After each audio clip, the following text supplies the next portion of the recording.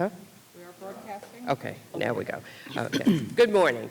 I'm Helene Weinstein, Chair of the New York State Assembly's Ways and Means Committee and co-chair of today's hearing. Today we begin the third in a series of hearings conducted by the joint fiscal committees of the legislature regarding the governor's proposed budgets. Today, the Assembly Ways and Means Committee and the Senate Finance Committee will hear testimony concerning the governor's proposal for elementary and secondary education. So I'd like to take a moment to introduce the members of the Assembly majority who are here, and then Senator Krueger will introduce the members of the Senate. So we have our Chair of Education, Assemblyman Benedetto, Chair of our Libraries Committee, Assemblywoman Warner.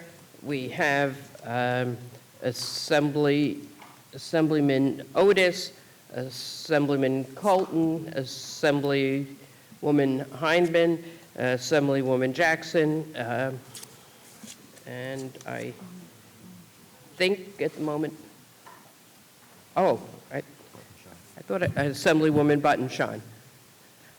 Great. Senator Krueger? Thank you. Good morning, everyone.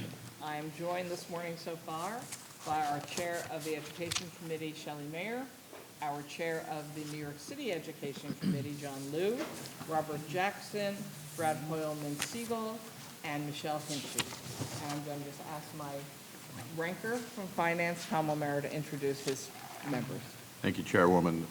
We're joined on our side by our ranking member, Jim Tedisco, Senator Alexis Wyke, Senator Dean Murray, Senator Peter Oberrocker. Thank you. Assemblyman Rah?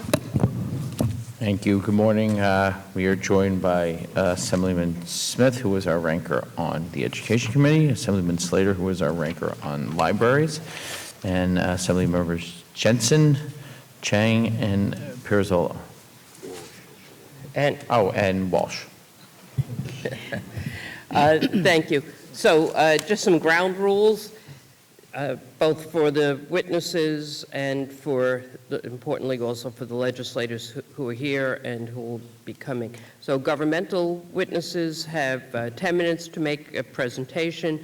Non-governmental witnesses have 3 minutes to make their presentation. Just a reminder, your testimony has been received by the committee and distributed to all of the members, so please summarize. The time goes faster than you think if you start to read. In terms of the legislators, the chairs of the relevant committee have 10 minutes to ask a question of the governmental witnesses.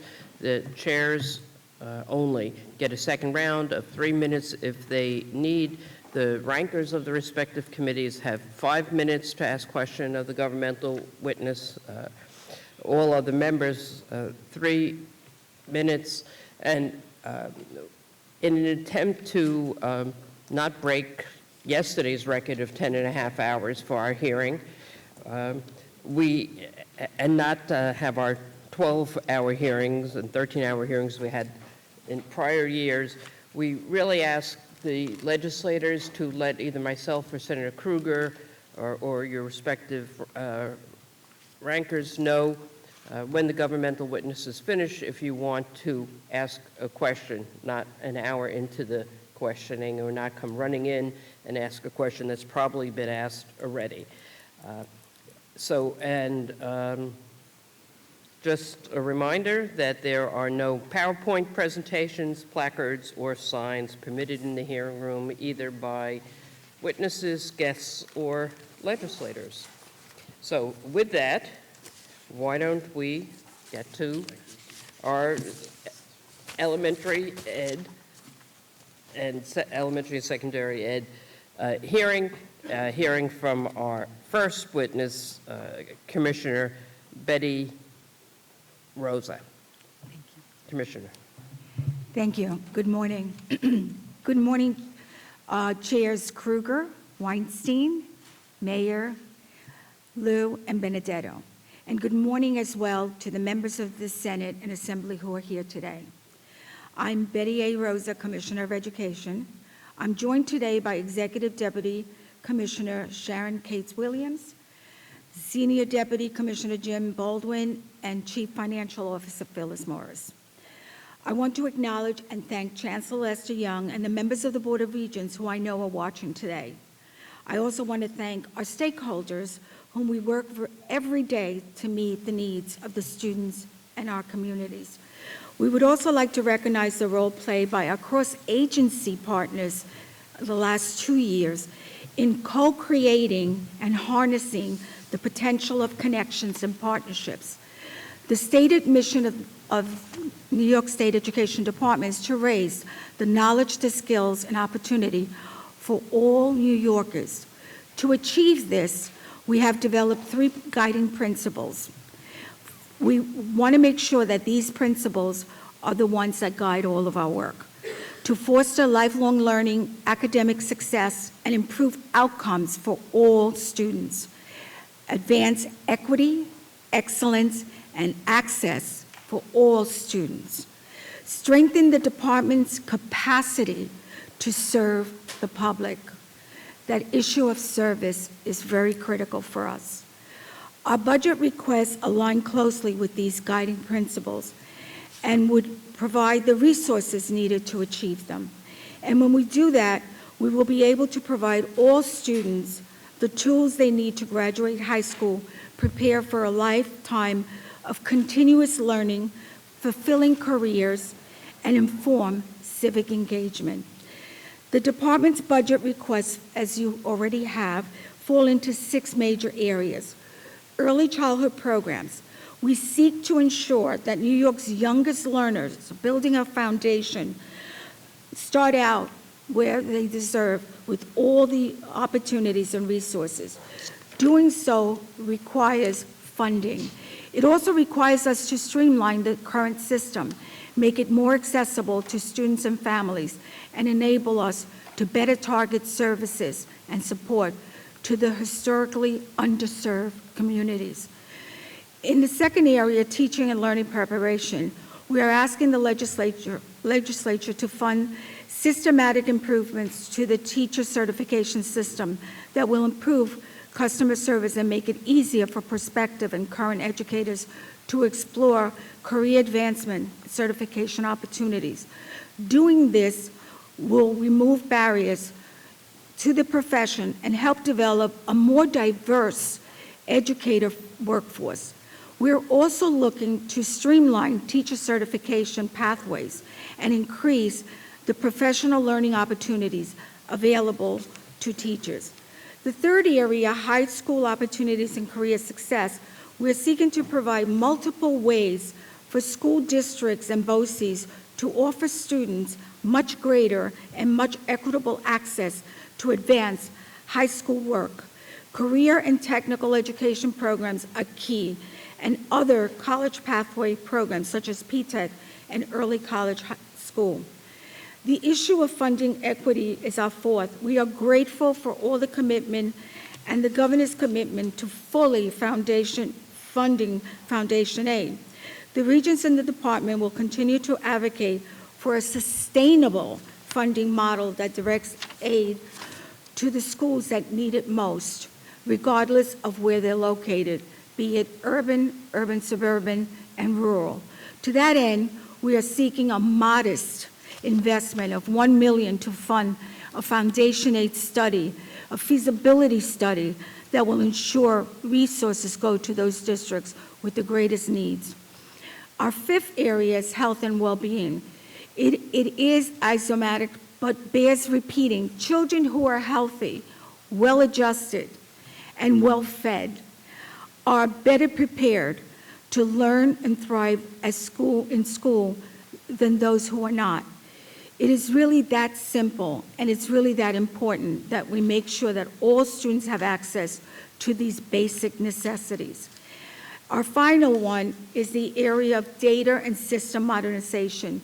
We are all in our department suffering from this issue of data modernization.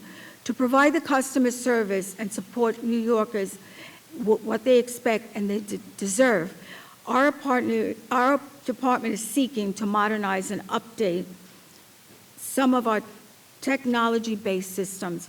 Our systems, in many cases, are not only outdated, but create challenges in trying to, again, serve the public.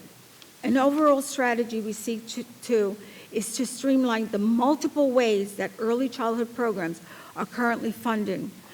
While we applaud the additional pre-K programs in the executive budget proposal, the fact is the program is overly complex. Pre-K is governed by 2 different laws and 6 different funding streams, each with its own set of complex rules. And let's be honest, pre-K is not universal. Serving preschoolers with disabilities requires advancement, which New York State has not yet achieved. To address this disparity, we are promoting a $20 million preschool inclusivity grant so that we can, in fact, study this issue. We also want to continue working to fix the tuition methodology used to fund preschools and school-age special education programs that is broken. Under the methodology, until this methodology is fixed, we urge that tuition parity for these programs to mirror the funding increases we annually provide to public schools. We are a diverse state, not only in population, but in geographical as well. The experiences and challenges of our districts, our students can vary from the Big Five, suburb, and rural. This is why more flexibility and collaboration is needed. In addition to that, competitive grants are fine, but when piloting new programs, they work.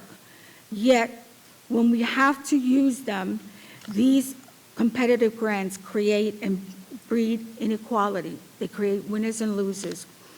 While we applaud the $20 million P-TECH and early college high school program, it lacks flexibility in our districts require to create, innovative programs.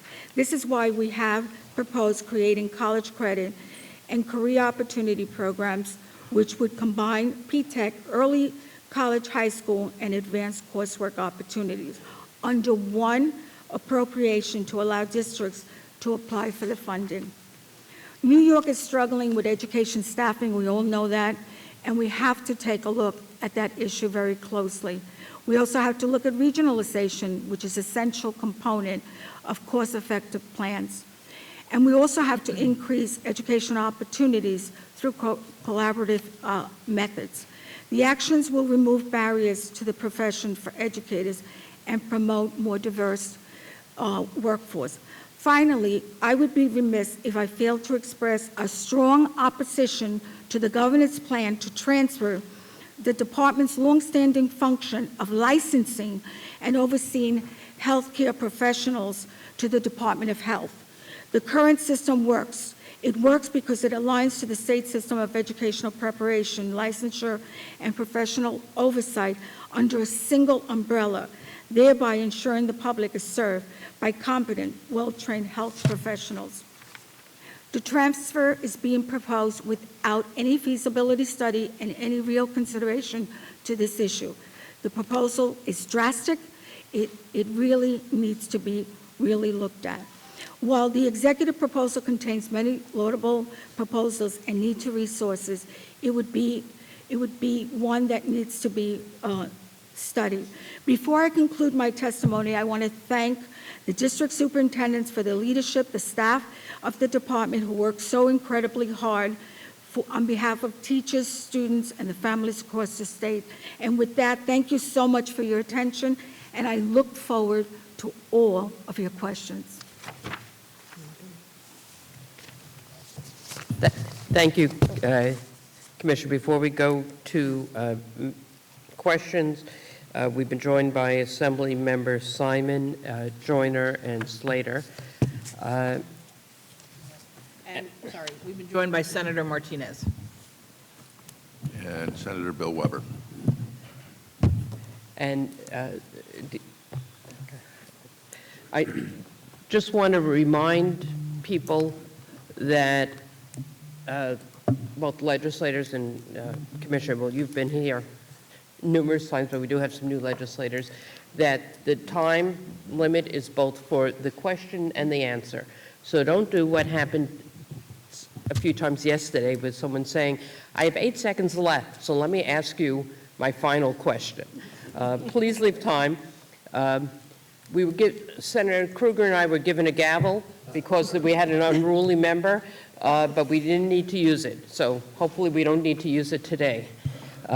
And with that, we'll We go. also weren't sure whether we were using it on the member or on the table. Table, so- right. We also have Assemblymember Ardelia joined us, and now we go to the chair of the Assembly Education Committee, Assemblyman Benedetto. Thank you.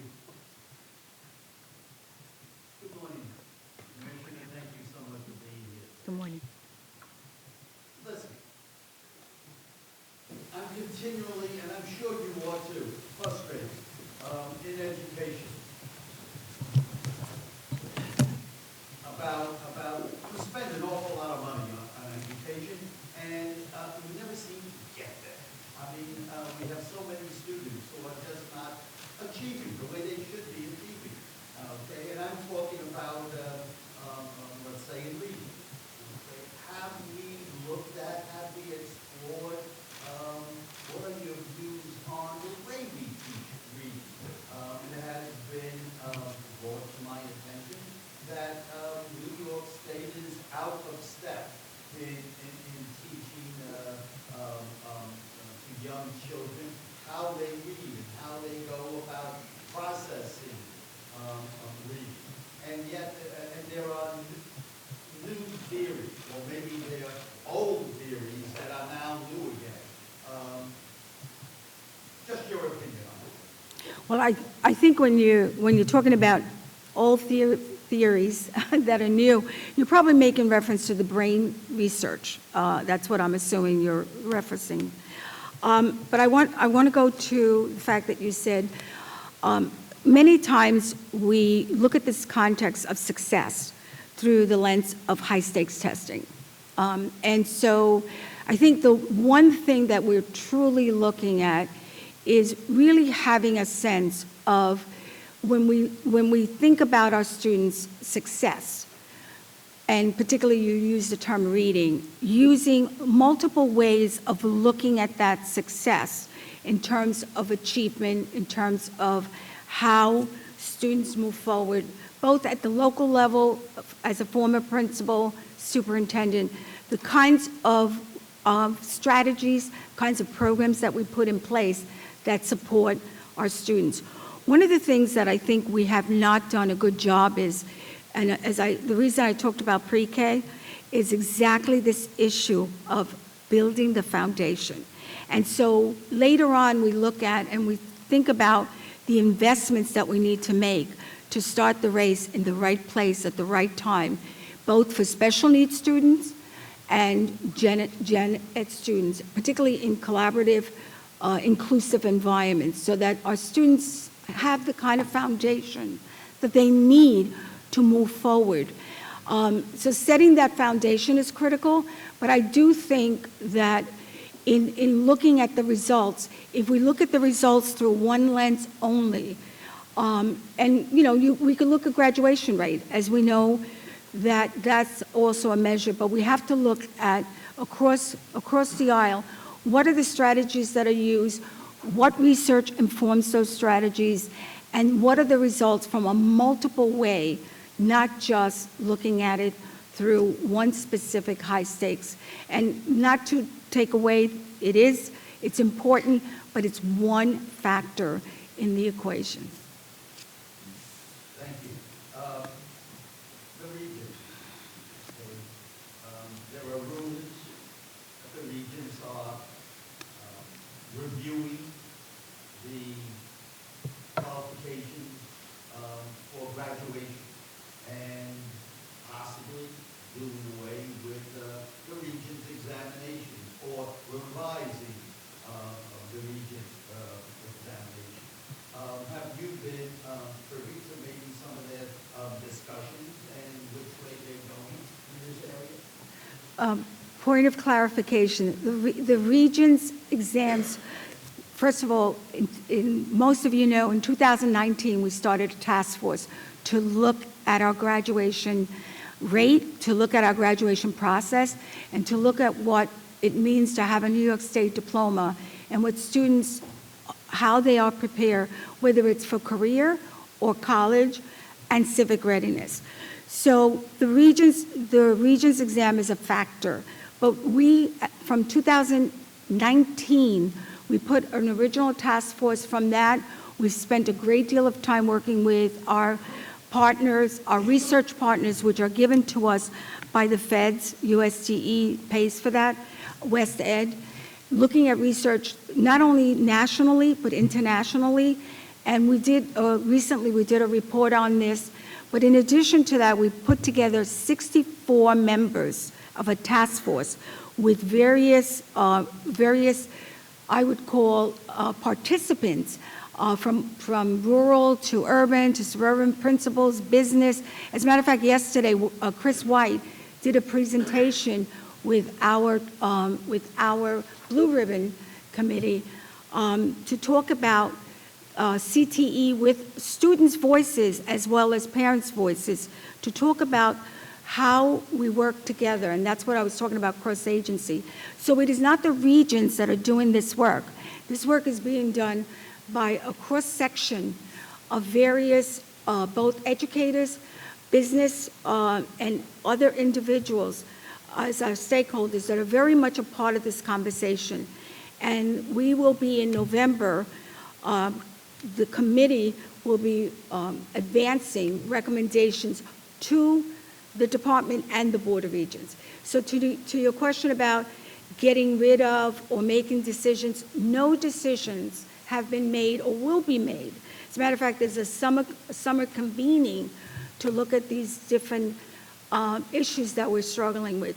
So while I know there's a narrative out there that, you know, about the region specific, about the exam, we're looking at the entire process of what it means to be prepared for college, for career, and civic readiness. It is not, the Regents' conversation seems to have dominated a lot of this issue, but in fact, it is one issue that we are going to be looking at, but it is not the only issue. Thank you. One last question, please. I would be remiss if I don't bring up our special education students. Near and dear to my heart. They do wonderful jobs teaching, educating the children who need it most, need our help most.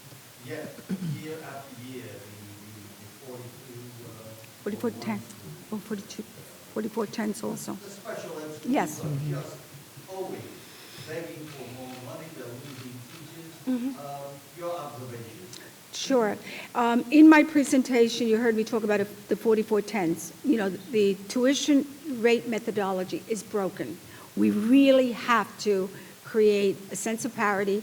We have to really create, we have to make a commitment to take that methodology, that formula, because we are losing. I mean, I think, and I know that Phyllis can correct me, I think in 2014, we had, you know, we've lost a lot of our residential programs, a lot of our programs that really support and are available to our children who need these programs. But when we have a broken methodology formula that doesn't allow these programs to, doesn't sustain and doesn't create the opportunities to have these programs for the parents. As a matter of fact, many of you know, send parents who need residential programs, sometimes we have to send them out of state. And sometimes we pay twice or 3 times as much because we haven't built the capacity internally to make it easier for parents to continue their relationship with their children while they're in these settings. And we also have not provided a methodology that really supports the teachers, the programs to continue to be effective on behalf of our students who need these programs. Commissioner, thank you for your answers, your time, and thank you for the job you're doing. Thank you. Thank you. Thank you. We've been joined by Assembly Members Lunsford and Matenis and Conrad. Now we go to the Senate. Thank you. Next is our Chair of Education, Shelley Mayer. Thank you, Madam Chair. Thank you, Commissioner and staff. Thank you for your work. Thank you for being partners with us in the legislature. You know, with the really persistence of the legislature and now with the help of this governor, we are finally fully funding foundation aid. We're in the third year of this, which is a pretty historic thing, and we appreciate how much you've been a partner in that. How do you think that translates into student outcomes and student experience in education? We're dealing with years of underfunding in particular school districts, which we're very familiar with, but now we're trying to address that. So I wondered if you could sort of briefly say how you think it impacts the experience of students and, of course, families that care about how their kids are educated. Well, I also want to add the pandemic in the middle of all this, Yes. particularly with, with the issues of mental health and all the isolation and disconnect that we have to think about the re-entry of many of our students back into the system. I think we're all seeing not only the years of struggling, you know, from 2008 moving forward and trying to really, in many ways, educate our students with limited resources.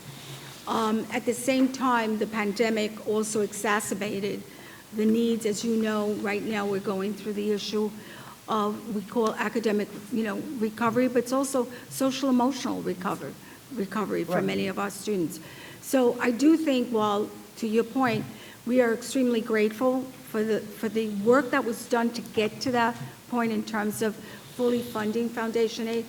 Even in that space, there are still some issues that we need to really zoom in and address in terms of the social workers, all the issues that schools need to really truly respond to make sure that our children have the kinds of resources they need to be ready.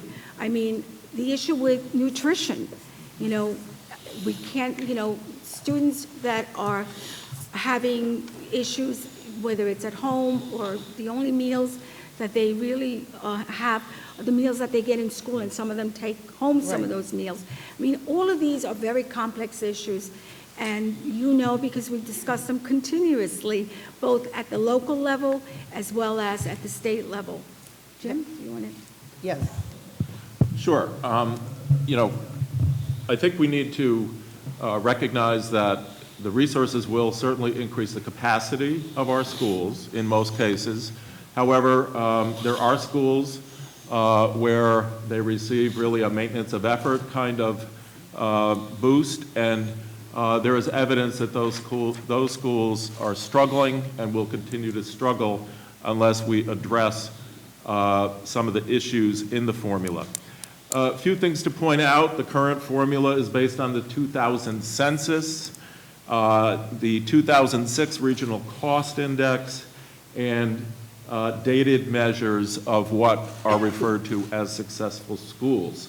So while the full funding of the formula is certainly applauded, we do need to recognize that it has taken well over a decade for us to get there, and that times have changed, the demands on our schools have changed, and that is why we requested resources to conduct the research that's necessary in order for us to make informed recommendations as to how the foundation aid formula could be reformed. Yes, and we're familiar with the $1 million request that you have made to begin to address that. You raised a point, Commissioner, that is important, I think, to many of us, which is the mental health needs of our students and social emotional health. Last year, with the governor, we put money into the RECOVES program, which was intended to really address some of this need on a school-specific basis.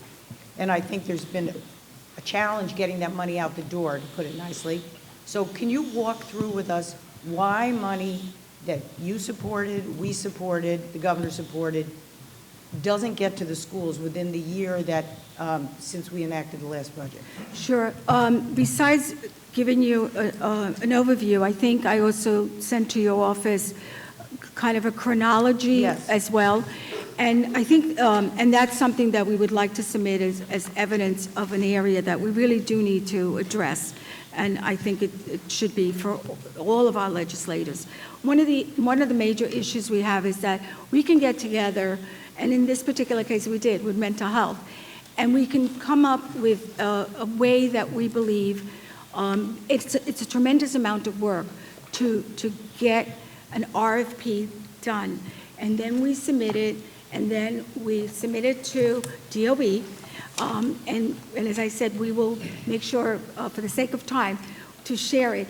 And we dated, and this is the kind of work we're doing right now, is taking stock and making sure we give you evidence. It isn't just talking about it, but here's the evidence. In May, we start out, we pull and put together the proposal, we submit the proposal, questions come back and forth, and that could take several months of trying to answer those questions for DOB.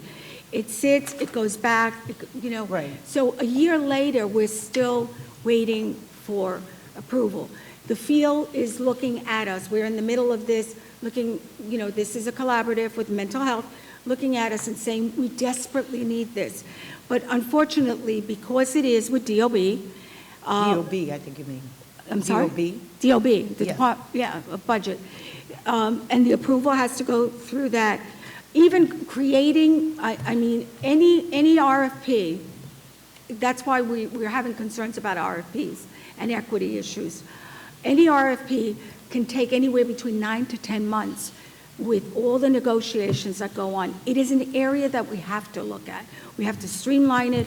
We have to get to a point that, you know, all the work that we're doing in collaboration with our other agencies, that we do this work, but that we do it and make sure that if they have 27, 30 questions, let's sit at the table, let's get the questions done, let's get this money into the hands of our school districts and our schools and our agencies where it's needed. So, Understood. I mean, we're looking for practical solutions to. Absolutely. To And- eliminate this problem of such delay. So understood in that. Thank I just you. want to jump because you did talk about many things that I have questions, but on early childhood, and thank you for your real focus on that. Here's another program where the legislature fought with the leadership of certainly our leader, Andrea Stewart-Cousins, to get more full-day pre-K for 4-year-olds outside New York City. And yet, there's a significant number of dollars left on the table because districts have not either elected or feel they are unable to provide, or in some cases uninterested in providing full-day pre-K for 4-year-olds. I know you have some suggestions on how to improve the program. Can you just walk through them very briefly and summarize how we can make this program work and provide meaningful full-day 4-year-old pre-K? Right. Well, but before we even address how we can make it work, you have 6 different programs operating. Yes. You have different funding streams operating. So when schools have to make decisions about this, and there are different, you know, there are different levels in terms of cost. And so schools are having to not only make decisions, reporting, different, you know, for example, I think in the original 25 million, approximately about $12 million were left on the table because people, it is a nightmare trying to get through the 6 different programs that are operating. We need to streamline it, make it truly universal. If we believe in universal pre-K, name it, label it, and make sure we advance it and support it and have it work that way. Phyllis? do And you want- I just want to ask, aren't I correct that some districts are not taking it because the reimbursement is not adequate for the cost A of year full-day? later. Yeah, you have to lay the money up front. This is what I'm saying. Yes, understood. It's so complex. You lay the money up front, and then you get the money next year. So the complexity of these structures are making it challenge, you know, it's not, we hear the rhetoric, right? And we hear the rhetoric of we're advancing, we're paying, we have all of this. Why aren't people taking advantage of this? The one good thing they suggested at a recent meeting with the chamber, with the representatives from the governor's office, let's collect data, let's look at this and figure out what are the barriers. Well, At the same time, we look at the barriers. It's the same thing with the 4410s, with special ed and the methodology, right? We're talking about inclusive classrooms, and yet, look at the way we do that funding in terms of 4410s and our UPK. So all I'm saying is, I think it's so important to really look at the structural issues when we do this. I'm sorry. No, I understand. Thank you very much, Commissioner. Assembly. We go to Assemblywoman Warner, our Chair of the Libraries Committee, for 10 minutes. Thank you very much, Commissioner. I appreciate your testimony. I'm going to focus, as you might imagine, on libraries. In your testimony, you talked about how part of your strategy is fostering lifelong learning and advancing equity and ensuring access for all, and certainly libraries play that role in our communities. I'm going to start with a question that says, in the Aid to Libraries proposal, we're $6 million off of our peak that was in 2008. So we have been steadily decreasing the funding in our aid to our community libraries. And I wonder how you might reconcile that with the goal of fostering lifelong learning and access for all. So I want to start by saying thank you for that question, because I think we all know, particularly libraries and communities, they are the heart of the learning for adults. They're the heart of learning. They're a hub where literacy, that the question that was asked by Chair Benedetto, where families kind of gather and have opportunities to share that learning process. So I know the regions advanced the issue of having additional resources added to this. Instead, I'm going to let my exec share Well, with actually, you. I'm going to let Oh, Phyllis talk about the Phyllis. funding, yes. Let's talk about the funding, and then we'll talk about the remedies. Thank you. So the executive budget does propose a $3.5 million decrease for aid to public libraries, which year to year. And that is something that we are concerned about. We have advocated for full funding for the formula-based program. We've also advocated for an increase in public library construction, which is also decreased in the executive budget. And we also have advocated for a fee increase for the Office of Cultural Education, which would support all of the programs that the Office of Cultural Education administers to help with administering these programs. Well, I was just, so as Phyllis mentioned, we did put forth a proposal to increase the fees, and it's a minimal increase. And these fees mostly come from mortgage fees during closings. So the fees are very small, but the return is really big when it comes to libraries. And of course, as you know, with libraries, there's the whole broadband issue. So that is a part of the goals, and that's why we asked for the funding that we asked for. Thank you. So just for clarity, my understanding is that that currently the mortgage recording fee that the state ed receives to fund the cultural education and the Elgamith program is $17 per transaction, and you're asking for an additional 10, is that correct? That's correct. That's correct. Okay. And as I look at the cultural education and the Elgamith accounts, I'm noting that you're currently running a deficit. So it's not just about needing to expand, but you're actually running a deficit of about $4.2 million. And so I'm wondering, if we fail to make this adjustment, what is your strategy for closing that gap? Phyllis, hold on. Just a point of clarification on this. We have been running a deficit and racing to really erase that deficit. Right. So good news, Phyllis.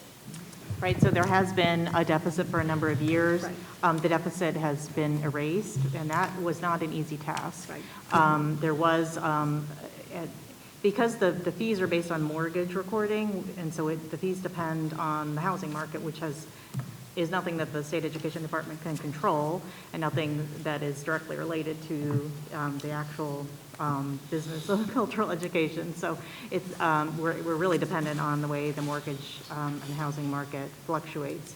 But yes, in the past, when the housing market was booming, there was a surplus that was swept into the general fund in the budget, and then we've had a deficit since then.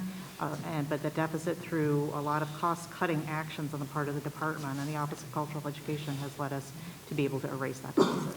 And am I correct in saying that the cost-cutting measures that you engaged in included eliminating curators in the archives and in the State Museum, which impacts the experience that visitors have and the researchers have in our state institutions? Yes, that is correct, as well as other programs that the fund supports. Thank you. So I note that in the executive budget, she zeroes out funding for the Schomburg Center for Research in Black Culture and the Langston Hughes Community Library. And these are, truly institutions that are unique cultural resources in our state and really a source of strong community pride. Can you help me to understand what the thought process is behind that? The thought process behind the Zeroing executive out those budget, funds? Zeroing out the funds? Well, I don't know that I can speak on behalf of the executive and why they thought that made sense, but we certainly support those institutions and would like to see the funds reinstated. Fantastic. Thank you so very much. And I'll see the rest of my time. Thank you, Senate. Thank you. We think education is so important, we have two committees for it. So we have Chair John Liu, Chair of the New York City Education Committee. Thank you, Madam Chair. Great to see everybody today. Always good to see you, Commissioner, and your team. I think I want to underscore what Chair Mayer has already said, that we are, for the very first time ever, fully funding foundation aid, thanks in no small part to the efforts of Chair Mayer, Chair Kruger, and our leader, Andrea Stewart-Cousins. It's a big deal. Now that there's so much money, it's fully funded, how does the foundation aid get out to school districts and schools? Go ahead, Philip. Or let me just ask a more basic question. Is the state education department responsible for dispersing that aid to Yes. local school districts? Yes, we are, yes.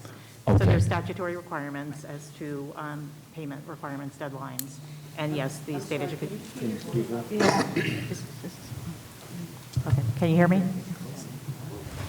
Yes, the state education department, we have the Office of is that better? The Office of Education Finance that administers state aid payments, and it's on a statutory payment schedule, and yes, the education department Okay. disperses those funds. We're working with OSU. What is foundation aid? What is it? What is it? It's general unrestricted operating aid for A schools. general what? Unrestricted. Unrestricted. It's a blank check? It can be used for any appropriate educational purpose, correct? It's flexible funding, but it has to be used for education. Okay, so unrestricted, but it has to be appropriate. What's appropriate?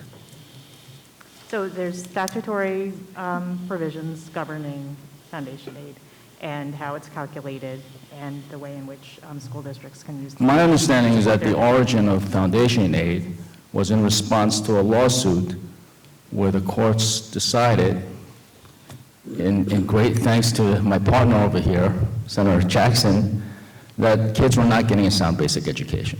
So my understanding of foundation aid is that it is to provide for a sound basic education.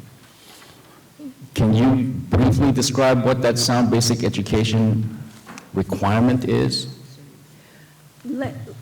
Okay, so as a person who testified during the CFE, and being in the role at the time as a superintendent, having been in the role of a principal as well, and supporting the whole issue of foundation aid, because of the fact that we had students who had very weighted, in other words, they were within the formula.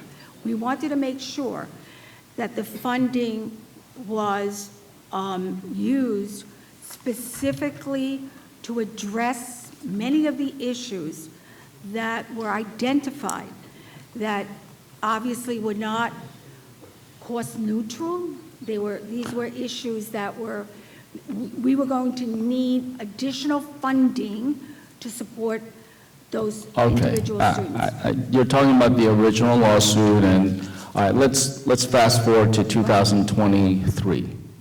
When the State Education Department disperses the foundation aid to local school districts, does it just simply send that money out, and that's the end of story? The school districts basically are entrusted to do whatever they need or want to do?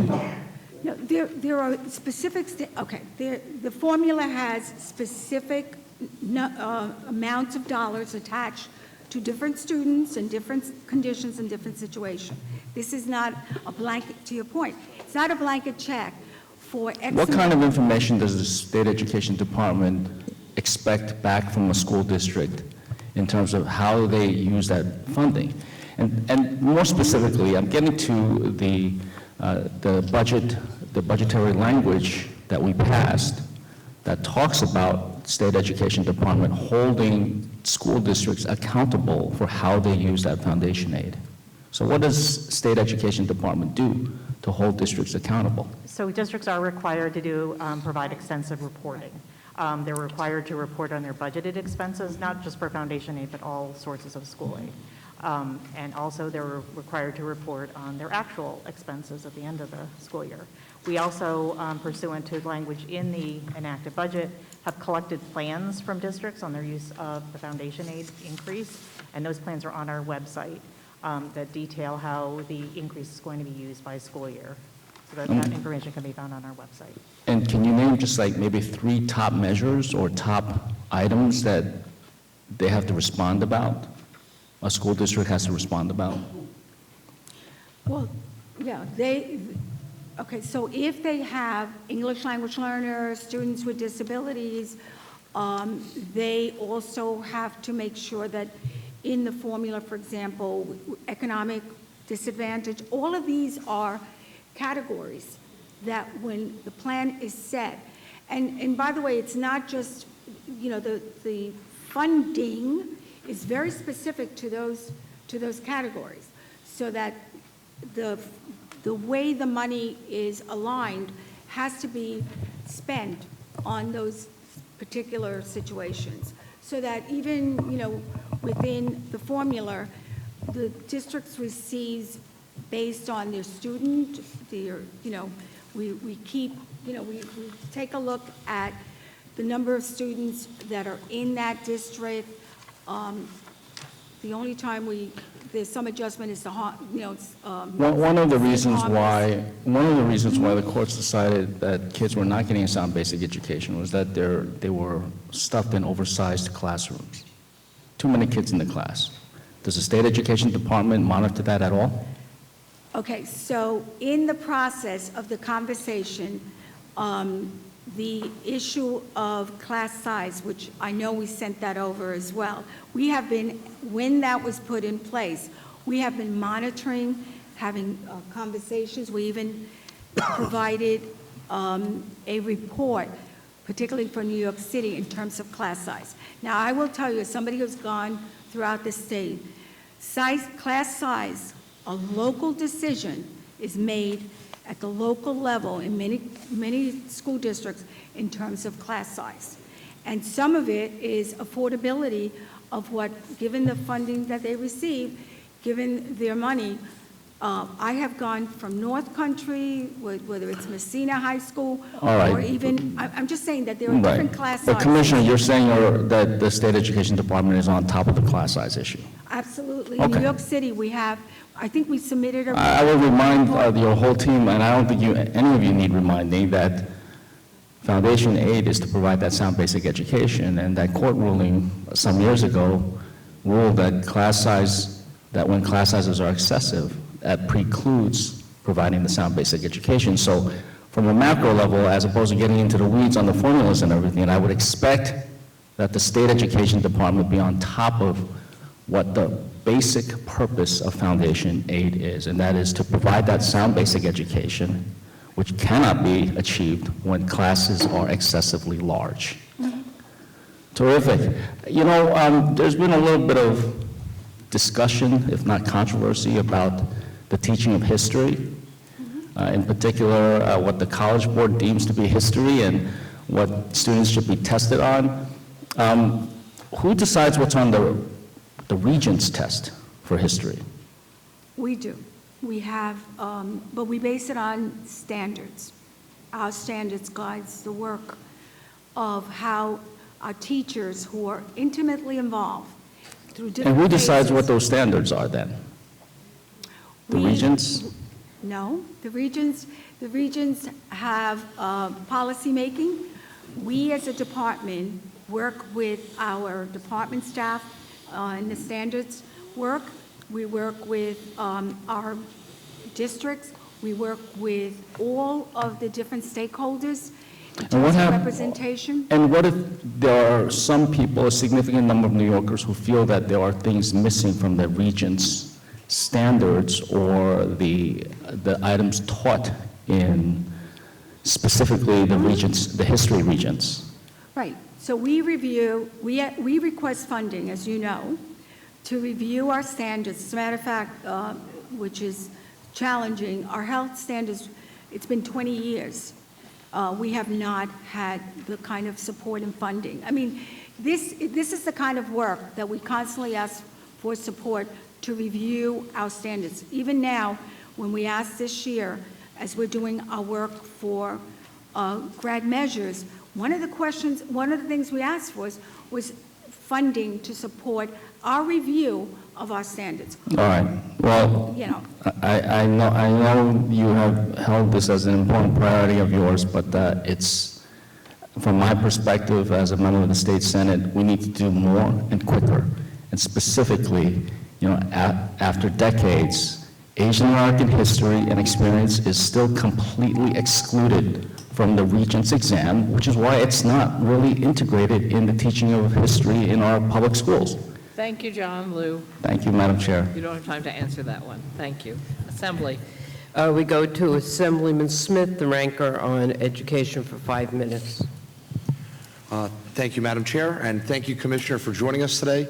You're a true champion for public education, and I appreciate how accessible you've always been to members of this body anytime we've had an issue. I have a few things I want to ask you about. As a parent of a 4-year-old who won a lottery and got in the universal pre-K program, I know you've expressed a lot of concerns about the fact that this program is not universal. So I'd like to just ask, and as you know, my district, as you know, is suburban Long Island, and I represent about 6 very large central school districts. And some issues that they're bringing to my attention are that they're not able to utilize universal pre-K funding to make capital improvements, which actually is problematic because some of them have shuttered old buildings and they'd like to repurpose them as UPK centers. Do you have any thoughts on that or some other things we should be looking at? yeah, and this is what we have been having, just so you know, part of our internal conversation of why, you know, I was very specific on saying that the formula is broken. I didn't say it needs tweaking or it is broken. When you look at the whole issue of as I already mentioned, the 4410s, the lottery process, this number of kids you have to have in order to then, you know, make up and make sure that you receive the funding. We've had extensive conversations on this issue.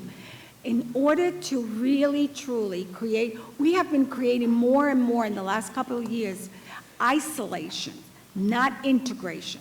So to respond to your question, the lottery, the way that our formulas work, the reporting system, when superintendents have to make these decisions about programmatic decisions and different reporting and different costs or whatever, those are the challenges that leave us in a very difficult position to help support our superintendents and our schools with these specific issues. So I want to give you the budgetary issue.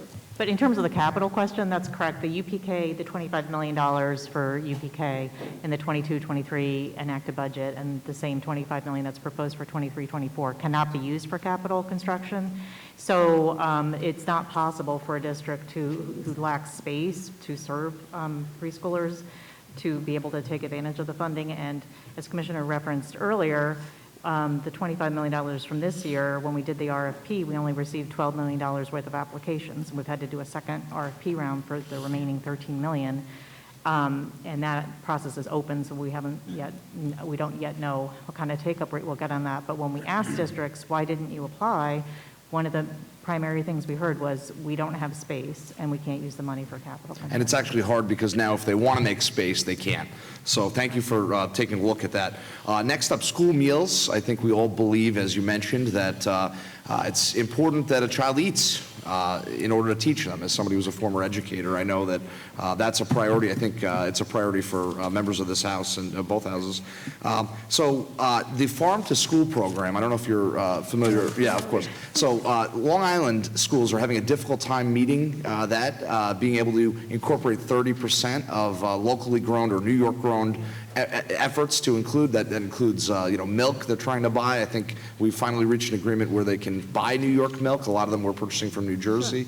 But the reimbursement, so any school, as you know, that can get 30% from New York grown products, their reimbursement for school lunches go from a nickel to 25 cents, which is great.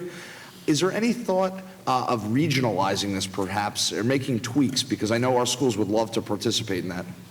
So two parts, because we do have an answer for you on that one, because some flexibility has been given, which is a good thing. We did put in for the two, originally, I think we had put in 200 million, but it turned out to be 280 million in order to do the full package of universal free lunch. We have been working very closely. As a matter of fact, we had the Undersecretary come, and we received some funding to really look at nutrition as a key point. And we're working with Commissioner Ball, as you know, to really look at the Farm to School program, which is about $1.5 million, is a program that we support. We absolutely think it's phenomenal. And now the good news is that we have some, and Phyllis will share, some flexibility in this issue in terms of your question about using our farmers. Just one point of clarification, that program was actually moved to the Department of Agriculture and Markets in 22-23. Right. So we're not administering that program any longer, although we completely support it, as Commissioner said. And there is language in the executive budget that would address some of the issues that we faced when Thank you, and I appreciate that, and hopefully we'll get a final fix in the final budget. Thank you for your time. Thank you. We've been joined by Assemblywoman Bishop Hermelin, and now to the Senate. Thank you, and we've been joined by Senator Ewen Chu, I think Senator Steck and Weber, since you last made announcements. Thank you. And our next questioner is Senator Jim Tedesco, ranker for 5 minutes. Thank you. Thank you, Commissioner, and all for being here today, for your service, for helping to move our educational system forward. I want to ask you a question, because we have limited time, that a number of parents have asked me to ask of you. It may be a little bit theoretical, but I think every parent's worst concern has an interest in it. If you had a child in school, or even a grandchild in school, that was being bullied day in and day out, would you want to be notified of that? I heard part of your question. Say it again. If you had a child in school that was being bullied day in and day out, would you as a parent want to be notified of that? I mean, we're asking a tremendous amount of our parents. Come to PTA meetings, meet with your teachers, help us with IEPs, help us with the curriculum. But we don't have a law that says when they're reported to the state education department that a bully, which is mandated, that a bullying has taken place for a child, and it's not only being notified if your child is being bullied, or notified if your child is the one who is doing the bullying. Would you not want to be notified? And wouldn't it be important for that to happen?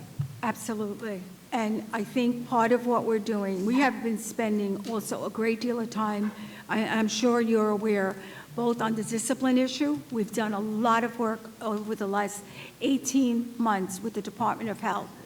CFSS has really been working closely with us in terms of a task force and some of the recommendations.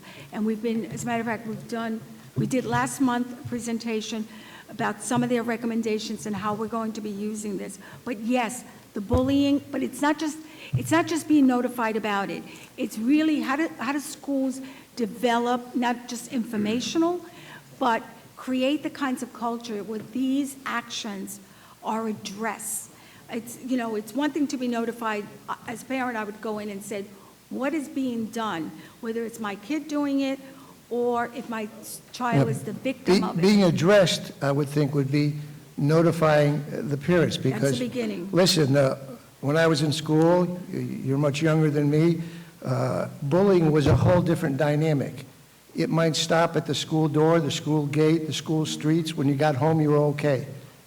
It doesn't work that way anymore. It's on the websites, it's on social media. They can destroy a person's life, a young child's life. And it's happening because I got a boy named Jacob Terrace, as I know I told you about the Terrace family. They had no idea their son's head was being rammed into lockers. He was being hit and beaten and bullied every single day in school. Jacob took his own life, and his parents found out later on he was being bullied. That school was not mandated to tell them what was going on day in and day out. Now, some schools do. Yeah, they do a good job. Notify the parents who want to bring you in, notify the parents of the child doing the bullying. But why isn't that holistic? That if you're going to tell a bureaucrat at the state education department, you're not telling a parent, when we're telling the parents, be involved in your child's school system. Come in and speak to the teachers. But don't require them to know that, anybody in this room, I would ask you to raise your hand if you would not know that your child is being bullied in school.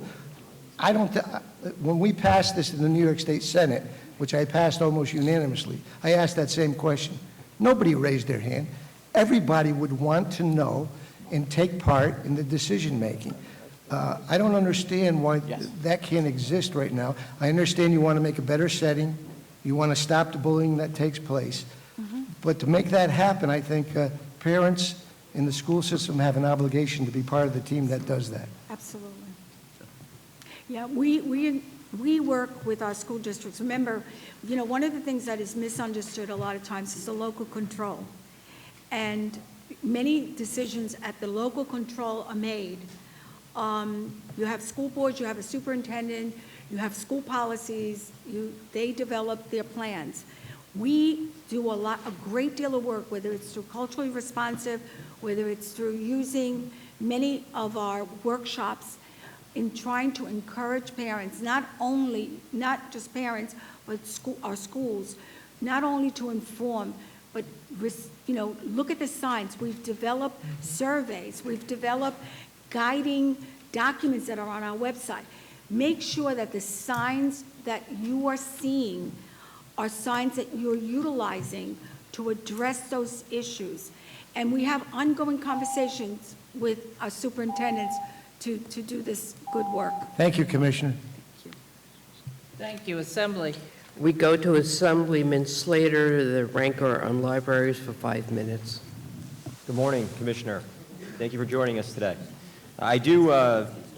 I'm a father with 2 small children, one in elementary school, one soon to be, but as a ranker on the library committee, I'll be focused on that subject matter this morning.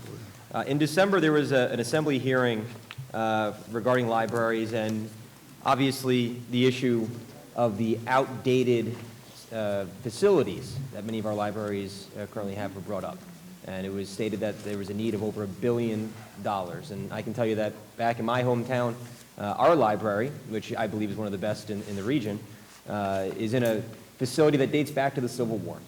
And so when I see the governor propose cutting construction aid to libraries, I get very, very concerned. I'm wondering if you can just expand on your viewpoint on this topic and how this is going to impact SED's ability in fostering greater accessibility to these important education and cultural hubs. Well, I think you saw the regions are so committed to this issue. Our cultural group talks about this constantly. The libraries are fundamental. They're key, as you know. And you heard me share before. We keep advancing the issue of investment. You have to invest in this area, both infrastructure, building, as we know, you have to have the upkeep. Building, infrastructure, equipment, they have to stay current. When children go to the library, you really, not only a welcoming place, but a place that really truly expands the learning process. This is a platform that we all believe in as an extension of our schooling. It is not, it is not outside of. It is a connector. It is an extension of the very issue of learning. For our department, learning is the core, and if learning is the core, museums, libraries, all these external opportunities are very much part of the fabric.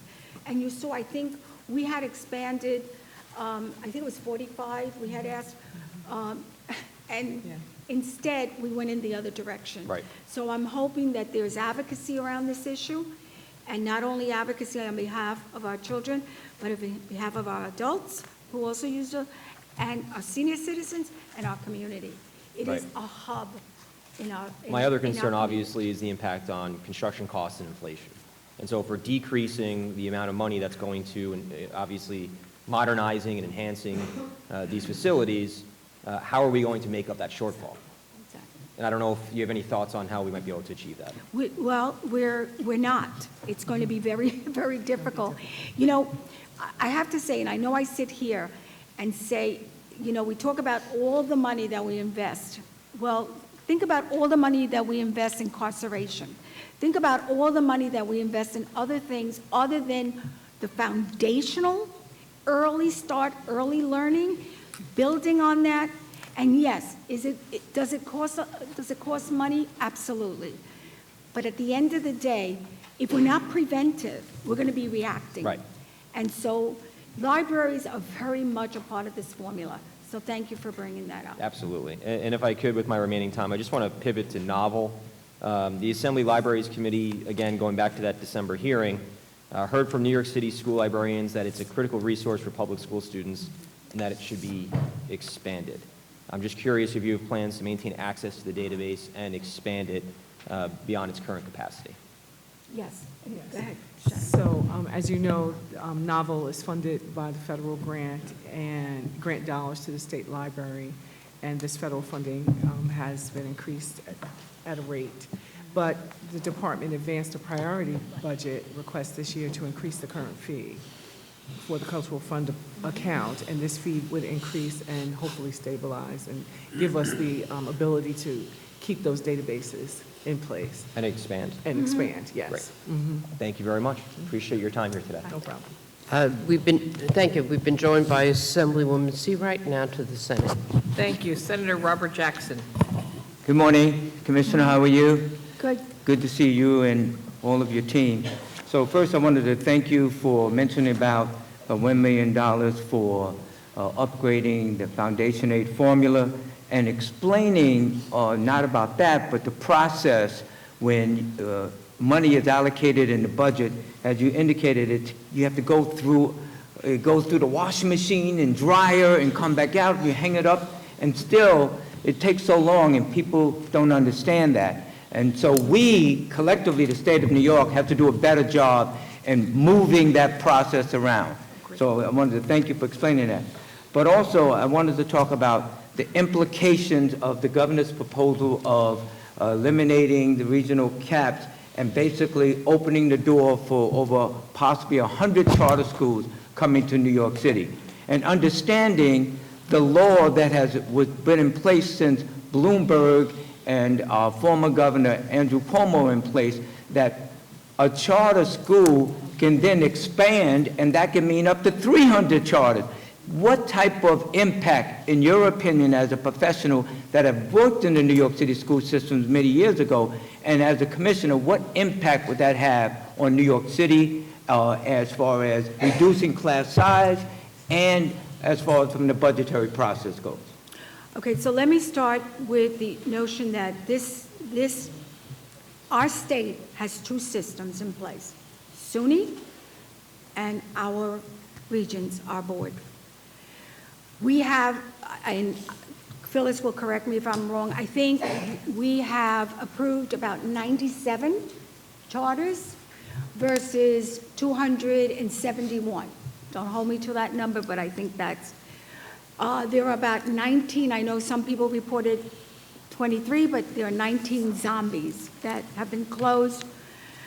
We receive $0 to support our process in the charter, in our charter space.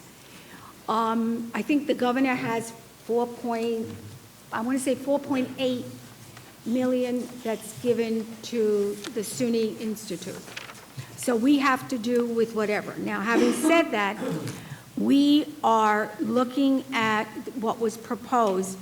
To a great extent, I'm not even sure what the thinking is, given the student reduction in New York City. My understanding, and again, this is limited research, I don't have all the details, but the limited research we have, we're not sure, because I think even with 2 charters that we still have like 12 charters that haven't even opened. Those are just from our internal conversations. So again, I would ask the governor's staff to help understand what the thinking is with this expansion. Thank you. Thank you. Assembly. We've been joined by Assemblyman Kim, and we go to Assemblywoman Button-Shahn for 3 minutes.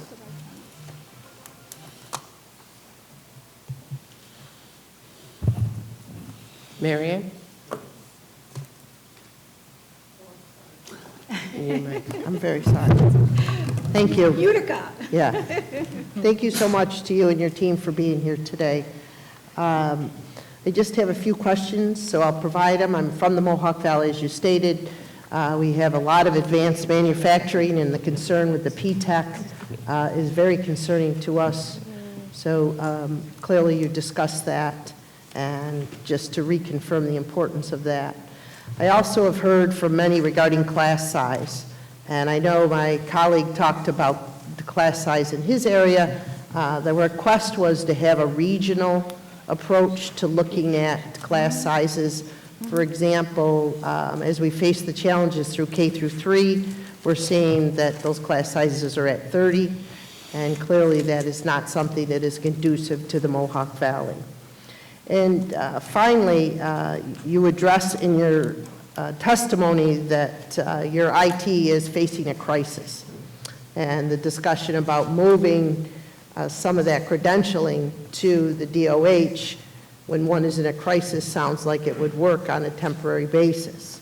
My office receives numerous calls in regards to the credentialing and the inability for that process to move forward as we're trying to determine how we can keep our faculty within the primary and secondary education moving right in streamlining as quick as possible. And that program seems to be that lack of responsiveness that you had addressed earlier. So my question with that is, you have $2.6 million allocated for new positions. Does that include the software upgrades, or will there need to be additional funding? Okay, so let me start, because you have a lot of questions in different buckets. I'm going to start by, you made the comment about, yes, our infrastructure, and I did speak to that, needs work. We continue to do our work. That does not mean, because we obviously have OP funding, that our own money, we're funding our own, using our own fees to upgrade our own OP. Your question was about moving it. We haven't even done a feasibility, so I'm not so sure that, I shouldn't say I'm not so sure, I am sure that moving staffing and responsibilities and issues on a given month in the Board of Regents, we can have as many as 45 cases. So there's a complexity around that issue, that just moving one issue is really, and I've already said to even I spoke briefly to the staff that's involved with the new Commissioner McDonald, and said we're willing to meet, we want to take a look, we want to make things better, but movement is not something I can support.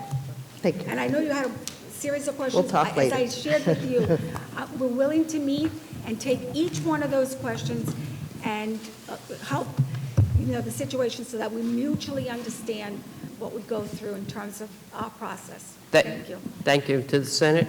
Thank you. Senator Murray Ranker for 5 minutes. Thank you very much, and thank you for being here. As the ranker on libraries, I was going to ask about the library funding, but my Assembly colleagues, Assemblywoman Warner and Assemblyman Slater, did a great job with that. So I'm going to shift gears a little to something else near and dear to my heart, and that is BOCES and CTE programs. And in your written testimony here, under the college and career pathways, there's a line that says programs that successfully prepare students for college, careers, and civic life remain a priority of the Regents and the department. I want to thank you so much for saying and instead of or. There's a stigma out there that, and many of my colleagues unwittingly perpetuate this stigma when they voice their support for CTE or BOCES by saying, not all kids are going to go to college, so we have to have alternatives like BOCES and CTE. Well, it's not an alternative. It can be both. So programs like the one you're proposing, well, first we have P-TECH and ECHS, but you're proposing the College Credit and Career Opportunity Program. Can you tell us a little more about that, and do you think that'll address that stigma? Okay, so I am so grateful that I have been saying, and how many, even yesterday, we had 2 students present during our presentation with the grad measure. And it's really about, and if I decide to go to college, the skills that they talked about were skills that you're going to use in college and whatever. But I'm going to let the expert who's done this work here in our own backyard to do the and, not the or. So there are a couple of components of this. The Board of Regents have adopted a goal that by 2030, any student who wishes to have access to a career tech ed program, a career tech ed high school program, will have that access. That is currently not the case in this state. 2 components of it. One is to significantly increase the aid that is provided to school districts when they send their students to a BOCES program, or for the Big 5, when they provide career and technical education to their students. That is one component. The other component relates to P-TECH and the early college high school program. What we have found, based upon a survey that was requested by the legislature and the governor, is that with respect to the P-TECH programs, there are mixed results. There are some significant attrition issues, especially in year 4. What we have proposed is that the funding for early college, high school, and P-TECH be combined, and that we allow school districts and BOCES working with businesses in their regions to propose programs that reflect the needs of that region rather than separating this arbitrarily. There are P-TECH programs that are highly successful.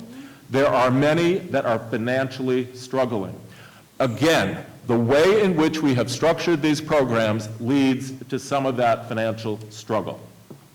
So that is, in summary, how we see fulfilling that goal, that we dramatically expand access to career technical education. I was a district superintendent of a BOCES.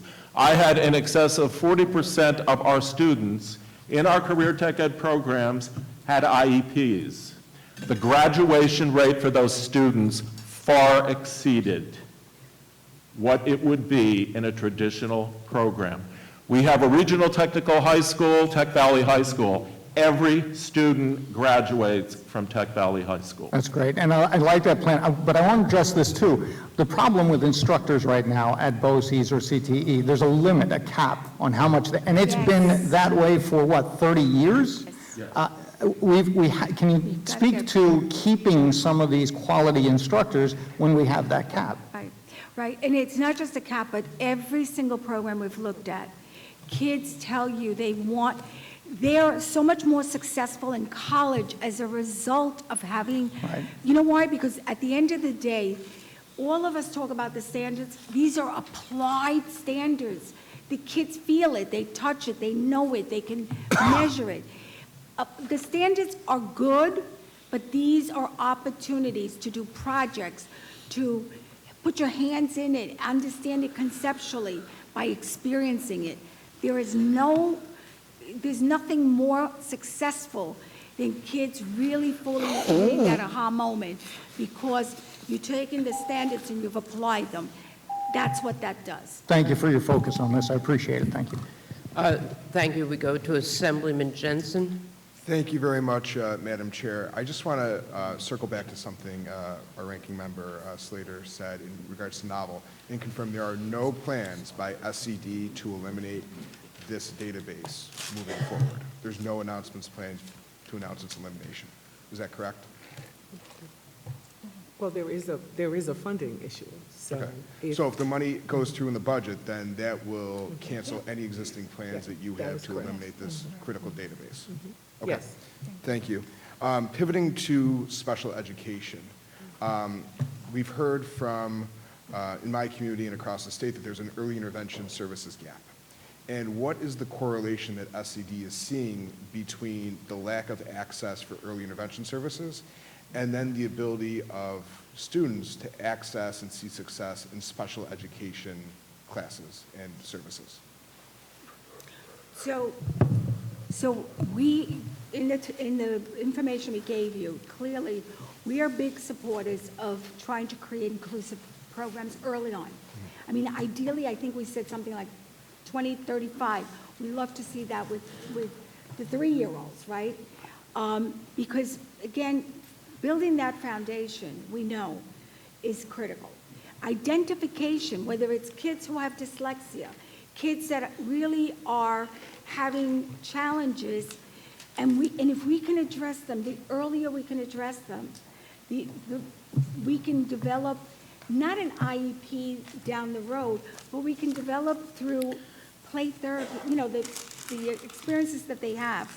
We can develop the opportunities to really create opportunities for adjustment, whether it's schooling, whether it's, some of the things that children need to experience as a result of their disabilities, whatever the disability is.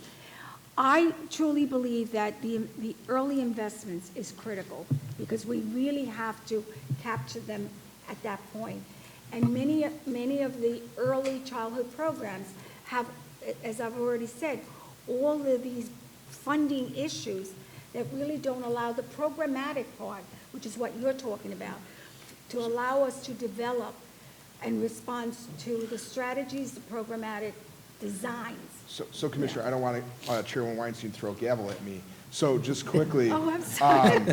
quickly, is there sufficient oversight from SCD onto the schools to ensure that the screening when a child enters the public education system for those IEPs is sufficient enough? Because I've heard from my community that for screening for things like dyslexia, there is not sufficient or standardized screening process. Right. Well, what happens is obviously in my background is special education. So in special ed, there are very specific laws, right? Of, placement, their identification and placement. If it doesn't fall into, and we can talk about it. But I'm more than glad to bring my special ed team and talk about those because these are issues that we may want to address differently as a result of placement, identification process, CSC, and all that stuff. Thank you. We go to Senator Hoylman. Thank you. Good to see you, Commissioner, and your team. I wanted to talk about book bannings.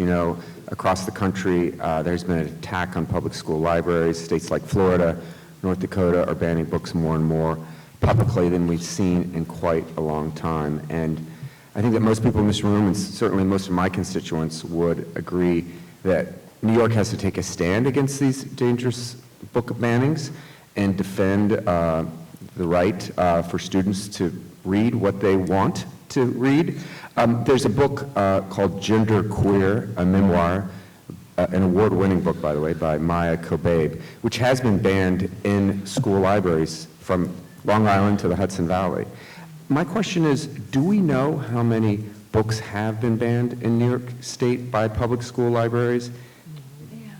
Yeah, Yeah, I'm looking at the person who oversees that. We can get back to you on that. I'm not sure. I do know that there's a movement in different communities, and it's not universal, I will tell you that. Depending on the community, you do see some, whether it's parents getting involved with the librarians and the school board and the, Well, I would urge you, superintendent. thank you, I would urge you to keep a census of the books that have been banned and publish that information for the public and for public officials to know. Great. Secondly, is there a criteria at the state level for the banning of a book in New York public school libraries? We do not, as a state, I will tell you this, we have absolutely not supported any issue that is specific to, book. I mean, we have not had any conversations about banning books at all. We have seen it, as I shared with you, at the local level. So, but I will go back to our state librarian and get you the numbers. I do not believe that we have a list of books that, from the Thank you. state perspective. My second question in the last 30 seconds, are you considering, as Mayor Adams has and Chancellor Banks has said, to screen students with for dyslexia at the K through third grade level? In my remaining minutes, I'll tell you, I have a daughter, she's 12, she's dyslexic. We did not learn she was dyslexic until she was in the 4th grade. Frankly, that was 5 years too late. There's a screener, one that is has been put forth by the eminent researcher Sally Shaywitz, which costs $1.25 per student to administer and takes less than 5 minutes. Any intention or plan to screen students for dyslexia across the state of New York? Again, that's a CSE issue, but I will tell you, we have had several meetings on this issue with experts on dyslexia, and we've had many of your colleagues join us during those meetings. And my 2 godchildren were identified early, and both of them are in phenomenal colleges at this point because it was That's addressed inspiring. early. I'd love to work with you on that. Thank you so much. Thank you. Thank you, Commissioner, Senator. We go to Assemblyman Otis. Thank you, Chair. Thank you, Commissioner. Nice to see you. Thank you for all your great work. I have 3 topics. I'll sort of hit them quickly at the beginning, and you can fit in what you can. Number 1, digital inclusion. In 2021, SED did a great job of having a series of webinars about digital inclusion, not just in the schools, but more broadly, and you're doing great programs through the state library system. And so question is, are you looking for additional funds to do that work? But also, what are you hearing from school districts about digital inclusion gaps for their students? The other 2 topics, very briefly, special act school districts. What kind of access do you have with the financial information of these special act school districts that are in jeopardy? And don't we need a separate funding stream, not through the school districts, direct aid from the state to deal with the financial stability of those schools? Topic number 3, mental health. I would just suggest we do mental health funding, not through a grant program, but through a direct funding stream, experience-based aid. Good luck with my remaining time, but thank you. Yeah, we're going to, whatever we can't get to, we promise you, and you always reach out to us for specific questions and dialogue. So whatever we can get to, and we'll set up a meeting. Okay, we'll start with library. So to your first question about digital inclusion, the answer is yes, we would love to. Okay, Phyllis, number 2. On the special acts, so we have long advocated, the regions and the department, for funding for tuition rate setting reform. There is funding in the executive budget, a $2.5 million appropriation, which is the amount that we asked for, and that would include funding for the special acts in that rate methodology review, because that's how special acts are currently funded. But the challenge with the language in the budget is that it would severely constrain our ability to come up with a methodology that actually would be responsive to provider needs, particularly for the special eds that have unique challenges with having to meet public school requirements while also being funded through the tuition rate setting as well. If I just can suggest on that, one of the problems is these schools have different levels of financial insecurity, and there needs to be a way to assess that so we know how we can then get direct funds to remedy that. And that's to the formula. Specifically, in looking at the formula, what Phyllis was talking about, and I just mentioned one example, you know, when you have a cost-neutral issue, that's a problem, right? But to your point, we are, you know, as I shared earlier, we're sending kids out, we have a cost analysis we'll give you as well of what it costs when we send kids out versus trying to create programs within. But we do have what I call Exhibit A to share with you. Great. We'll catch up on mental health another time. Thank you. Thank you. To the Senate. Thank you. Senator Wyke.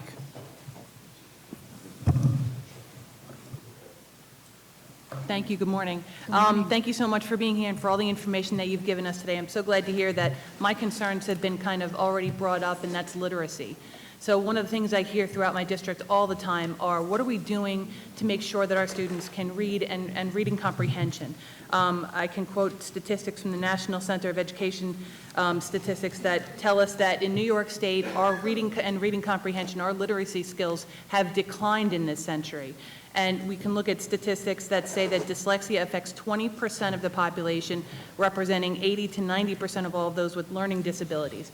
And that's those who've been diagnosed. Most of our students are struggling through school with an inability to read, and reading comprehension is a big struggle for them.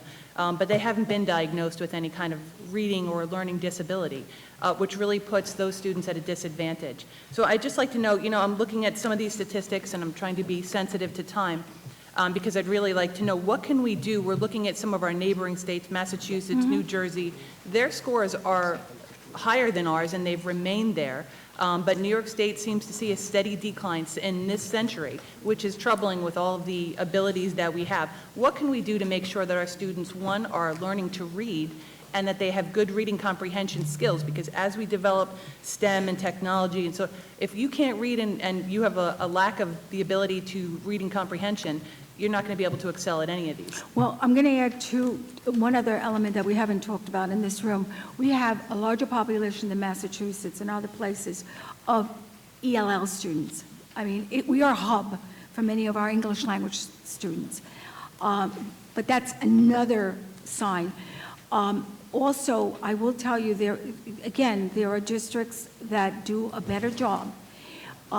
And when I say district, as well as the state, so we all have to be in this together, do a better job in terms of early identification. And that's why we're pushing this early childhood situation. And it's not just dyslexia, that's one major, but it's also some of the other learning blocks, and also leaning on the issue of brain research. We really have to really have an opportunity to take stock of how that informs the way students learn.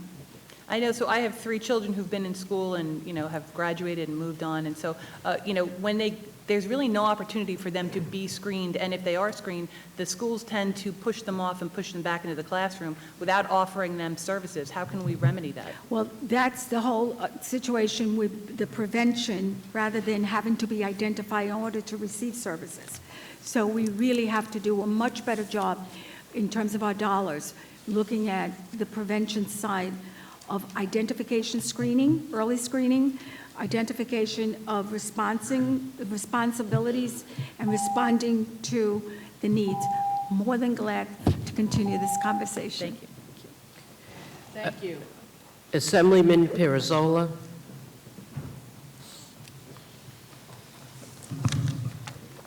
Good morning, Commissioner. I remember being quite happy when you first became Commissioner, and I'll let you know that happiness still exists today. But the level of frustration that I had back then and I have now is probably even more so. And I'm happy to be a member of this Assembly so that we can possibly work on these issues. So thank you for the long haul being here. And I'd like to speak to you today about charter schools. And I'd like to speak to you about them through the eyes that I've gone, as my children and myself have gone through the public education system. When my children first became eligible to go to public school, I wound up becoming the president of Community Education Council of CEC 31, Staten Island. And I will tell you that there probably was no more of a stronger opponent of charter schools than I was. But being the CEC president and having my children go to schools in areas you might be surprised where my children went to school, I got to see firsthand some of the difficulties that our schools have, but not only on Staten Island, but when we go to different areas of New York City. We have schools where 95% of our students don't read, don't write, can't do math at grade level. And that's the statistic before COVID. I'd hate to see what it is after COVID. I came to see that charter schools actually save lives. They take these students who only have the option of going to a school where 95% of them cannot meet a state standard, which is a whole different subject, right? So if charter schools save lives, and if they are public schools, and our New York City public schools grow as communities come in, if a building becomes available, we open a school, we do it as needed. Why can we not open a public charter school as needed? Why is there this cap? You know, charter schools do save lives, especially of the communities who have failed the most, our minority communities, our immigrant communities, communities of color, of poor economic status, and of, unfortunately, the wrong zip code. So let me start by saying that, I'm sorry, obviously this is a debate. There is a law in place in terms of the cap. You know, I mean, that's the law. That I push back on the lawmakers, right? That's a law. Even beyond that, let me just say in terms of charter schools, just like public schools, there are amazing charter schools and there are charter schools that we've had to close. Structurally, there are some key issues. You use the term public. You know, it's public schools, I mean, they run, in many cases, some of them, not all of them, are run like private schools. So we have to be honest also and look at this issue across the board. I have many kids who come back into the public school system as a result of not being able to get their services, special ed services, English language learner services. But in addition to that, the structure is such that there's a return policy. Public schools don't have return policies. But let me go one more issue. The issue of charter schools, this debate that we're having about charter schools, is the issue of making sure that there's transparency, financial transparency. I can't get financial transparency. The other issue with charter schools as well is that we really have to make sure that their numbers of special needs and L students and others look the same as the neighborhood, you know? And I do have to say the one issue, and this is the issue that I always think about, I look for charter schools in communities other than color. And I always say, if it's good enough for communities, if it's such a wonderful experiment, then let me see it in places that embrace it other than communities of color. And I will tell you, the amount of charter schools that are focused on communities of color is huge. But I yet to see it in some of the places that you and I would probably say, if it's such a great experiment, show it to me, and why aren't other people embracing it? Good things are embraced by everybody, not just some. Thank you, Commissioner. We go to the Senate now. Thank you. Senator Martinez. Good morning. Right here. I just wanted to follow up on the bullying question. Hello. That a former colleague of mine mentioned before. As a former educator myself and a coordinator of DASA, I would like to have more information on what is actually taking place after the schools are reporting any type of intimidation, discrimination, bullying, and so forth. And the reason I also bring this up after my colleague did is because I recently met with a parent whose daughter took her life because of bullying. And many complaints were put in, many forms were submitted, but when they actually looked at the DASA reporting, the reporting seemed as if it was flawed. And obviously, we don't want our schools to be afraid to report because they may feel that they're being targeted. What are we doing once those reports get to the department? How are we helping our schools to make sure that they have the proper resources to assist the building itself with our students who are going through this tough time within the schools? We have an office within the State Education Department that focuses on these issues. That office provides training opportunities, technical assistance, and other resources to schools that are dealing with student behavior issues. Are you I would also point out that the Regent's policy on diversity, equity, and inclusion, our culturally responsive and sustaining education framework, also relate to the cultural issues that we find in schools.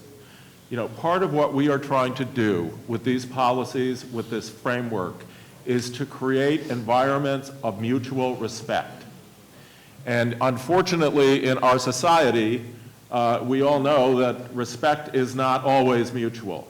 What we are trying to do and what we're doing with our school districts is providing them with resources and with information that they can use to foster those communities of respect within our school buildings, within our high schools. But what are you doing with the forms when they're being submitted? Are you reviewing The forms, the data is compiled, and the data informs decision-making. We just had a committee that looked at school safety, school discipline issues. The data that has been collected over those years was part of what was considered as that committee went about its work and made its recommendations. And do you look at the suspension rate versus what is being put into these forms? Because usually when you're suspending a child, unfortunately, it's based on something that took place. We clearly look at suspension rates, and one of the things we have found is that the use of suspension is disproportionate, and that has not changed over an extended period of time here in New York State. Thank you. I'm sorry, we're going to cut that off. Thank you. Thank you. Assembly. We go to Assemblywoman Mary Beth Walsh, 3 minutes. Thank you very much. Good morning, and thank you for being here. My questions are going to kind of center around the idea of the teacher shortage and what can be done. Two parts, if we can get to it. Last year's executive budget proposal included provisions to allow individuals to obtain a temporary professional permit if they were in the process of obtaining a full certification from your department. Do you believe that this proposal should be revisited to alleviate the current, or help to alleviate the current shortage? No. We opposed that provision last year because we felt that it would create more difficulties than it would address. And I also want to talk a bit about what we've done in terms of the certification process. We have undertaken a review of the teacher certification process. We have made a significant number of adjustments in terms of the requirements for teacher certification. There is a very long list of items that have been submitted to the Board of Regents, and the Board of Regents has, without exception, approved those reforms to the teacher certification system. And those are designed to streamline the process, to make it faster? Yes. In addition to that, we did receive an appropriation of $1.3 million, I think it was, last year. We have used that appropriation to invest in a new call system in the Office of Teaching Initiatives. We have also purchased and are in the process of implementing a sort of customer management system that'll make that more efficient. The remaining components of this really relate to the systems work that needs to be done by our IT shop. And that is when the commissioner talked about the result of disinvestment over many years in the technology of the department. The improvements that we're looking to make in the Office of Teacher Certification is dependent upon us having those IT resources available when that when that project is undertaken. Thank you. So do you believe then that we have plenty of teachers in the pipeline ready to work? Do we just have IT and technological problems then? No, I don't think we either. have. The evidence indicates when we look at enrollment in teacher prep programs, enrollment has declined in teacher prep programs. So the other thing we did with our P-TECH, we had proposed in our RFP for P-TECH that we create a P-TEACH program. The Division of Budget and the Executive Chamber refused to have that included in that early college, high school P-TECH proposal and RFP current year. Going forward, we are advancing a departmental bill that addresses P-TECH in early college, high school to create that college and career readiness program. And in that departmental bill it provides for a P-TEACH program, because we know, based upon our conversations with teachers, there are many students at the high school level who may have an interest in teaching. We need to be able to engage them in programs that develop and cultivate that interest on an articulated pathway. Thank you. We go to the Senate. Thank you. Next is Senator Oberacher. Thank you, Madam Chair, and good morning, everyone. Commissioner, it's great to see you in person as opposed to a Zoom meeting. We know that New York State is experiencing a teacher shortage. I represent the 51st Senate District spanning 7 counties, nearly 70 school districts within my district. There are challenges for the rural districts that I don't think are unique to some of the urban areas. So my question is, does data exist to show which schools are most in need as far as that? And are we, or do we have numbers detailing specific trouble spots in that retention? So let me start by saying, even, whether it's meeting with the rural, we meet with superintendents, we meet with stakeholders. This issue of teacher pipeline issues has been around for a while. But obviously the pandemic exacerbated it. We continue to look at how to grow your own, how to develop opportunities of even paraprofessionals and different ways of growing individuals into the profession, as Jim talked about, different mechanisms. We've talked about relaxing many of the rules so that teachers are not also spending a lot of money to go to college to get additional, certifications and degrees and all of the above, because that's also hurting the system as well. Flexibility, if you're a teacher doing student teaching, if you student teach 2 days, you could work the other 2 or 3 days, so you've got some income. So we've gotten very creative around this, but we've gotten creative because of our conversations with our stakeholders and our partners and the people, both in rural and other urban, suburban settings that are doing this work. We are co-initiating, innovating. We have I was in your testimony, the funding for the 2 grant programs, the $25 million for Teachers of Tomorrow and a $2 million for Teachers on Mentors. I can tell you, if you want to test out a certain district, I'd be more than willing, Commissioner, to have you come into the district, and I will make sure that this money gives us a return on our investment. Thank you for your answers, and thank you for the job that you're doing. Thank you. Thank you. We go to Assemblywoman Simon.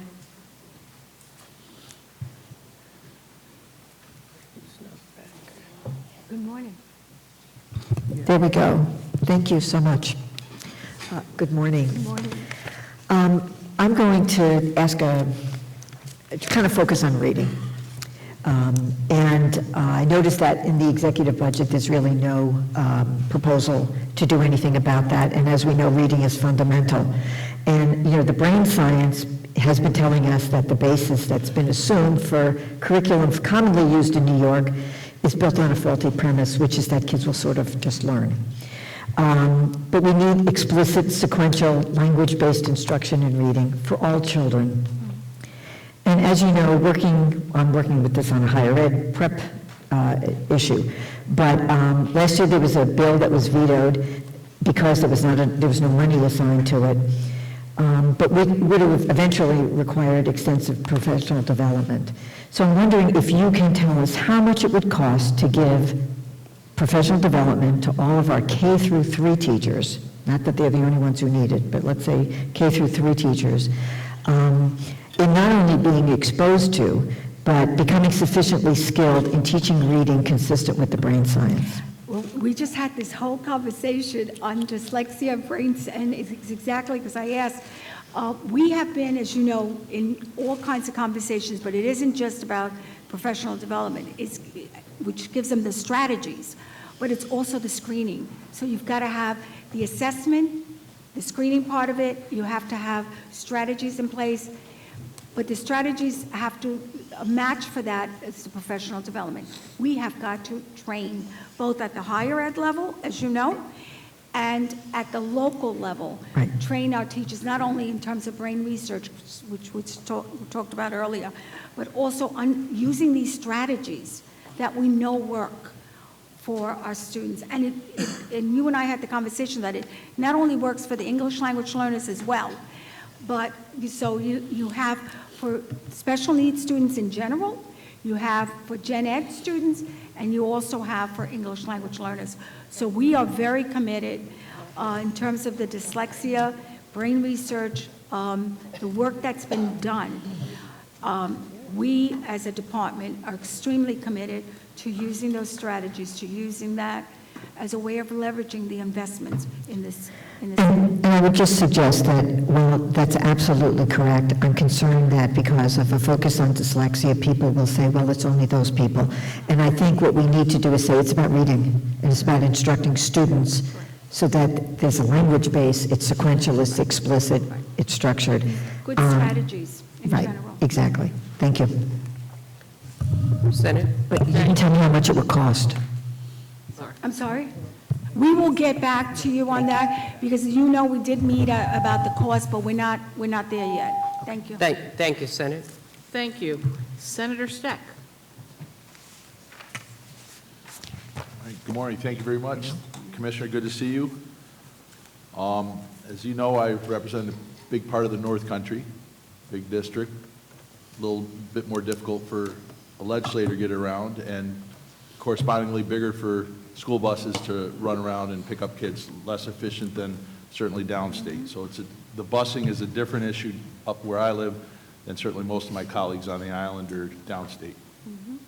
With that said, the state has mandated in last year's budget that all new buses purchased in 2027 must be zero emission. So schools are starting to look at this.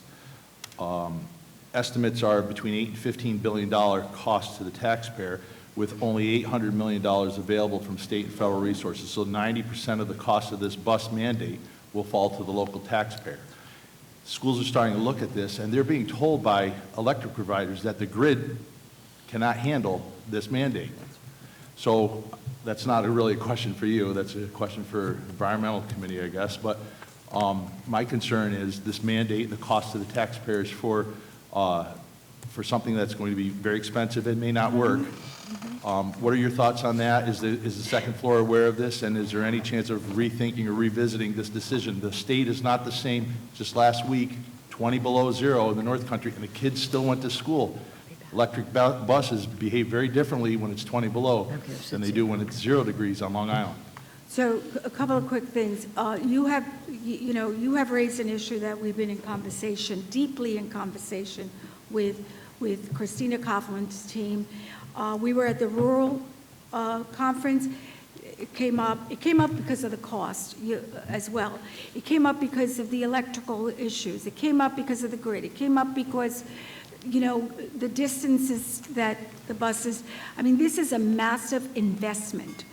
And we are late to the party because whether it's bonds or whether it's really creating a plan for districts to get ready for this, is a major, major issue. So we are more than glad to have a conversation, because internally, this is one of the issues that's keeping us up at night, to know that we're asking districts to, we're talking about 3 times as much, and it's a good investment in terms of, ultimately some people, again, this is a debate. Some people believe in terms of our environment and not everybody is on that debate as well. So you're convincing communities that are struggling to begin with to make this investment. You're also going out there trying to convince communities, why do we need this change? Why is it costing 3 times as much? How do we know it's going to work? Where's the pilot? Where's the funding going to come from? Anyway, I would say, please join us at our next conversation because this is. I'm sorry. I think I would also like to point out the department requested an sorry. appropriation to support local planning, and it was not in the executive budget. That's correct. We're losing I hope control. my colleagues were All paying right, Senator attention to your Stack, answer. Thank you very much, Madam Chair. Thank you. We go to Assemblyman Conrad. I struck a nerve. Jeez, hard yelled at me. That was an easy one. Is that on? Hi, Commissioner. Nice to see you again. And thank you, chairs. I also want to echo, I guess, the frustration, not just from a rural position, but a suburban about the infrastructure costs and issues on transportation. But my colleague already raised that, so I'm going to shift gears. How long has it been since we changed or updated the K through 12 health learning standards? I think you mentioned it earlier. 20 years. 20 years, because I was looking at a copy, a colleague dropped it off, it was 1996, the last time we updated it, and I know some of our colleagues have been talking about anti-bullying education, and I think it's included in that standard. How long has it been? I know that the department in the past has hired someone, maybe a specialist inside the curriculum department. How long has it been since we funded that position to kind of work on that? 20 years, maybe? 20 years, okay. So it's been a while, but we're working on that. Yes. That's going to be consummate Yes. going forward. Yes. Okay. Thank you. Well, Yes, I think and this- we acknowledge that. That's why I made that point. I honed in on that, and I Thank you. just wanted to bring that up. I think this points out the disinvestment in the department that has happened over an extended period of time. We are responsible for the development of the New York State Learning Standards, which guide education in every public school in this state. And that office is chronically underfunded. And the manifestation of that is that it takes us longer to do things than it otherwise would. Appreciate that. And with my time, just moving on and talking about teacher recruitment and as a former educator myself for 21 years, I saw this advent come at the same time APPR rolled out. Is the SED going to be making any improvements or recommendations for improvements to the APPR as we've kind of been changing them over the last 2 years with COVID? Is there anything that you're suggesting going forward, I think? Sure, and I think some of you may know, we started this we have this conversation every year. And Absolutely. I have to say, APPR starts in September. We go through the whole year talking about APPR. I think because of what happened last year was APPR and receivership both.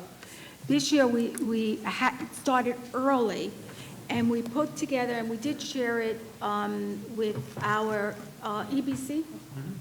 Yeah, I think last week, we put together some critical issues that we gathered from our superintendents, Saini, Niskis, NISPA, Saini, all of our stakeholders. We put together pretty much an outline of critical principles that should be included that I think we can all agree on.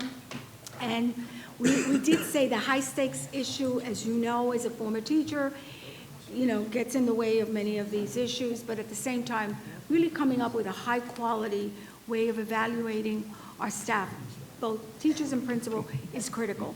So we are working on it. Thank you. And we're more than glad to share that document with you. I would appreciate that. Senate. Thank you. Senator Weber. Thank you, Madam Speaker. Are we on here?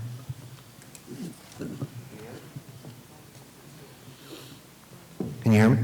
Great. Oh, Thank you, yes. Madam Speaker, and thank you for being here and answering our questions. I just have a few questions. Now that all districts have gone one-to-one with devices, those devices are starting coming to their end of useful life.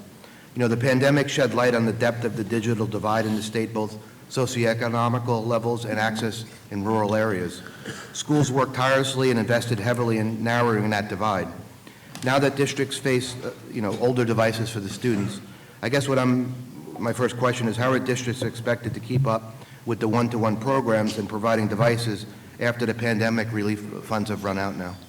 So let me start by saying that we did a survey, and we can again share that, where we found where were the pain points in terms of, you know, what various communities had. Number two, we did ask, we made a concerted effort to make sure that our funding from the feds, stimulus dollars, we use to do this work in terms of getting equipment, and that's allowable. So this was a good way to target that issue of developing the infrastructure. But the reason we did that was also not just in terms of the technology, but, and we do still need a lot of work in the infrastructure issue. We're not, that's not our end of it, but certainly, as many of you know, that infrastructure issue still has to, and the connectivity issue. At the same time, what we're looking at is making sure that our children have that, because we're going into, you know, computer tests process, and we are going into that next year.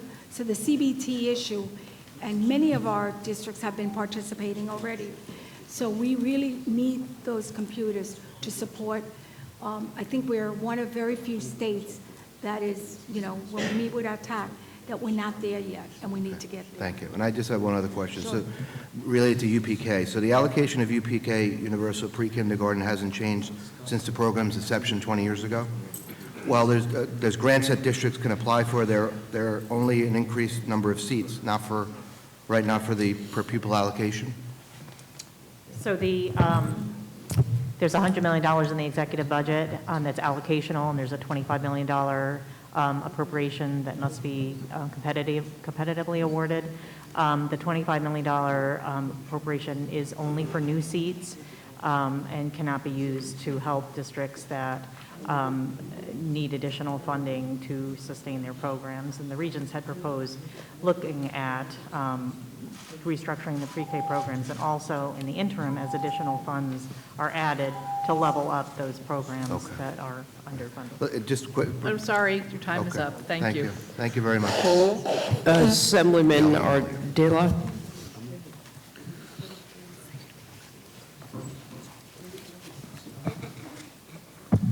Can you hear me? Great. How are you? Good. Thank you, Chairwoman.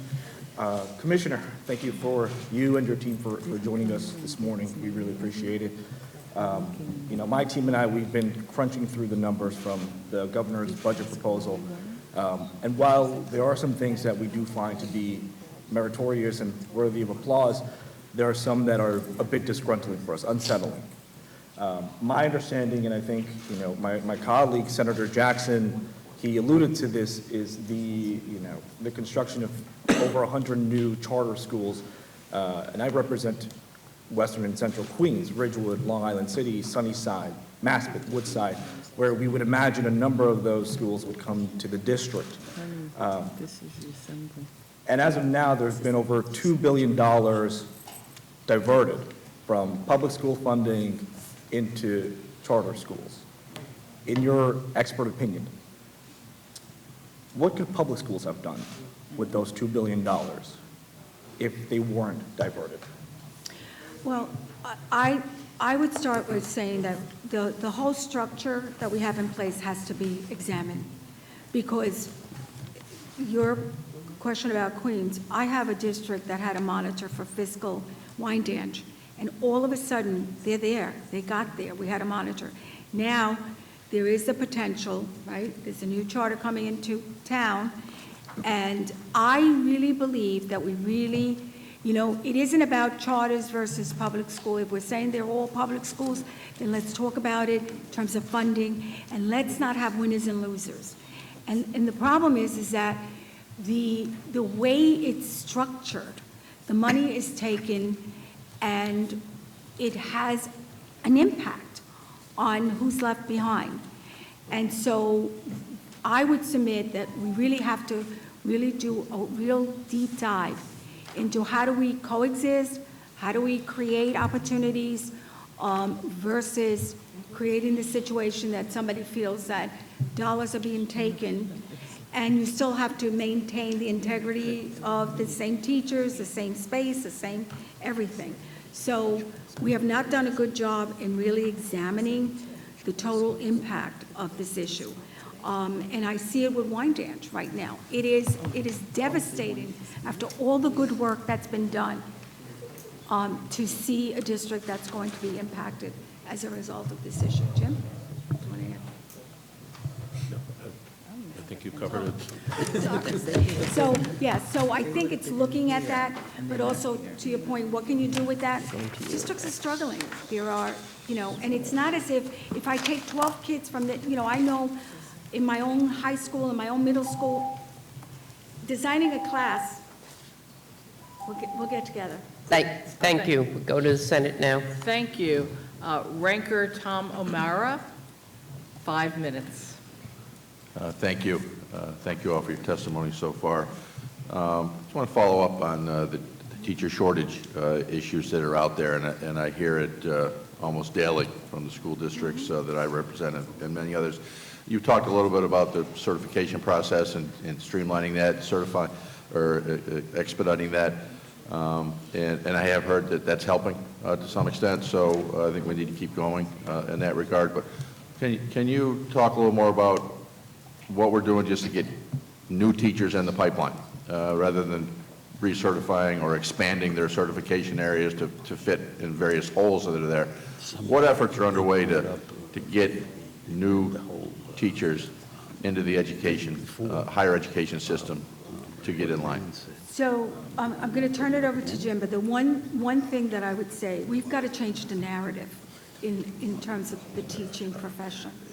And by that I mean we have to really celebrate. I mean, these were our first educational responders during COVID, and we have to celebrate that. We also have to think about how education, a lot of times people say, I want my kid to be X, Y, and Z, but not this. We have been really putting a lot of messages out there that in many ways obstruct or do not necessarily allow for people to see this profession as an amazing profession that I selected over 40 years ago. We have got to get to a place that we really give our schools, our teachers, a level of professionalism, a level of commitment. Both, some of it is, we know that they love the work that they do, but we've got to still continue to treat them as professionals and people who give a lot in this space. Many of you have come from that space, so you appreciate the fact how challenging it is. One parent, 2 or 3 kids, most of you say, I'm going to work. Imagine a teacher with one class with 25, 30 kids. Very, very challenging. So I will say that we really, really, really have to look at how challenging this profession. Maybe the day of the Lone Ranger should be revisited. I mean, I certainly wrote a dissertation in 1995 about inclusive classrooms, cooperative teaching in the inclusive classroom. We need more hands in those classes. We need more support. And so I would say that is one opportunity, but we also have to make an investment in drawing higher institutions as well as working cooperative with our communities to really put advanced plans to draw people early on into this amazing profession. Jim? Well, you mentioned this, the extent of time that the student spends with the teacher in the classroom. Are there efforts underway just to have the teachers themselves portraying a more positive aspect of teaching? I mean, I've heard over the years, oftentimes, from my own kids about teachers complaining in the classroom about how lousy the conditions are for whether it's pay, benefits, time, et cetera. Are there efforts underway just to have the front line talking positively to the students about future opportunities that they might have in education? Yeah, one of the most amazing work that I've done in my lifetime was studying throughout this country cooperative teaching. And the reason is 2 people in the classroom, one special ed, one gen ed, and guess what? They were partners. And some of you know that when you have 2 people raising children or 2 people raising or doing an activity, you do the dishes, I do the cooking, right? That's a lot easier than being the Lone Ranger. I think it's time to rethink are the way, we create classrooms and the way that we think about those 20, and the resources that are needed to support all of those children. So I would submit that there are models out there that are working quite well. And when you think about it, think about some of our most outstanding private schools in this country. What do parents look for the first thing? Reduce class size. And they also think about a teacher, the quality of that teacher and the training of that teacher. So I'd like to run our educational system so that it can compete with some of the ingredients that we find in those private schools. At the risk of the gavel, I will tell you, we are working with institutions of higher education and school districts to create residency programs for teaching assistants, creating pathways. We've also got P-Teach. We've got Talk 2, where we've used MBK funds to support aspiring teachers, and a host of other activities. Thank you. Thank you. Thank you. We've been joined by Assemblyman Carroll and Assemblyman De Los Santos, and we go to Assemblyman Smolin.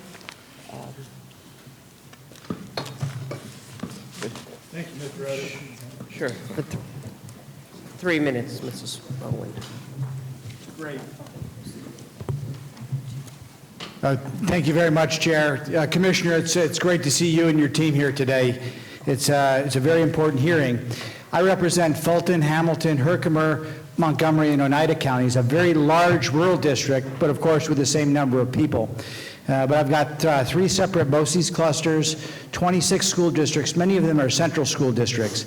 And we rely very heavily on BOCES programs in our districts. And one of the things that was very disappointing to see was the aidable salary cap for CTE in BOCES. It's the number one issue that I've been hearing from all of the superintendents when we meet together. And I just wanted to, first of all, get your thoughts on it, but secondly, make it recognized and realizable. To my understanding, it's been since 1990 or 1991 since the 30,000 level was set. I just did a quick calculation because, economics matters. Since then, inflation would indicate that would now be a $65,000 base salary. Could you comment on that, and I'll follow up with a couple other quick questions? Yes, the $30,000 cap on salaries is basically causing districts to not participate in BOCES programs because they're not getting enough aid back. And I was a district superintendent, as I mentioned earlier. That was 7 or 8 years ago when I left that position, and for years before that we were advocating for lifting that cap, because if we compare the expenses when that cap was created to where we are now, you see that the value of BOCES aid has been significantly diminished. And BOCES is probably the single best example of inter-district and intermunicipal cooperation that New York State has seen. So the Board of Regents has, in its proposal, called for significant increases in BOCES aid that is targeted to CTE. For many years, the Board of Regents has advocated that the $30,000 cap be lifted.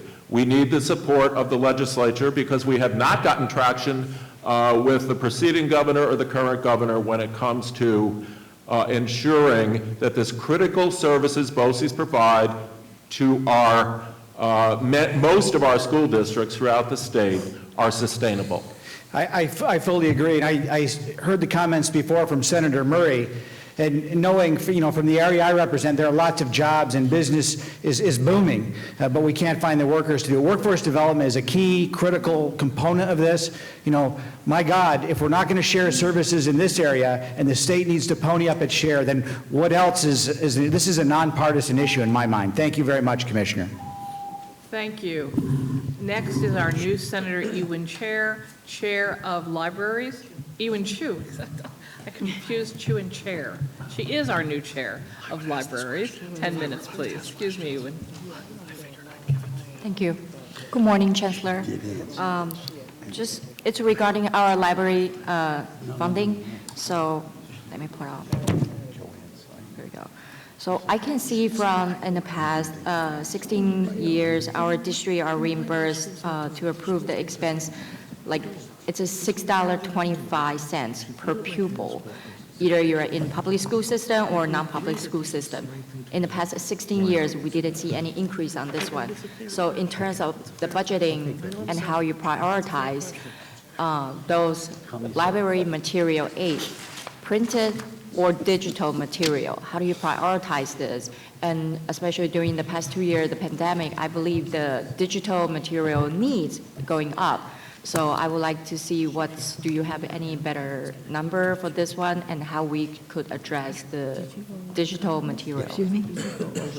So the Region State Aid proposal does include an increase in instructional materials aid.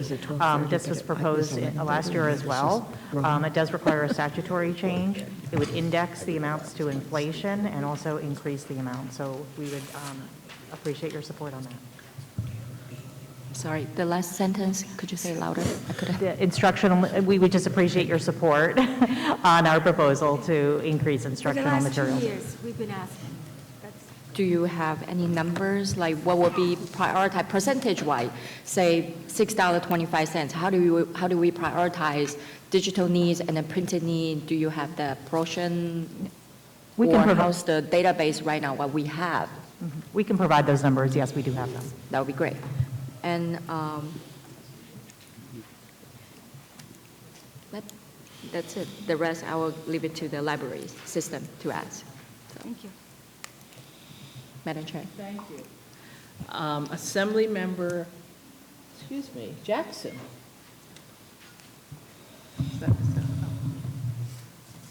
It's still morning, so good morning, everyone.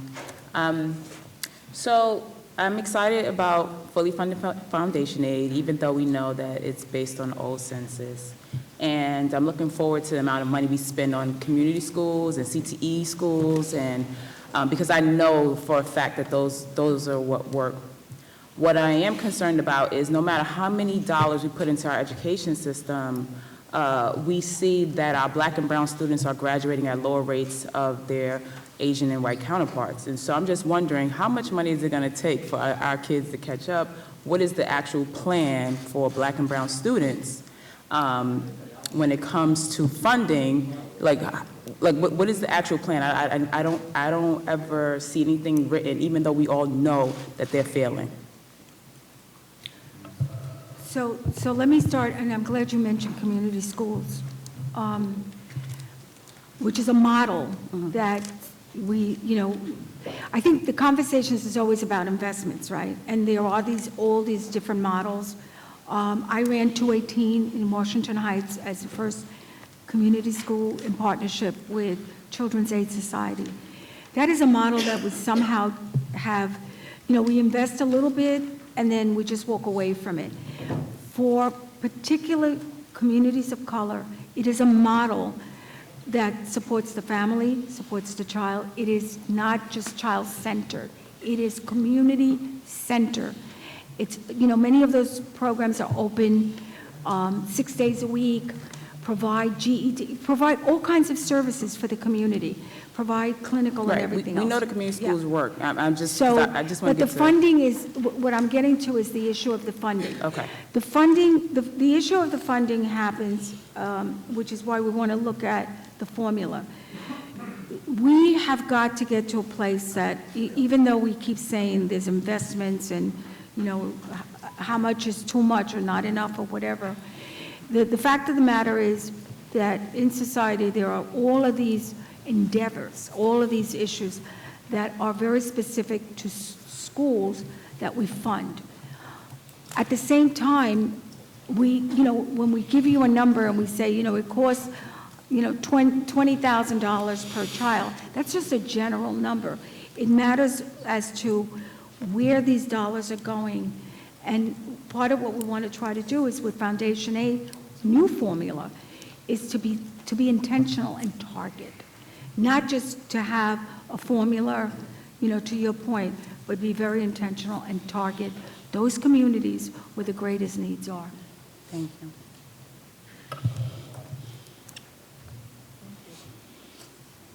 Senate. Thank you very much. I'm going to take some of my time, thank you. Actually, I'm following up for our chair, Shelley Mayer, who had to run out to something, but she'll be back, so she asked me to use my time to help. But this was one of my questions also. So we have so many new migrants coming to New York State. Obviously, I come from New York City, and we know that the estimates grow every single day, but it's statewide. And these obviously children who have true new needs for us. Obviously, they're coming to this country with almost nothing, including clothes and health care, but also perhaps very limited education from their home country. What are we doing to make sure that we can address this, significant population of new children? So Phyllis is first, so we don't run out of time giving you the specific dollars of investments in this issue, because remember, it's not, we also have, even before this issue, we've had kids in shelters, and so there's dollars that go into those. Our job is from shelters to, as you well know, so the dollars that we think go a long way are spread out to many of these issues. So Phyllis? So the Regents State Aid proposal, both for 22-23 and for 23-24, have included a proposal for enrollment adjustment aid. Currently, districts must wait a year to receive reimbursement for increases in enrollment. So when districts are experiencing a large influx of new students, they don't have the resources up front in the current year to be able to serve those students. The Regents have proposed allowing districts to receive current year aid, so they have the resources in hand to serve those students at the time that they need to provide the services. So it just happens to be that Midtown Manhattan, East Side and West Side, I think at this point are now sort of the center of resettlement for the new migrants coming to what we're calling HERCs. And literally from day to day to day, you can see enormous numbers of new children, and then they try to make room for them in the existing schools. So does your model for providing funding or making sure the funding gets to the right place where the children are actually has the flexibility to deal with the fact that, there could be 4,000 more children, literally, in a couple of Midtown schools within a matter of months? So our proposal right now, under the current law, districts have to wait a whole year to receive funding for those new students. And our proposal would be they could have the funding right in the current year, right up front, at the time that they need to serve the students. So yes, it's enrollment-based aid. Right. So it would be proportional to the number of new students that are coming in. Right, and by the way, that happened with Maria when the kids ended up going to places in Long Island, like, Hempstead, or other places where they couldn't get the money up front, and it happened to Rochester and other places. Now, this is another area where the formula has to be. You can't ask people, you have X number of kids, now you have an influx. I went to a school in the Bronx where it had a large influx of the students, and the principal said, it didn't change my budget by having these X number of students. Meanwhile, I've got to hire additional teachers, I've got to hire all of this. So our formula in that respect needs to be, needs to address the very issue you're asking. Thank you. Thank you. The governor apparently reduced funds for fiscal monitors in her executive budget. Now, I know you had a number of questions earlier about how you make sure money is getting to the right place. Is that what you use fiscal monitors to do? And what does it mean if you lose fiscal monitors? So there's 4 districts with monitors: Wyandanch, Hempstead, Rochester, and East Ramapo. And each of those districts has a monitor appointed by the Education Commissioner, and that monitor provides vital support and technical assistance and direction for those districts in managing their finances. And the salary cost of those monitors in the past has been split between the state and the district. And you're correct, Senator, that the executive budget would eliminate the state share of those salary costs. That's the proposal in the executive budget. That's correct. So is it someone's assumption that the localities will just pick up the full cost, or we just won't have those people? There's still the mandate. The executive budget also extends the Rochester Monitor Authority by 2 years, so the mandate is still there. The mandate is in statute. So the mandate to have a monitor would still be required, so presumably the cost would have to be fully borne by the school district. So it's a cost shift to the localities. Correct. Yeah, didn't change the law, it just changed the shift of the monitor. And keep in mind that there are 2 monitors in East Ramapo, and we stepped it up legislatively, we stepped it up from monitors to monitors with veto power, because we had some serious concerns. So all of these would have to, it's on the back of the kids again, and the districts. Thank you. So 11% for special education schools. What's the status of that situation? Is it a proposed 11% increase? I'm not following that, Senator, I'm sorry. I'm sorry, I'm reading someone else's question. So I wasn't sure whether they were asking for 11% or somebody was actually coming up with 11%. That 11% sounds like the special ed, that sounds like the bill from last year, remember that? Oh, was I know what it veto? is. Yeah. So Yeah. it's the parity bill, I think. Parity bill, yeah. Is what you're asking Yeah. about. So, yes, the department and the regions have proposed parity in funding private providers of school-age and preschool special education services, and to have the same growth rate applied for those providers as is provided to public schools through school aid. So the governor's budget for 23-24 would have a 10% increase in school aid. So the parity for the growth rate for the special ed providers under our proposal would be that same 10%. So we think that's happening? No, we need legislation to require that. Either that or the administrative methodology approved by the Division of Budget needs to include that. But we haven't been successful administratively, which is why we're proposing it legislatively. Yeah, that's the back to the cost-setting methodology, trying to make sure that part of it is asking for the parity issue. That's in there. Thank you. Libraries capital money. Is there such a thing? And does it go through SED, or who does it go through? I have so many libraries in my district that are not ADA accessible. And of course, a huge percentage of library users are older people, people with disabilities, families with children in carriages that can't get up and down the staircases to the older libraries. And it just breaks my heart, to be honest, that I think it's not just unique to the older libraries I have in my district, but probably libraries all over the state. Correct, Senator. Our information is that close to 1 in 5 libraries do not have ADA access to all of their areas. And that is a significant problem. It was referenced earlier. There's a $1.5 billion statewide need for public library construction. Those funds are appropriated in the State Education Department's budget, to answer your question. For the current year, for 22-23, there's a $34 million appropriation. The executive budget proposes to reduce that to $14 million. It's a capital appropriation. The regions and the department had proposed $45 million. Yeah. And we're also asking not to have retrofit, but to do things from the very beginning. That's why I mentioned senior citizens before when we were talking about libraries. Thank you. Assembly. We go to Assemblyman Kim, 3 minutes. Is right. Thank you, Commissioner. I appreciate the kind of ambivalent tone as it pertains to the executive's push to expand the charter school movement from your testimony today.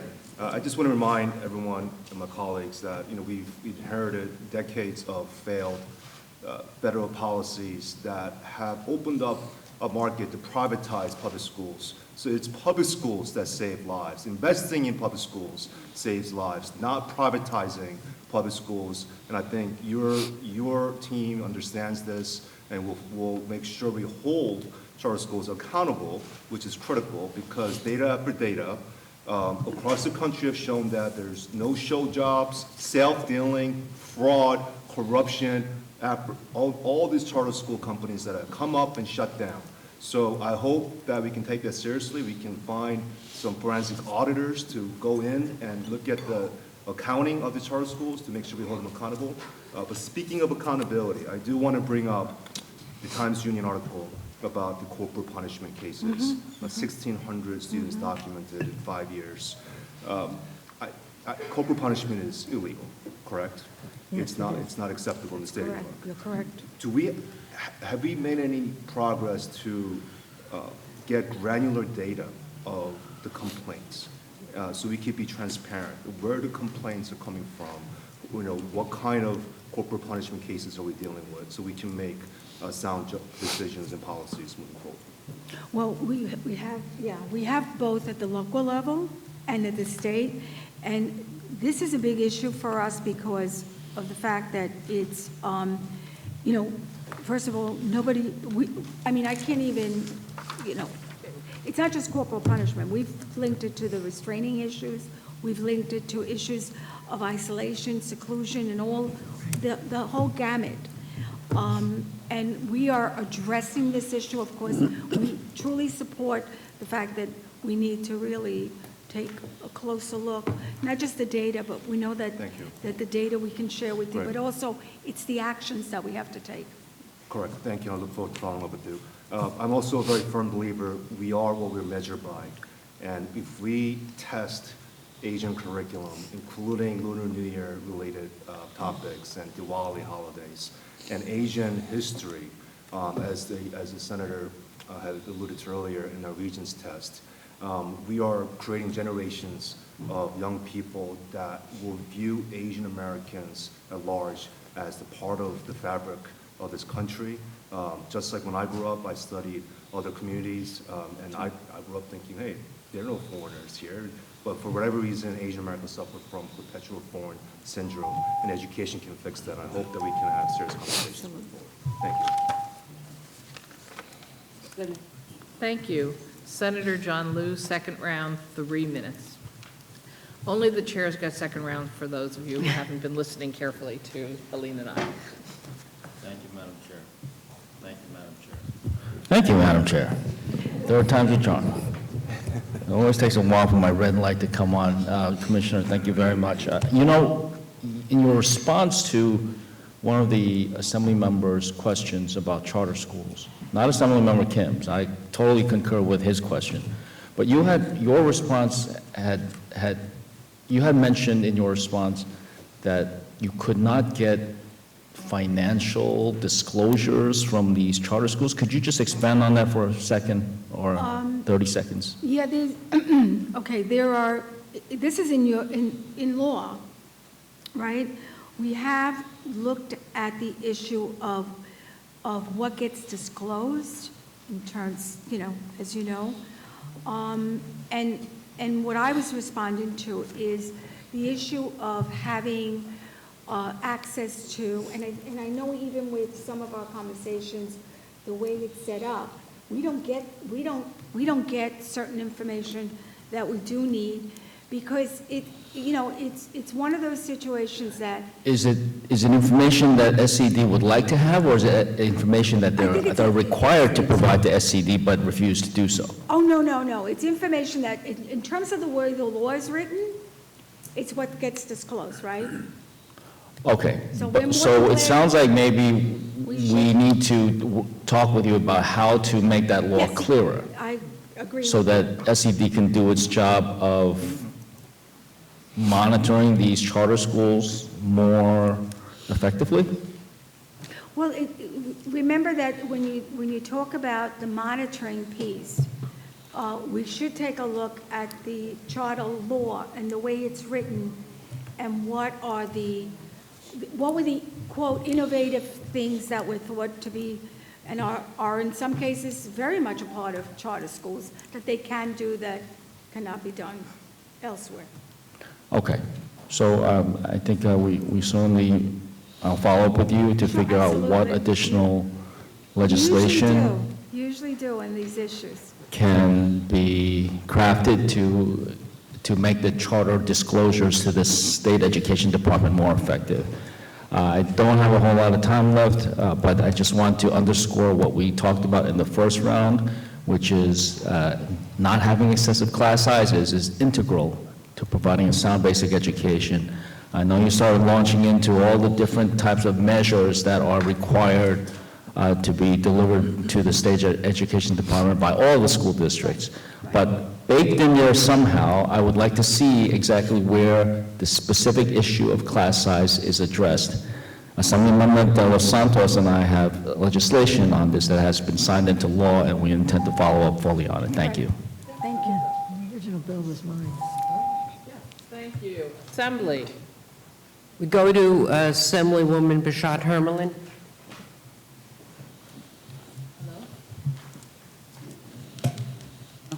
Hi. Thank you, Commissioner, for being here and the whole team. My question is around the charter schools, and I'm just a little bit surprised and appalled, that the executive budget is proposing to eliminate the regional cap and to permanently authorize all these charter schools that didn't succeed for whatever reason. It's like saying, hey, even if you did bad, we're still going to put you in our schools, in our community. That's a problem. This is another way of dismantling our public school system. Even though charter schools are considered public schools, this is a direct dismantle. And this will create more disparities and more segregation. We know that. So I don't know what kind of deal is being done, and this is not to you. No, I understand. It just makes no sense. It makes no sense. Even within the charter school world, we have disparities, okay? So we're talking about district schools where there's going to be more segregation, and even within the charter schools, we have Black and brown founded charter-led schools that are being represented only 6%. They're not even being issued. So even if we're going to go the route charter, what happens to the Black and brown founded charter schools? That's a problem. So I think this whole thing is crazy. It's not good for our students. It's not good for our community. You as the commissioner, where do you stand? I mean, like, it's bad. I don't think this is, I don't know, no one is, this is bad. I think this is very alarming. Very alarming. So please, where do you stand? And again, I know this is the executive budget, but you as the commissioner, do you support this? Do you support eliminating the cap, just reissuing permanently any charter schools anywhere? And then again, within the charter school world, do you support the continuous disparities and not allowing Black and brown charter schools take even apart? These are small community schools, and I believe that they weren't even able to testify today. That's the problem. Thank you. So let me just start that we were not part of this conversation in terms of this decision at all. In terms of the zombies, in terms of the removing the boundaries. Right. Thank you. And Commissioner, I believe you've, right, if you could have some offline conversation, I believe you've earlier Yes, had I did. addressed some of these issues. Thank you. Senate, do you have? The Senate, I believe, is closed. So Assembly, keep going. Okay, so we have next Assemblywoman Hindman, who I think is at conference. So Assemblyman Chang.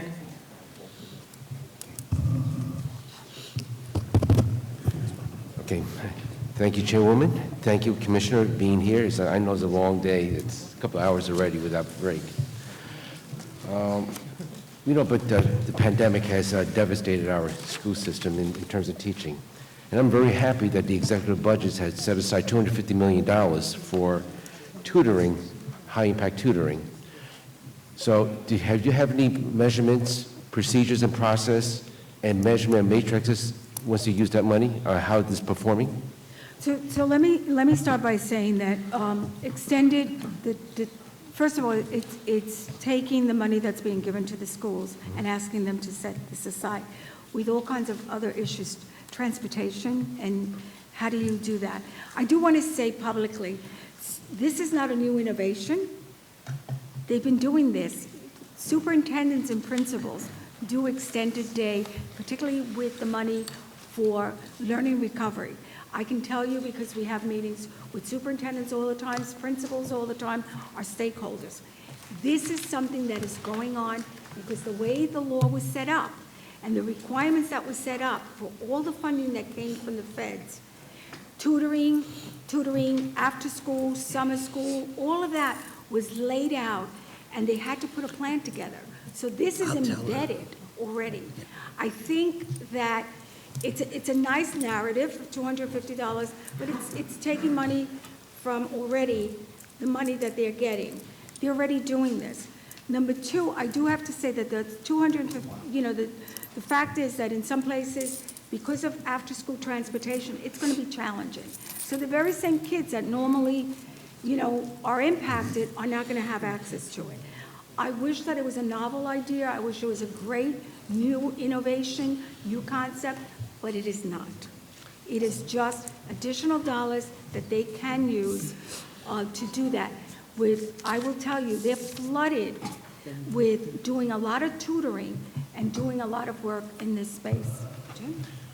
Yeah, I think, our position would be that that shouldn't be set aside. The foundation aid formula is supposed to be fully implemented this year.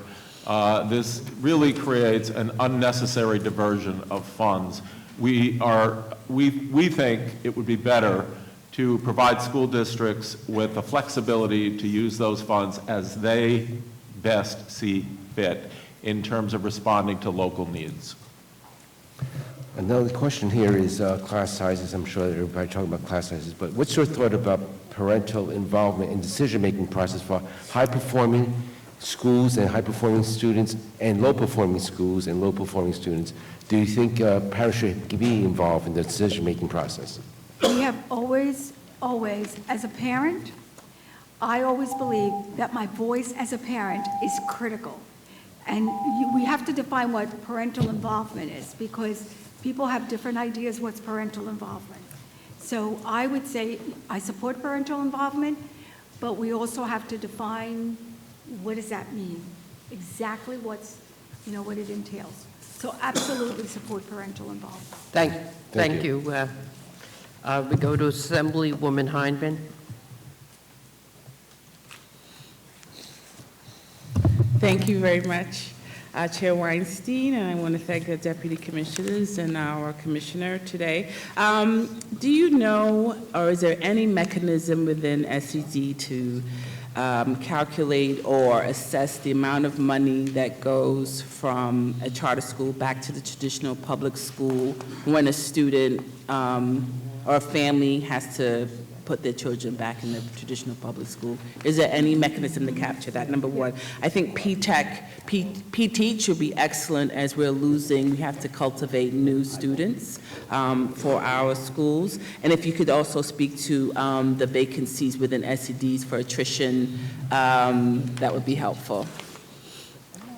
Do you want to do the funding? So in terms of charter school funding, when a student is placed in a charter school, the public school district then pays a charter school tuition rate that's established in statute for that student.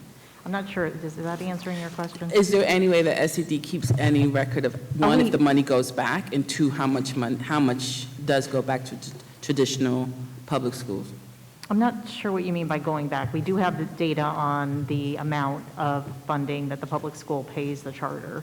If that's Okay, what if you you're could share that means with in me. its totality, we can get you in Okay. its totality. In other words, X number of charter schools, how much money has exited. Mhm. We can do that even by district. In other words, if you take a district like, whether it's let's take Wyandotte, or even a district like Hempstead, which is a high rate.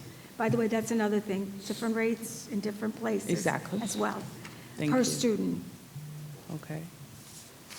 And about staff vacancies or attrition within SED, what is the, how many employees do you need? How many have left? Because we talk about teachers, but we're also talking about the people that do the work in SCD. How many do we need? I was trying to add up all the numbers in here, and I'm sure that's not enough of staff you need, and how many staff are you losing? Right. So our original number, which was around 3,200, we currently have a fill today of 2876 in that, somewhere in that, I'm sorry, 2549 in that area. So we're trying to get from that 2549 up to that 30, yes, to that number. And yes. that's way, this is the original number way back. Yeah. So, Okay. and this is with added responsibilities and all the things we have to do. The But we unfunded do- mandates from us, right? Right. But we do have a need to build up our staff and the IT side of the I did see house, that amount in because here. that is a major priority for us. We have several modernization programs, and the IT shop has not been funded in many years. Okay, thank you, thank you, Chair I don't want to White. get gavel. Thank you. We need funding for staff. Thank you. We go to Assemblyman Carroll. Good afternoon, Dr. Rosa. How are you? Good, good, good. I think you know what I'm going to ask. I'm going to talk Yes. about literacy. As you know, there are 5 pillars to literacy: phonemic awareness, phonics, fluency, vocabulary comprehension. As you also know, to learn to read, you need direct and explicit instruction. This is the science, and it's undisputed. So I have one simple question. Why do a majority of our public schools use a curriculum that does not follow the science? It is based on 3Qing. It has been debunked. It is destroying the lives of hundreds of thousands of students every single year. 2/3 of New York City students read at below a grade level. Many of them are illiterate. 80+% of students in Rochester, Syracuse, and Buffalo are below grade level. We are destroying their lives. And the reason I care about it is because my life was almost destroyed. I struggled with dyslexia as a child. I was lucky to be identified in a public school in Brooklyn, but if I had not been, I would not be sitting here today. You cannot believe in civil rights, you cannot believe in justice if you do not believe in teaching children to read. We are not teaching children to read. We are turning our backs on the science. How can we continue to do that? Why do the regents allow for schools to use debunked curriculum and teacher training continuously? This science is 40 years old. This was not found out yesterday. We are doing a great disservice to our state. I commend us for spending the most in the nation per pupil, but I cannot stand by while we are 45th in reading attainment in the nation. Mississippi does better than us. That is unconscionable. What are we going to do about it? Well, let me start by saying that the regions of, you and I have met in terms of this issue with dyslexia and the brain research. The regions have not turned their back on this. You also have to remember local control. You have superintendents in district that make decisions about, we do not develop curriculum. Dr. Rosa, you Yeah. have leadership.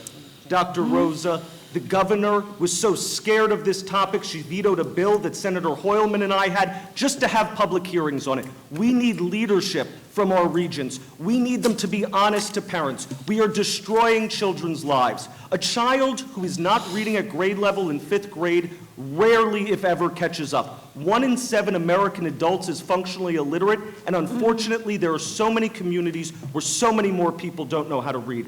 I care about it because I have seen it happen. I know how lucky I was, and it is a disgrace in New York State that you've got to be lucky to learn how to read. And you know, we did get behind the bill, and we've had meeting after meeting to support this issue of the brain science and the strategies that you and I have spent numerous conversations discussing this issue. So yes, I have leadership, but at the same time, there are local, as you know, local decisions. Thank you. Assemblyman De Los Santos. Thank you, Madam Chair. Thank you, Commissioner. Happy to have you here today. Thank you. As a former school social worker and community school director, every day I become more and more and more concerned about the lack of parental engagement in our community schools, in every school throughout New York cities. And today, in 2023, it's hard for me to imagine not having parents engage in the process. So when we talk about opportunity for students, opportunity for our community school, for our school district, opportunity for our family, if we're not addressing, if we're not engaging our parents in the process, we're not doing the work that needs to be done. And I think it's so important that we allocate and that we include an initiative in the budget that is catered specifically to parental engagement. Because we know, and we, by the way, I know we're extremely excited about class size. I was honored and proud to champion that in the Assembly along with my colleague in the Senate, Senator John Liu. Provides endless opportunity for students to engage with teachers. The engagement process is enormous. The same is true for parental engagement. So we cannot do one and neglect the other one. So I want to know, because I know oftentimes we talked about parental engagement, and I feel that it's cliche because we never see it. We talked about it, but I really would like to see it in every community school in my district. I know there's over 30 community schools. There's 2 in Albany, but parents are not necessarily engaged, and I say that from experience. So what is being done to change that, right? To ensure that the parents are fully engaged in the process.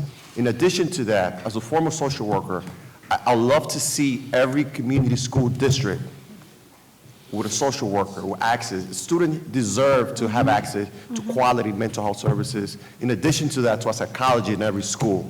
We own that to our school community, we own that to our community, we own that to our family, we own that to our students. So I specifically, I want to know what's the process or what needs to be done to ensure that mental health becomes a reality in every school, and that parental engagement also is fully implemented in every community school throughout New York City. Okay, so just as somebody who came from a community school in Washington Heights that the parent piece was huge. We even have a parent piece in a parent office within our department, and we also have them as part of the whole issue with the parents have been key in the whole graduation measure. But I do have to say, we can't even get 1.6 million for translations for parents, and we've been asking that for years. So think about not even getting translations. I know, I represent one of the most diverse school districts. So I think we own this to our students, we own this to our family, and I really want to make it a reality. Time is out. Thank you.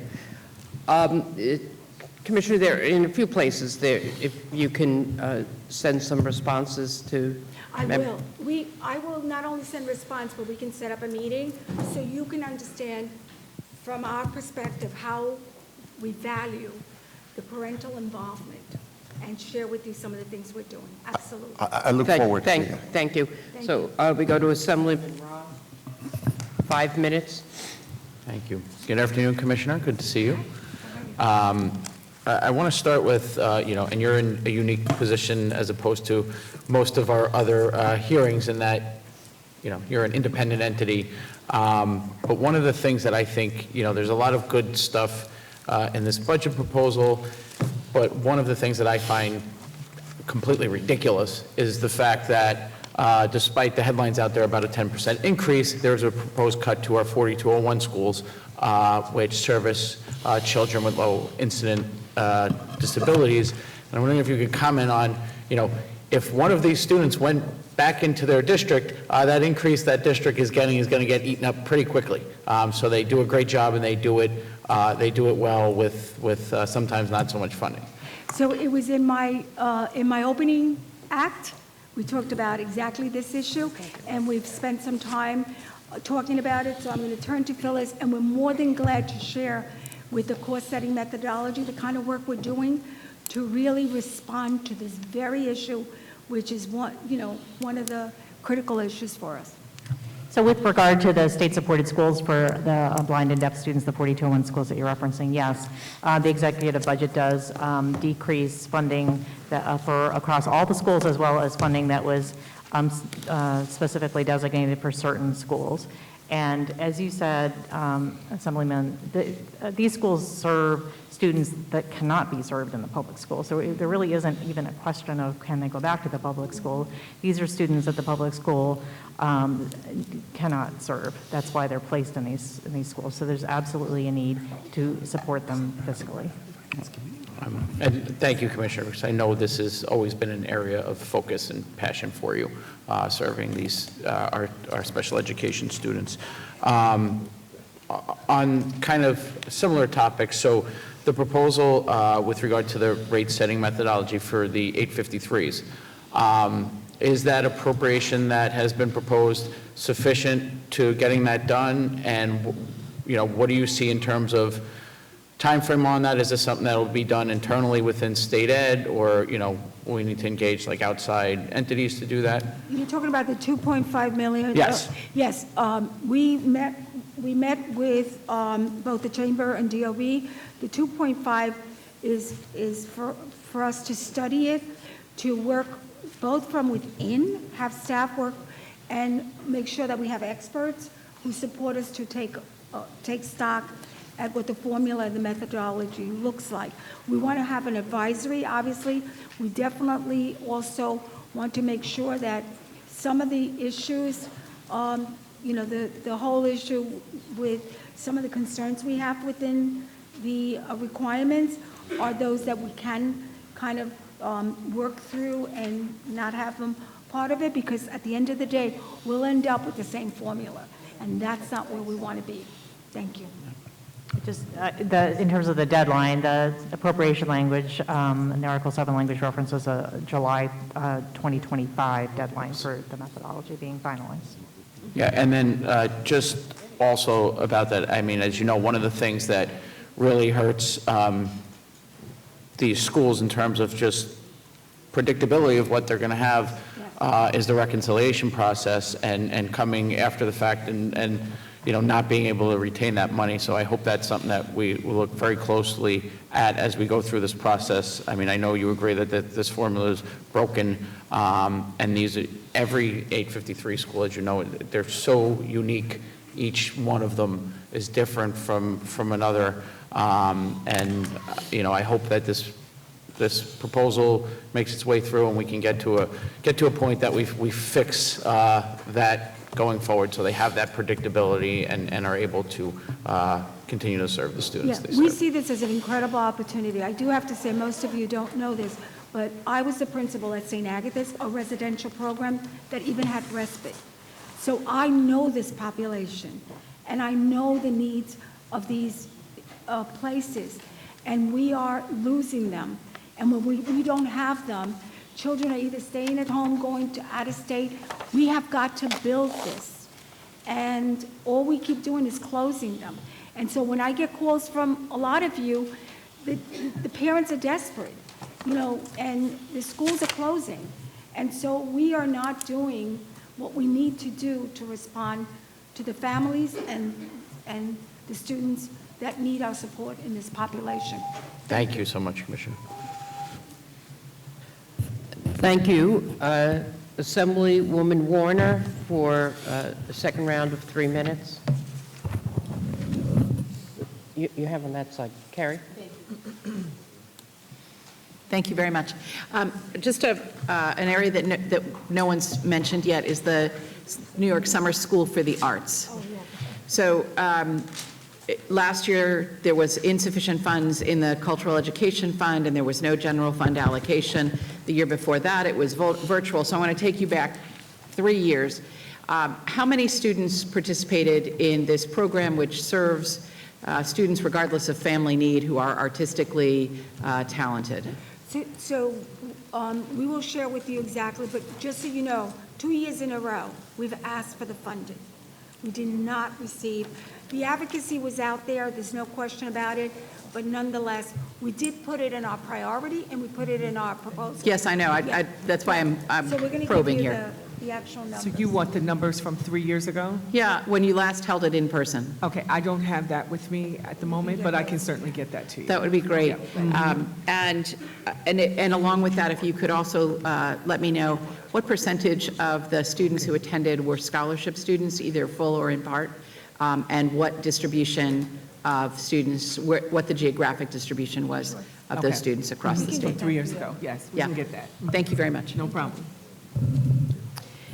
Thank you. So that concludes, a little early, a little less time than last year, because I think people were more observant of the time clock. Thank you so much, Commissioner, for being here. Yes. Yes. I have to thank you because I did not even have to ask for a bathroom break. That's good.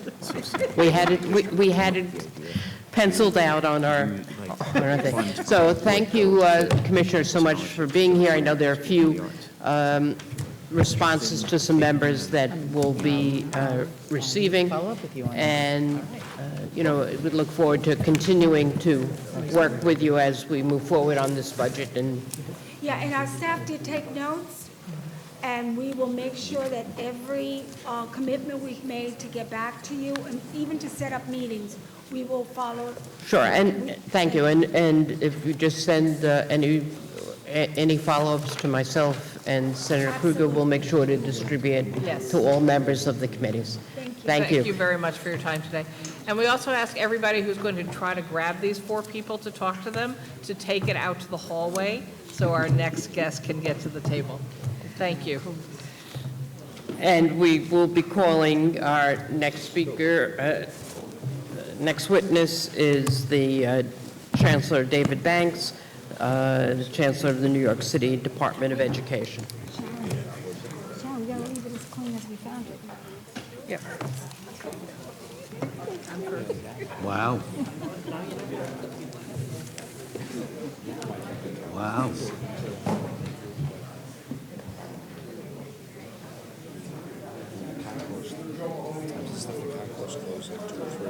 Two, I think.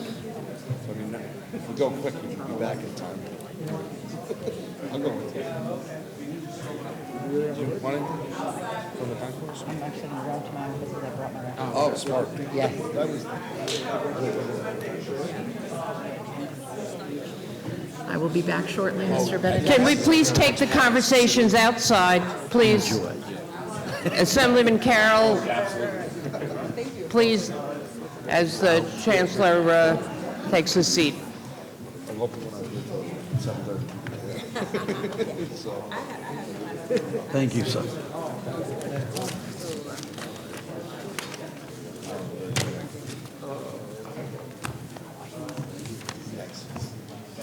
See you tomorrow. Yes. Well, we're all right. Mike, do you want anything? I'm running the concourse. No, I'm good, thanks. I'll be back in like 10 minutes. Cool, take your time. Okay, great. Please, I think you did. What? Okay. So, just to the other side, Chancellor. Other side.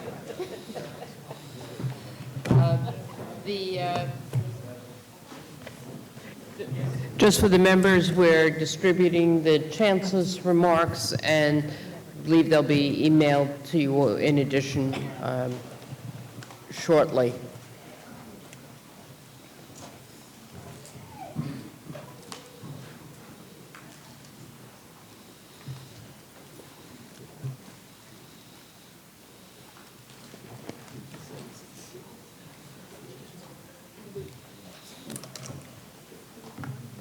What happened? No, thank you. No, I'm fine. Oh, he had to go. You have to go? He hasn't even sat down yet. Betty sat down there for 3 hours. I know.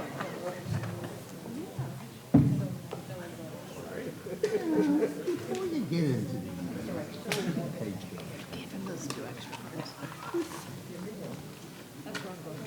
I understand. How are you? Good. Thank you for being here. You got no choice. But if we did have a choice, Chair, we would have been right here. Thank you.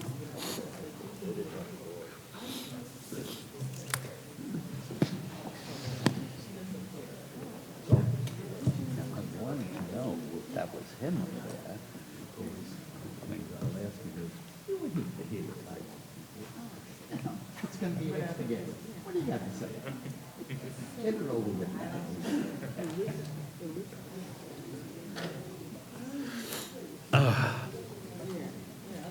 Hey, Bill. I know, it's on, isn't it?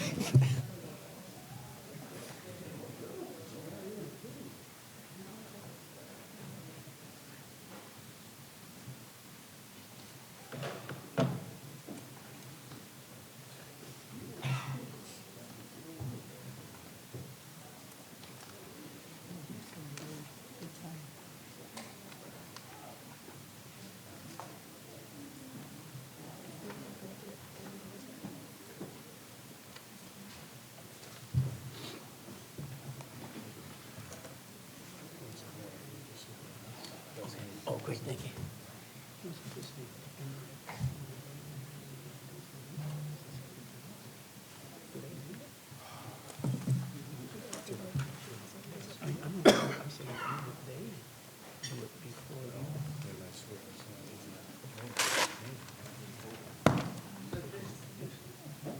Just a reminder, as we are about to get started with Chancellor Banks, to both the members and Chancellor Welcome being here.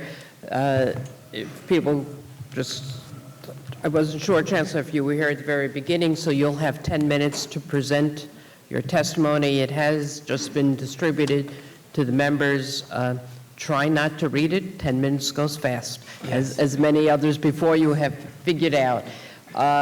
Then just a reminder both to the members and to the DOB individuals who are here that the time limit on the clock, keep an eye on it. It's both for the question and the answer. So don't wait till 20 seconds to say, what do you think?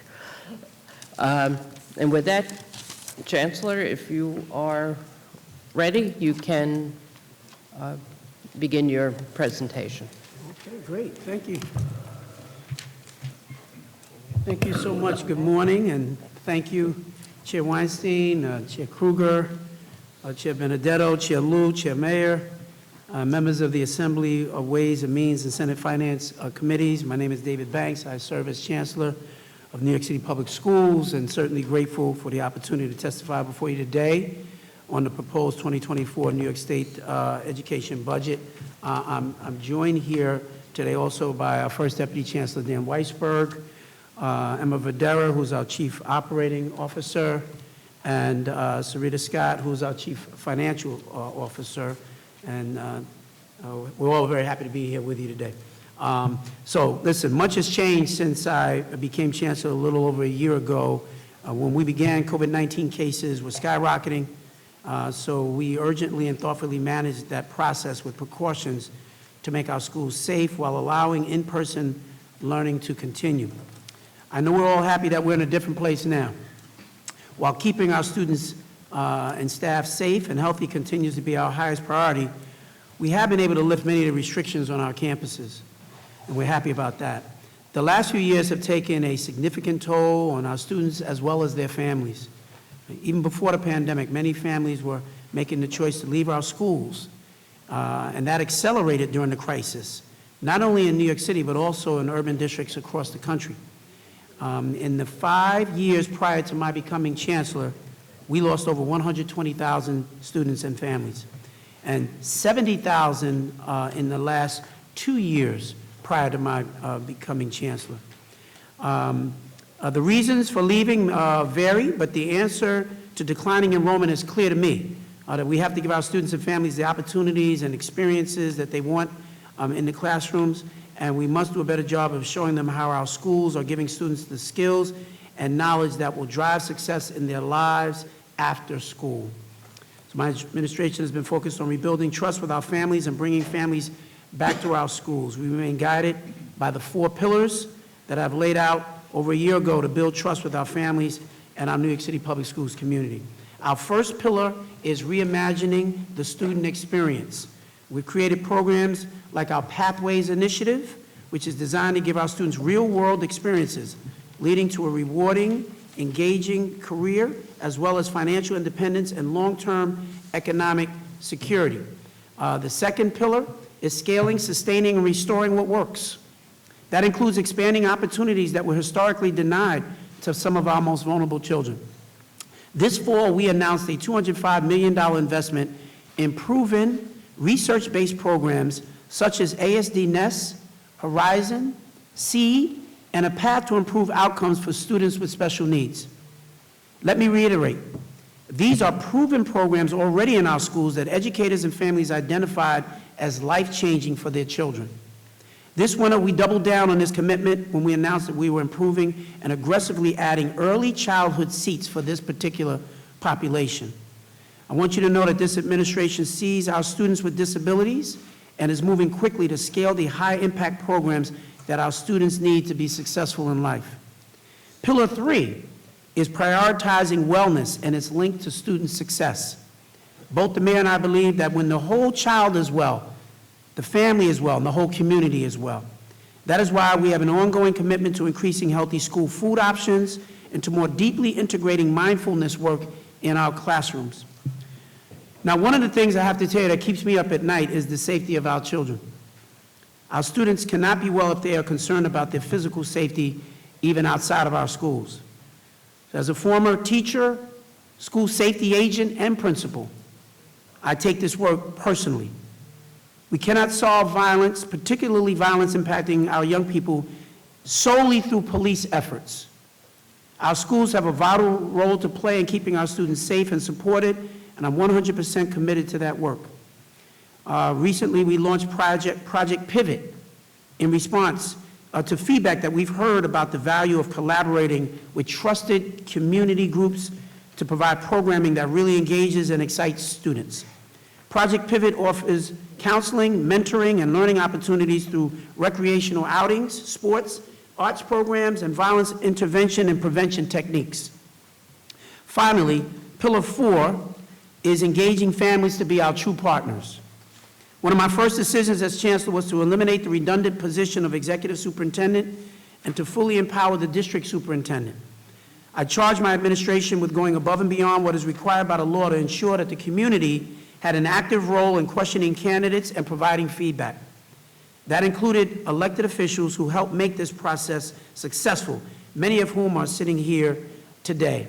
More recently, we made good on our promise from last spring to convene a working group of volunteers representing parents, advocates, union leaders, and school finance experts from across our city to recommend long-needed changes to the Fair Student Funding Formula. 2 weeks ago, we announced the outcome of that working group. We are proposing 2 important changes: adding funding weights for students in temporary housing and for schools that serve high numbers of students with high needs. These 2 changes are major steps forward in ensuring our schools are funded equitably, and they are the result of deep collaboration with our communities. Significantly, our decision to add a funding weight for students in temporary housing is the first to be implemented among the 5 largest school districts in the nation, and we welcome the opportunity for the state's foundation aid formula to follow suit. One area of our work represents all 4 pillars. Our work getting back to the basics of literacy and improving supports for students with dyslexia and other print-based disabilities. This work started with moving all of our kindergarten through 2nd grade classrooms to a foundation of phonics-based literacy instruction. For too long, our schools have relied on methods that work for some but not for many. Too many of our students were left behind and struggled to become fluent readers. So I'm proud to report that this work is well underway, guided by a literacy council of educators, parents, and experts. Building on that work, Mayor Adams and I announced the largest, most comprehensive approach in the nation to supporting public school students with dyslexia. For the first time, all New York City public school students will be assessed for risk of dyslexia, supported in their neighborhood school, and provided specialized instruction through the development of special programs and academies.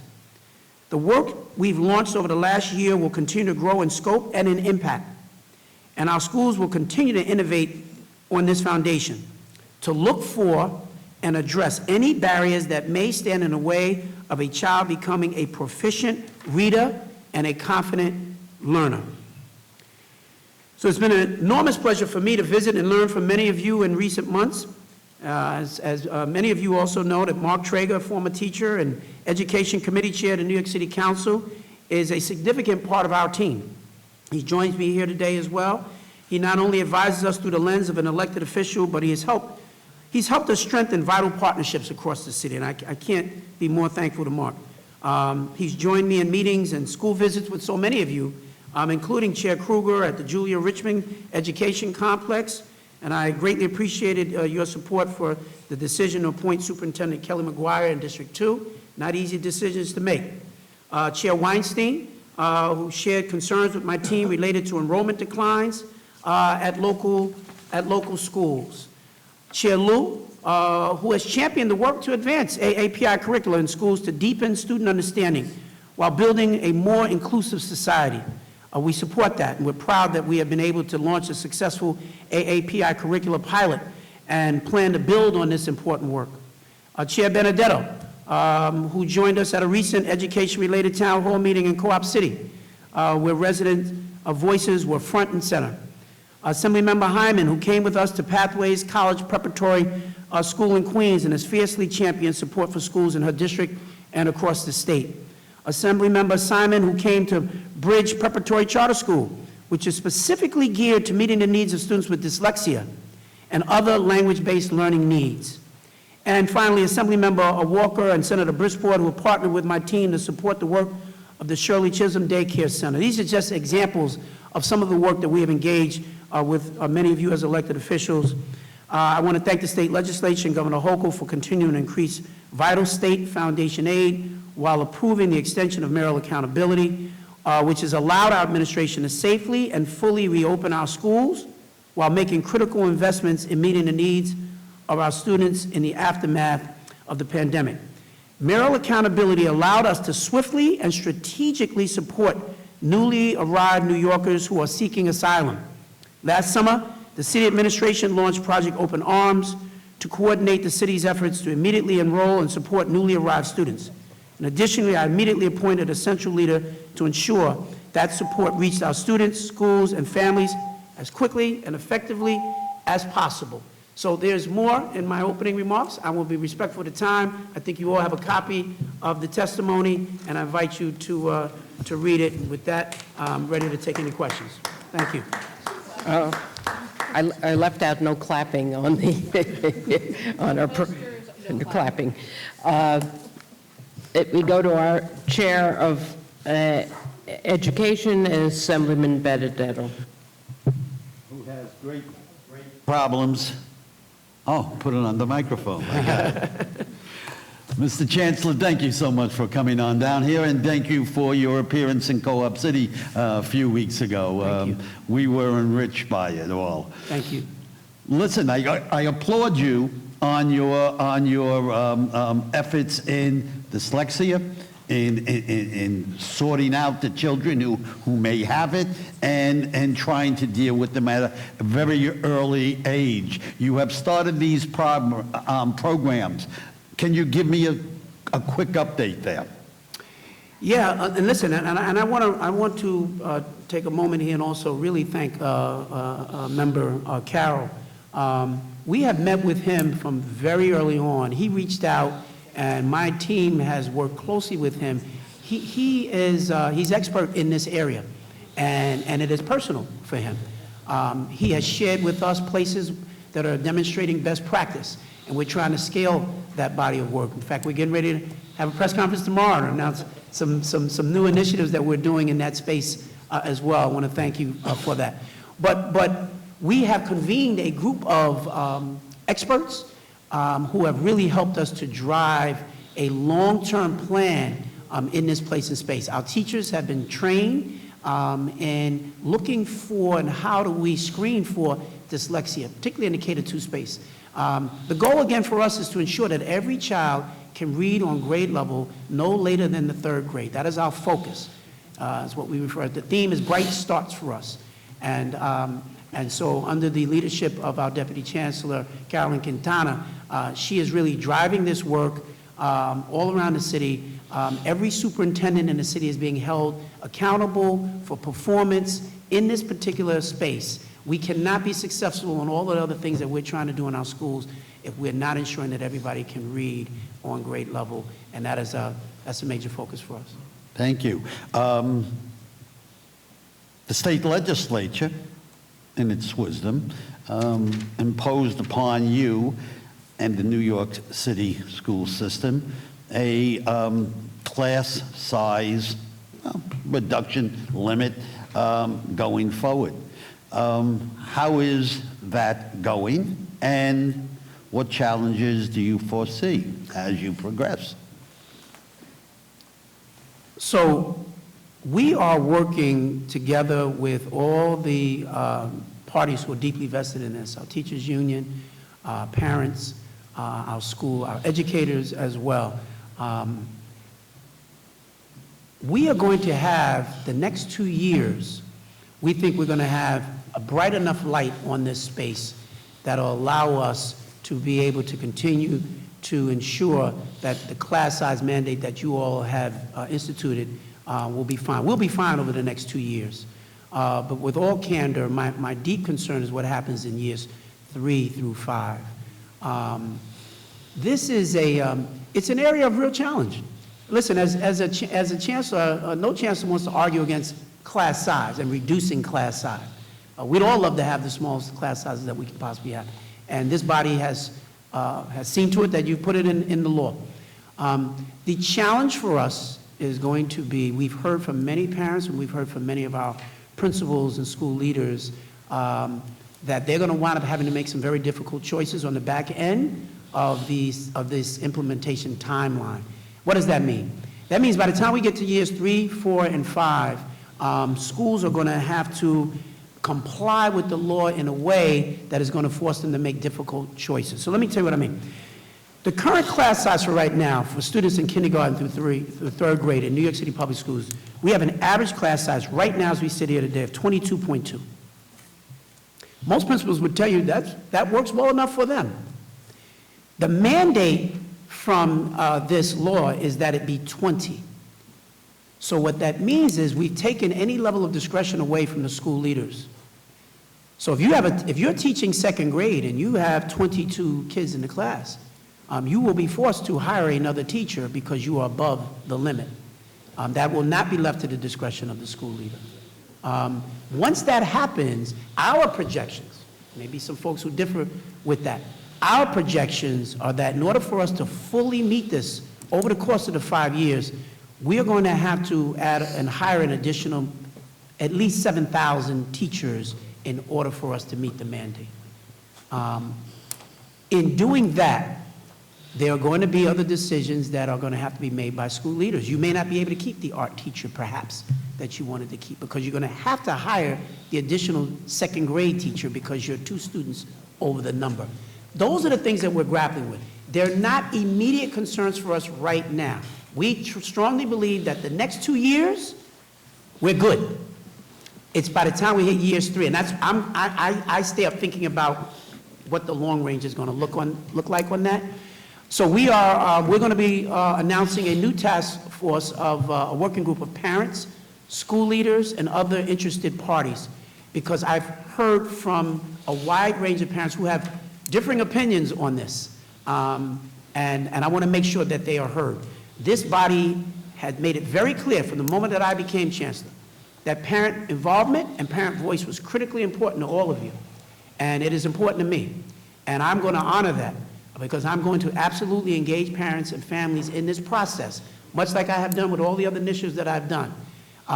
Many parents feel that they were not heard on this as this law was developed, but they're going to hear from me, and they will absolutely be at the table alongside me as we figure out the best way to implement this. So I would say that in the coming days, you'll hear further from me, and you will hear further from the community on how they think that we should roll this out.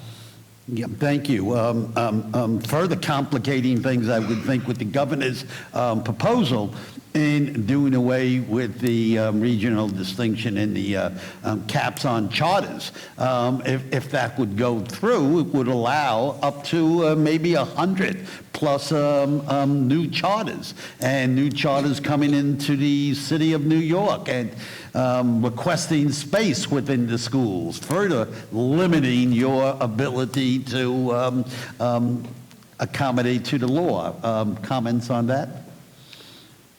Listen, I was appointed by the mayor to be the chancellor of the public school system, and with that, my overarching responsibility is, in fact, to the students of the traditional public schools. I've got great relationships with many of the charter school leaders around the city, and I have said to them on many occasions that my goal is that we figure out how do we work together, how do we share best practice so that everybody wins. I'm not interested in a system of winners and losers, and I think it's an old argument, and it's a tired argument in many ways of this fight, this pitched battle.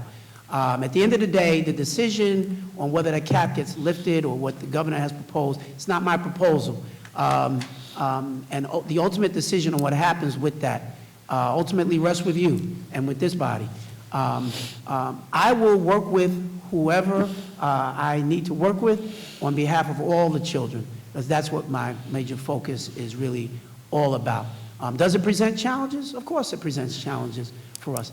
Anytime we do co-locations, they are challenges. There are challenges with co-locations of just traditional public schools as well. So the challenges always sit before us. But you know, this has been a kind of a pitched issue for many, many years, and in some ways I'm quite tired of it, to be honest with you. You know, I really spend most of my waking moments very focused on how I can help these kids to read. Whether we have charter schools, we don't have charter schools, or whatever we've got, 65% of black and brown children never achieve reading proficiency in this system. And I just consider that outrageous. And I don't want to have that attached to my administration or my name or my legacy. And so I'm doing everything that I can possibly do to solve for that. And I think that the existing charters can play a role in that. Many of them are doing a great job as well. But the expansion, lifting of the cap, all those issues are not for me. I know the mayor will be before you, I think, next week, and it's probably better for him to respond to that. In this system of mayoral accountability, I work closely with the mayor, and I take a lot of my direction from him with respect to those significant political decisions. I'm just going to do the best job that I can.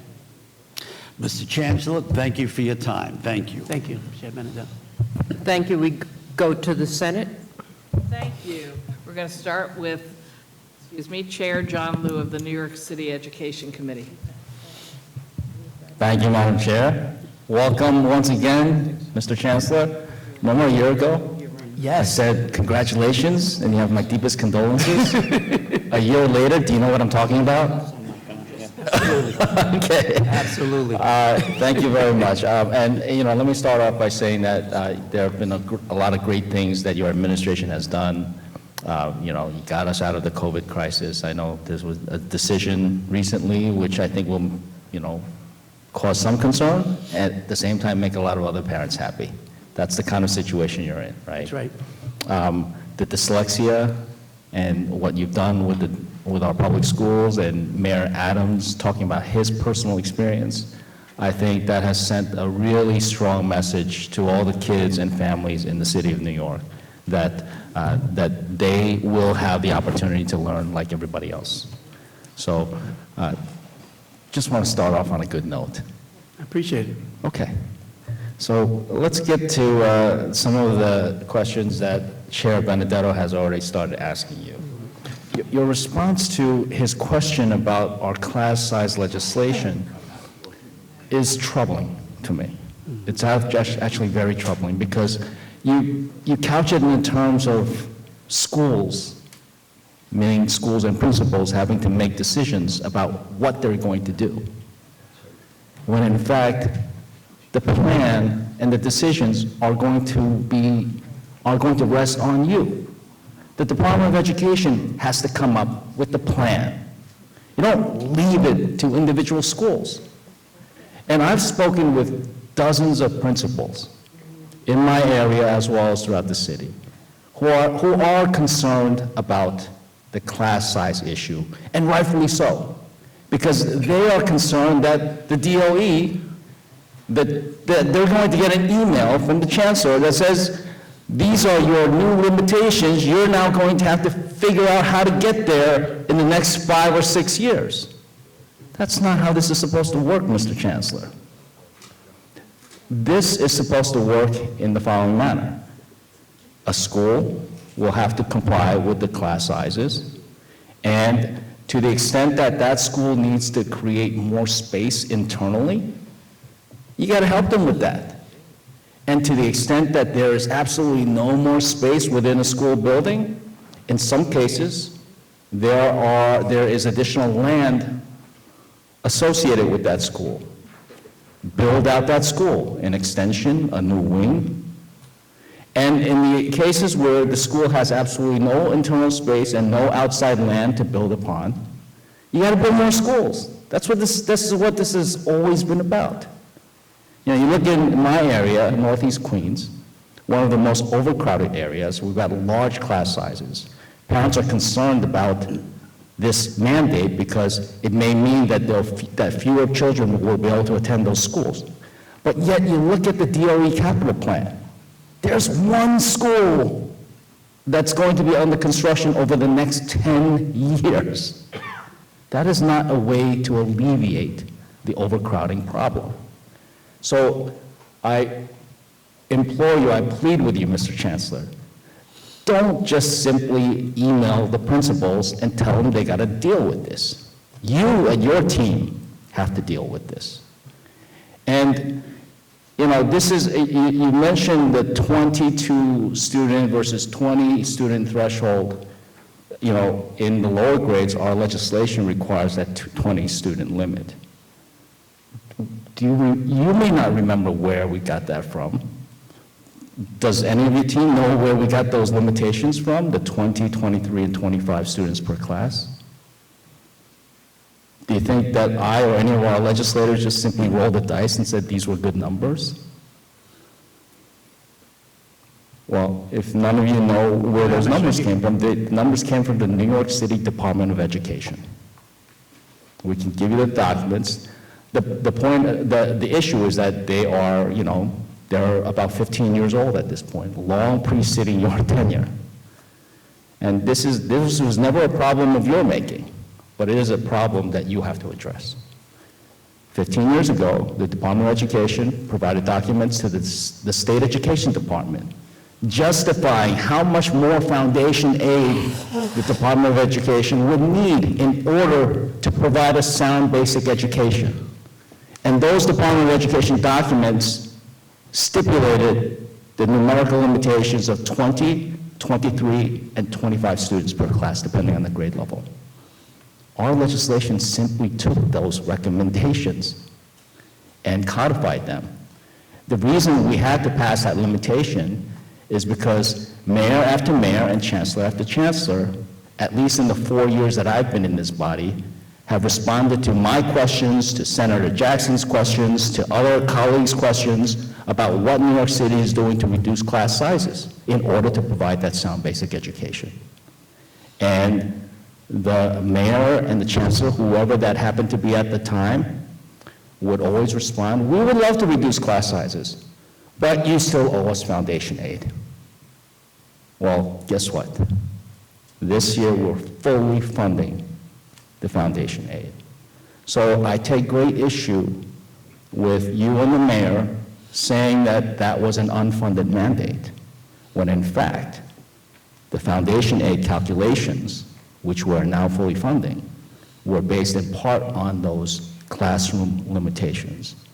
So I just, you know, I'll give you a chance to respond if you'd like, but I think this is an issue that the Department of Education and City Hall needs to really get its arms around and fix.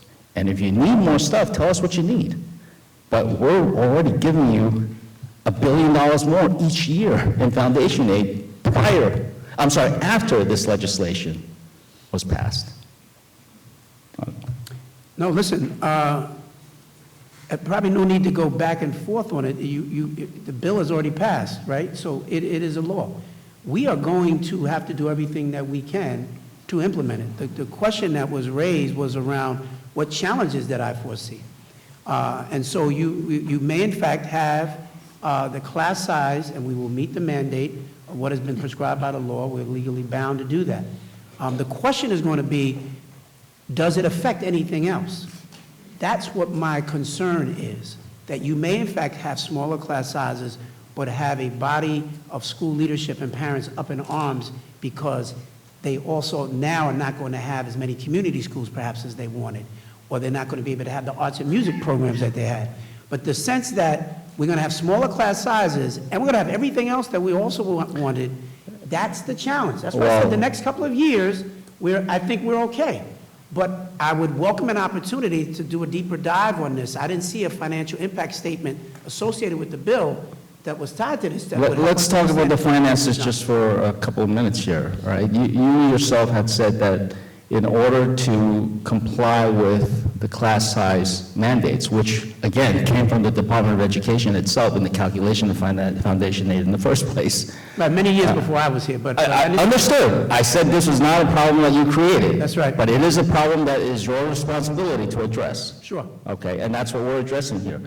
After the class size mandate legislation was passed, last year in fiscal 23, actually this year, that we're coming upon the end of, New York City got an additional $600 million in foundation aid.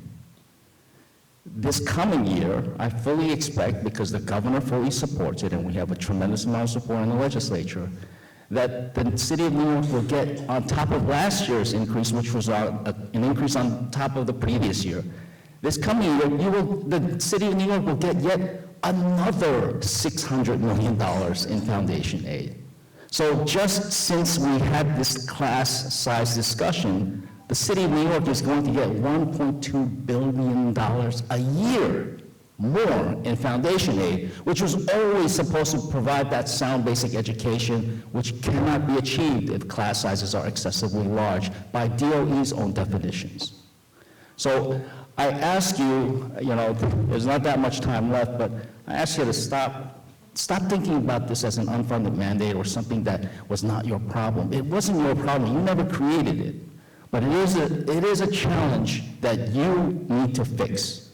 And I have every expectation that you're able to do so if you just simply get past the unfunded mandate idea and the issue, the idea that it's up to the schools to fix it themselves. No, they can't fix it themselves. You need to work hand in hand with the principals to make sure that the goals are achieved. And we will. We're going to do everything that we possibly can, and we're going to engage those principals and the parents in this process as well, for sure. Thank you. Thank you. Thank you, Madam Chair. Thank you. Next assembly. Joanne Simon, 3 minutes.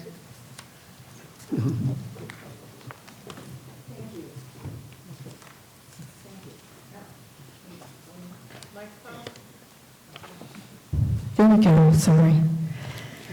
It's not as sensitive as I'd like it to be, the microphone. I have a couple of questions actually for you, and one of which goes to the issue that Senator Liu was discussing about class size, and the fact that there are no visible signs that the schools are doing anything to plan for this. Now, if you want to have some sort of study, you guys need to talk about that. So let me just say that. And the other thing I want to know is, I know there's been some training of people with dyslexia, and like a 2-hour introductory kind of thing. If you could tell me exactly who that was, whether it's the reading teachers, the reading coaches, whatever. And then the other thing is we've got half the school year gone by, but there have been no letters sent yet to families of students with disabilities letting them know about this new section in the IEP that was created, and the availability of those services for students who have really suffered learning loss through the pandemic. And so I'd like to know about the availability, what you're doing to tell parents about the availability of compensatory services and this new section that's going to be on all those IEPs.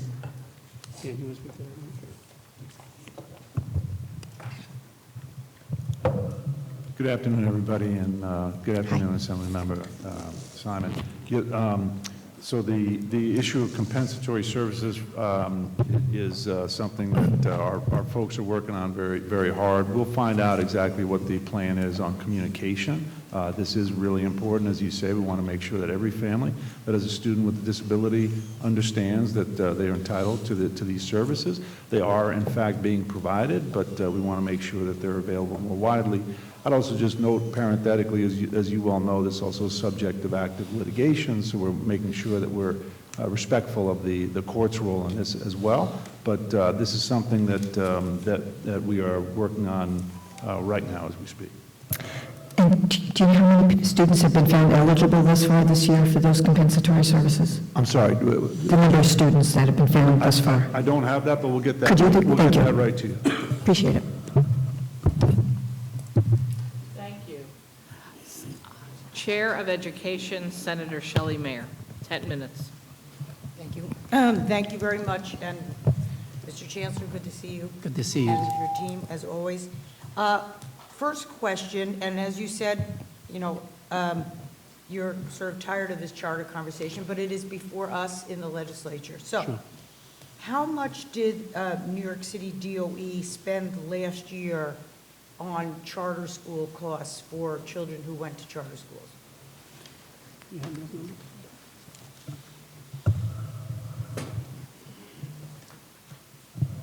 Can you hear me? Thank you. Yes. So we spent. No, I hear, but can you pull it closer? Sure. Is this better? That's better. Yep, so we spent nearly $3 billion last year. I cannot hear, I could not hear. Can you hear me? Is that better? That is Yes, better. okay. So we spent roughly $3 billion last year. Okay, just to follow up, so you spent, I think the New York City Comptroller said 2.9, so 3 billion is about it. And is that about 10% of the New York City DOE's budget? Well, the budget, our overarching budget is 37.6 Okay. billion. Yes. Okay, and with respect to rent costs that the city picked up for charters that you had to pay rent for, what is that cost for last That's year? roughly $200 million. Say it again? That's roughly $200 million. $200 million. And with respect to co-location, how many charters are co-located in traditional public school buildings?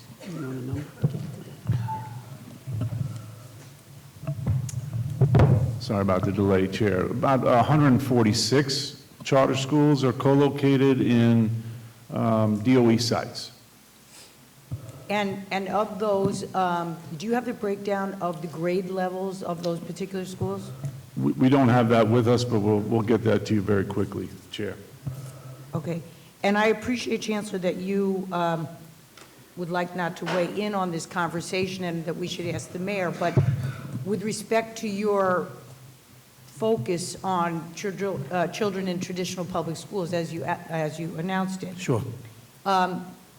Would you agree that an increase in the number of charter schools above the current cap would potentially impact the finances of the New York City DOE with respect to providing the range of services you have led on, and would minimize the amount of money you have to spend on those traditional public school students? Yeah, I think it does present challenge for us, absolutely. And so when I said I didn't want to weigh in, what I essentially meant here is that the ultimate decision around whether or not you increase the cap or lift the cap is not my decision, and that my focus is really on the young people that we're working on in the traditional public schools. But I visit charter schools, I engage with charter school leaders as well. I don't see this as an us and them for my purposes. But I do recognize the challenge that we do have, particularly as relates to co-locations of schools.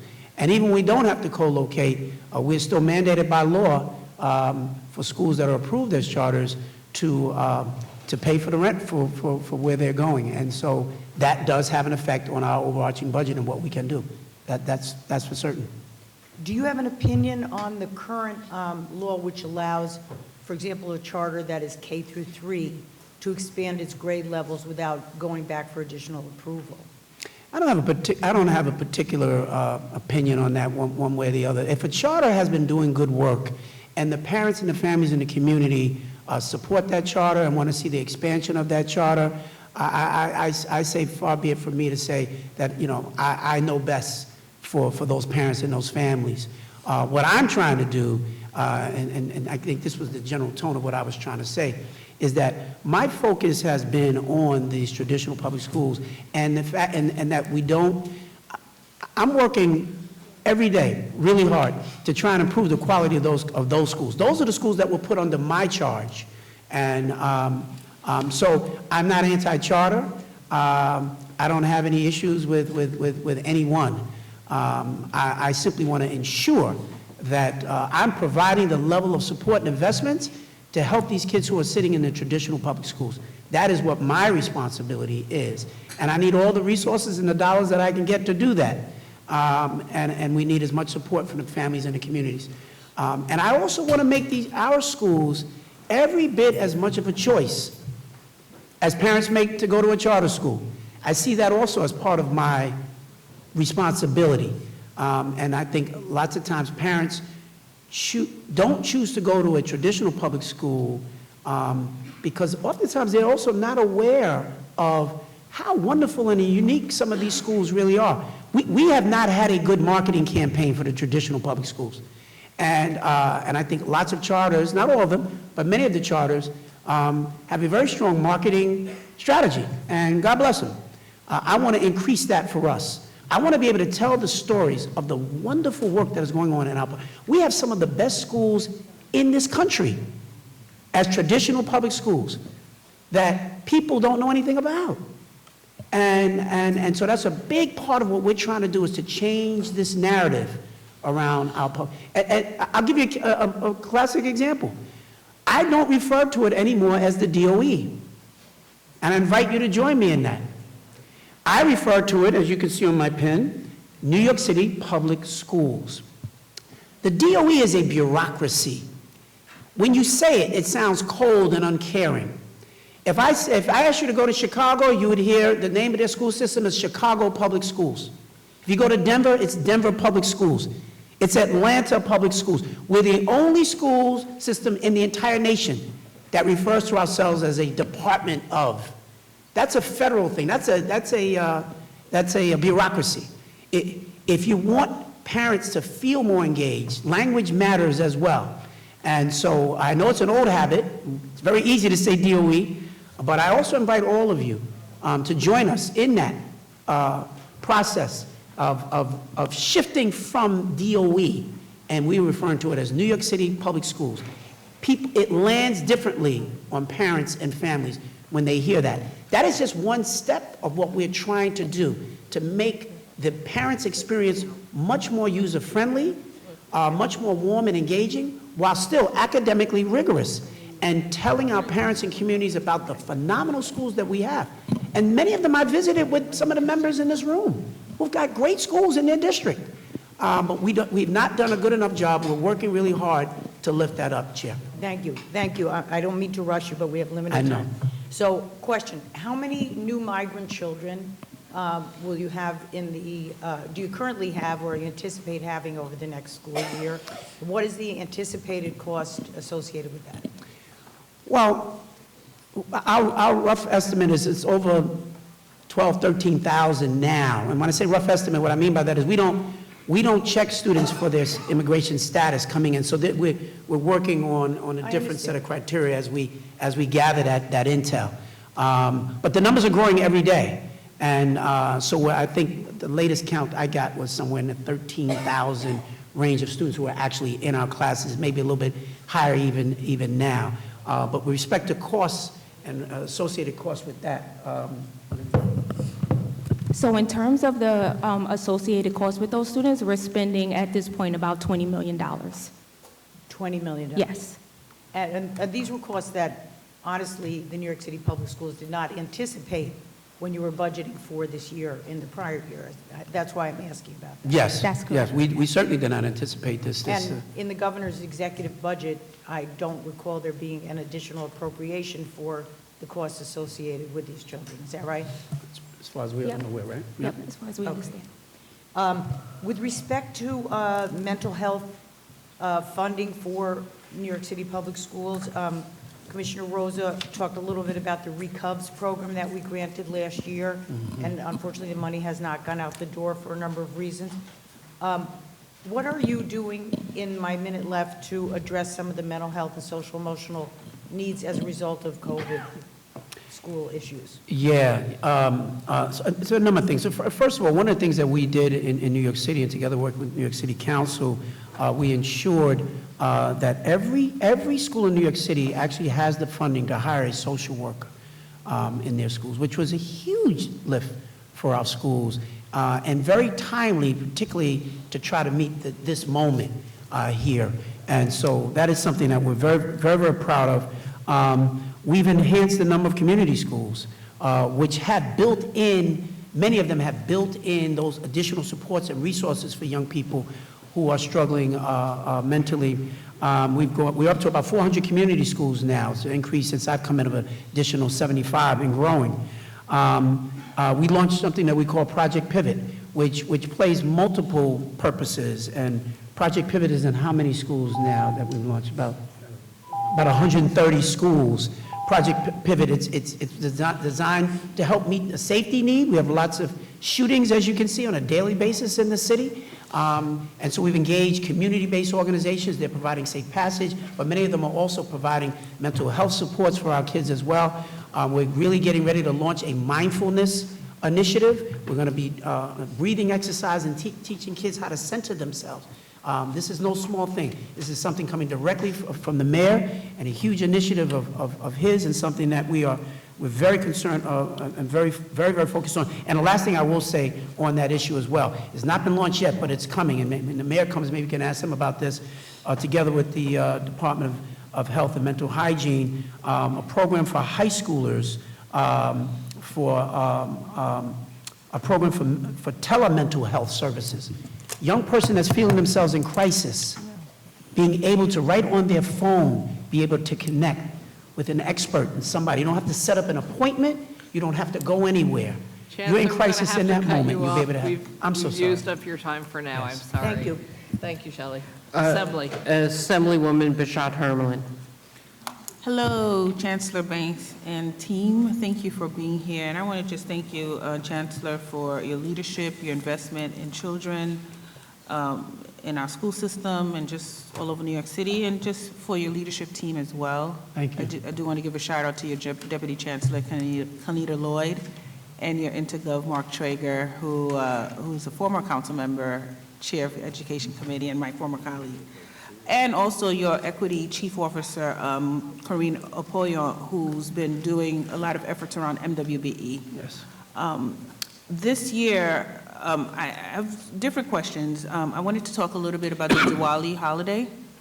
I know that there's support from the Department of Education as well as Mayor Eric Adams on Diwali holiday, and as you know, it's to be an official school holiday supporting Hindu, Sikh, Buddhist, and Jain to recognize that.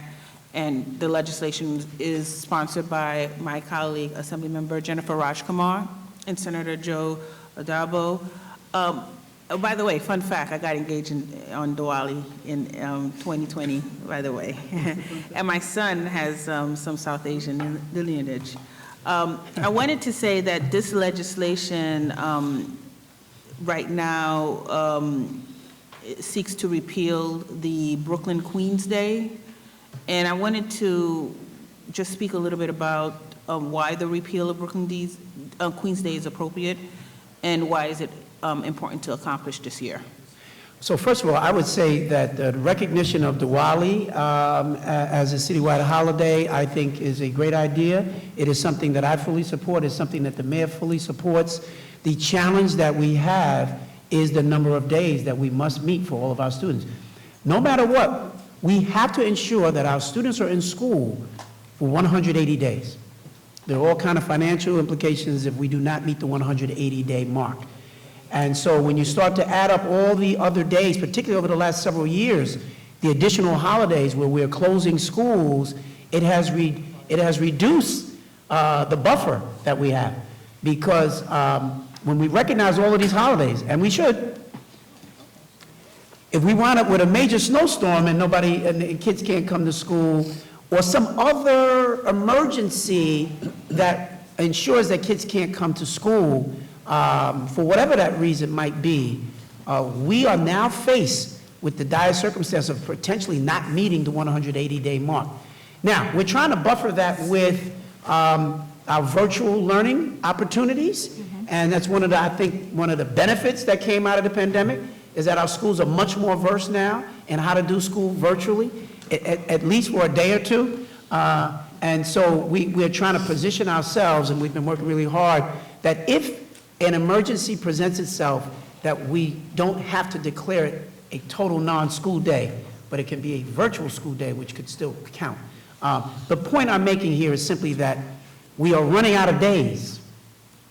And we took a look at Brooklyn Queens Day, also called Anniversary Day. You know, it's a bit of an archaic day that, you know, all the kids in Brooklyn and Queens love to have the day off. But I don't know that it has any much more significance than that.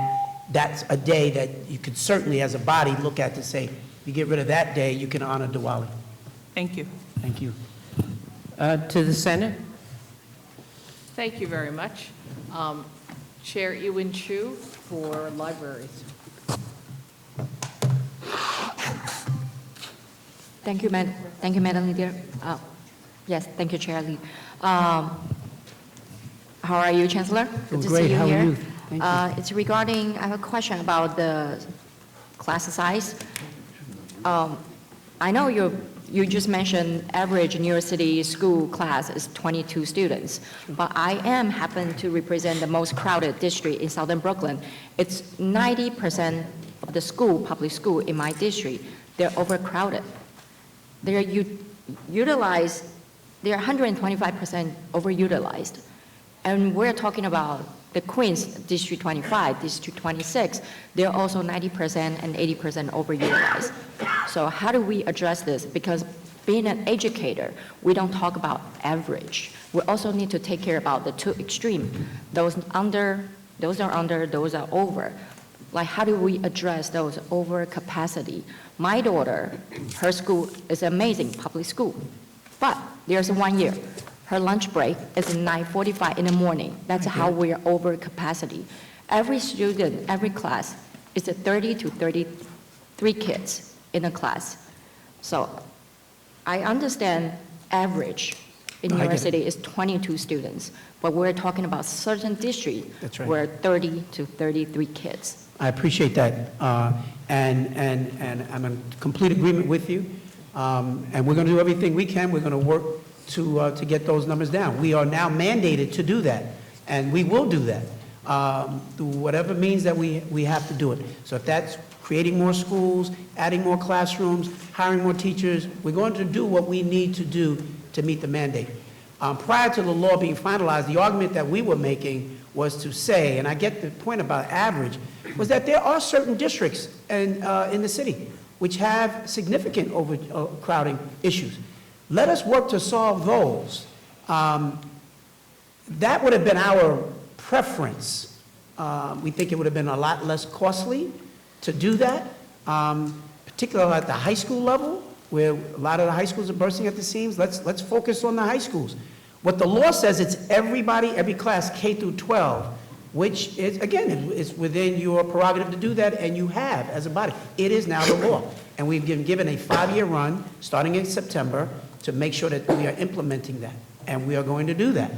I was just asked initially just around the challenges that were associated with it. And I think the challenges are real. I think ultimately, we're going to get the class size down. The issue is simply going to be, do we get the class size down and schools are going to lose other opportunities? And when you ask, when I've spoken to many principals, not all, but I've spoken to many principals who've said to me, and parents, class size is not an issue for us. We wanted to see the additional funding for arts programs and music programs.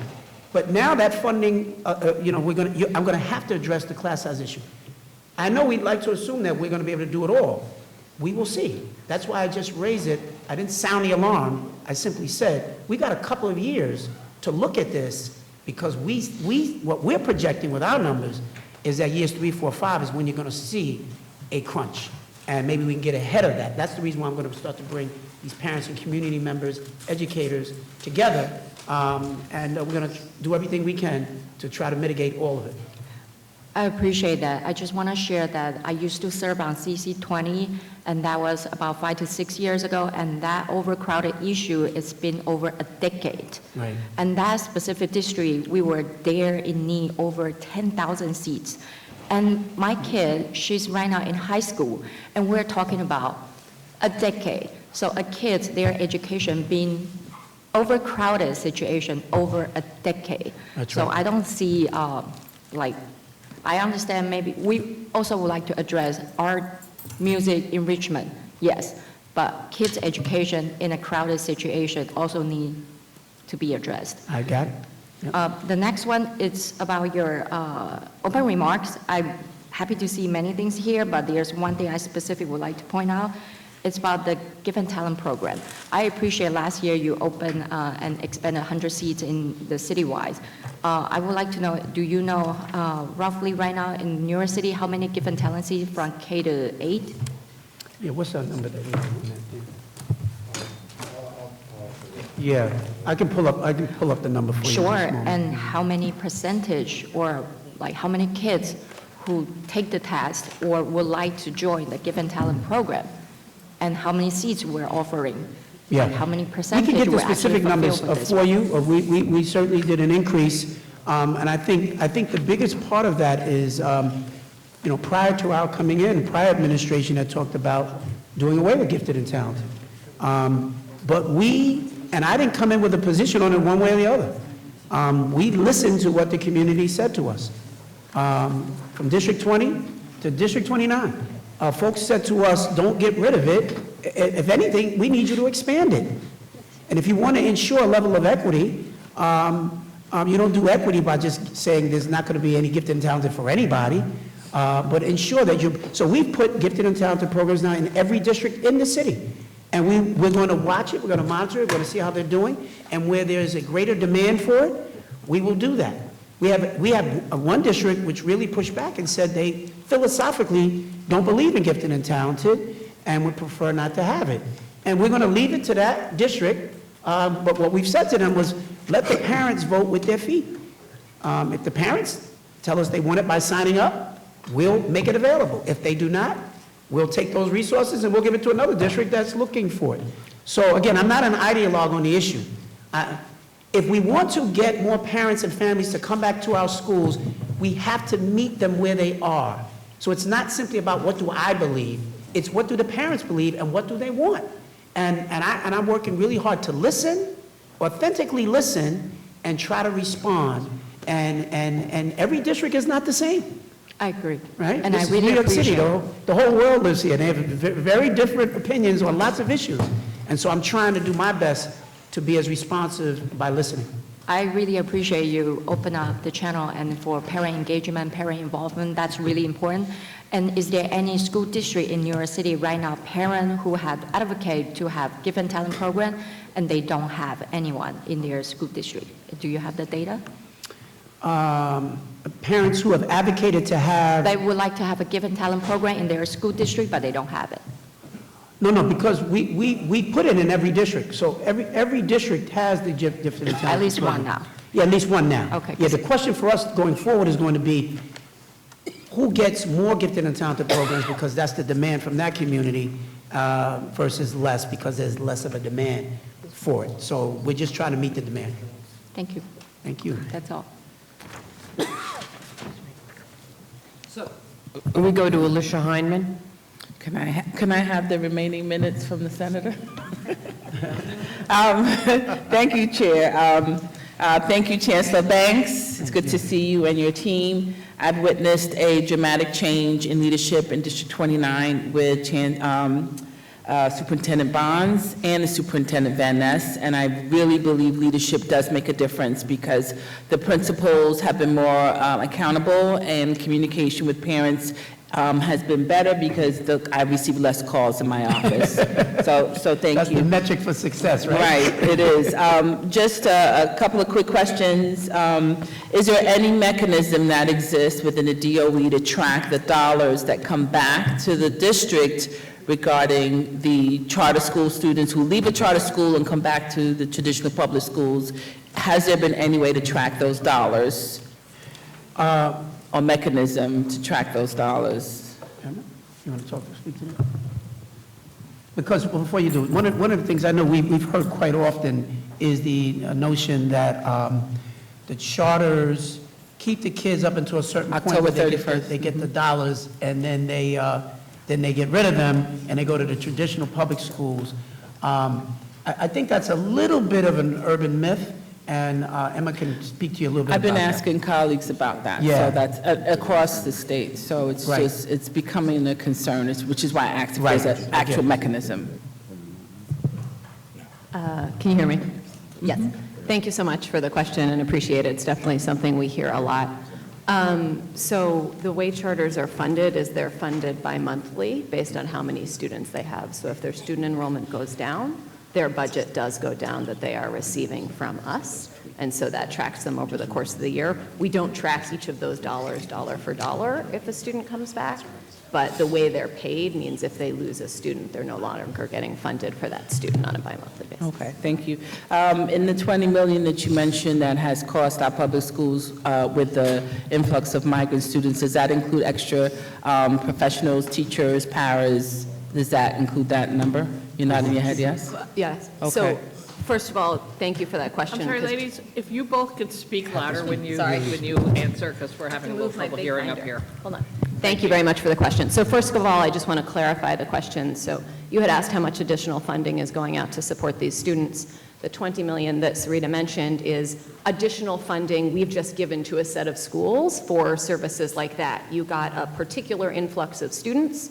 We will give you some money on top of your regular per pupil funding just to do things like hire dedicated staff or buy specific curriculum or books for those students. In addition to that $20 million, to your question, it's also true that each of those students receives a per pupil allocation under our formula, right? So the $20 million is just the money on top. But in addition, those schools do get a per student amount, and we think that's, as the Chancellor said, the numbers are hard to calculate since we don't exactly know, but it's roughly in the $80 million range. So that's the $80 million on top of the $20 million. Okay, thank you. My time is up. I'll refer my other questions to Mark and Katie. Thank you. Senate? Thank you. Senator Tedisco. 5 minutes. Thank you, Chancellor, for being here today. Got a question about, there's several different reasons why it's difficult for children to learn sometimes. They come home, I was a special education teacher. Kids had different challenges. They came from different homes. We're talking about making sure all our kids in our schools get fed lunch and breakfast. I think it's a great idea, an important idea. You can't learn if you're hungry. That's right. You can't learn if you're being bullied either. Right. I'm wondering, in your schools, how much of that is taking place in terms of bullying, violence related to that? What are the policies that are being developed or utilized to deal with it? And are parents involved at all in those policies? Yes, great question. It is not my understanding that we have a bullying problem. So what I mean by that is when there've long been cases where, kids can sometimes be very cruel to one another, right? And some of it is bullying and some of it is horsing around and not being nice. It looks different at different age levels as well. But what we have done in refining our governance structure and having these superintendents in place in the way that we do and the way that they convene their principals on a regular basis, the hot button issues are always brought to my attention of the things that we, at my level, really need to zone in on because they're deeply problematic. Bullying has not been one of them. I think our kids have come back after this pandemic with many of them demonstrating a level of trauma, but even just being back in the routinization of school has been very, very helpful to them. That's why getting our schools open was so critically important. The teachers who love and care for them makes all the difference in the world. But the notion of kids bullying other kids has not been something that for the last year or so that I've heard much about at all. And we've got protocols in place to deal with that. At the school level, parents are in fact notified if we have issues. The parents of a child that's doing the bullying, child who has been bullied, and we feel that we've got to bring folks together for some level of mediation around that. We do that. But it's not something that's reared its head as a significant problem for us. I'm sure we have it here and there, but not one that's an overarching problem. I believe the law in New York State defines that if a bullying incident takes place, the administration has to report it to the state education department. Are there any statistics or data on how many times this type of instance I'd have to check on that. That's not.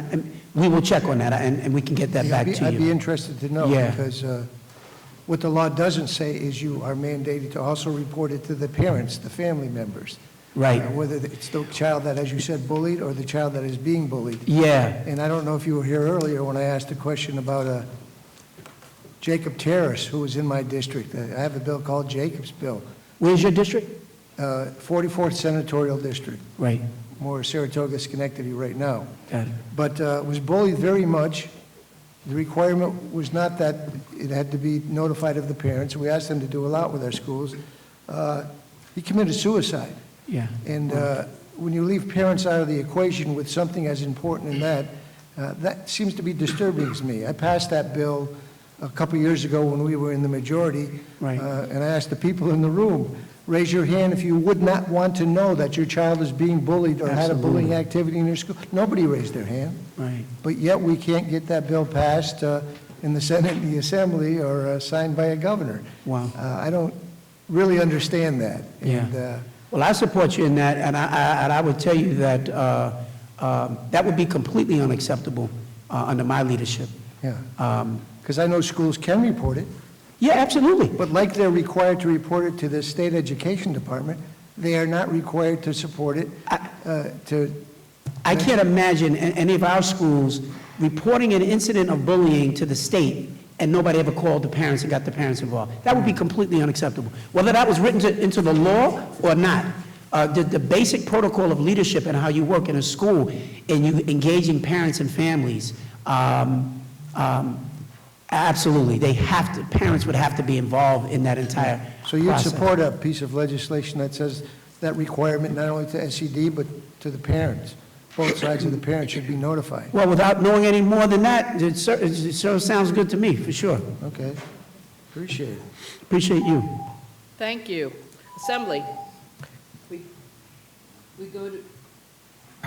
We go to Assemblywoman Jackson. Thank you.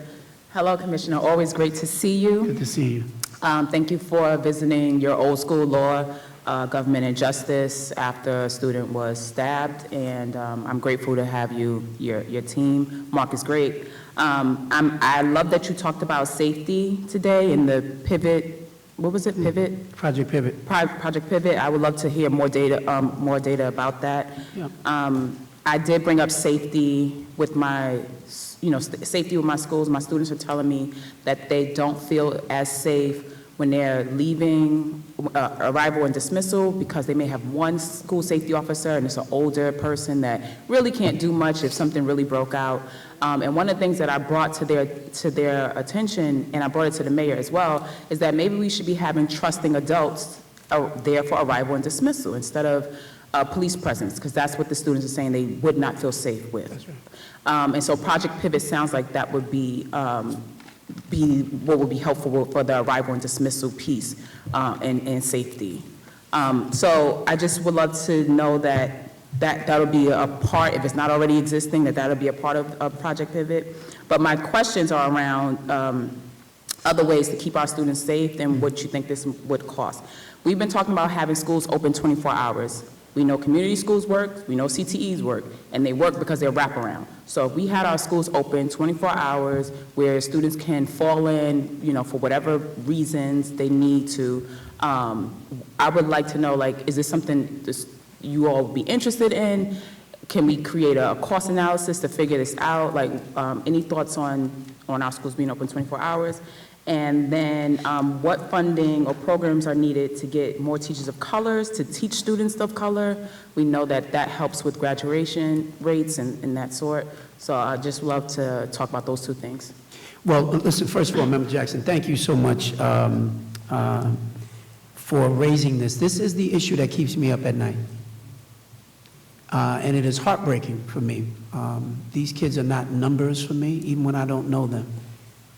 Every time I hear about another child that is shot or stabbed, it is beyond sad for me. It evokes a whole range of emotions that I have. I'm a father of 4 children, including my only daughter, who is a teacher at my original school, the Bronx School for Law, Government, and Justice in your district. My daughter, Aaliyah. And I go and I visit these schools, and I'm visiting these parents and the school communities. It is just, it's heart-wrenching of what is happening. And we're working really hard to try to get in front of this and figure it out. The proliferation of guns and the amount of guns and weapons. We have seen a significant uptick in weapons brought into our schools. Is my time over? Oh, gosh. Yes. Yes. Thank you, Chancellor. Thank you. To the Senate? Yes, for the Senate, we have Senator Robert Jackson. Chancellor, to you and your team, and I'm going to go pretty quick, though I have 3 minutes and I need 45. But, so my question is that there was a hearing at the City Council that there would be a gap of $700 million and that your team testified to. What is the DOE's plan to sustain the important programs that funded with that money? Social workers, you mentioned. I want to know how many social workers do you have in the system, and how much did you give to each district, each school to hire a social worker, and all the other programs, the psychologists and nurses and 3K programs. How are you dealing with that money? So that's number one question that I have. If you can answer that, and as quickly as you can, so I can get to my other question. Okay, why don't we start? Dan, why don't you start? Yes, sir, Senator. So I think you're referring to the stimulus money, which... Speak up a little louder, sir. Yes. I think you're referring to the stimulus money that is expiring. The money that you're allocating for every social worker. Yes, the money that we're allocating for every social worker, that is tax levy money and stimulus money. We're obviously, I don't have the amount off the top of my head, but there is a cliff coming that we're going to have to work very hard with each of you to make sure we preserve those services that are funded by stimulus. Okay, so you're anticipating that you have enough resources outside of that stimulus money in order to continue the social workers? Is that what you're telling me? Yes? We don't have them identified now, Senator. No, we would have to work on that. Okay, now, talked about charter schools, and if in fact, if the governor had a way, 100 more charter schools would come to New York City. And based on the laws previously passed by Bloomberg and Governor Cuomo, charter schools can expand, not in the same area, anywhere in the city as a result of that charter. So what would be the devastating effect of 300 new charter schools in New York City? Well, it'll have financial implications on us and our budget and our schools, that's for sure. Other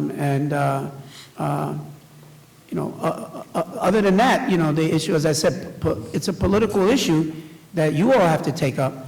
But will it have an impact? Of course it will. Okay. So also we talked about cutoff funding. People say that children are counseled out after 1031. And I would like for DOE and CSA and teachers unions in order to track every student that comes into the system after the cutoff date to see how many each year and how much is that costing us as far as money and how much is continuously staying with the charter school. That's important to me from an evaluation point of view. So I request that CSA, UFT, and the New York City Public Schools, not the Department of Education, do that statistics, please. Okay, we'll take you up on that. Thank you. Thank you. Thanks. Assembly. We go to Assemblyman De Los Santos. Good afternoon, Chancellor Bank. I can hear you. Good afternoon, Chancellor Banks. Welcome to Albany. Again, it's good to see you here. Thank you. I want to echo the same concern that my colleague, Senator John Liu, was alluding to as it relates to class size. You specifically indicated after year 3, there will be some complication in terms of the implementation of class size. In essence, you also highlighted that we may have to sacrifice some of the student resources classes in order to create space for class size. And to me, that's a great concern. We should not be removing student resources in order to bring another teacher. I believe there's enough money in the budget, as he clearly articulated, to not have to remove any resources from a student. So can you tell me what will be the associated cost to after year 3 for class size? We're looking at what our projections are, that in order for us to fully comply with class size, we're talking about another $1 billion that is going to take in years 3 through 5. But we're clear that money's not an issue. And that's not counting capital expenses to the degree that we're going to have to continue to build more schools and add the requisite number of additional classrooms. That's what we're looking at. But we certainly welcome an opportunity to sit and do some projections on this to see, what we can do to reduce class size and ensure that we're not losing anything else in our schools.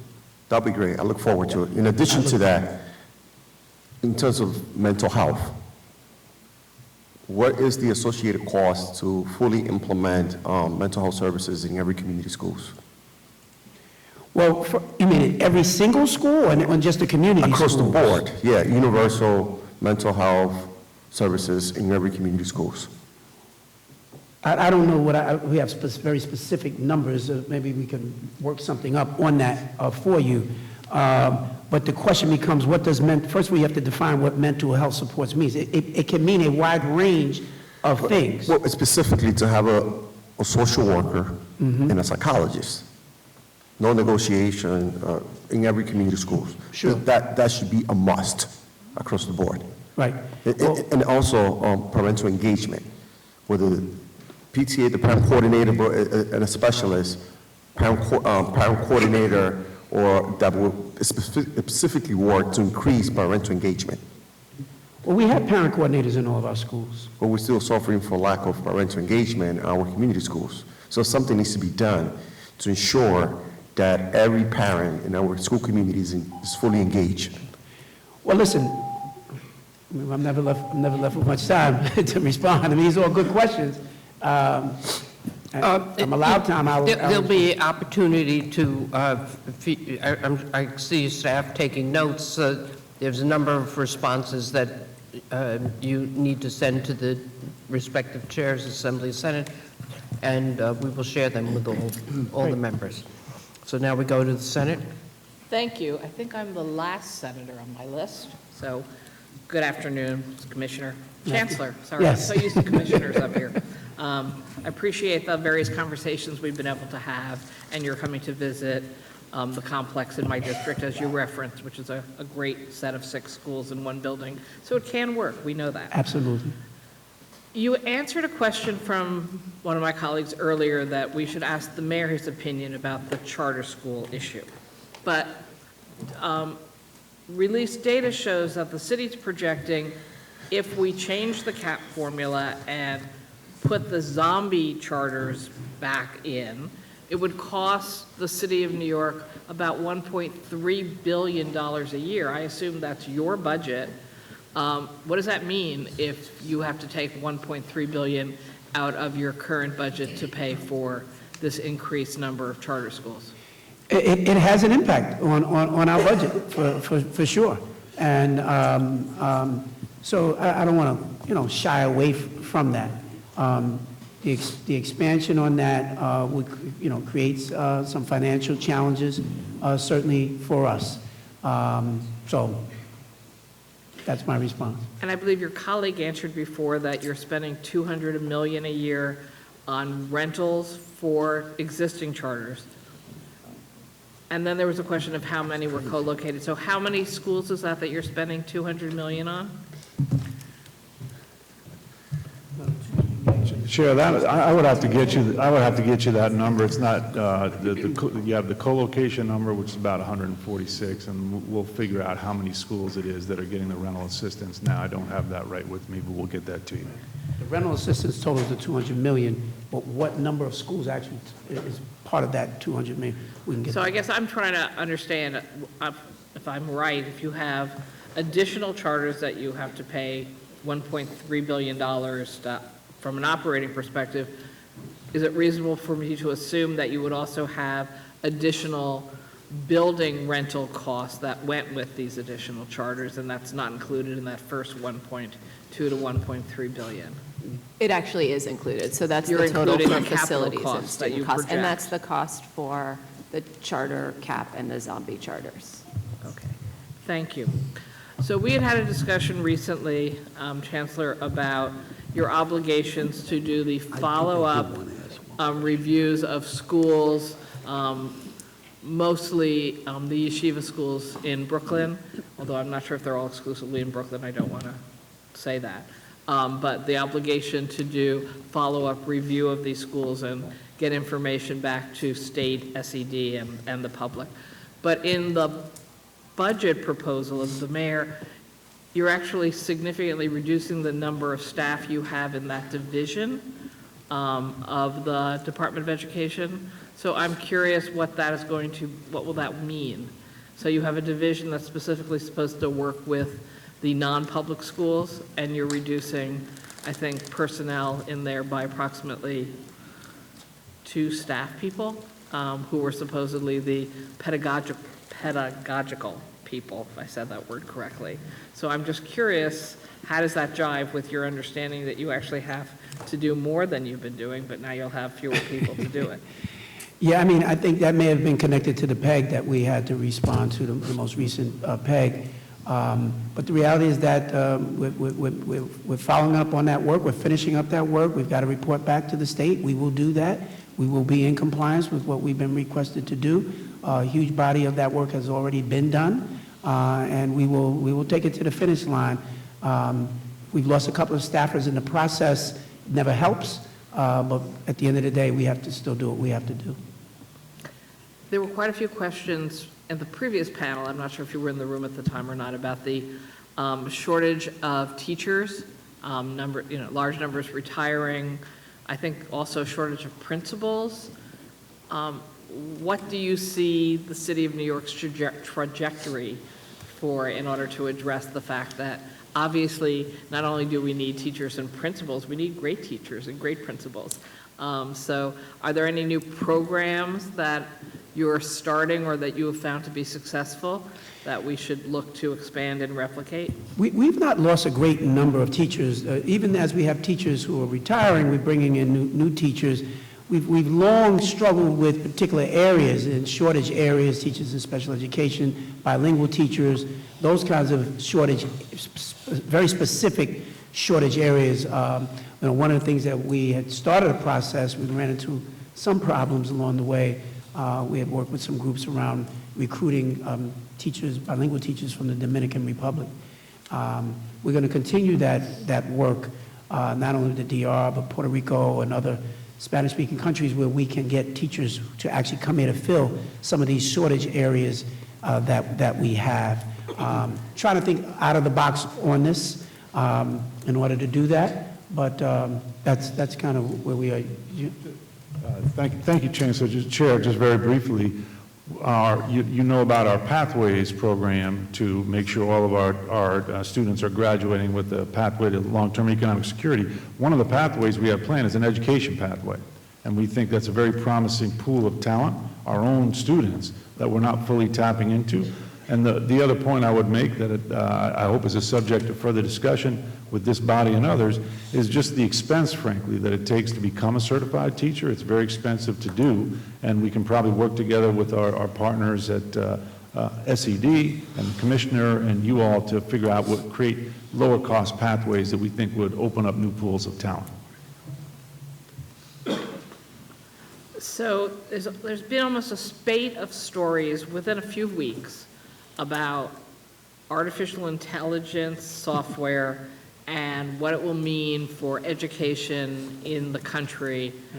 And I'm not even pretending I totally even understand what the issues are, but either, depending on how you read these stories, either we're bringing to an end our concept of how we educate our children, and we're facing a immediate revolution in what happens, or, and it's very, very bad, or if you talk to or read about the vendors selling this, it's very, very good. Clearly it is very good for them. They think they have something to sell us. But these are huge issues, you know, how we educate our children and perhaps ourselves. So where's the city of New York on this? Deep in research on it right now. We don't have the answers to all of this. These are emerging technologies, and emerging technologies can oftentimes be scary. You talk about something like ChatGPT, an artificial intelligence tool where you're an English teacher and you give any particular assignment. The students can just audibly go into this platform and say, write me a 5-page essay on this topic, and it will write an essay better than the teacher or the college professor could ever write. We have entered into a whole new world and a whole new space. At New York City Public Schools Central, we have placed some holds on the use of this technology within the schools, but we're not fooling ourselves. Kids are accessing it outside of school. They're accessing it at home. The teachers are already using it. And so I don't sit here today pretending to tell you that we've figured it all out. We are grappling with this together with our educators to figure out what is the best path forward. It could ultimately turn out to be a great thing. We do not know just yet. If school exists for the purpose of helping to ensure that there's a body of knowledge that our students ultimately have, we have to work to put certain guardrails in place to make sure. Because if all you need to do is pose the question and put it in your phone and use that as your body of work, then that's not what we consider a true education for the particular individual. So to be continued is really the answer. We are studying this as we speak and trying to figure out how to get wrapped around it. And the schools, yeah, and you're right. I mean, you know, while we have kind of put this official hold, individual schools can opt in, but we don't have a system-wide answer on this just yet. So they can opt in to use this somehow as part of the teaching curriculum, Yes. but not opt in as telling the kids, yeah, get the machine to write your paper for you. Right. We're not doing that. And the vendors themselves are reinventing this stuff every day. And they're putting out some of their own guardrails so that even when the work is produced, it'll demonstrate that it is a CPT-produced document, that students could not forward it as though this was their own work. And they've done this within the last, 60 days. So it is still moving and growing and developing, and we're all learning as we go.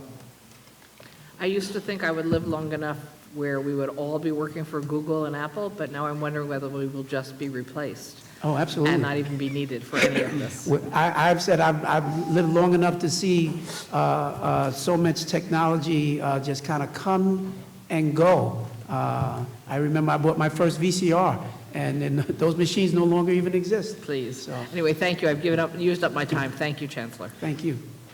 Next, we go to Assemblyman Colton. 3 minutes. Good afternoon, Chancellor. Afternoon. Welcome you coming here to Albany as the Chancellor of the New York City Public Schools. And I think it does set a tenor and a tone, which I think I appreciate very greatly. I also identify and appreciate with your comments regarding Mark Traeger as part of your team, because prior to being in the City Council, he was part of my Assembly staff team for 10 years. So I have one question I wanted to ask, and basically, I was a New York City teacher for 11 years, and during that time, I taught an IGC class in 5th grade. And I'm happy to hear that these gifted programs are being extended to all schools. I think that will be very beneficial. It will help meet needs of children, no matter where they are, no matter what, where they come from, they Certainly to help all- meet their needs. To all districts, yeah. Is there any update in terms of the possibility of expanding specialized high schools? Because I know in my school, which is in District 13, many students were reading in especially the IGC classes, years above grade level. They passed the SHSAT, and in fact, the majority of students in Brooklyn Tech at that time was basically minority students, African American and Hispanic students. So is there any possibilities of expanding the specialized high schools? That's something we have absolutely been looking at. And again, to respond to requests that we're hearing more from our communities and our parents in our communities. And so it's all on the table for us. Additional schools, additional programs within schools. There are costs that are associated with all of this. And so we've always got to weigh the benefit of doing that, which might prevent us from doing something else. But it is all on the table for us. I certainly appreciate you Yeah, I think raising that's it. very good. And as I said, the dyslexia program initiative, I think also is an example of how we need to meet the needs of all students. And your administration has been moving in that direction. So Thank I you. certainly appreciate that very much. Appreciate you. Thank you. Okay, thank you very much. Assemblyman Carroll. Good afternoon, Chancellor Banks. I don't know if the folks here really realize how revolutionary your approach to literacy education is. But I wouldn't be doing my job if I didn't ask to be a little more revolutionary. And what I would love to see from what you've done is to finally put to bed the disproven and the poor whole language curriculum that is still being used in too many of our schools. Yep. We know that 3Qing is bunk. We should say it out loud, and we shouldn't allow any single school in New York City to implement it. Can you right now say that we're going to ban 3Qing and whole language from New York City public schools? That's where we're going. That's where we're going. I think that the whole language approach has done a disservice to many of our kids over the last couple of decades at least. And so this whole notion of the science of reading and what we're doing in this place and space, this is central to everything that we're doing as an administration. And the reality, Assemblyman, is that people are waking up and recognizing this all across the nation. I've met with superintendents across this country who are on the same page. I do get some pushback from some schools who have been using this as an approach and feel like it works for them. So I've not tried to simply have a one-size-fits-all, but I will tell you, this is our major focus area, this is our priority, and we're going to continue to drive this until we reach the point where every single student in New York City has the benefit of the right approach to the teaching of reading and how they learn how to read, because if they do not, nothing else that we do even matters. And you know that structured sequential literacy works best for all students, not just students who have phonological awareness issues or dyslexia, but every single student. The studies prove it. I know you know that. We need to shout it from the mountaintops. We need to make sure folks hear it, because we are hurting all children when we use whole language, and you and your team will lead the nation if you are able to root out this cancer in our public schools. It has destroyed hundreds of thousands of lives. If you can't read, it destroys your life. You can't be about equity or justice if you're not about teaching children to read. I know, Chancellor Banks, you and I agree on this. That's right. We talk about this. The final thing I'm going to say, though, is that I hope that you keep partnering with schools like the Windward School, the Gateway School, the Gaynor School, the Churchill School. These schools for 50 years were in the wilderness, helping children who were pushed out of our schools. Please make sure you keep them into the fold. Please make sure you keep learning from them. They are real guideposts and bright lights. We need them. We need to help them. I thank you for the work you do. I know how courageous it is. I know how difficult it is. Thank you, Assemblyman. I appreciate it. Amen. Thank you. Senate? Thank you. Senator John Liu for a 3-minute second round. Thank you, Madam Chair. I didn't get a chance to say this before, Chancellor Banks, but thank you for your embrace of the Asian American community and including our history in the curriculum in New York Public Schools. Last year, we announced that there would be a pilot program. A couple of weeks ago, you announced that the pilot program was successful, and you're going to implement it across all public schools this coming September. That's right. Awesome. Absolutely. I also really appreciate Assemblymember Rodney's Bichat's questions to you and your responses about the Diwali holiday. Yep. It's a super important holiday. Absolutely. 200,000 students and their families celebrate it in the New York area. It's a lot of people. I just want to be clear that I heard clearly that you're committed to making that a school holiday if we pass Assemblymember Raj Kumar and Senator Joe Adabo's bill to take away the Brooklyn Queens Day. Oh, absolutely. I think the mayor and I are fully aligned on this. And again, these are the decisions that are driven by the mayor, okay? And I just want to say that. Well, I sit here as chancellor, but when you have a system of mayoral accountability, the mayor and I are aligned. And so the mayor has made it a clear priority to see this holiday happen.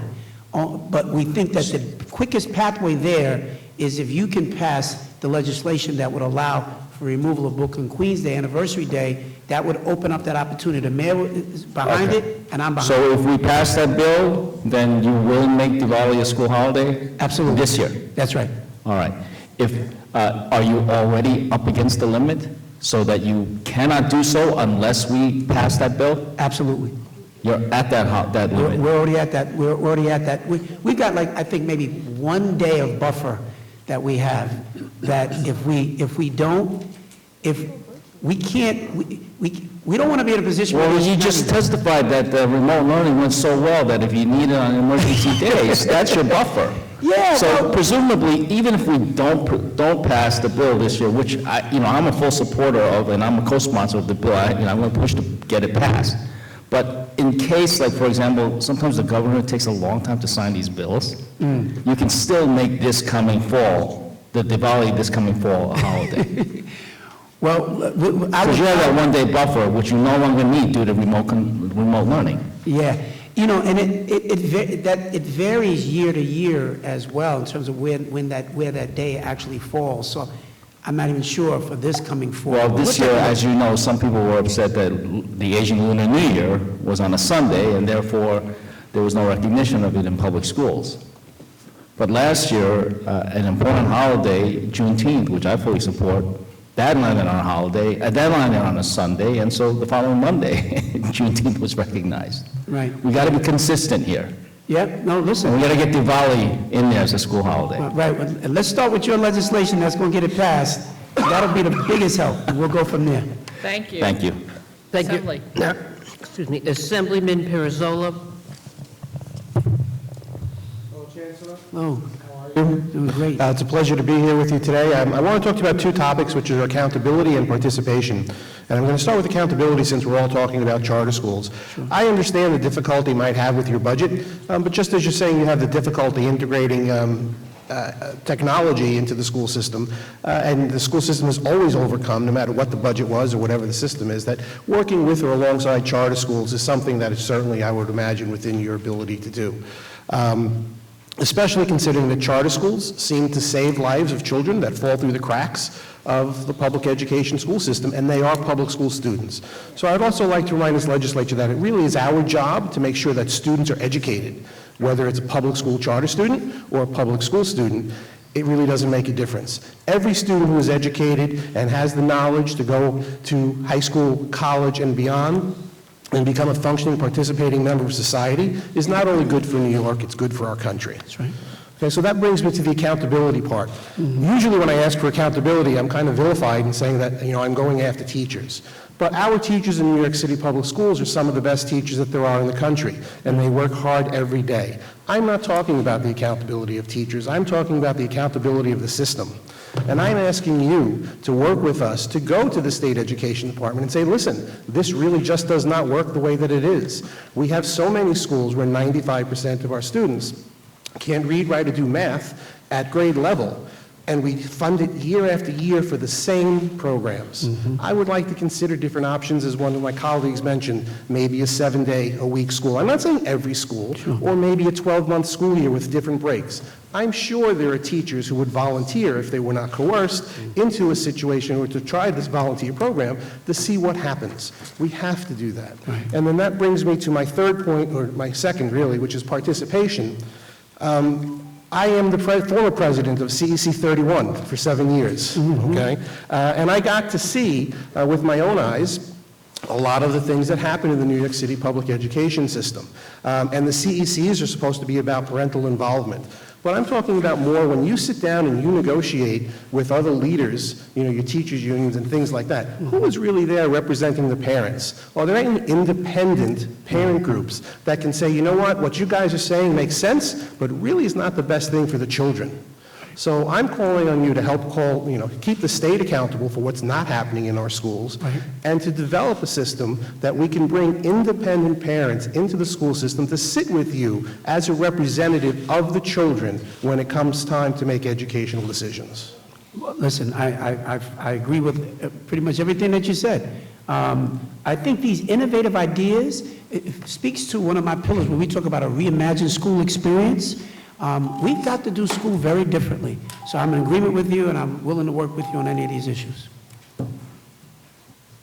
Thank you. Senate. Thank you. Chair Iwin Chu for 3-minute second round follow-up.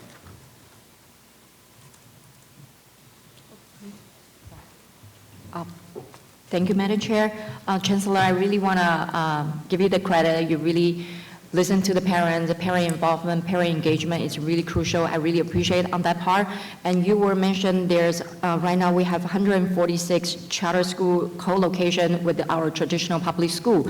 So obviously for those parents who enroll to those charter school, distance is not the option, is not the question, right? It's not because the school is too far, it's not because the distance, it's definitely because their co-location, one side, two school, running, providing different service, different program, different resource. So what do those 146 traditional public school, they don't have compared to those charter school? So the student and the parents made their decision to enroll their student in the charter school. Like if there's anything we can get the feedback, the resource, the program, the service we don't have, our traditional public school, especially from K to 8, maybe that would be something we could improve our school, especially for those 146. That's a lot of school. No, absolutely, I agree. And I think, one of the things that we can do from the very beginning is what Assemblyman Carroll has been talking about. If we have a very different approach to how we are teaching our kids to read, and we can ensure that they can read from the very beginning. In a lot of our traditional public schools, we've got a lot of kids who are just showing up grade to grade. They're not on reading level. And the charter schools, and there's a wide range of charter schools. So sometimes we say charter schools. There's no one charter school that speaks for all the charter schools. There's a wide range of charters, and some of them are really successful, some of them are less successful. And similarly to traditional public schools as well. We've got traditional public schools that parents are lining up to get into as well. High demand, regular public schools. So I don't want to make, I want to push back a little bit on the idea of like everybody's lining up just to go to the charters as though the traditional public schools, there's no interest. Parents decide on very specific schools that they're interested in. And I'm sure all of you within your own districts can point to very specific schools that parents are very focused on, and they guard those schools because they love those schools. Some of them are charters, many of them are not. I want to make sure that we can share across. That's one of the things I'm really trying to figure out, how to get all of us sharing, charters, traditional, big schools, small schools. What are the best practices? I've hired someone to lead that body of work. It's what we call scale, sustain, and restore what works. Taking the best ideas and the best practices and making sure that everybody's learning. Shouldn't be a secret. If there's a charter school in Queens that's doing a great job, why are they doing a great job? What is it that they're doing? We want to be able to take what they're doing and ensure that every school has access to that. And schools have worked for far too long in silos within just the four walls of their school. We want to change that. Thank you. Assembly. Assemblyman Nardilla. Thank you, Madam Chair. Chancellor, it's a pleasure to meet you. Thank you for coming to Albany. I know how far the trip is from New York City, so I commend you for it. I represent a district that is very diverse. So I represent Long Island City, Sunnyside, Woodside, Maspeth, Ridgewood, diverse in culture. And in this budget, in this proposal, there's specific allocation for pre-K programs, predominantly UPK, Universal Pre-K. With the influx of migrants coming, with the diversity of our city and in our borough, is there a commitment from the DOE to expand pre-K dual language programs? You know, one of the things we've been trying to do is we've been working really hard to try to right-size a lot of the stuff that we're doing, particularly in the 3K space. You know, we've had, was about 40,000 seats that are just empty seats that we've been paying for through a lot of our providers. And we're working really hard to turn that around and change that and make sure that we're allocating the dollars where there are real bodies and real seats. We see this as a birth to 5 continuum, and we want to make sure that the dollars are absolutely aligned where the need and demand in a particular community really is. So we're very committed to that. The challenge around 3K, quite frankly, is that 3K was built on stimulus funding, you know, and so as these dollars are going away, again, these are the hard choices. You know, I try to avoid these kind of rhetorical conversations, and I'm looking at real dollars and saying, how do we continue to fund certain programs that were not built on, you know, taxpayer levy dollars, but stimulus dollars. We have a lot of programs that have been funded by the stimulus dollars, which are going away, and trying to ensure that we are ready when that happens. So, you know, when I talk to parents and families, and they say parent engagement, oftentimes that means, you know, they want what they want, right? And as long as you get me what I want, then I feel like I've been engaged. But if we can't support particular programs, it's, you know, there's no parent engagement. We're not being engaged. So my definition of engagement is that I'm listening to everybody, and I'm hearing the best thinking, not only around what the problems are, but what they think potential solutions, in fact, could be.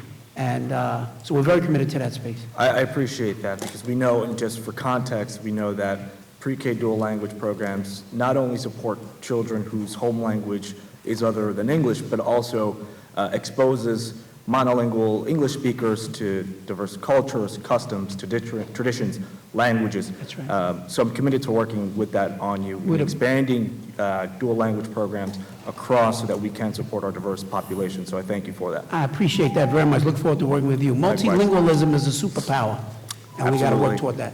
Me lo hice. Thank you. So, Chancellor, I have a few questions.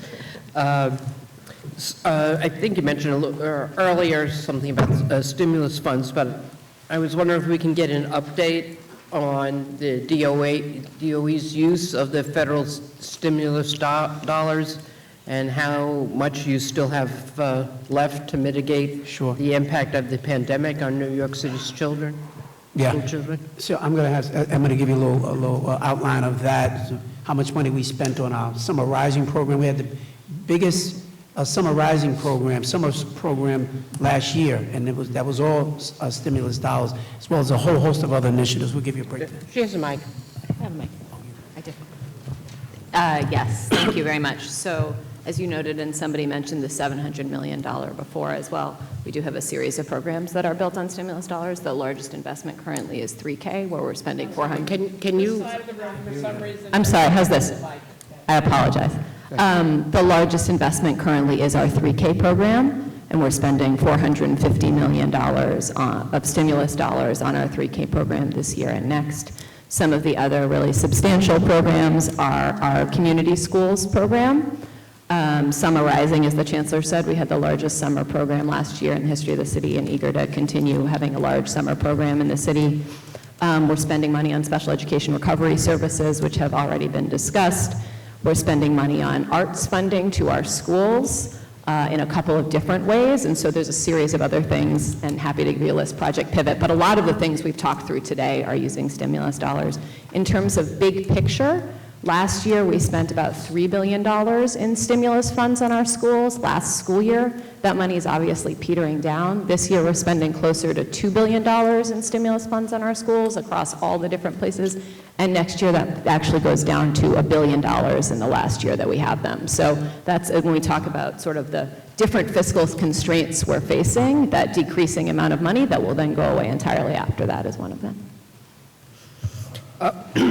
Chancellor, I wonder if you could comment on the governor's proposal that New York City DOE spent $35 million on foundation aid on tutoring. Is that something you support? And what are your thoughts? You know, the tutoring dollars, first of all, I mean, when you have the right programming on that tutoring, it can be very effective. We prefer a little bit more flexible spending in terms of what we, can do, as opposed to kind of these mandated pieces, because there are a number of other programs that are also working well, we think, in our schools that are not necessarily tutoring, and some of them are mentoring programs, which are helping kids with their mental health and career readiness issues as well. So when it's so fine-tuned to simply be purely tutoring, it's a little limiting for us.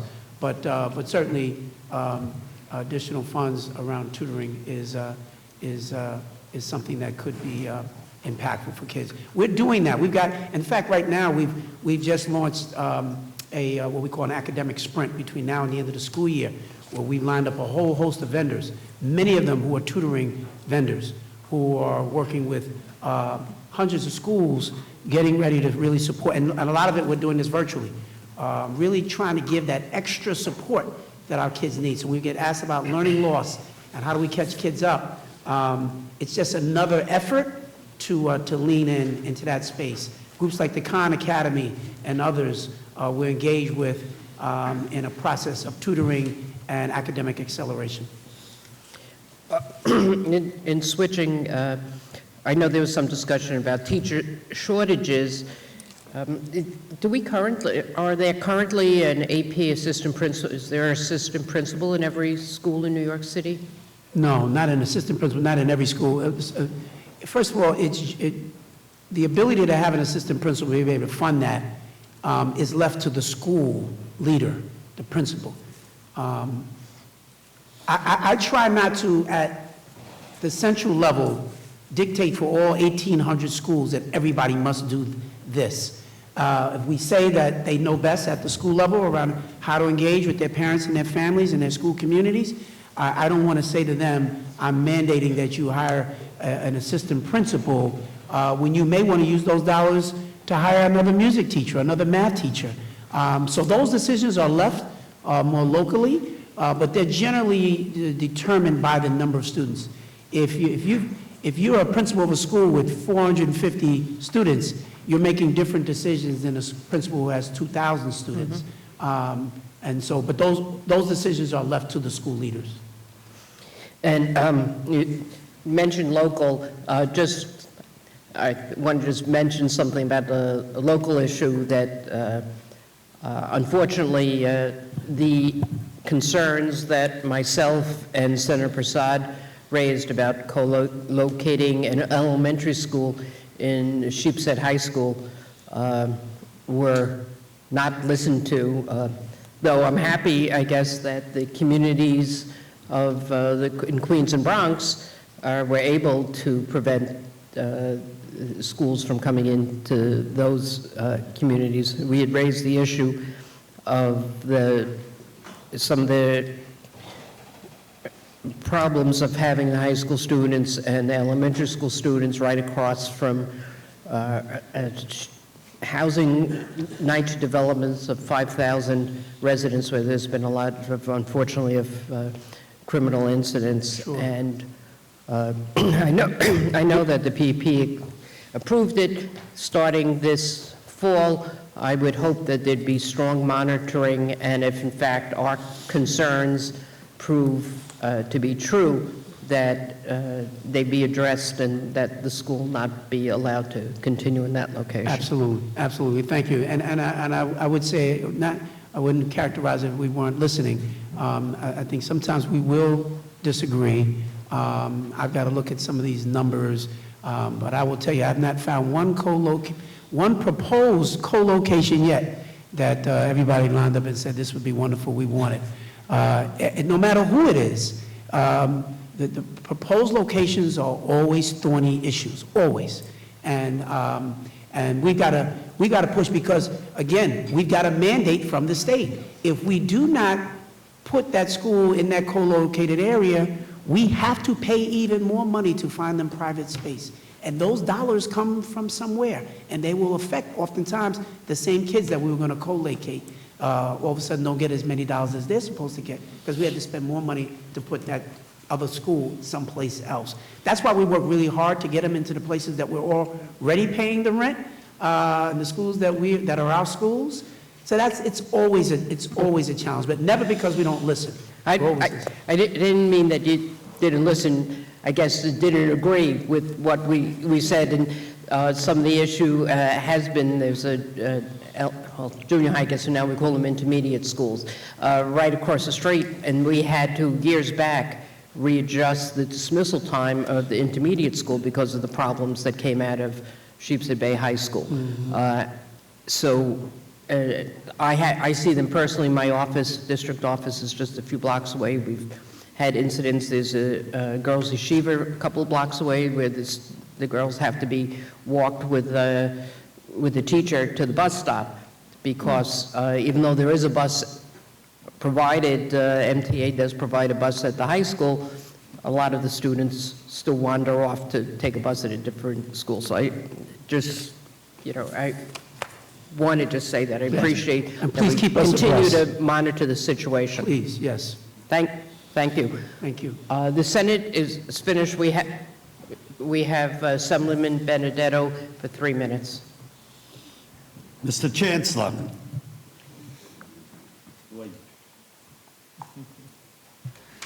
Hopefully works, okay. Thank you, Mr. Chancellor. Just one quick question. Maybe you can help me with my problem that I have. I have an awful lot of curriculum bills that come my way. And quite often, I have to tell the person who has given me this bill, well, we shouldn't have to make up a curriculum of this bill to pass because it's probably already there in the syllabus somewhere. And it's more to the point that you would go to your local superintendent and tell the superintendent, hey, we got a problem here with teaching finance for children or teaching some aspect of in history, that they can just go to their schools and say, let's stress the teaching of writing, literacy, and whatnot. Am I correct in telling them that? Is this usually there in the curriculum, most things? Well, I think you are absolutely correct, and I know you're a former educator and you come from this space, and I would say that there are certain mandates that schools have to do within their scheduling, but schools also have a great deal of flexibility in how they teach and what they really want to emphasize. And so I think your local superintendent is a great place to start, to share those concerns. But as we hear it more system-wide, it helps us to understand what should we then be implementing deeper for all schools across an entire system. But the best place to start is absolutely the superintendents. They have a great deal of influence in supporting their schools in the level of curriculum and particular curricular choices that are made. So, Mr. Chancellor, please just let your superintendents know that they may be getting a call from me, asking them to do us a favor and sit down with this particular assembly person, and maybe they can stress what they wanted to do so we don't have to pass a curriculum bill. I love it. Thank you. And Thank that's you, all sir. about superintendents. I expect for them to be in relationship with all of you as elected officials. You should know all of your superintendents, and they should know you. Well answered. Thank you. Thank you, Chancellor. We are finished and just in time for school dismissal, I see. Thank you so much. It's been a pleasure to be here, and we will continue to work with all of you. We'll follow up on any questions that were not responded to with the proper data, and we'll see you out in the field. Thank you, everybody. Great. Thank you so much, Chancellor. Thank you. So, as the Chancellor and his team leave, and if there are assembly members wanting to speak with them, if you can do that out in the hall. We are now ready to I sweat in the winter. start the public portion of our hearing. If you're following along, you can see that it is divided into panels. Each member of the panel will have 3 minutes to make a presentation. When the panel is finished, if there are questions from legislators, those legislators will have 3 minutes to ask a question of the panel.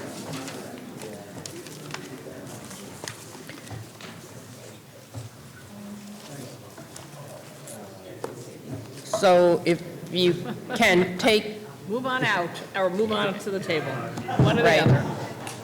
If you can take the conversations outside, that would be much appreciated. So our first panel is made up of the United Federation of Teachers, New York State United Teachers, Council of School Supervisors and Administrators, and the School Administrators Association of New York State.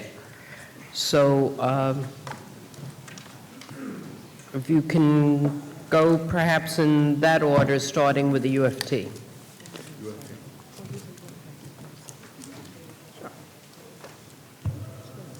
We'll start with NYSET. Okay. Thank you. Okay, Andrew. Good afternoon, everyone, and I congratulate you on your staying power. It's good to be among friends of public education. I'm Andy Pilata, president of NYSET, and I'm joined today by Karen Alford, the vice president of elementary schools for UFT. In the interest of time, I will just give a couple of highlights of my testimony. I'm sure you'll appreciate that. I want to focus on two main areas. One is the foundation aid, and the second being the charter schools. I will briefly touch on a couple of other areas if that's possible within these 3 minutes. And I just want to say good things take a long time, and foundation aid coming through this year, this is a fabulous thing for our students throughout the state. We want to go on record saying we fully support the governor's proposal for foundation aid, and that this will make a real difference around the entire state. I'm a little less cheery about the charter school proposal that's been put forward by the governor. This afternoon, we have some information to present on charters from a Hart Research poll that was done, and we strongly oppose any expansion of the charter schools. Despite our efforts and many of yours, the New York voters have also spoken on this because they have come out with this polling that we have, saying that they do not support expansion of the charter schools.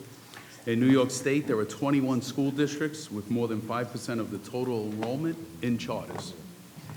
Of these last five, in these last 5 years, 21 districts have seen their payments increase by $1.2 billion. So we heard before about the incredible amount of money leaving the traditional public schools and going to the charter schools.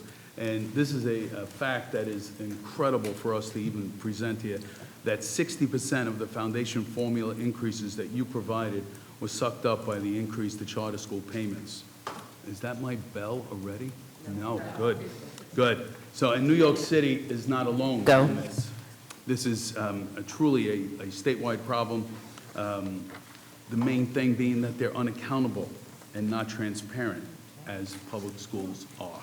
So we have done the research, we have read the reports that they have given us, and it is true that New Yorkers really want us to concentrate on expanding literacy and reading. We heard much about that today. Vocational programs, addressing the teacher shortage, improving safety in the schools, and reducing class size. So community schools, crucially important, and we support these throughout the state. Also, we attended the rally on Universal Meals Program, and we strongly support this. Also, we know that 726,000 children in this state used to have access to these meals and are no longer getting them, and we support teacher centers. Thank you. Thank you. Just as a reminder, the first bell is when the yellow light goes on, that's just to warn you that it's 1 minute, and keep it rolling. Thank you. Yes. Good afternoon, everyone. I'm Karen Alford, the U of T's Vice President for the elementary schools, as well as the Executive Director of our United Community Schools. It is a pleasure to be here today to present to you. On behalf of our students, parents, and teachers in New York City, thank you all for championing the class size legislation and getting it passed and signed into law last year. We applaud Governor Hochul for fully funding the foundation aid, and it's noteworthy to add that this has been a marathon and clearly not a sprint. And thank you all thanks to you all for making this funding a reality. Fully funding the foundation aid and lowering class size legislation are clearly real investments that impact students directly. We have seen over the course of the last few years interrupted learning, and these dollars will certainly help us as educators to differentiate instruction, to make sure that students are getting ELA math and other content areas, and certainly addressing social emotional learning, addressing the trauma and the safety issues that are real concerns for so many of our students as well as our parents. While we applaud Governor Hochul's budget, we are deeply concerned about the charter proposals. And until there's equity and transparency, zombie charters should not be reissued. The geographic cap should not be lifted. We know in our district traditional public schools that we are dealing with higher indices of poverty.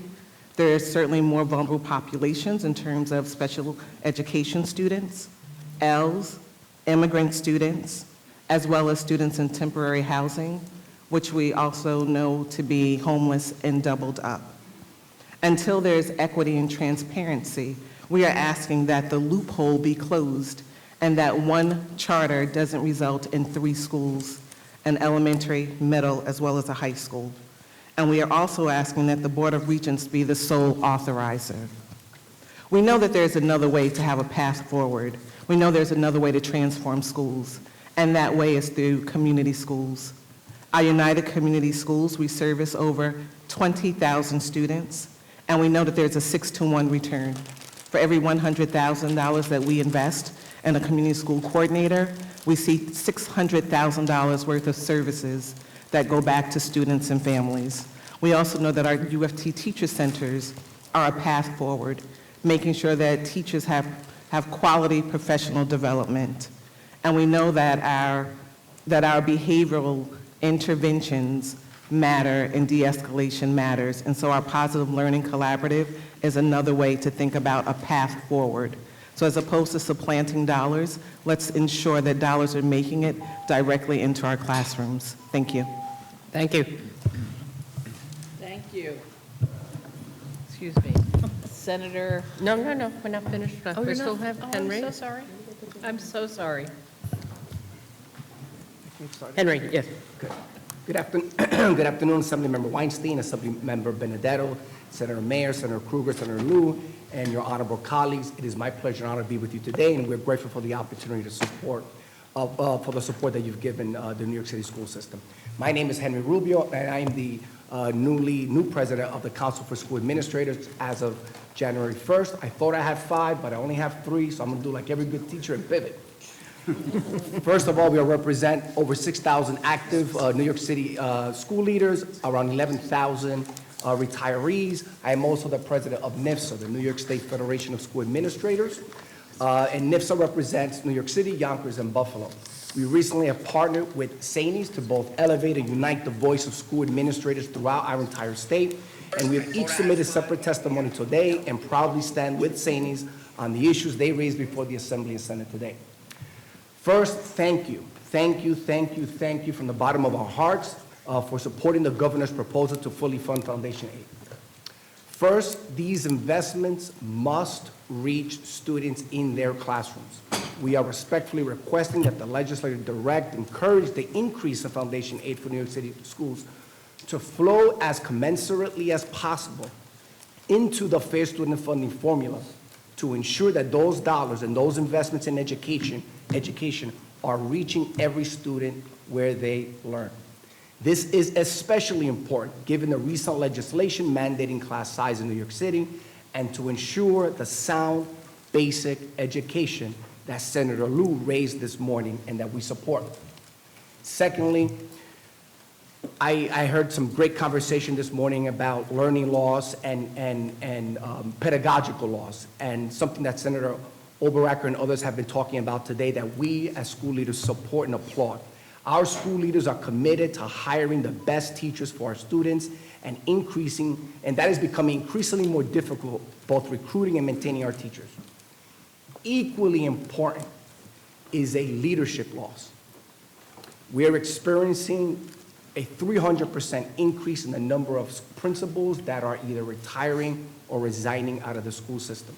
And we're looking for your support to strengthen our assistant principal to principal pipeline to fill those vacancies in our school system and to better support our teachers, our staff, and our students.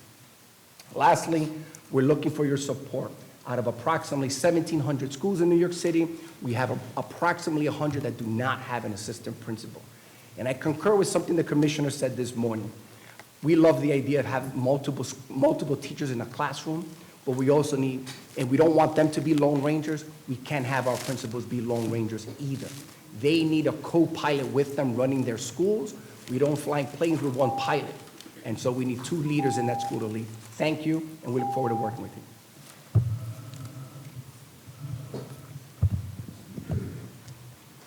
Thank you for the opportunity to present testimony today. It is always a privilege to do so. My name is Cindy Gallagher, and I'm the director of the School Administrators Association of New York State, and we are equally as excited about the merger that Mr. Rubio had just discussed. Together, we represent 14,000 building administrators across the state, in all of the big 5 cities and in the majority of school districts across the state. And as we've talked to our members throughout this school year, one of their overarching concerns has been about the erosions of systems that they need to do their work. As we examine the governor's proposed budget, what we see is the beginning to shore up some of those important systems. First, the funding foundation, a solid foundation for our schools. And we certainly appreciate, and we know the long haul that has been the complete phase-in of the Foundation Aid formula. This is a heralded public policy success, and we thank you for your commitment to this long haul. Secondly, the infusion of mental health and school safety initiatives throughout the budget. It is exactly what is needed, the infusion of mental health programs and service into the schools. $10 million for school-based health clinics in school, $10 million directly to grants for the identified programs that they know they need. Another pot of money out of the RECO, that is the reappropriation, as well as your extended school days. As far as school safety, those extended school days are a bridge to the community, providing a safe place for our students and the supports they need, perhaps with the high-impact tutoring. Then also, you've heard all through today the importance of the career and technical education programs. Our administrators have used those strategically, especially in this post-pandemic situation. They've used them to increase the attendance in schools that we know is challenging for some of our school districts, and they've used them also to make these programs more relevant to students' lives. being able to have credits associated with employment and working with the industries in their localities. We do have some concerns about the budget. As Mr. Rubio has talked about, there is little funding to no funding in there for the professional development of our building administrators. Their jobs are so complex, and they need that updated information and current training to do the professional judgment that they are called upon to do every day. You've heard the concerns about charter schools. We also would like to see funding in there for universal meals. So we thank you today for this commitment to hear all of our perspectives, and we look forward to your questions or statements. Thank you. And we go to Assemblyman Benedetto, but first I just want to acknowledge that Assemblywoman Levenberg joined us. Mike, it's yours. Yes. Mike is still, got it. Good afternoon. Many of you know, I'm sure, I used to be a teacher. And so I have the greatest respect for the people you guys represent, okay? I used to think I was a good teacher until I actually looked around at the other people I was with. And we have some of the greatest teachers in our country teaching our kids. All applause to you. And let me say too, being in several different schools, it generally was, and they were good schools, but they were good schools because of the administrators in those schools. They set the tone, they guided the ship, and they did a great job. Wonderful, all the respect in the world. Question though. We have before us, before my committee, before I guess both committees, Senate and Assembly, a particular bill called Solutions, Not Suspensions, okay? Talking basically how we're going to be doing with school discipline. And do we just suspend kids and use that as a way to control a class? The bill has many, many good points, but it has a lot of moving points. I'm very interested by the people I respect as educators, your opinion on this particular bill. Yeah, no one wants to take that one, huh? Go ahead, please, Kathy. I guess the one who sits at the end of the table, right, is where that question ends. So, as you all know, as we've talked with you throughout this year, certainly student discipline has been a challenge for many of our building administrators and teachers as the students come back and relearn routines. We've seen that in the earliest grades. And so we have posed the question, and we have seen the recommendations from the School Safety Task Force, and we have been, involved in discussions on that bill. And we do have some challenges with it. Our administrators across the street certainly want to rely on their professional judgment when it comes to school discipline, and really would like that continued ability to do so. So there are pieces of suspending and prohibiting suspensions at certain grade levels. We would like to continue to work on some of those issues, knowing full well that there are areas where the data shows that suspensions have been used disproportionately. So we are very sensitive to the issue, but also sensitive to the concerns of our building administrators in the schools every day. If I may add, totally concur with our colleagues in St. and Cindy. I think as parents and principals and practitioners, it's important to have a balance between suspension and support, right? Senator Tedesco talks about bullying and what have you. There have to be supports there for children, but there also have to be consequences. There's a lot of discretion that's necessary. I'll keep that in mind. Thank you. Chair Shelley Mayer. Thank you very much. Good to see you all. So this is a question really for Ms. Alford and Mr. Pilata about community schools, which in the governor's proposed budget continue to be a set-aside out of foundation aid.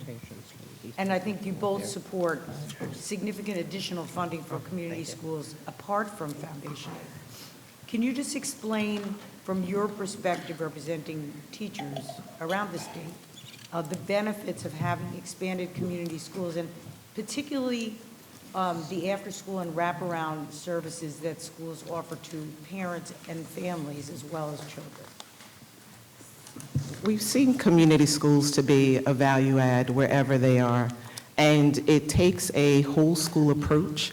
It ensures that parents are also part of the learning community, as well as supporting educators in the school. And we know that children struggle to learn when there are challenges that walk in the door with them.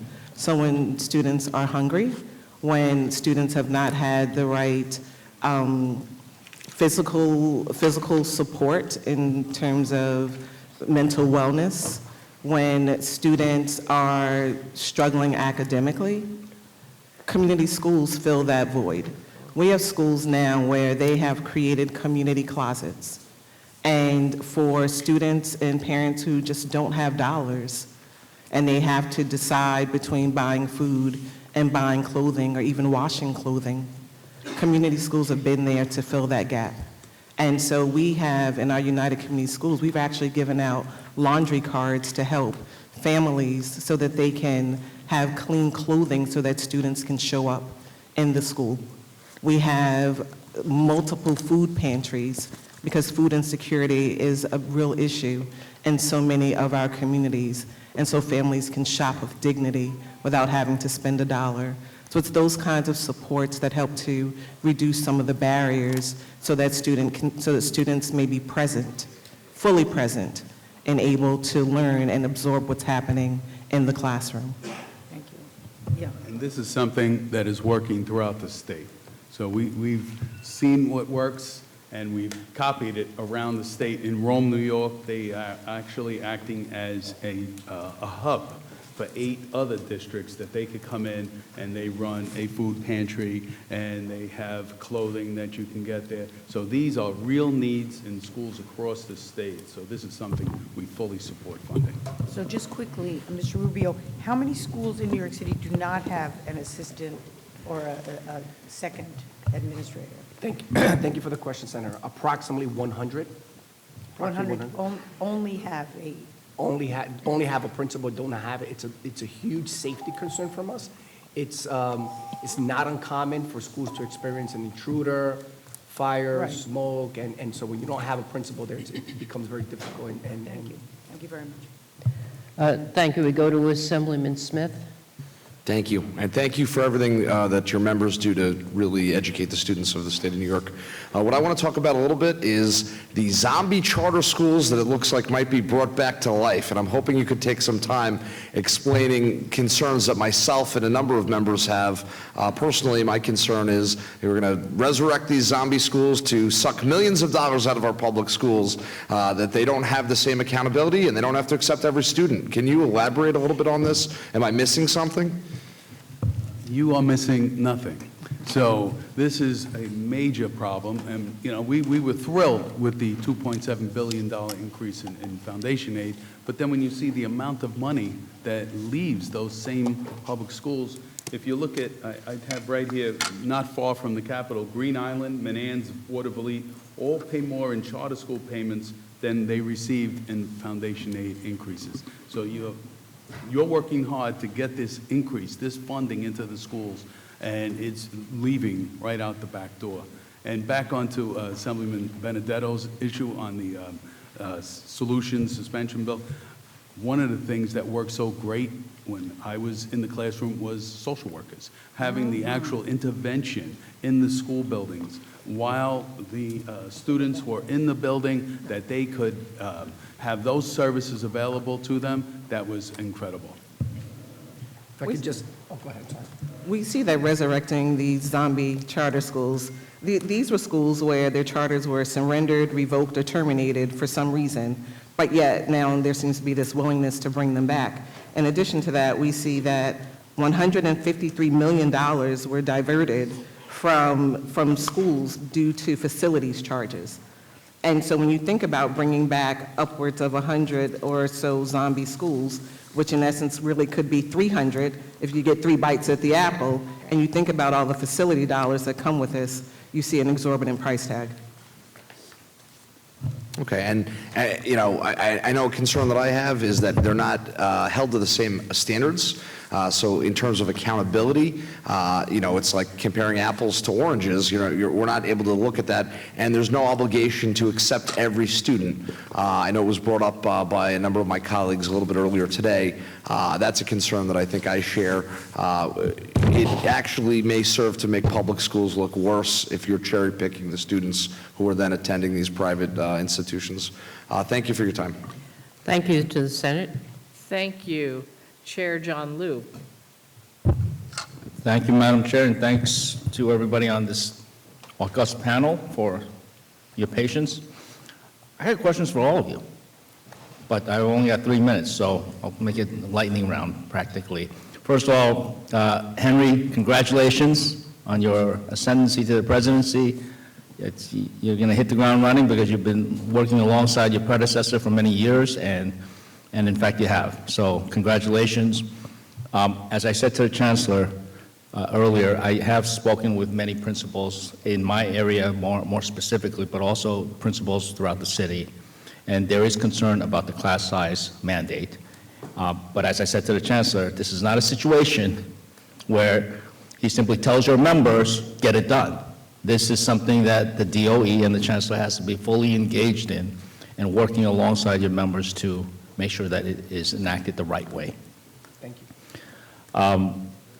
President Pallotta, Andy, I see in your testimony, you talk about how there's very little local control over new charter schools. Like the State University of New York gets involved, and they just basically override? Like, how is that? Oh, that's one of the ridiculous things on how charters are granted in the state. We had a school in Suffolk County, charter school that they had proposed. There was intense pushback on having this school put into their town, and the SUNY Charter Institute, working for the charter industry, put it in anyway. So even though the local community did not want it, they went against the local community and put it in place. I think at the time they said that the local school board was too vulnerable to the evil teachers union. Wow. Is that why SUNY had to come in and override the local decision? And dominate the public, the taxpayers, who actually pay the taxes that make the schools run, right? So that they did that, and even that narrative is just disgraceful. Thank you, and I concur. Karen, Ms. Alford, great to see you. Great to see you. I have a question for you that is a little bit tricky, and that is that, as I stated earlier to the Chancellor, and some of my colleagues have already expressed their opinion, we really think that Diwali needs to become a school holiday. In New York, it's the South Asian community is the fastest growing community in New York City. We've got 200,000 kids in New York City public schools, and the proposal is to eliminate Anniversary Day, also known as Brooklyn Queens Day. But my understanding is that that's a day that's important to teachers also. So is there any way to work around that, or? President Mulgrew definitely wants Diwali to become a holiday, and so we are willing to sit down and help figure this out, because it is certainly important to acknowledge the holiday. Thank you. That's great to hear. Thank you so much. Thank you, Madam Chair. Assemblyman Colton. Yes, thank you. I have a question. I was listening to the testimony of the previous, the Chancellor, and I heard something about the cost of charter schools to New York City is right now about $3 billion. And if it's expanded, I'm concerned about how that's going to affect the foundation aid money that's being given and how it's going to affect small class size, which, is now mandated, has to be done. So I'm concerned what impact that amount of money, additional money to that, because this would be additional charters, would impact the school system and the victories we won with foundation aid. So I would ask that to anyone on the panel. I'm sure NYSET and the U of T would certainly be interested in answering that. I definitely think it certainly sounds like a contradiction there, doesn't it? And so to be able to increase charters they need more space, and then clearly that's in direct contrast to being able to lower class size. And so we certainly believe that class sizes should be lowered. It's a state law at this point, and it can already be done in some schools. And so we definitely want these smaller class sizes. We see how instruction has changed so drastically, particularly since the pandemic has happened, and we don't want to shortchange our students. I mean, as educators, we all support reducing class size. I think we're going to, like the chancellor said this afternoon, encounter significant problems, especially giving up classrooms that presumably might go to charters, will be a difficult problem. And so we need to keep an eye on that, and our schools will need, in some cases, more space. I forgot who was mentioning it this morning, of districts and schools that are already overcrowded. And where are we going to create those classrooms? How students potentially could be displaced, right? They're zoned to a school, but now there's no longer any space there. And so we're concerned about the space issue as well. And just very quickly, and although we're talking about New York City, I would be remiss if I didn't say that our Buffalo, Yonkers, Rochester, and Syracuse are all have very similar opinions that are building administrators of the concerns. So. And would it be fair to estimate, based upon the past experience of charters, that most of the charters will end up to be co-located in existing buildings and therefore take up space in those buildings? You heard the chancellor say that they look for space in the current existing DOE buildings, which would then put pressure on our schools. Okay, thank you. Thank you, sir. Senate. Thank you. Senator Robert Jackson. Thank you. Good afternoon, everyone. And Henry, congratulations on your presidency. So you may have heard me state earlier that I'm requesting that the unions and the administrators and the teachers come together and document, have a form that basically when any child comes back to the public school system from the charter school, because that has an impact not only on the family that's doing that, but also from a financial point of view. I've heard it throughout, and so I just think we need to track that on a continuous basis, and a form that you can put together and then fill out, and then you submit that to CSA, UFT, NYSET, so that you can add up what geographical areas are children being counseled out of charter schools. That's one thing. And then number two, I asked the chancellor, but I asked you the same question, knowing that if in fact the governor gets her way with respect to all of the charters now could come into New York City, and we're talking about 100, and knowing that a charter basically, if you have a elementary school, they can expand to an intermediate school or to a high school, not in the same geographical area, another borough altogether. What kind of impact would that have on the administrators, on the unions of all of the teachers and what have you and so forth? If you can just expand on that. Again, it causes a huge organizational problem for us. Just recent charter proposals of opening an elementary charter school in Queens, in a complete high school, we thought was absurd. There's safety issues and all that organizationally.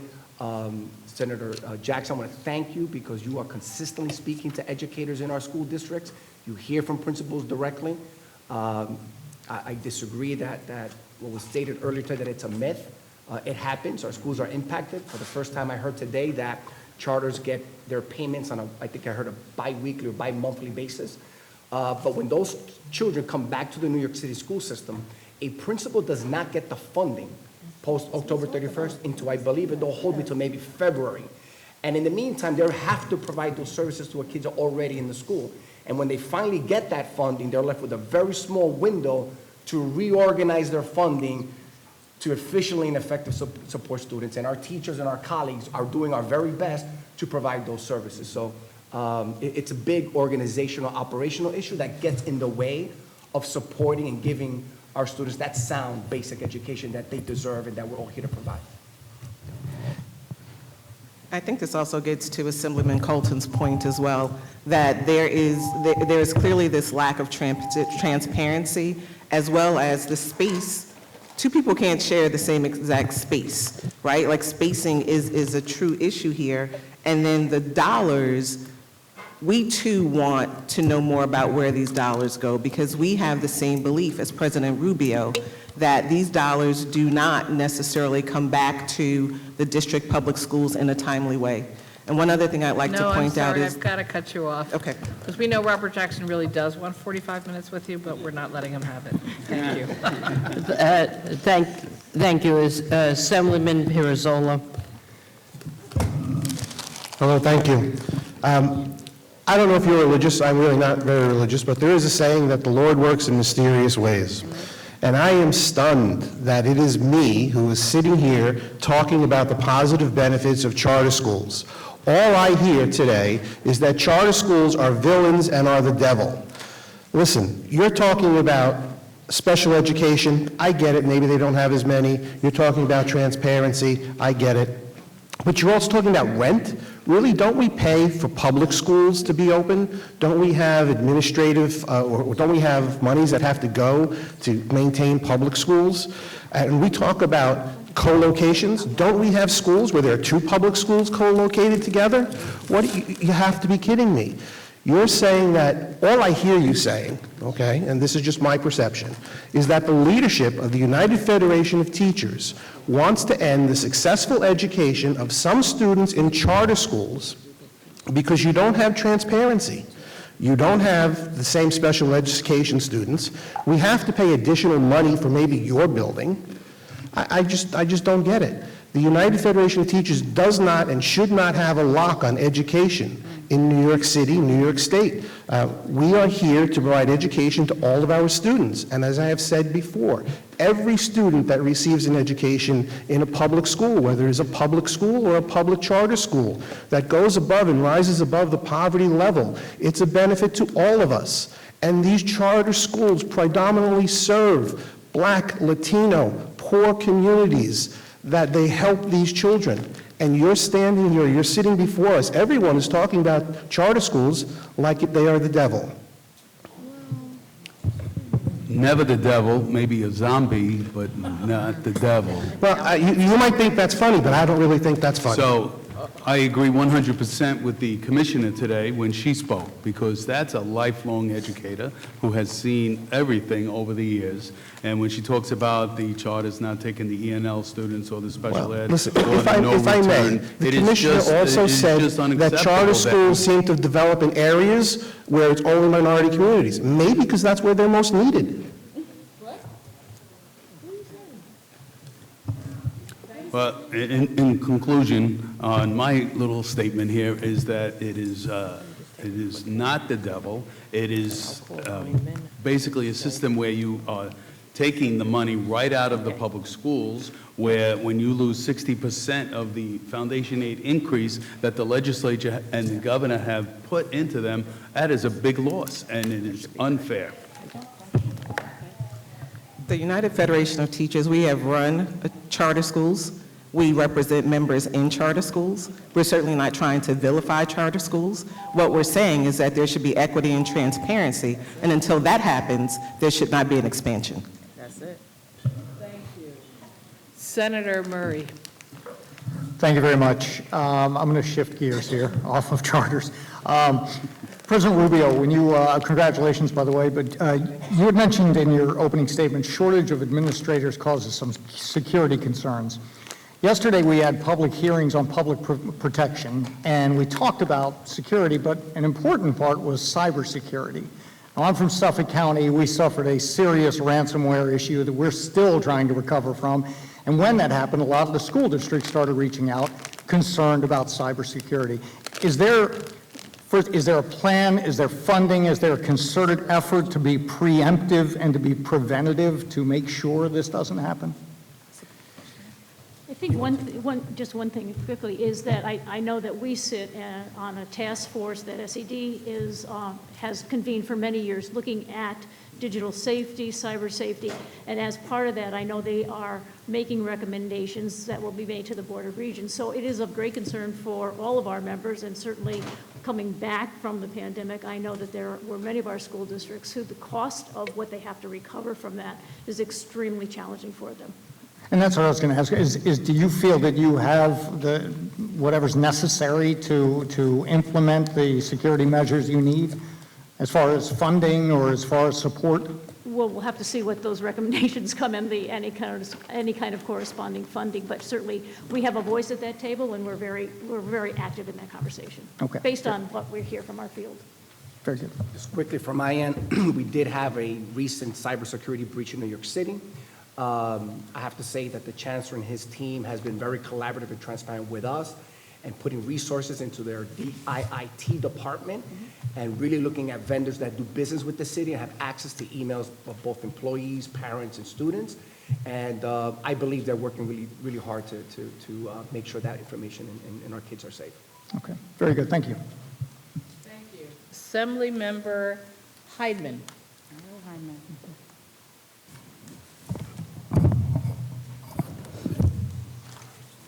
I was going to give a history lesson, but I see my colleague has left.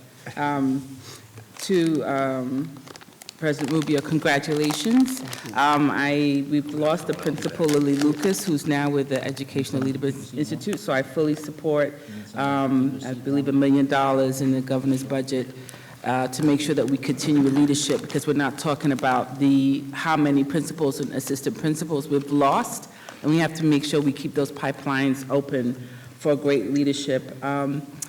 It's great to see you, Soror. I know that there's a $100 million ask for community schools. Is that for all community schools or just UFT community schools? The $100 million ask is a nice ask, and it is for community schools across the state. Okay, thank you. See how good we are to each other. This is That was your statewide. question. Even testifying like this today, having supervisors. Included as professional right? development for Yes, budget. this is for us. Yes. Okay, all right. Thank you. Thank you. Thank you. I think I might be the last senator, and I don't have too long, but one, I just want to recognize, I think what we all feel, how much we appreciate everything all of your members are doing every day for our children, because I learned probably my first week as a senator, make sure the principals and teachers are great in your schools and everything will be fine. That's not always possible, we know, but that is my question. When it was asked before, we got some different answers. Do we have a problem with getting a next generation of teachers and principals and administrators into our schools, or do we not? I mean, we hear about we hear about worker shortages almost on every topic, city and state. So the chancellor for New York City seemed to imply it's all okay, although the chancellor for the state seemed to be that there were more concerns. So from where you sit, is your pipeline moving forward for your teachers and your principals? Are people going in to these professions? There is definitely a problem on the horizon, right? You have about a third of the educators are almost of retirement age, so we definitely need to fill those positions. Salary, benefits, working conditions, the narrative here at the Capitol has changed since the previous governor, right? So that is really good for all of us, and for children and for puppies, everybody. Tier 6 has been a problem.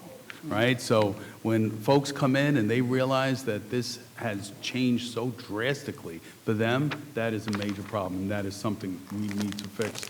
Also, testing, the obsession with testing has made it into testing mills, right? We want kids, students to enjoy school. That has to be something that I love school. What did you love about school? I can think about what I loved about school, playing the trumpet in Abraham Lincoln High School in Brooklyn. That kept me in school. I only cut one time. Wait, should I strike that from the record? Right? So, And if I could just for a second, we did a survey of our building administrators statewide, and within the next 5 years, we anticipate that a good 62% will be thinking about leaving, as well as in my written testimony, you'll see that some particular areas, career and tech programs, are losing administrators greatly, especially in central New York.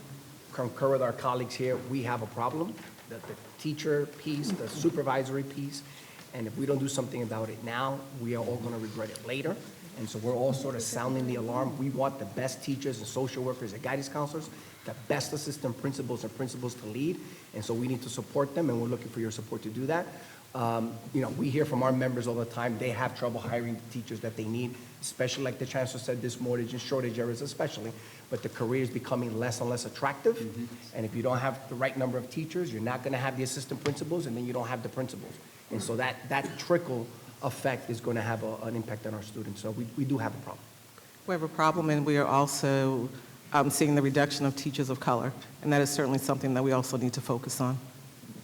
Thank you. Thank you all very much. Thank you. Assembly Member Slater.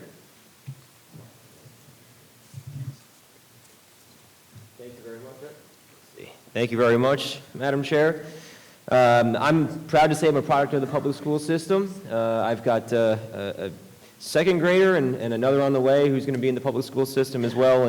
And thankfully, in my area, we haven't had to deal with charter schools. But I'm curious, because I'm being educated on this, what should be the role of local school districts and taxpayers when it comes to decisions on locating charter schools? I haven't heard that part of the equation yet, and I'm just curious, from your standpoint, what role that would be. Local school districts, the parents, right? We put parents at the forefront of all these conversations all day. They should be deciding, the taxpayers should be deciding. And when a charter school comes in and says, we want to open in this town, and the district says no, and the parents say no, we should respect them. We should respect the people who are actually paying the taxes and want the best schools for their students. I couldn't concur more with Andy. We are practitioners, pedagogues, principals, and we're here to serve the public, or we're here to serve our parents and their voice.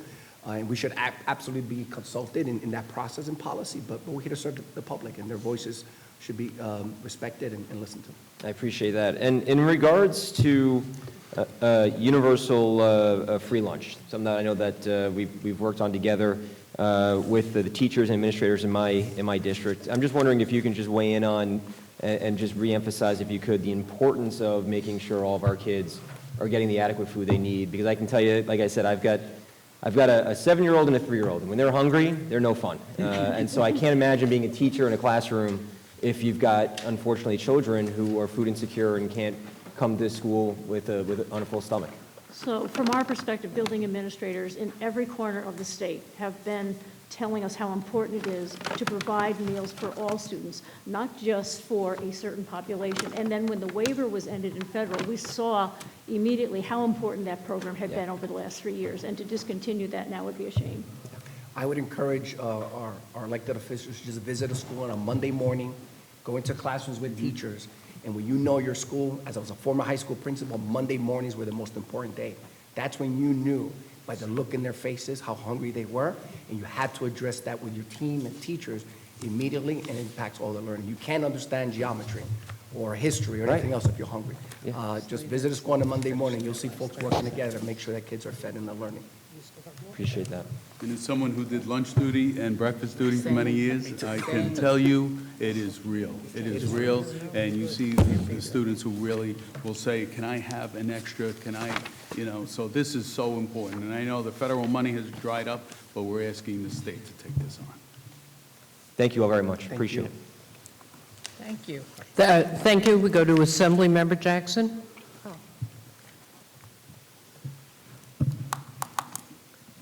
All right.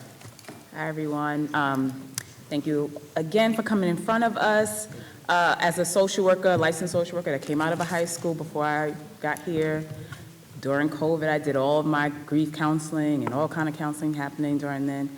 I must say that suspensions don't work, and I understand there needs to be consequences for actions, but we have to figure out how to get students to, I guess, face consequences without taking them out of the classroom or away from an educational setting. Is there a cost that we incur when we suspend students? I'm just wondering why solutions, not suspensions, doesn't work. Is there some kind of cost related to it that says that this would not be sufficient? We can't do it? I'll take it first. Thank you so much for your question, Assemblymember Jackson. Yes. I totally agree with you. As a parent of 4 public school children, that suspension, and a principal, suspensions alone do not work. I totally agree. I can't remember who asked earlier around what do we need as far as funding for mental health services for students. And I'll just give you a broad from our position, and it would be weird for folks to hear that I'm advocating for more of this, but because it's true. We need to have schools where the ratio between guidance counselors and students is dramatically lower. It's what I did as a principal, where my guidance counselors, I didn't have the opportunity to hire social workers at the time, but I agree we need them. I'll talk more about that in a second. But I had one guidance counselor to 600 students. When I went from one guidance counselor to 225, my graduation rate over the years went from 62 to almost 90 because they need those services. Just to start, you need a social worker, at least one in every school, and other schools where higher needs of concentration need more than one social worker. So just sort of a baseline, those two things need to work together. If a child is suspended, just to bring them back without the services, it is not going to work. Okay, and then I just have to shift very quickly. I hear that there's an issue with teachers of color not having enough, we're losing them. Is there any kind of track for us to work with HBCUs? They graduate people who are educators every single day. Is there any kind of track? Is there any kind of track to get educators into the field of social work and, to get people into education and social work straight out of high school? Is there any kind of track that we're funding? I don't know if there's a track, but more definitely needs to be done. And Michael Mulgrew is committed to, and UFT, we're committed to working with SUNYs and CUNYs to try to create a pipeline so that folks can do their apprenticeship directly in the schools. And this way we can get them into classrooms a lot sooner. We represent supervisors of social workers, and I totally agree with you. We need to expand the pool for men and women of color there as well. Thank And we've also been working with all of our counterparts in many of the mental health associations to see what kind of unique arrangements we can make. Thank you.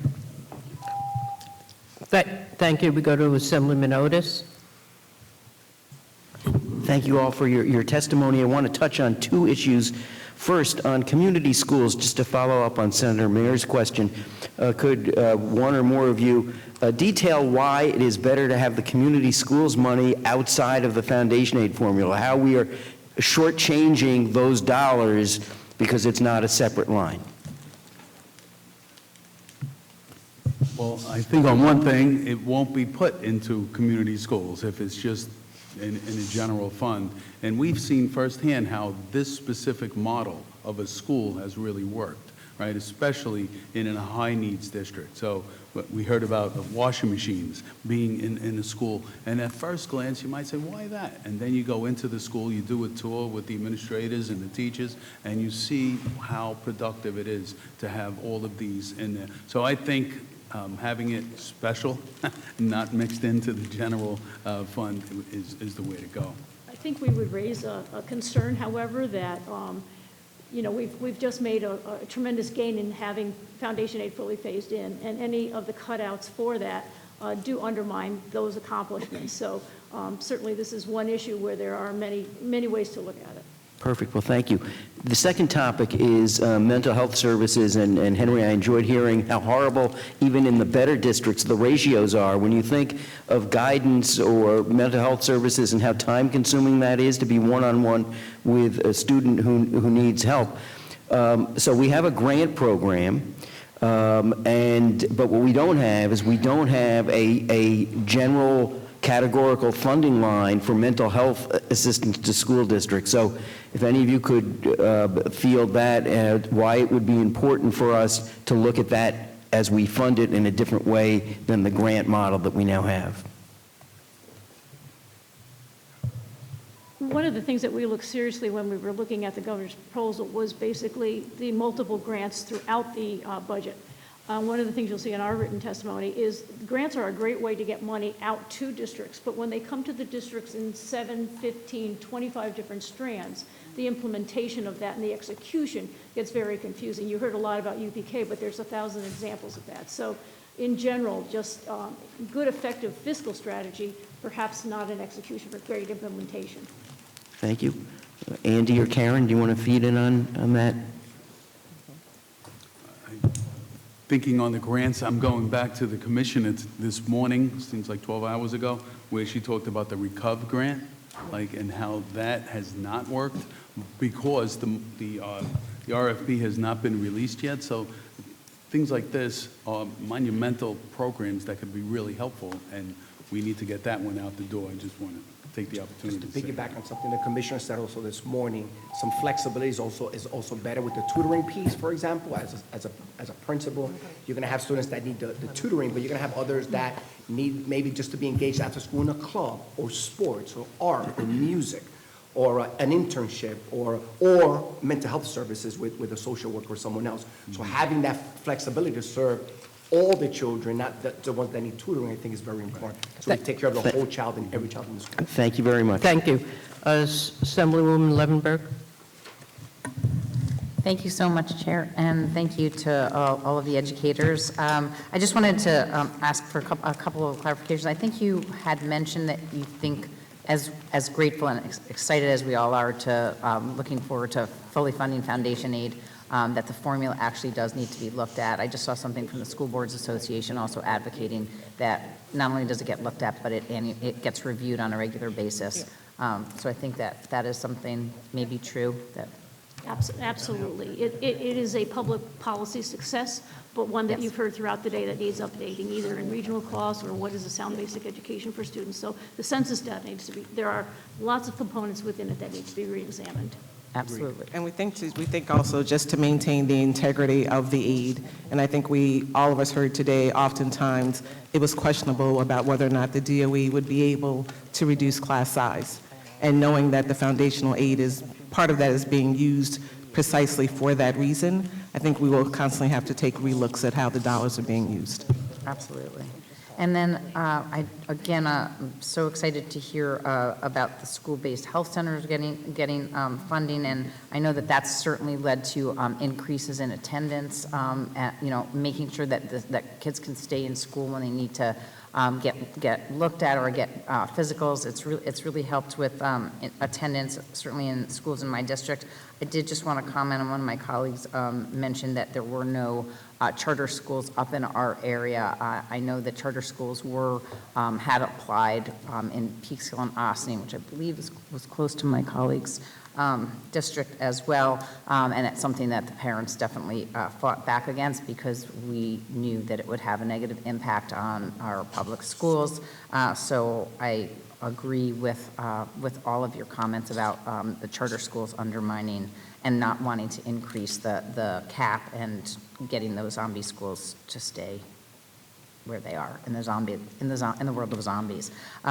Also, I've heard from a number of my districts about the pre-K funding not being sufficient, and I don't know if anybody wanted to comment on that 5,000 versus 10,000 approximately per child. The 10,000 was something that was more adequate because the 5,000 doesn't really account for aids for pre-K funding.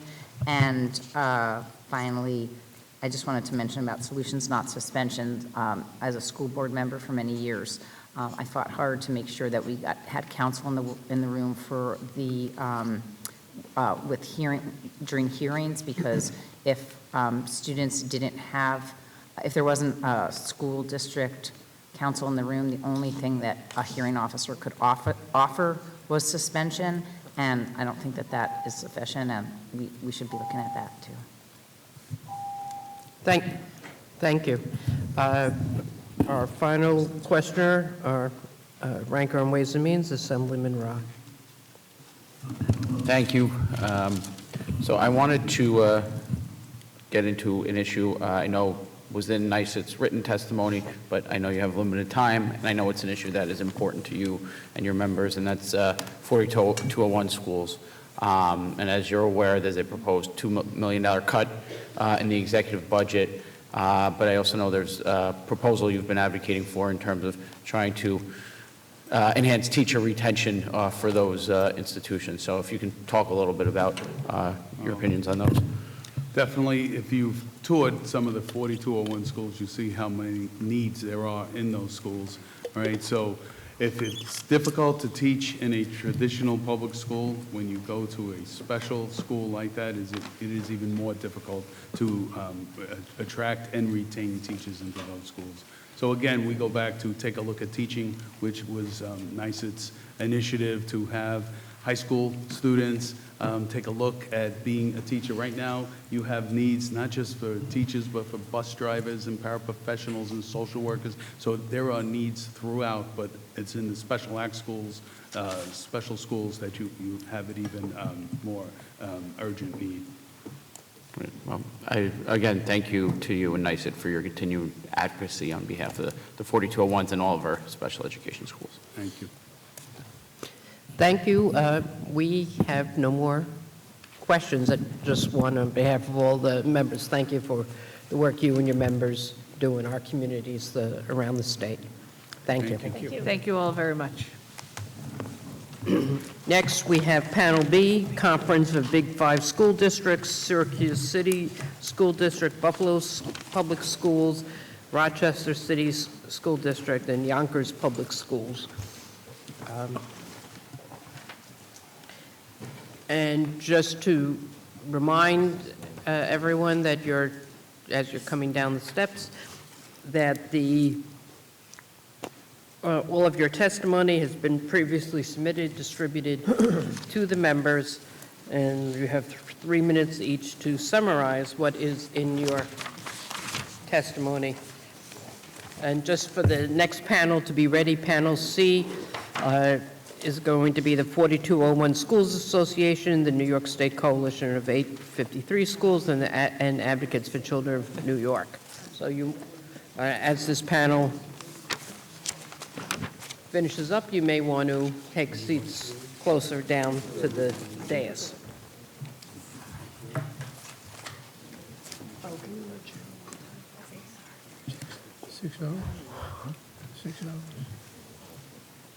And we just have 2 mics, so you have to share.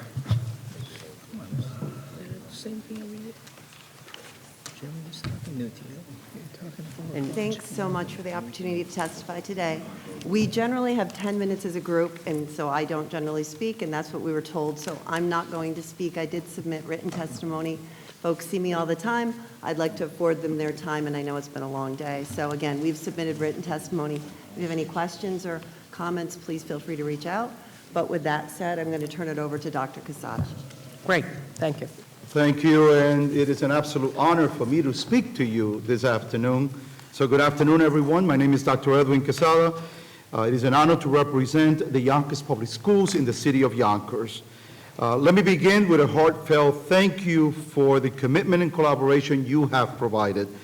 As you will see, Yonkers has given you an outstanding return on your investment and deserves the opportunity to continue reimagining education. Yonkers is the most successful large urban school district in the state. The validation is in our graduation and dropout rates. Since 2017, we have consistently achieved graduation rates of over 85%, and for the past 3 years, we have reached 91%. During the same period, our dropout rate went from 4% to 2% in 2022. Our data show we know how to create the conditions for all students to achieve their potential. Yet, for decades, our annual challenge is the need to rely on you for non-recurrent revenue to sustain essential programs for which we are immensely grateful. For the first time in over 20 years, because of the federal appropriation, Yonkers was able to employ an adequate number of certified and support staff to provide essential equitable programs. Altogether, 221 positions, and let me emphasize that, 225 positions are being funded by this non-recurrent revenue. Yonkers students' essential needs and requisite educational opportunities have not and will not change after 2024. When the funding runs out, the programs we have instituted must not run out. Yonkers is offering for your consideration 11 viable solutions to help us resolve this potential crisis.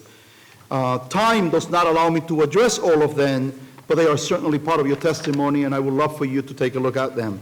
However, let me highlight 4 of them for you.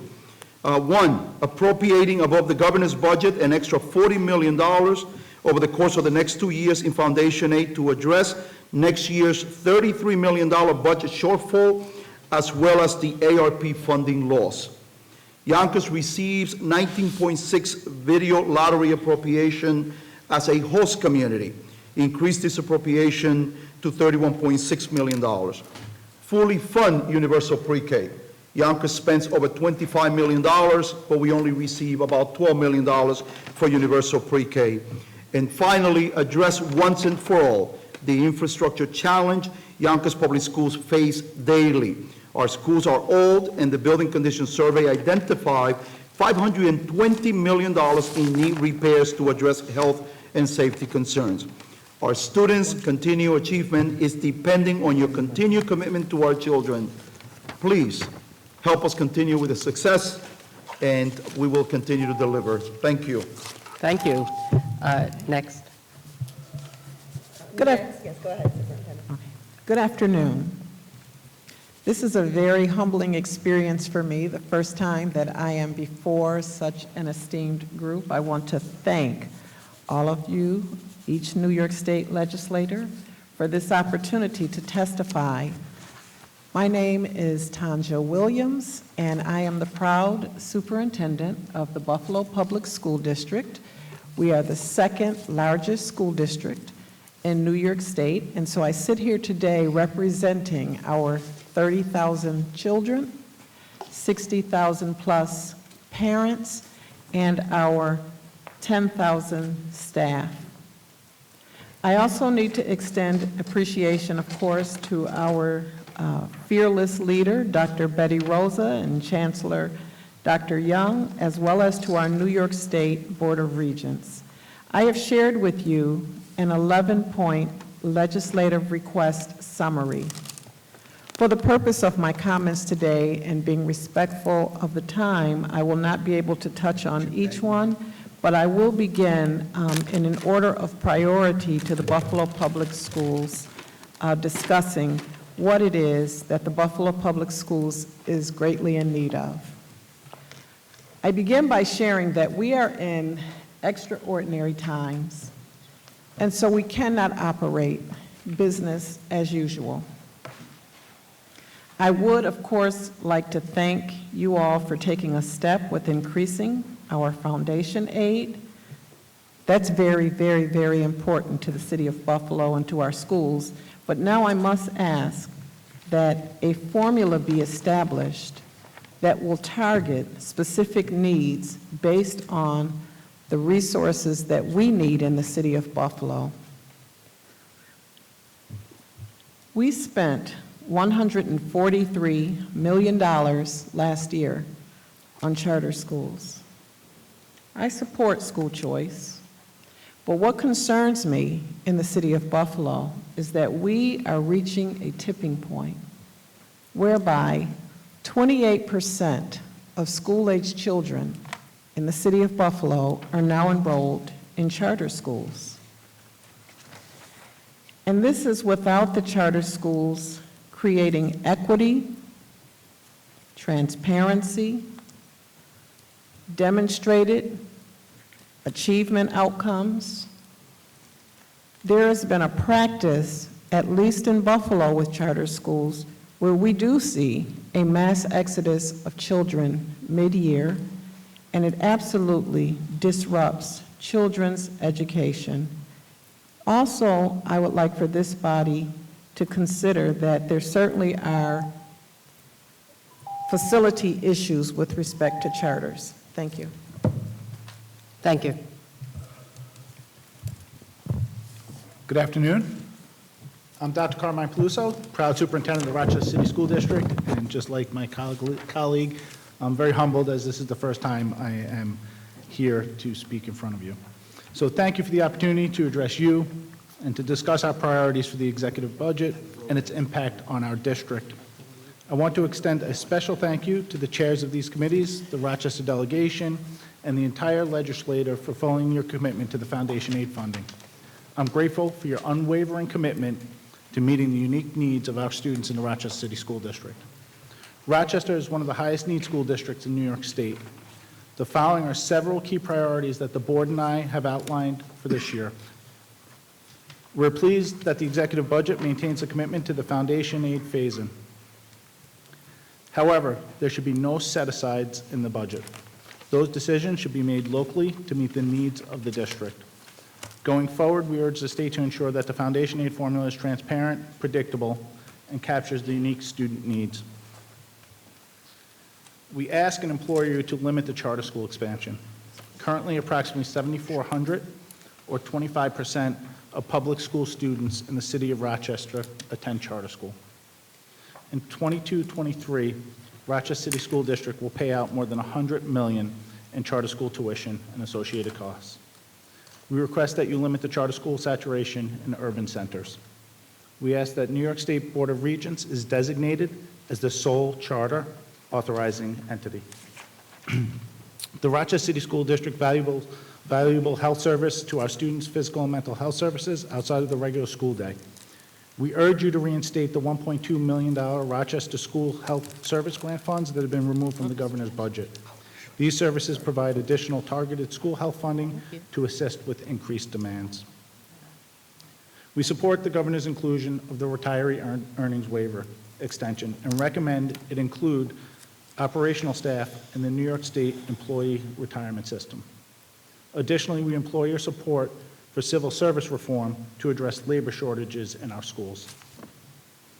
The current transportation aid mileage limitation must be aligned with conditions in our school district. We are struggling with crime surrounding our schools. It's imperative this issue be addressed by providing reimbursement for transportation below the current 1.5-mile limit.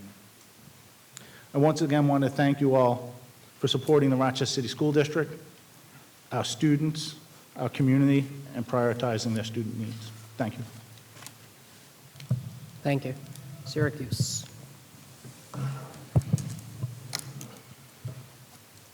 Good afternoon. My name's Anthony Davis, and for those of you who are sports fans, I'm a little shorter than that other guy. But I'm Anthony Davis. I'm the privilege of serving the students and families of Syracuse as the superintendent of the Syracuse City School District. And I appreciate the opportunity to be here, and I'm gonna make it a trinity because I'm also brand new into this role. I really want to say thank you, and as a result of your commitment to funding public education, the children of Syracuse City School District are on their way to academic recovery and success. But I do want to mention the funding cliff that's coming. We remain deeply concerned about the funding cliff looming once federal stimulus funds have been exhausted. As you may be aware, our district has no ability to generate local revenue given our fiscal dependency on the city of Syracuse, where over 50% of our properties are exempt from property taxes. In 2024-25, when these federal stimulus funds expire, we will need to secure new sources of funding to be able to continue to provide the $41 million worth of programs and supports that these funds currently make possible, because our students' needs for academic and social emotional supports will continue when these funds no longer exist.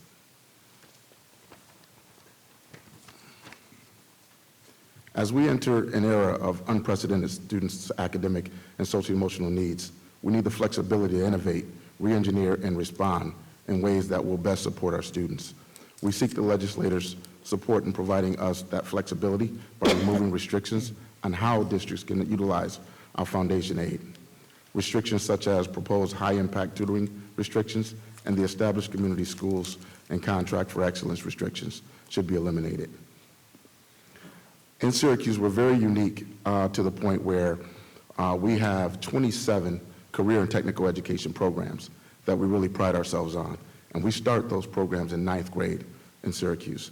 But the 9th grade portion of that CTE program is not funded. And we are seeking funding for our 9th grade as well, because we feel it would be beneficial to our students. The teacher staffing and shortage. To address that, we would ask to continue the temporary waiver of the income cap for returning retirees, because as of right now, they are filling a huge gap for us in our district. We need those folks to be able to come back and work for us, because we just don't have the workforce out there. And expand the alternative teacher certification process. And if we can simplify the certification process, that would be outstanding as well. And I believe my colleagues have covered the charter school argument, so I'm going to let that go for now, and we can take any questions that you might have. Thank you. Sure, we have a number of questions. First, we'll start with our Education Chair, Assemblyman Benedetto. Thank you all for being here and taking the time out to be before us. One quick question. Your graduation requirements, the graduation requirements, you get a diploma out of high school here in the state of New York. Does it fit the needs of your students? Oh, for God's sake. Does it hear me now? Thank you. Do you hear? Okay, yes. It's about your graduation requirements, okay, in your city, okay? What we require in the state of New York, does it fit the needs of the students that you are educating? So Assemblyman Di Benedetto, thank you for that question. And on behalf of the Big Five, I am a member of the Blue Ribbon Commission on Graduation. The commissioner put together an incredible group of individuals answering your question. Is what we're doing enough for the young people who graduate from our schools to be ready to enter college and the world of work? And the conversation is extremely rich. I think we are going to be in a great place by the time we are finished. By this summer, we will be finalizing a document that will be a recommendation to the Board of Regents. We are significantly discussing Korean technical education. We are significantly addressing what most of us consider to be soft skills, which we can no longer call them soft skills. We have to call them essential skills. And then we also discussing extensively the concept of project-based learning. Project-based learning allows for the students to acquire those essential skills in a way that is different. But remember that if we are to create a portrait of a graduate in New York State that supports the business community, then your investment is critical. And I think the work that's going to come out of the Regents is going to drive that investment, and we look forward for the commissioner to share the final document with you as well. I'm fine. Thank you. We go to Senator Mayer. Thank you. Here we go. Thank you very much. Thank you to my friends. Special thank you to my personal superintendent, Dr. Quesada, and to my friends from Yonkers who have led an incredible fight, along with you in the Big Five, to improve our school systems in our cities outside of New York City. Thank you to all of you. One thing I think would be helpful, Dr. Quesada particularly, and I think this applies to all of you, the federal ARPA money was intended to be used for non-recurring expenses because they were intended to be COVID related. Yet in Yonkers and in many other districts, you had to use the money to replace a structural inequity, which is that our students did not have social workers, guidance counselors, art teachers, music teachers. And now it is unique to your districts that we are facing this funding cliff that you are concerned about. Can you explain why in Yonkers we hired 221 people that we're going to need to continue to have on the payroll? And I know it goes for all of you. When this was not the original intent, but it was absolutely mandatory to meet the needs of our community. First of all, Senator Mayer, I think on behalf of all of us, thank you for the work that you have done on behalf of education in New York State. You are a true champion of this work, and I am fortunate enough to be able to call you a friend and to spend time in our wonderful city Thank you, of but Yonkers. don't use up my time. I mean, so I think you articulated the need in Yonkers better than I could possibly do. You know, 221 positions that did not exist in the Yonkers Public Schools for 20 years. You know, shame on all of us that we did not have a psychologist in every one of our schools. We didn't have a counselors in every one of our schools. We don't have enough social workers. We didn't have enough safety officers. Art and music disappear in the Yonkers Public Schools. So me as a superintendent, when that money appeared, I was going to put the services for my children in the classroom where they need the most.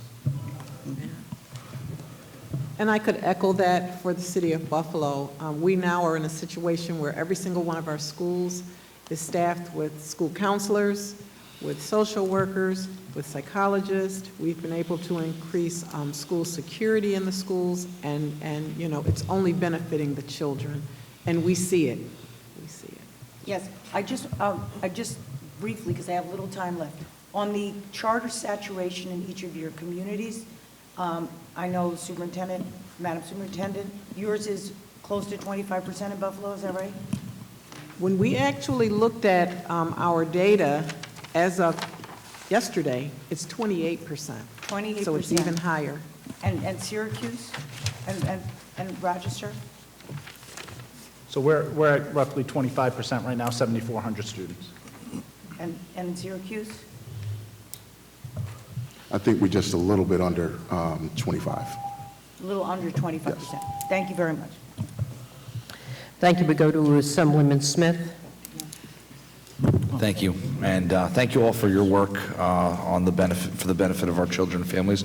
Dr. Williams, I just wanted to ask, because your city the last year has been really a tough time. I know the rest of the state, I'm from downstate, we're all thinking about everybody there, and everything with the snowstorm, with the shooting. Can you speak to some of the things that you've taken action on or needed assistance with to try to, you know, help the community come together? Because I'm sure there are a lot of things. Sure, thank you for that question. The city of Buffalo, this past year, certainly we have had our share of challenges.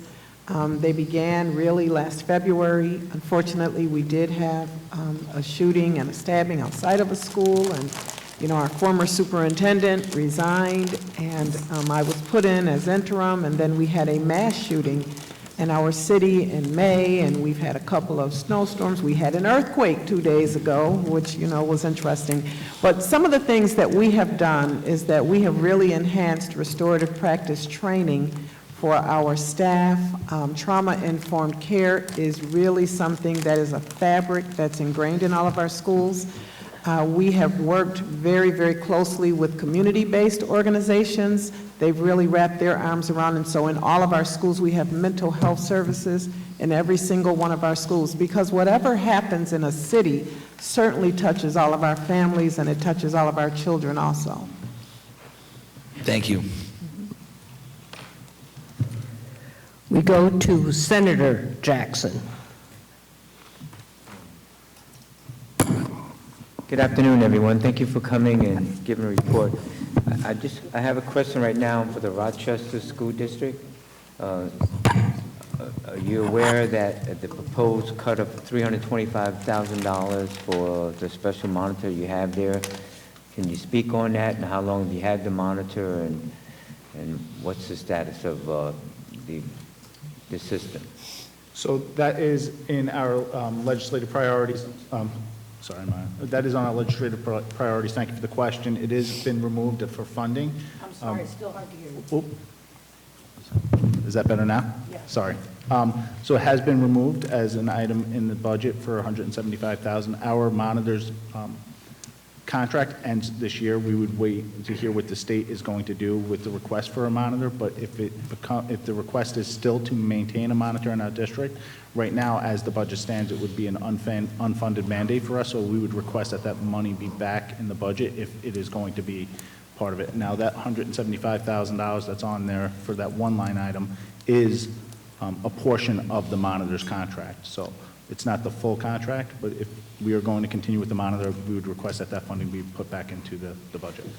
And that was monitoring the school system, is that correct? That is correct. That's the independent monitor for the school system. And how's your budget? I understand that you basically set your own budget, not the mayor of Rochester, is that correct?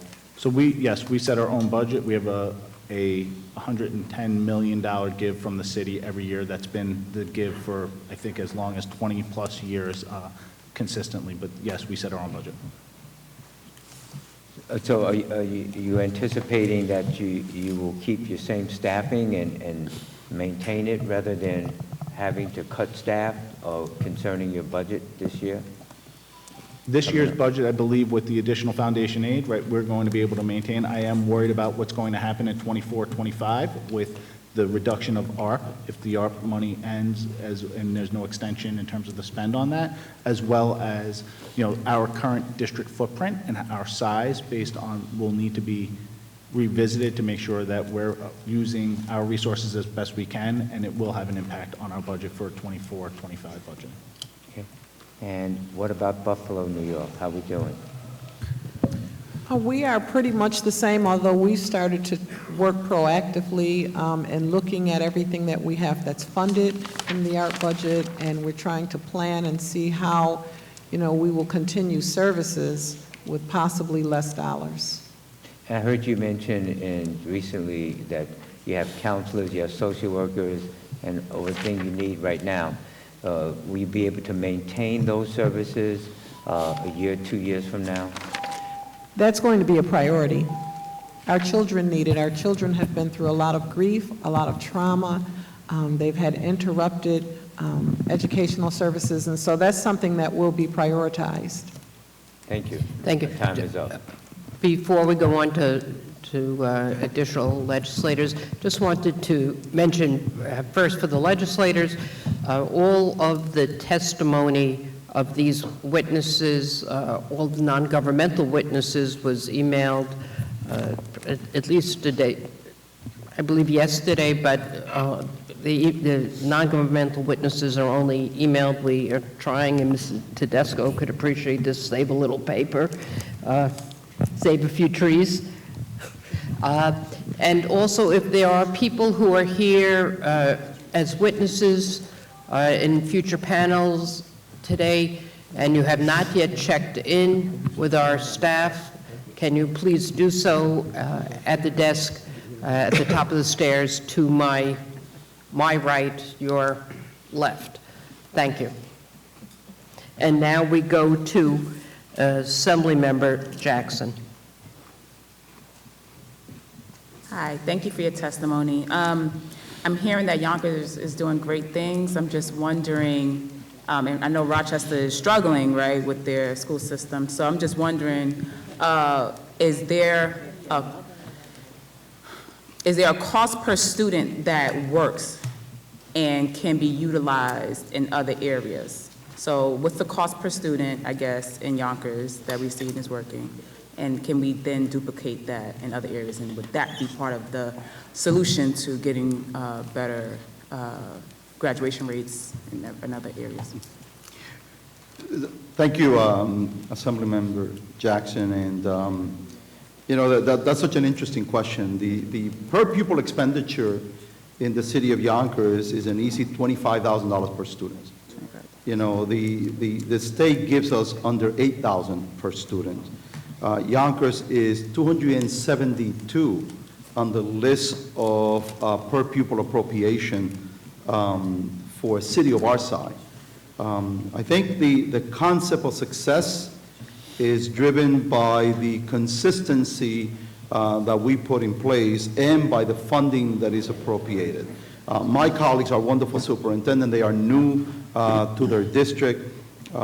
Fortunately, this is the 9th time that I'm coming before you. So consistency matters when we speak about success, and funding matters when we speak about success, and per pupil appropriation has to come to a level per student for us in our urban community that will exceed $25,000. This concept of $10,000 in today's day and age with the needs of our students just doesn't work. Got it. And my colleague from Rochester, is there anything that you think would be helpful in increasing your literacy and graduation rate when it comes to funding and finance?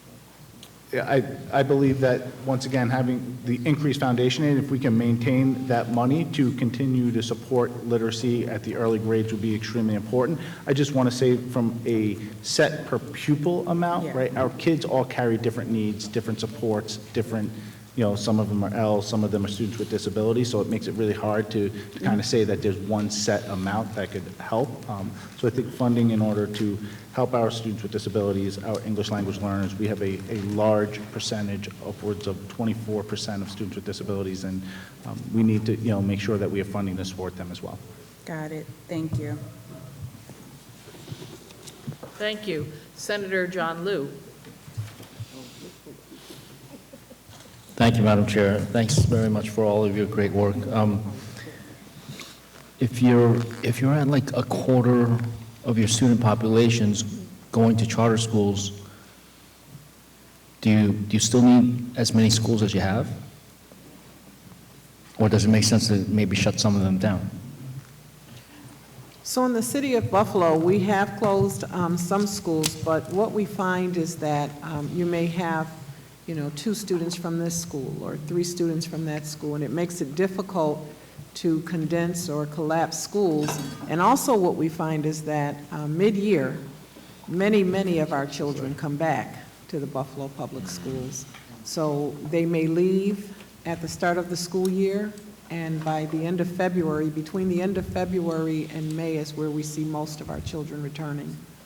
But you're talking about 25, maybe 28% of your student population is going to charter schools. So it's not like a couple of students here or there. I'm guessing you're talking about hundreds at one school particularly. No, we have 60 schools, so it wouldn't be at one school, but we do have, so let's just say. No, what I mean is it could be over 100 students at one particular school. I'm getting at, is it possible to shut down any of these schools so that you ease the strain? We've collapsed, yes. You have over the last collapsed couple of schools years, already? yes. Is there opportunity to collapse more, or does that become much more logistically difficult?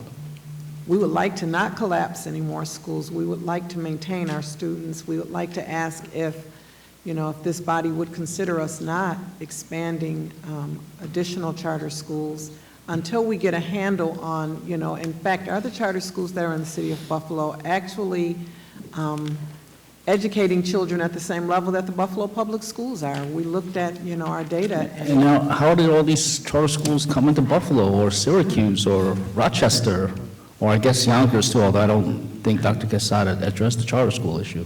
How did all these schools get there? That's a good question. I'll have to confer with Dr. Quesada to see what he's doing in Yonkers.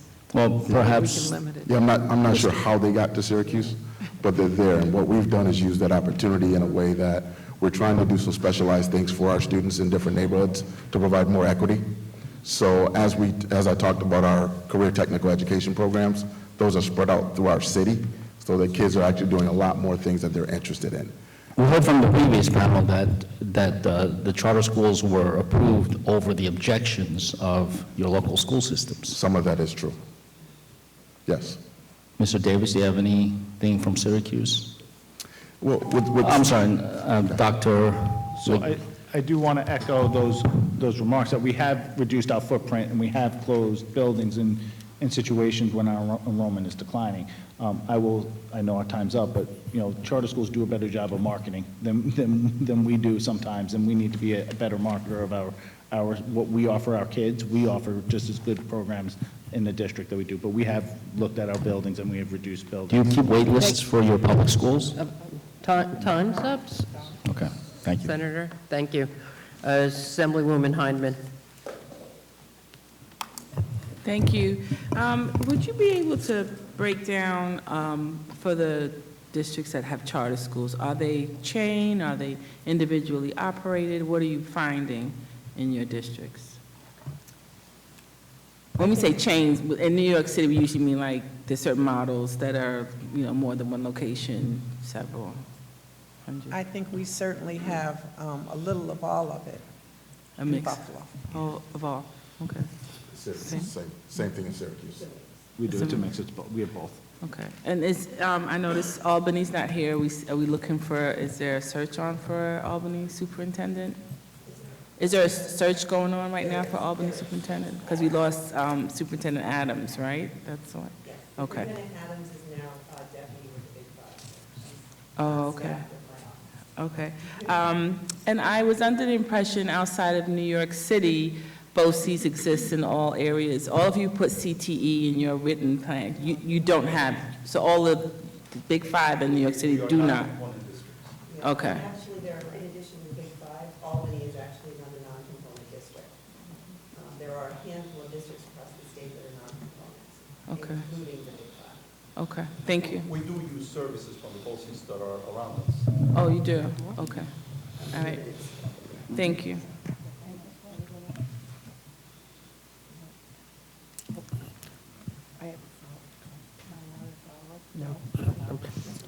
Is Assemblywoman Simon here? I think she stepped out. Assemblyman Conrad? Thank you, Chair. Hi, this is specifically Dr. Williams. It's good to see you.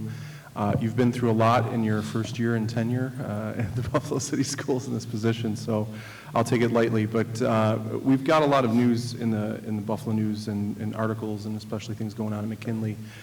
Just your thoughts about how do you view the need to balance the student behavior accountability issue and the school safety with the conversations right now around the push to reduce suspensions that we've been seeing, but also just, you know, other disciplinary measures. How are you juggling that? What's your thoughts on that as we get into this? Because, you know, it's something that we don't want to see kids suspended, I think, is the right answer, but at the same time, what is working, and we want to keep kids safe, too, in that classroom as well. So just your thoughts. Absolutely. We have prioritized safety, security, and wellness in the Buffalo Public Schools, and we really started with a very aggressive model of that restorative practice and trauma-informed care training. We started by training all of our school leaders, and we are now in the process of rolling the trainings out in a very systemic and strategic way to our staff, to our teachers. We work very closely with our parents. We have parent education liaisons in every building, so they are now working with our parents. We increased the number of school security officers that we have so that we will have school security in all of our schools. We recently also purchased, they're called Evolve scanners, so they're kind of metal detectors.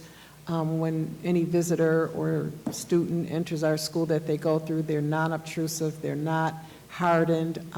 You know, we've been keeping a monitor on that. And the children have shared that they actually feel safer with those scanners being implemented. So we're taking some very strategic steps to make sure that all of our schools are safe. We also have enhanced the social-emotional learning curriculum, and we've really, you know, focused a lot on our students in pre-K through grade 3, but it's something that we intend to grow, and during the summer we do a lot of work with social-emotional learning with our children. Thank you for that. I know you mentioned it briefly, and we were talking about charter schools, but you mentioned problems with the charter school facilities before you kind of ended out. Was there anything you wanted to add to that conversation? Yeah, you know, many of our charter schools exist in former schools that were Buffalo Public Schools, and you know, they now have been converted into charter schools.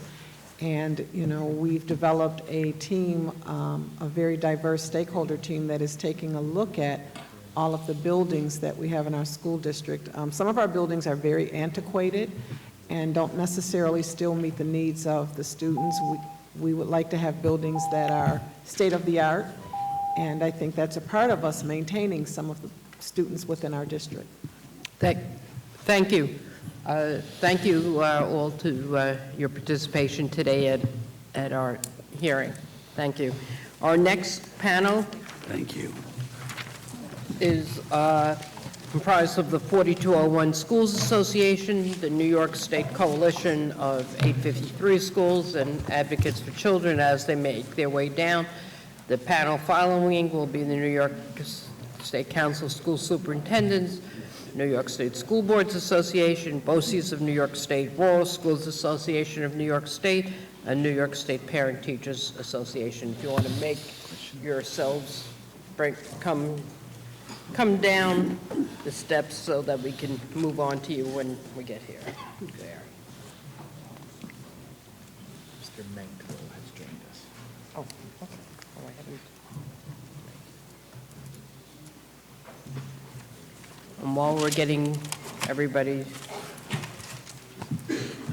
seated, Assemblyman Mankalo has joined us.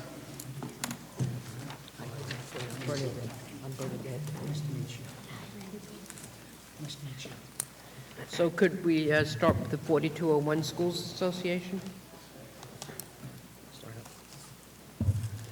Good afternoon. My name is Bernadette Kappen. I'm the chair of the 4201 Schools Association, and thank you for having us here today. I first want to thank the Assembly and the Senate for their long-standing support of the 4201 schools. You've been our champions for so many years. I'm here today to ask for a few things. One, for our support from the state. First, that you would reject the governor's proposal to eliminate $2 million in our budget. This is really critical that we're able to maintain the funding for our schools. And the second is to increase our direct support by 6%. This is the only way that we're able to maintain any kind of growth for our schools. And this would be meeting the needs of the students as they change. We've heard so much here today about mental health. This is the only way that we're able to continue to support our own students. The governor has a $10 million proposal in her budget that we are not able to take part in, so that we have to use our funds to support our children in this way. And our children have the same needs as any of the other children that would be in public schools. We are happy to see once again that there's the support for the capital improvements for our schools.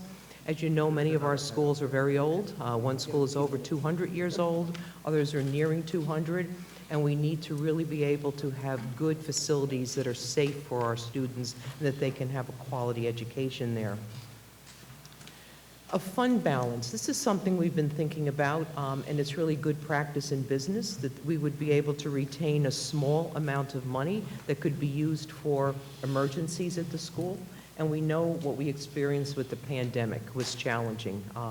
And people have talked about the stimulus and pandemic monies. We never received any direct money in this way. We were able to get some monies through the school districts for supplies, maybe some support, but not for these direct things that other schools are talking about. So if there had been a fund balance, that could have really been helpful to us, and we hope that that would be something we'd be able to access in the future. An area that I'd really like to stress for you today is the support for salary growth and workforce investment. Our children have very unique and special needs. You can imagine if you're a teacher of the blind that you need to be really skilled in Braille. We need staff that are able to teach children to travel independently in the community in addition to their academic needs. If you're in a school for the deaf, those teachers need to be well-versed in language and communication to provide that direct access to learning for the children with a high level of skill in sign language. And for our colleagues that support children that are severely physically disabled, many of these children have extreme health problems and probably would not be able to be in school if it wasn't for the specialized school. Some of them are on different types of oxygen. They may have trachs that they're using, that they need those health services at their school. Our teachers are really committed to the students. However, there's a huge gap between what we can pay them and what they can get paid in the regular public school or at a BOCES. We provide a lot of staff development for our folks, and they're in need out there. They're being recruited away from us. They could leave one of our schools and probably make $15,000 to $20,000 more. So we really need to work on this. For our children to succeed and to achieve, we need to have quality teachers. And we've heard this all morning. In the afternoon, it's hard to recruit teachers into the field. We would ask you to consider $30 million over 3 years. Thank you so much. Thank you. Thank you.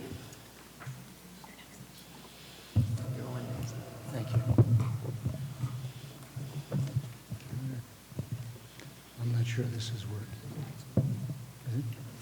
Good afternoon. My name is Dr. Ed Plackey. I'm the president of the 853 Coalition that represents 853 schools throughout New York State. I'm also the executive director of Green Chimneys, which is a 853 residential program located on 700 acres in Putnam County, New York. And we were the first group to figure out that animals regulate children. So that's worked out really well for us. As far as today is concerned, I realize there's a variety of asks. And I have a very simple ask on behalf of the families and the children, as well as the staff of the 853s. And there's about 60 of us, somewhere in that range, and we educate less than 1% of the overall population of kids with disabilities.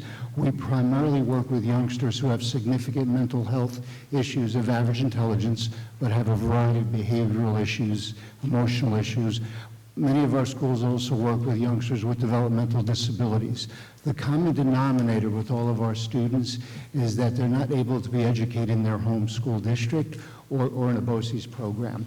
And ironically, I see Mr. Tedesco, almost 20 years ago, I sat here with Commissioner Mills when I was the Assistant Commissioner of Education and talked about the tuition methodology that funds the 853s as well as special act schools, and that it's going to put schools in fiscal peril. Well, almost 20 years later, we're absolutely there, and Dr. Roser spoke eloquently about our tuition methodology system, which said it was broke, and it is absolutely broke. The good news is the governor has put $2.5 million in the budget to help reimagine what that looks like. And almost 20 years ago, we talked about poor technology. It was laborious. It was never accurate, it was always late, and it hasn't changed in almost 20 years. So my hope is that you'll get behind that particular part of the budget. The other thing we're advocating for is our workforce. Similar to my colleague said, working in an 853, our challenge is the public schools. And I know in Putnam County, we're about 30 to 35% less than the local public school as far as salary. We're also not in the teacher's retirement system. I'm not advocating for that today, but that's a real hook for many teachers when they realize what kind of support that is long-term. The other part of it, the ask, is a 12.1% COLA. Last year, thanks to the legislature, we get an 11% COLA. We're asking for a 12.1% to be somewhat equal with the school districts, but to also help with our staffing. Right now, 25% of our group indicates that they can't find teachers who are certified. They can't find social workers, clinicians, and other clinical type folks. So we are really challenged by that. So again, thank you.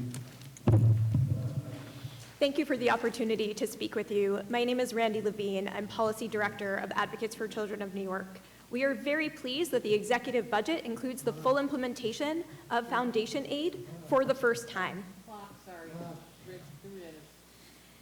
This funding increase is sorely needed, and we thank Governor Hochul and the legislature. We will briefly outline recommendations based on our work on the ground helping thousands of New York families navigate the education system each year. First, we support funding for high-impact tutoring in reading and math. We urge you to ensure that any funding that moves forward for tutoring can be used for students in grades K to 12, not just grades 3 to 8. Each year we hear from numerous families of children, including high schoolers, who are struggling with reading and cannot get help. We can't leave these students behind. Second, we are pleased that the executive budget includes $2.5 million for a study of alternative tuition rate-setting methodologies for preschool special education programs and state-approved non-public schools for students with disabilities. However, we are concerned about the requirement that the recommendations be cost-neutral and urge you to eliminate this language. The state is failing to meet its obligation to students with disabilities and must have the flexibility to consider methodologies that will enable these schools to have the teachers, service providers, and specialized programs they need, even if doing so costs more than current spending. We also urge you to ensure there is a rate increase for these programs on par with the increase to school districts this year. Third, only 65% of English language learners graduated high school in 4 years in 2022, and 16% dropped out statewide. But the executive budget does not include any new targeted investments for ELLs. We recommend the budget include $1 million for a bilingual educator pipeline program to increase access to certified bilingual educators and bilingual special education teachers. Fourth, the COVID-19 pandemic has spurred a youth mental health crisis. We are pleased the executive budget includes $10 million for student mental health support grants, among other investments, but it is not nearly enough to support students statewide. We urge you to increase investments in school-based behavioral and mental health supports by $100 million and to pass the Solutions Not Suspensions Act to keep students in school, supported, and learning. Fifth, we urge you to reject the executive budget proposals to lift the regional charter school cap and to reissue charters from schools that close until civil rights issues are addressed and financial implications for district schools are assessed. We need clarifications in the law to protect the rights of students with disabilities, English language learners, and students facing suspension or expulsion at charter schools, and ensure needed funding is not diverted from district schools. Finally, we are concerned about the expiration of the federal COVID-19 relief funding in the fall of 2024. In New York City alone, more than $700 million is being used for education initiatives that will continue to be needed. 3K, preschool special education programs, social workers, nurses, community schools, supports for students with dyslexia and students who are homeless, and much more. Elected officials at all levels need to start planning now to identify funding to sustain these initiatives. Thank you. Thank you. Assemblyman Benedetto. Speaking? Speaking, good. Thank you for your testimony. Thank you for being here.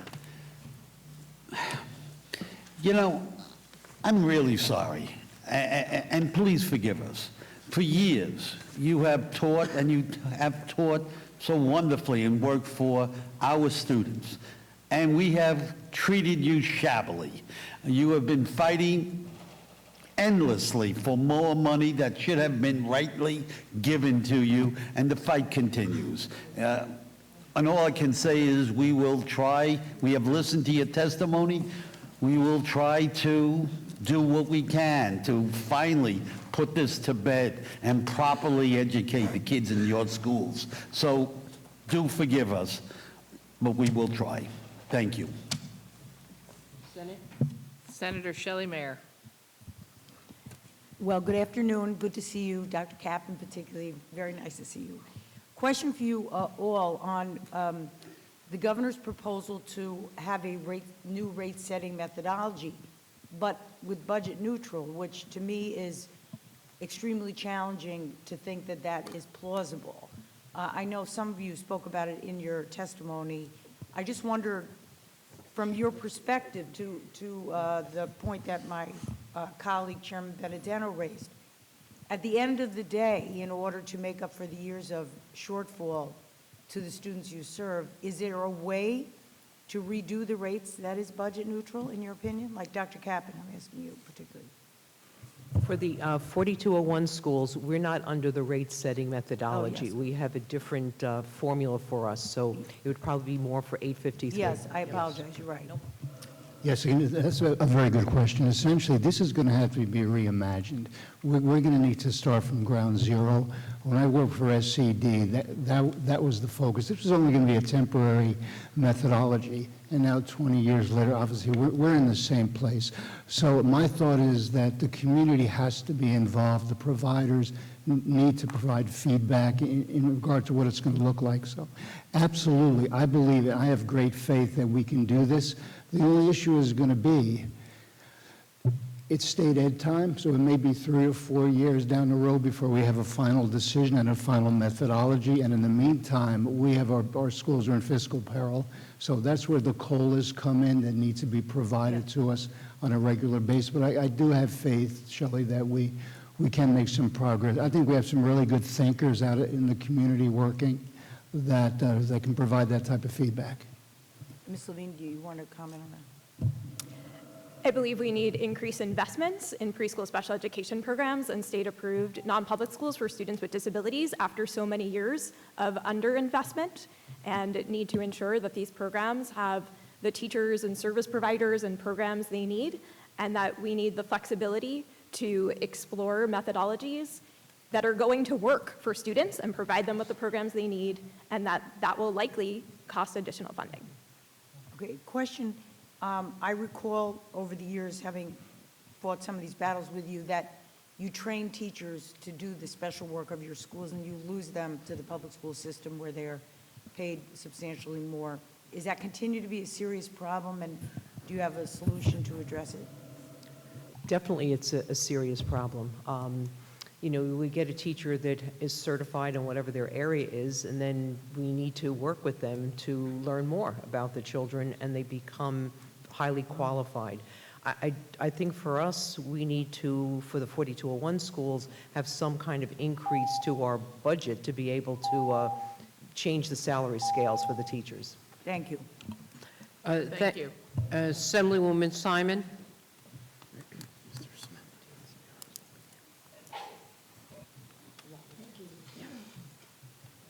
There we go. Thank you. Thank you for your testimony. Do you have, any of you, do you have an opinion on this issue about set aside the money from foundation aid, which may not affect you as much, number one, but it would likely affect your clients?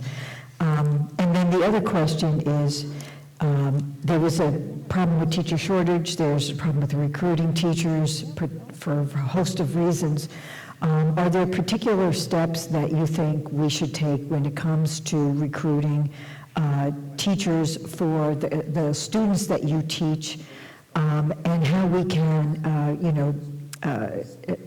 create some programmatic way of enticing people to work in that field so that, and they will be able to be the kind of teacher, workforce that you need? I would say for the teacher recruitment is really for people to have a better understanding, and I think we can recruit people in more easily if they know their salary is going to be equitable to other people. I think another drawback for teachers, and not just our specialized teachers, but it costs a lot of money, first of all, to go through school to be certified as a teacher, and then to go through all of the hoops that are required to get certification through the state is very expensive. And I think that's a drawback sometimes to people.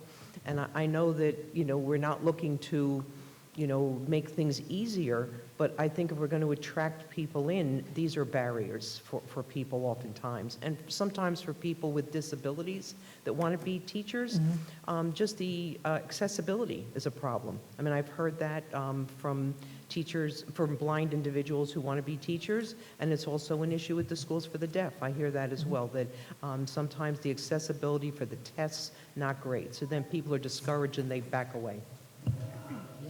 Actually, we've taken a little bit of a different approach within the 853s. We're looking to grow our own teachers. We have a number of paraprofessionals who are very interested and skilled, and we're providing support for them to pursue their bachelor's degree. Of course, we have to do fundraising in order to do that, but that's worked out fairly well. But regrettably, I have a teaching assistant teaching algebra and living environment. And I'm not sure anybody who has a child here would want their child being taught by a teaching assistant, but regrettably, we are really desperate at this point. For the pipeline to the 853s has really dried up. And on your first question, we support high-impact reading intervention. We know that we hear from so many families who want it for their children. We would prefer to see that happen outside of a foundation aid set aside. Thank you. Senate? Senator Jim Tedesco. Yes.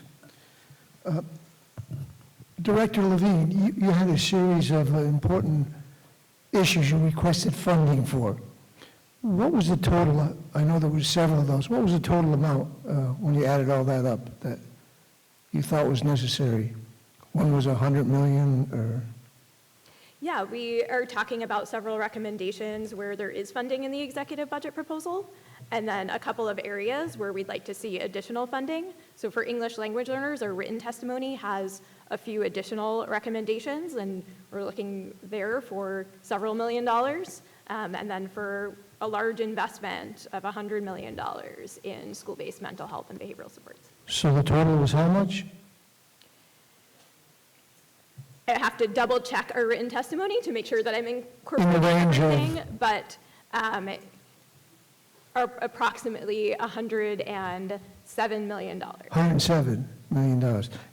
Did you speak of some methodology that might help? Did I hear that? In terms of getting that So the revenue? the governor's budget proposal includes $2.5 million to study tuition rate methodologies for preschool special education programs and state-approved non-public schools for students with disabilities. And we do think that that would help, but unfortunately, it would require the recommendations to be cost neutral, and we think that that restriction must be lifted. So we could pick up the funding for this from where now? The study was, I didn't quite get what you said there. This is an executive budget proposal. So within the executive budget, the governor is proposing $2.5 million for a study. Okay. And how does that check with the funding you just talked about, 100 and, So the study is specifically to look at the methodologies for preschool special education programs for preschoolers with disabilities and for state-approved non-public schools for students with disabilities. And so it is for a particular subset of our recommendations. so we'd have to find that from someplace else? The 107 million? No, the $2.5 million is in the executive budget proposal. Okay. But it's not being used for in the area you're concerned about? Well, this is a proposal, An so addition of money? the governor has included in her executive budget proposal $2.5 million for this study. And so, I could just add. so why do we need this 107 million if it's already in the budget? I think it's the first time that it's been proposed in the budget for the study. I think, as we were saying for the 853s, that they've been talking about trouble with the rate setting for years. So this is probably the governor's attempt to look at rate setting for the 2.5. It was never in there before. Thank you. Thank you. We go to Assemblyman Slater. Thank you, Madam Chair. And I really want to thank the panel.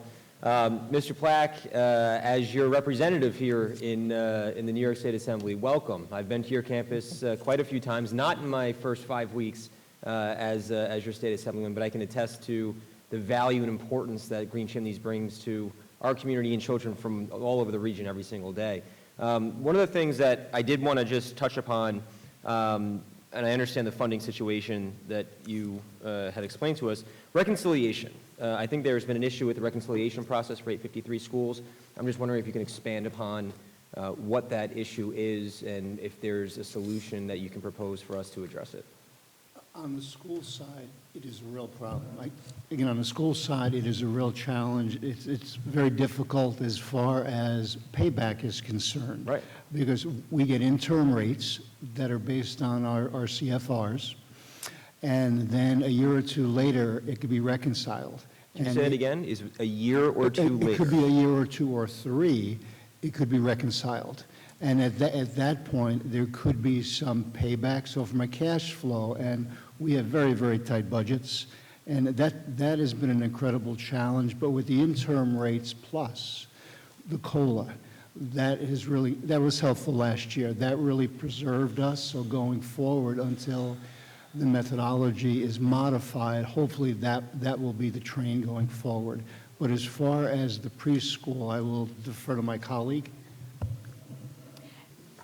I think reconciliation is a problem in both areas, and that is certainly something that we're hoping that the cost study will address. Great. But currently, since it hasn't been addressed, how does that impact I mean, this is an obvious question. How does a 3-year delay in reconciliation impact your ability to budget on a year-to-year basis? Regrettably, it's so unpredictable.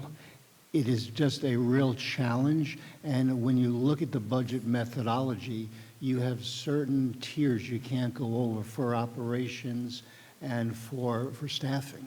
So it just makes it almost impossible. And there are times on reconciliation, the tuition rate was increased. So then you got to go back to the local school district and recharge them, which is a real problem for the local, because they don't have that in their budget. Right. Because those expenditures occurred 2 years ago. So So we it's really really need to having do a some- broad impact across multiple systems Yes, that we it really certainly should, as a does. legislature, address. Yeah, but in regard to the cost neutral, that's a no-go. That can't possibly push us forward. And we've had several schools close their doors in the last year based on fiscal instability. At Green Chimneys, for example, we get 1,000 applications a year, and we accept about 40. So we're about as rigorous as Harvard and Yale as far as our acceptance policy. Thank you very much. So again, we have a large number of youngsters we cannot incorporate because we can't fund the teachers, we can't fund the therapist and the residential staff. So there are a number of youngsters we should be helping that we can't, regrettably. Thank you. Thank you very much, Madam Chair. Senator Robert Jackson. First, I'd like to thank all three of you for coming in and waiting your turn in order to present on behalf of your schools and your clients that you're representing. I've looked at all three of your statements on our website, and let me just say that I clearly support what you're asking for. I say to you that I know the issue of children with disabilities. I've worked with that as an advocate in education. My brother-in-law and sister-in-law are visually impaired, but they're technically totally blind now as a result of retinitis pigmentosa. And my brother-in-law, I brought him here when he was about 19, and he went to the Lighthouse and got training there and got his GED, and went and got on his associate's, a bachelor's and a master's degree, and he's been a licensed social worker in the state of New York for about 17 years. So, and that's because there were organizations and people to help him in order to get the type of education and training that he needs. So I appreciate all of you, what you're doing. And Randy, I was listening to you read your statement, and you were reading with such speed and clarity, and finished exactly at 2 minutes. And I said, gee whiz, how many times did you practice that? But clearly the points that you're making in there are extremely important and part of the many things that I'm advocating for in legislation, and you know that. So I thank you, all three of you, for being very clear about what your needs are, and hopefully we, the legislative bodies, the Assembly and Senate, will come together and move forward on your request. I just wanted to thank you. Thank you. Thank you, Assembly. Assemblyman Mantalo. Thank you, Madam Chair. Dr. Capon, you spoke earlier about fund balance. Did I hear you right that you're not allowed to have a fund balance at this point? Right now, no, we don't have any fund balances, no. So when something happens, we went through COVID, let's say tomorrow one of the schools has a major issue, where do you get that money from? People didn't have any other resources on their own. They would have to get from their credit line to be able to do it. So, that's a problem. So then you have to budget long-term for that credit line, I'm sure. Correct, right. So what can we do here to help you have the ability to get a fund balance? And my second question is, if we can do that, how can we help you build that fund balance?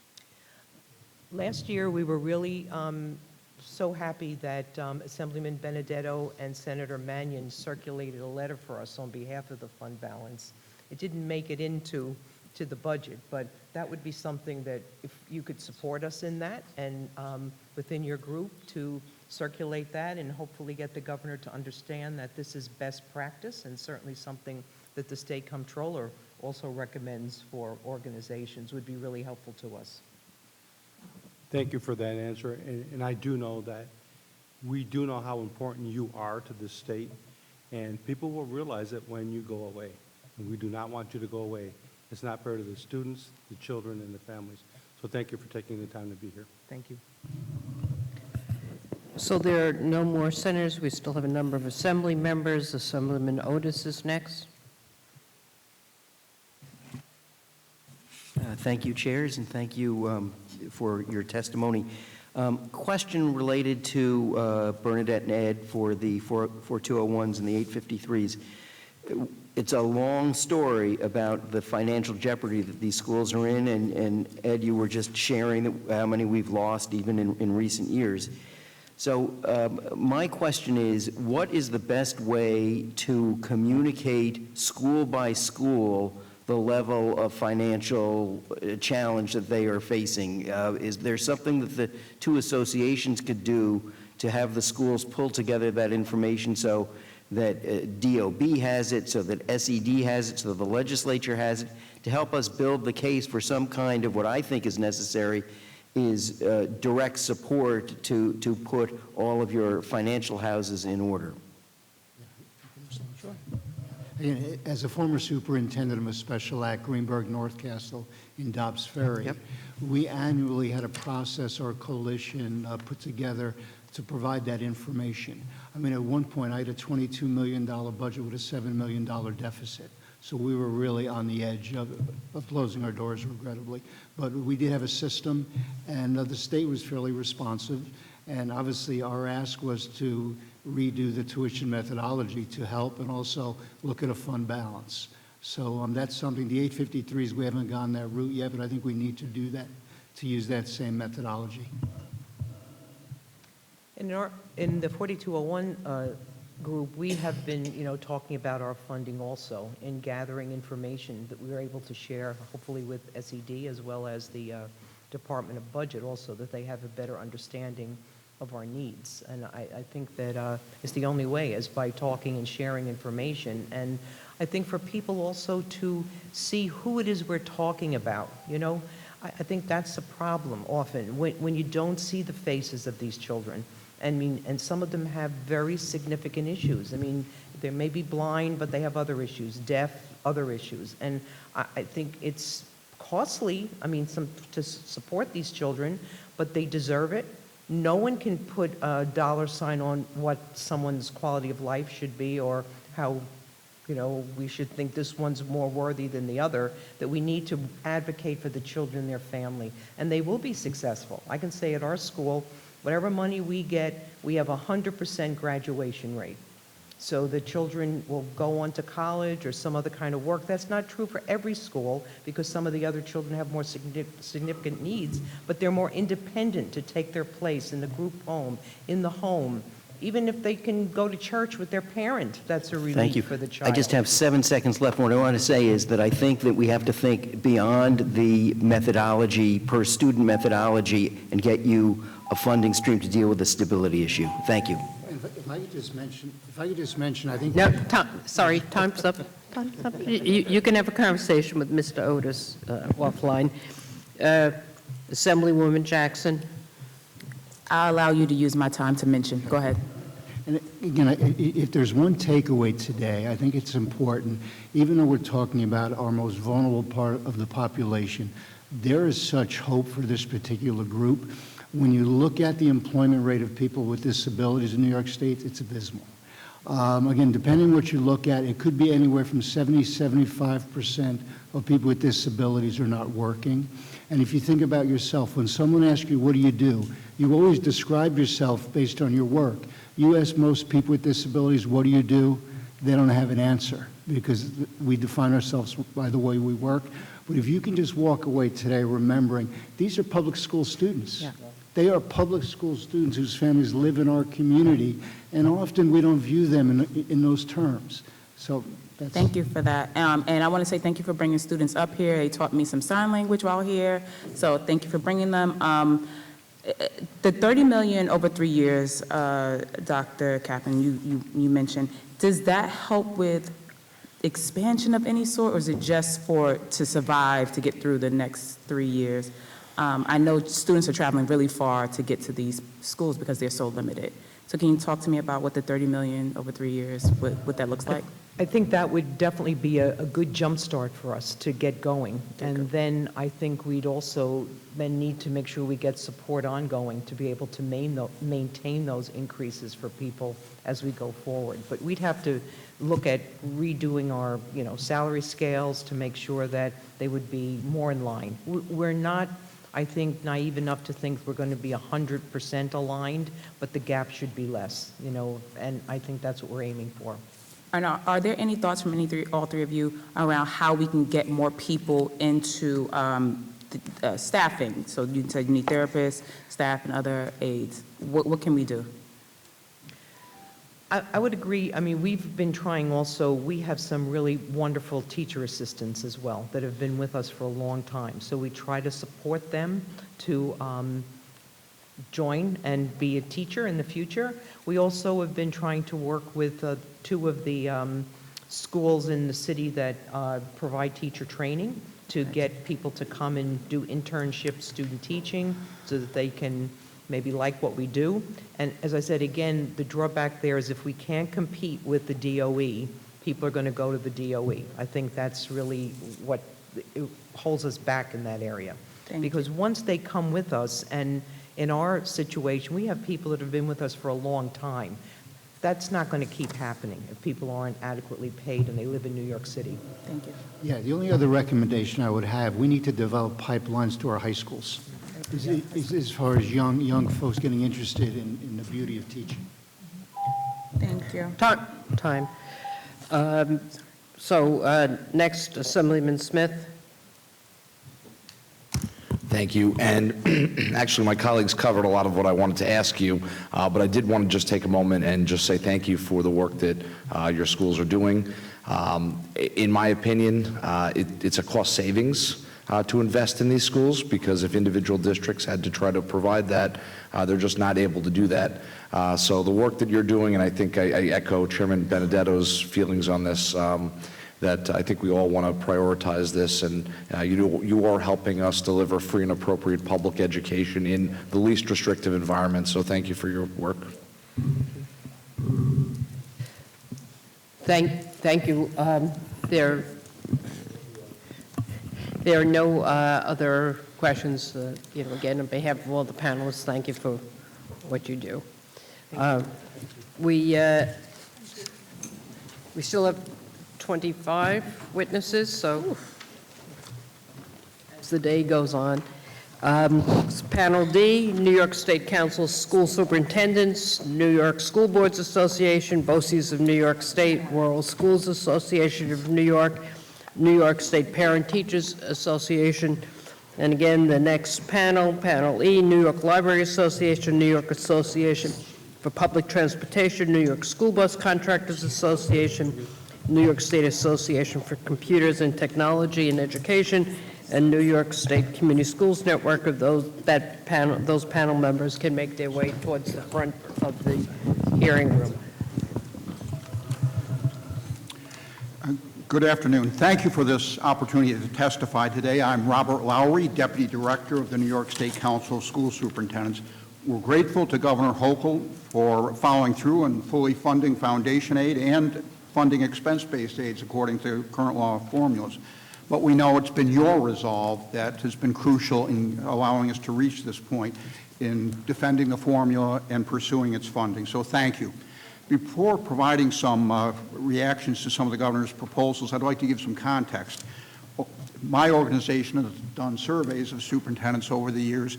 This last survey, there were really 2 major themes that emerged. One is that schools are doing many more things to help children and families with non-academic concerns, things like child care, health care, mental health services, after-school care, and so forth.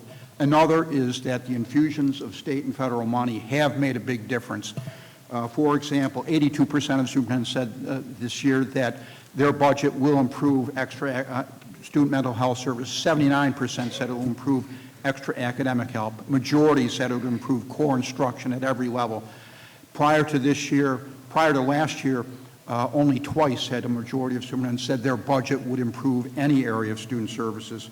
On foundation aid, we have 3 requests. One, yes, do follow through and fully fund the formula this year. Second, please expand upon the 3% minimum increase that the governor proposed. 80% of the districts getting the minimum are average or high need. And all of them struggle to raise pay, to fill essential jobs, and live within the property tax cap. Third, start a commencement process to build consensus on steps needed to update and improve the formula. We've repeatedly called it an underappreciated accomplishment in public policy. but it's more than a decade old. Some factors do need to be reconsidered. With lower inflation and without further change in the formula, future increases will moderate considerably. Also, the federal COVID relief aid will expire next year, so there is concern about sustainability of improvements. So we support an increase in the unrestricted fund balance limit, at least on a temporary basis. We oppose the proposed requirement to have districts set aside funding for high-impact tutoring. Districts have been putting money into extra academic help, partly by choice, partly because it was required by the federal COVID relief aid. And districts, in some cases, have struggled to find people to do the work. Also, the set-aside could preclude districts from addressing other priorities like improving student mental health services, offering competitive pay, or holding down property tax increases. We support increases in funding for CTE, steps to try and address hiring shortages, and we appreciate the efforts that the department has made to simplify teacher certification processes. I'll stop there, but I look forward to your questions. Thank you. Thank you. I am Kyle Belikabitsky, Executive Director of the New York State Parent Teacher Association, and I'm proud to represent our 220,000 members and our 2.6 million school children. It is our mission to make every child's potential a reality, supporting kids, raising awareness with one voice. On behalf of our President, Helen Hoffman, thank you to the chairs and members of the legislature and Governor Hochul for everything that you do for our children and families. We continue to watch in awe as dedicated, outstanding educators, school-related professionals and staff, and families do all they can to support our children each and every day in our school buildings and homes. But while our children learn and our educators teach and support, they still struggle, and that's why we need your continued support and partnership. Today, I will speak on two main policy issues, school meals for all and school-based mental health, and briefly mention our opposition to charter school expansion. Each and every week, a family member calls our office asking for help in feeding their child. They don't understand why free school meals are no longer provided. And to be honest, we don't either. My son recently came home from his small, poor rural school just across the river and asked me a pointed question. He said, "Mom, are you still working on helping my friends eat in school? Some of them, they really need help." I looked at him with tears in his eyes that day and tears in my eyes, and I said, "Yes, Jackson, we won't give up." When our children went back to school on September 7th, 726,000 of them lost meals that day. No parent, no family, no educator, and I know none of you want to have hungry children, but that is what's happening. For some, school is the only place they receive a warm meal, and Congress has failed to act, so we in New York State must do what we always do. We support our children, and we support our families. Hungry kids can't learn, they struggle to focus, they have lower attendance, they are at greater risk for mental and physical health problems, and a family of four making just $51,400 is over income for free school meals. We humbly ask that you include this proposal in your One House. We also call on your help for securing more support for school-based mental health services. The executive budget includes $10 million for expansion of school-based mental health support and many community-based services. We support them all, but that $10 million number is a bit too low. In a recent survey of New York State PTA members, we were asked which youth-based mental health issues were most important facing our kids. You can imagine: anxiety, depression, bullying, suicidal ideations and thoughts. To address this crisis, New York State PTA is impaneling a new mental health task force to continue our work in this. But again, we look for your partnership in this work. In conclusion, every family has a dream for their children. It's our job to be dream makers, ensuring every child, as Bob Larry always said, no matter their zip code, no matter their ethnicity, their ability, their gender identity expression, no matter their race, has the highest quality 21st century education to lead them to college and success. We ask that you humbly to continue to infuse our schools with resources necessary, and together we can support kids and raise awareness. There is no other job that's more important. Thank you so much. Thank you. Next. Good afternoon. I'm Brian Fessler with the State School Boards Association, and I thank you for having us here today. First and most importantly, I want to thank you sincerely for your commitment to fully funding foundation aid. And we're incredibly pleased to see the executive maintain that commitment. This historic funding is critical to meet the day-to-day responsibilities of our schools, but I think it also represents a significant policy success for the state of New York. But we're here to offer our thoughts on how the executive budget might be improved. So as such, we do want to note, as Bob noted, that nearly 250 districts are held to the proposed minimum increase of just 3% in foundation aid. Those districts, as Bob noted, are mostly high in average need with limited local taxing authority, while also facing high inflation and a restrictive property tax cap. We think that minimum increase should be higher, perhaps with a tiered approach for high-need, low-wealth districts. We also believe strongly that a plan and a process needs to be put in place for the future of foundation aid. We care less at this point about what the end result will look like, although we certainly do have our ideas. But we are most interested in the groundwork being laid for a thoughtful and deliberative process, which we think should be organized by the State Education Department. Now, we do have concerns with some proposals, including the proposal to extend the unnecessary and duplicative school-level budget reporting requirement. This was originally sought out by the previous executive, despite federal provisions already requiring school-based expenditure reporting. The state's requirement did not provide enough value to exceed the administrative burden then, and it does not now. So we ask that you reject the proposed 5-year extension of that mandate. We are hopeful universal school meals is seriously considered in negotiations over the next few weeks, and we're also hopeful that the BOCES aidable salary cap and special services aid CTE investment reforms are finally made, as they are well overdue. We further ask that you at a minimum restore the $20 million in annual funding for prior year aid claims. These are school district claims for school aid that have been approved by the state but are waiting for funds to be provided, sometimes for upwards of 10 or more years. The state eliminated funding during the pandemic in 2021, and it should be restored. Lastly, as Bob noted, we encourage action to allow for a modest bump to the allowable fund balance limit. Currently, districts are allowed to carry a very small 4% of their operating budget, well below recommendations from fiscal professionals and the executive's 15% rainy day fund goal for the state.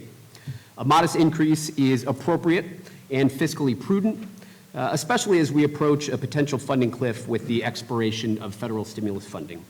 I thank you for your steadfast support, and we look forward to our continued work together on behalf of our 673 member school boards. Thank you. Thank you. Thanks, Brian. Dan White, District Superintendent, Monroe 1 BOCES. It's great to see all of you. Happy to represent the 37 BOCES in New York State, our 700 member districts. Thank you.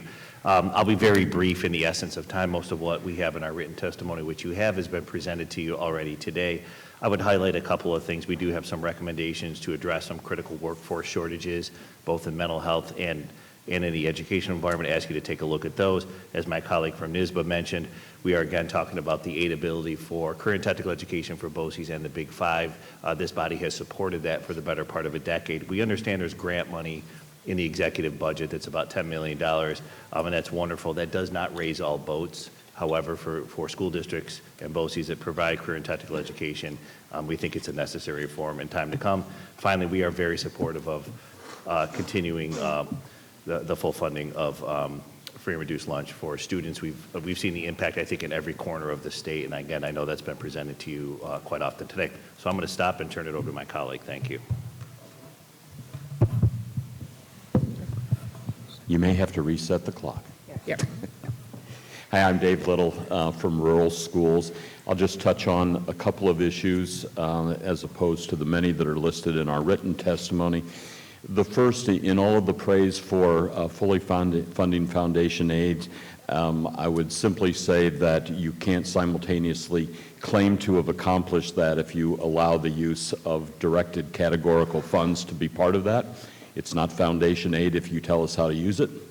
And so we would ask that you figure out one way or the other when you're doing that. The other is the impact of full funding. Several of my colleagues have mentioned that the implication of fully funding the last segment of this is that many wealthy districts are finally getting the money that has been owed them the longest because you wisely chose to give money to the districts that needed it the most and had the most in the beginning of the process. And so we see there's one Westchester district that is getting a 52% increase this year, while high-need rural districts, at least half of them are getting the minimum 3% increase. So we see that by category, the wealthiest districts are getting the lion's share of this year's agreement. High-need rural districts are getting the least amount, which leads me to what happens next, what happens after next year. And unless you do the kind of work that my colleagues have suggested starting now to figure out what the appropriate measures are for funding foundation aid in the future, by default, you're going to end up giving school districts an across-the-board allocation, which is the singularly most inequitable way that you could possibly fund foundation aid moving forward. So I would ask you to do the hard work of figuring out what it takes to uphold your constitutional responsibility of providing a sound basic education, and once you've done that, to implement that, to upgrade it. I'd mentioned that we're at a juncture in history with fully funding foundation aid, having federal funds expire, coming out of the pandemic. It's a very unique time. And so in my book, it's time to finally learn what all of our colleagues in sister states all around New York have known for 2 generations, and that's that you allow rural high school students to go to a regional high school and get the kind of broad-based curriculum, advanced curriculum that's provided as simply matter-of-factly to urban and suburban students. All of our rural kids graduate, 3/4 of them never get an advanced degree beyond that, and that's abhorrent to the future of New York if it's going to be successful. So with that, I'll stop with 10 seconds to go. Thank you. We go to Assemblyman Benedetto. Yes, okay. Okay. Jesus. One day I will get the knack of that. Listen, thank you very much. Your points were all well taken, okay? And yeah, we're throwing out a lot of money out there, and foundation aid is going to be up, and everybody's going to get a 3%, increase no matter what. But you indicated maybe 3% is not enough, and maybe it should be more. An idea how much more are you talking about? 4 or 5%? And do you have a cost estimate possibly on what that might be? I believe that the current 3% minimum that the governor proposes costs $51 million. You could do some sort of scaled increase tied to district wealth, so poor districts would get a larger increase. But if 3% across the board is $50 million, an additional 2-3%, particularly if it's scaled, it's going to cost, scaled based on district ability to raise local revenues, it's going to cost less than $50 million additional. That's like 0.2% of total foundation aid at this point. So it's not a large price tag to deal with this. And the meals, okay? We all want our kids properly fed and so on, and we're a little annoyed the feds have withdrawn their money and kind of left us with the, if we're going to do it, how much do you think it's going to cost us? Sure. So initial estimates for school-based breakfast and lunch range a little bit above $200 million. So it's not, but at the end of the day, it is a price tag worth paying if our children are not hungry and they are well fed. And I know you agree with that as a lifelong educator. Point well taken. Thank you very much. Senator Shelley Mayer. Thank you. Good to see you all. I just want to check on the proposal that SED has, that was not included in the governor's proposed budget, of $1 million to begin the process of exploring a new foundation aid formula. Can you each tell me whether you support that proposal? Yeah, I'm not sure exactly what the department would use the money for, but I do believe that the department should have greater capacity to do work, research, contribute research, sponsor it on education finance. 15, 20 years ago, I think they made pivotal contributions in developing what became the foundation aid formula. It was essentially a regent's proposal with one wrinkle added by Governor Spitzer, another added by the legislature.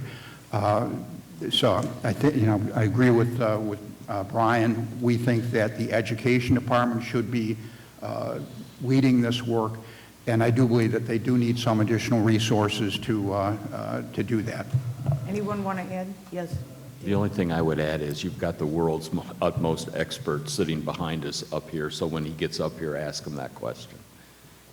And Senator Mayor, all of the Educational Conference Board groups do support SED in leading this work. Okay. That's question one. Question two, with respect to meals, are there districts that are eligible for community eligibility currently that are not participating? And if so, what can we do to get them to participate and get federal funding for this lunch program outside of the money we were unable to get from Congress? The answer to that question is yes, and I'm going to defer the technicalities to my colleagues who are coming up on our school nutrition panel just in a few. Some of the difficulties that districts have is coming up with their side of the purchase of the district-based cost for community eligibility, but I know Hunger Solutions and some of our colleagues that are working on this very closely will be able to answer your question more thoroughly. The only other thing I'd add, Senator, is that part of the problem is social and outside the capacity of the school to try and get people to sign up. Part of the inequity is the hesitation of families to sign up, a fear of signing up for that program, and it's traditionally underreported. Well, just respectfully, that's free and reduced lunch. I'm not talking about that. I'm talking about community eligibility where the entire school For the whole is school. eligible, which is, so I will be glad to ask the next And if you panel. ask Jessica that, she's coming up, Yes, she will I'd be absolutely glad have to. those figures for you. I'm going to put her on the spot right now. And I wonder if statewide, only because we've heard this anecdotally, do you know from the superintendents or the boards whether there's been a overall reduction in the number of students in New York's public schools that are either members of NISCUS or the school boards during the COVID time? Have we reduced the number of students in our districts? The number of public school students. Pupils in your district as a result of COVID. There has been loss in some districts. I'm just wondering if you have noticed that at a statewide level. I don't think so. You're talking about general enrollment?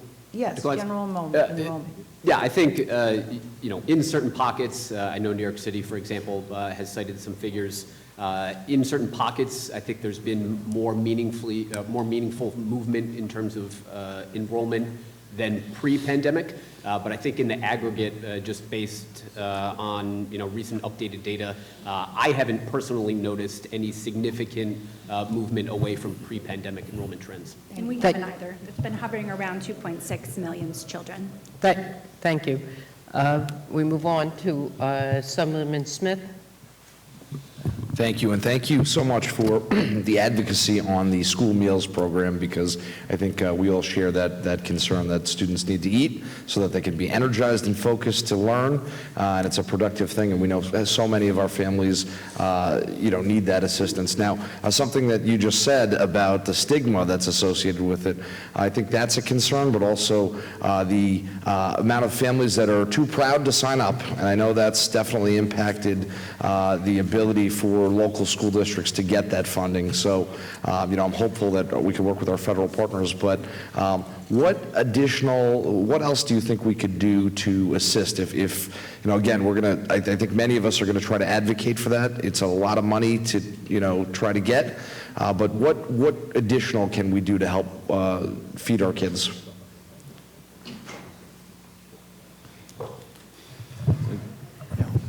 Yeah, I think the fact of the matter is that when school districts already subsidize their school lunch programs significantly, and it puts additional burdens on parts of their district. So schools and localities find solutions. Some of them are not always the best solutions to that. And to be frank with you, this is an emerging it's an existing issue, but it's going to continue to grow significantly. So schools are really subsidizing it themselves in many, many ways. I'm not sure that's the best solution overall. Are you Because hearing some can and some can't, frankly, right? Oh, right. Yes. Are you hearing anything about the Farm to School program? Because it's something I mentioned earlier in the day, and on Long Island, we're having a difficulty because the reimbursement, again, encouraging schools to get to the level of 30% of New York-produced food, which is awesome. It's tasty, the kids want it, and also it's good for our economy here in New York, but there's been some difficulty to do that. Have you heard any thoughts about that for the member districts? I know it's a popular program upstate, but we're still trying to work on it downstate. Yeah, the Farm to School program has been tremendously successful where the districts have met the threshold and have the predictability of trying to maintain it from year to year. There's a rather large startup cost in processing and refrigeration and all that stuff, but once you've got it set up, we have some districts that are in their third and fourth round of that, and they do tremendous things with their community. Farmers markets to feed kids during the summer where they combine resources, almost in a community schools approach to provide for that. So where they're able to do it, they do it very well. But the 30% threshold is a tough burden both administratively and financially to try and get to. That's what I'm hearing as well. And last, I'll just conclude because I think a lot of these issues are solved by universal school meals, because obviously when district nutrition experts are trying to put together these meals, it's much easier if they don't have to worry about the reimbursement portion, and there's federal guidelines on that. Thanks for your advocacy. Thank you. Senator Murray? Thank you very much. Since we only have 3 minutes, I'll jump right to it. And I wanted to talk to Superintendent White. Do you have an idea of the average number of hours your BOCES instructors are working? Those that aren't full-time, I mean, some of the instructors? So in terms of what's their normal day, Senator? Those Yeah. type of things, so 7.5 hours a day usually, Okay. yeah. I'm just trying to calculate out when we're talking about the instructors and the pay cap and Yes. and how close it comes to we're virtually at minimum wage in some cases. Yeah. So we've been increasing minimum wage over the years, but we're keeping this cap. It's been there for close to 30 years. 30 years, so the Yeah. aidability based upon $30,000. The average BOCES CT instructor makes about $67,000 a year right now. So if you're talking the average aidability, yes, the state share has been declining since 1993. Yeah, it's ridiculous. And Assemblyman Benedetto apologized before to another group. I'm apologizing because I think it's embarrassing that we can't do better than that. Because I feel as though, and I've heard this from BOCES, not just getting new instructors, but retaining some of the instructors. Correct. But also the expansion of some of the services that are offered and the training that can be offered to some of these kids. How do you get there when your hands are tied like this? Are you seeing, or how bad is the problem right now, and how much do you need to improve that? So I can tell you that our industry partners are continuously coming to us, as they are anybody that runs career and technical education programs, saying they need a workforce, particularly in some of the high-skilled trades. We have wait lists in a number of our trades programs. That's simply because we can't expand. So the need is very, very real, as it is in many industries, but particularly those heavy high-tech trades where we are seeing a number of retirees leave the industry, and they're not there to replace them. That was my next question. Are you seeing an increase in the number of, or should I say, the amount of time the instructors are staying? So in terms of the Or I instructors. should say a decrease in the amount of time they're staying. Yeah, yes, I think so. Yeah, I would say so. I think that the major piece of this is the ability to replace a workforce from an industry or trade perspective. They're seeing people leave those industries, and they're looking to us to replace those, and we're trying to start that pipeline of students who can do that. Right. Okay, well, keep up the great work, and hopefully we can give you some more help. Thank you. Appreciate that. Thank you. Thank you. Assembly.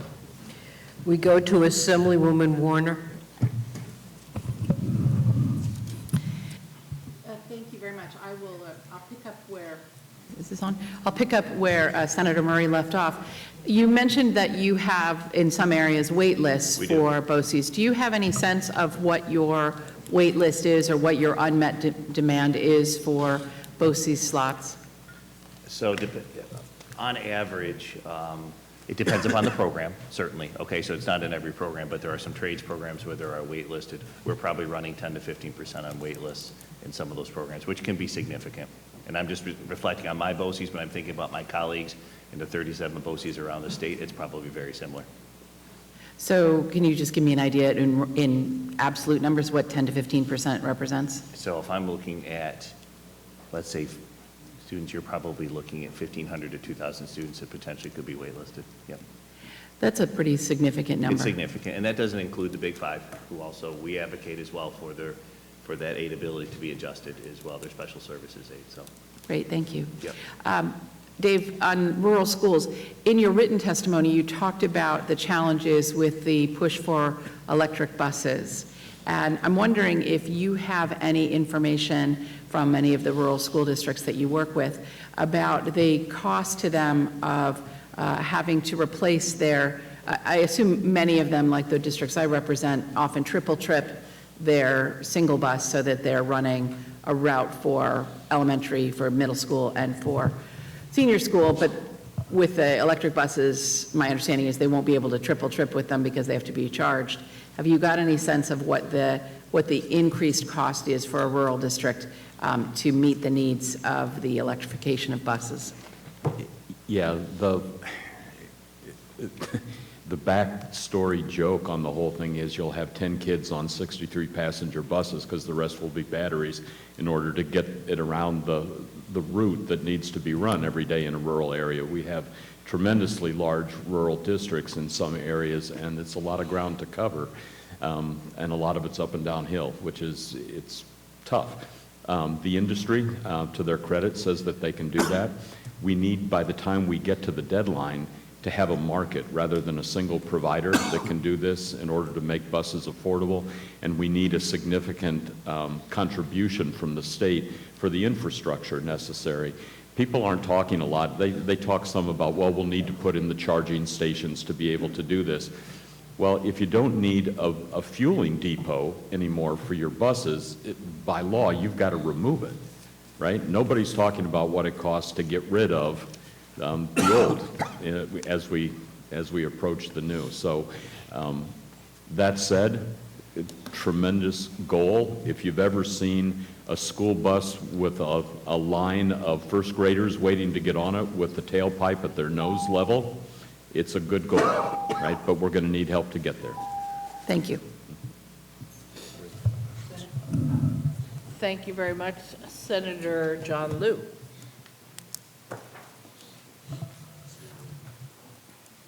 Thank you, Madam Chair. Mr. Little,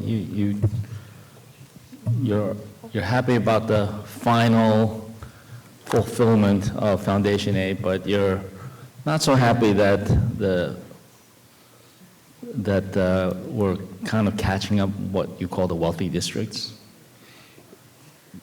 In the very beginning, and we have to go back, this is how long this formula has been around, but well, the formula was never fully funded, right? So the state kind of prioritized the high needs districts first, try to get them closer to 100% sooner than the other districts.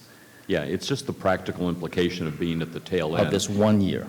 That you, right. Right. Which is I mean, why the wealthy I school tried to districts- quickly segue into what happens. I don't want That's to, the- I'm not defending wealthy school districts, but they will say that the foundation aid formula already reflects the fact that they have to contribute a lot more from their own local tax base than they're actually getting from the state. So I would love to get a panel of Mr. Little and some of the superintendents or the leaders of the other districts. But I think what you're getting at is it seems like all of you would like to see at least an update, if not a reformulation of the foundation aid formula. Is that fair to As say? Bob is one to say, it's an underappreciated legislative accomplishment, the foundation aid formula that exists. It's also more, close to a generation old at this point. It's like 20 years old. And we've had tremendous. So you all would like to see a revamp of the foundation aid formula? It's got to be updated according to current need.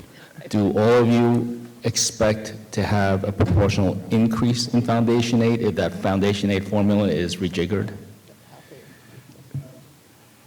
If you're saying, are we expecting you to rob Peter to pay Paul, like Vermont tried Well, to do? We would expect to do better than that. Reformulating the foundation aid formula doesn't necessarily result in an increase in total foundation aid, right? No, you not only have to be poor, but you have to be comparatively poorer than your neighbor in order to be successful Right. under the formula. So not everybody wins, but our approach, at least I will give you credit this year, is starting from the premise that everyone gets at least what should be, under normal circumstances, an inflationary increase, and then you go from need from there. My guess is that that would be the approach to take going forward, but you have to actually cost out what you value in a child's education moving forward, per student count may not count as much as student mental health needs moving forward. Food may cost, may count for more than your combined wealth ratio in the future. So it sounds like Different you're structure suggesting, may I be don't in disagree place. with you. Don't get me wrong, I don't disagree with you, but it sounds like I'm thinking none of your colleagues here necessarily disagree with you. You're saying, figure out what the need is based on these updated factors, and then that should determine the total amount of foundation aid that the state has to cough up at this point. That will have to wait for another conversation. Thank you, Madam Senator Chair. Liu. You can follow up with him afterwards. He's available all day. Thank you, Assemblyman Otis. Thank you. For all of you, and if I don't need full answers today, but curious as to, for the districts you represent, how they are dealing in their budgets with cybersecurity prevention or cybersecurity ransomware response in their, as a budgetary matter? I don't recall the figure, but, in our survey, we asked a question, what issues cause you concern in thinking about your district's financial future? Pick all that apply, then pick the one that causes the greatest concern. Special education costs were, the number one cost concern. For some districts, I don't recall the percentage, I'll look it up, but I was surprised by the percentage of superintendents who said that cybersecurity costs is a concern. And, we included on the list because anecdotally we had a sense that it was an emerging concern. I'll share the results with you. Thank you, Bob. Member Otis, I will tell you that there are 12 regional information centers around New York State based at boards of cooperative educational services. It is the single greatest increase in services we have provided to districts, as you would imagine, around the state, and costs come with that, frankly, and the expertise needed to combat some of the threats that are coming to school districts, municipalities, hospitals, et cetera, is significant. It is an emerging budgetary need. It is a present-day service need, to give you a sense. Thank you. Thank you. Yeah. I think for school board members, we have a kind of formal position-setting process like a lot of organizations, and we had our annual meeting in the fall. And for the first time in the decade that I've been with the School Boards Association, our membership formally directed us to engage in advocacy, seeking the state support logistically, financially, to address issues of cybersecurity. So from that standpoint, I think it is high up on their priority list, and a new and emerging issue, as Dan reflected, based on the increase in demand of services that districts are seeking. Thank you. I just say in the budget hearing the other day with Homeland Security and with Technology Services, we expressed the need to get more resources to local governments and school districts in this space, and we look forward to continuing that dialogue with all of you. Thank you. Thank you. Thanks. Senate? Thank you. Next up is Senator Robert Jackson. Hi, everyone. Thanks for staying the course to come and give testimony, and I appreciate listening to all your testimony.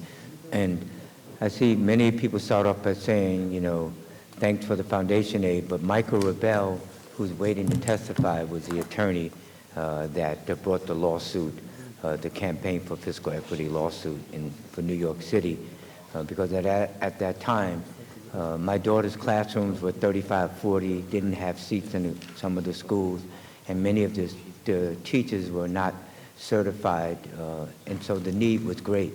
So you just need to understand that this lawsuit was brought in order to provide, the highest court said that every child should graduate from high school knowing how to read, knowing how to write, knowing how to serve on the jury, and being able to hold competitive employment.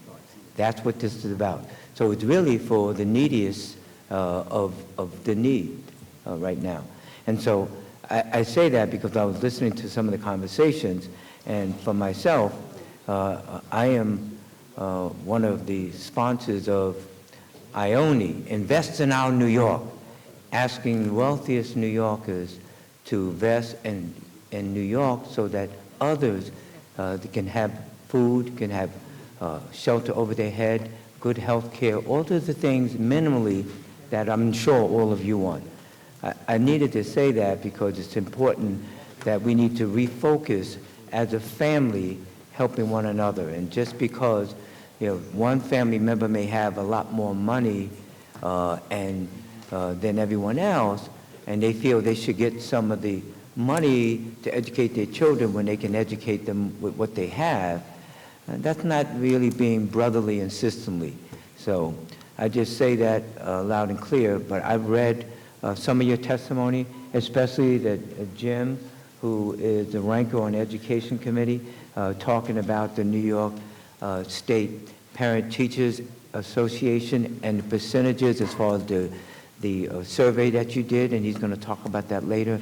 But let's stay together, let's help one another so that all of us, all of our children can get a real good education. That's my message to all of you. Thank you. Thank you. Assembly. Assemblyman Slater. Well, again, thank you for your patience and staying with us here so late. I just wanted to go back to the EV bus conversation. One of the things I've heard from my superintendents in my district, obviously the state's going to be handing down some climate goals, but there's been no conversation, at least to my knowledge, about funding those, how they're going to achieve those goals. And so I didn't know if that was something that maybe you've discussed and you've made some proposals for, but I know that's something that I keep hearing from my superintendents about how they're going to pay to implement some of the measures that they expect to have to deal with in the coming years. Yeah, others may want to weigh in on this as well. I think we're in the infancy of the practical side of all of this. I think this really was aspirational until the Environmental Bond Act actually passed and set aside $500 million toward this. I don't think state leaders knew where the money was coming from. It was unbudgeted for up until that point. So I think the kind of real logistical work can begin now because there is that funding source, and we're going to have to try and figure out how much does it cost to put those charging stations enough for a bus to run all day long every day during the school year. How much does it cost to remove a fuel depot that NCON's going to want out of there if it's unused? You can't just store fuel in the ground ad infinitum. And so there's you're going to have routes reworked according to the capabilities of the vehicle that you have. All those types of things have to be worked out. And we don't necessarily need to delay it if you have the money to implement it. But if you don't have the money to implement it, we would certainly hope that the funding and the implementation keeps to the same timeline. And we still don't know if we allocated enough dollars for that. We have no idea. Okay. Less idea than you do, and I don't think you know how much this is going to cost at this point, honestly, because there's only one bus company that I've talked to that even claims to be capable of providing the buses to do this. Very good. I don't know if anyone else wanted to make comment on that. No, as Dave mentioned, the Environmental Bond Act does provide at least $500 million to go towards this transmission to zero-emission school buses. That's obviously a large sum, but I can see it being spent very quickly. There's not just the additional cost of the buses, but I've just been struck by the infrastructure costs. Driving by the lot of my children's school, the bus lot, just how would you install enough charging stations for all those buses? So I think there were pieces that were added in the enacted budget on top of what the governor proposed, calling for a roadmap, presumably pun intended there, and some other pieces. I think those are useful steps. And next month, we will have representatives of NYSERDA doing a presentation and discussion with superintendents about how this is expected to proceed and what problems we see. Thank you. Thank you, Senate. Senator Jim Tedesco. Kyle, I don't know if you were here early on when I asked some of the questions about bullying, and I told some of the groups that were here, there's a group of parents and individuals who have asked me to do something extended and expanded as a public servant as it relates to bullying in schools in New York State, because they believe it is expanding. And I said earlier on, but we all know this, bullying has expanded in an unbelievable way that never existed before. And it doesn't stop at the school door, it doesn't stop at the gates, doesn't stop in the streets, it doesn't stop in your home because of the internet social media, it could be 24/7. And what the real concern is, not only the program, which I know you're concerned about in terms of mental health with the PTA, is the fact that we have laws in place right now to deal with in the schools whereby the administration, when it reaches a certain level, has to contact the state education department and say, a bullying incident has taken place. I can't find any statistics on how many times that's happened in and of individual schools or across our schools. But I also know this, there's no requirement or mandate to contact the people who we should believe in and think love their children the most, and that is the parents who are part of the PTA, who are asked to come to parent-teacher meetings, who are asked to help develop, get involved more, but we shouldn't tell you when your child's head's been rammed into a locker every day, or you're belittled or humiliated every day.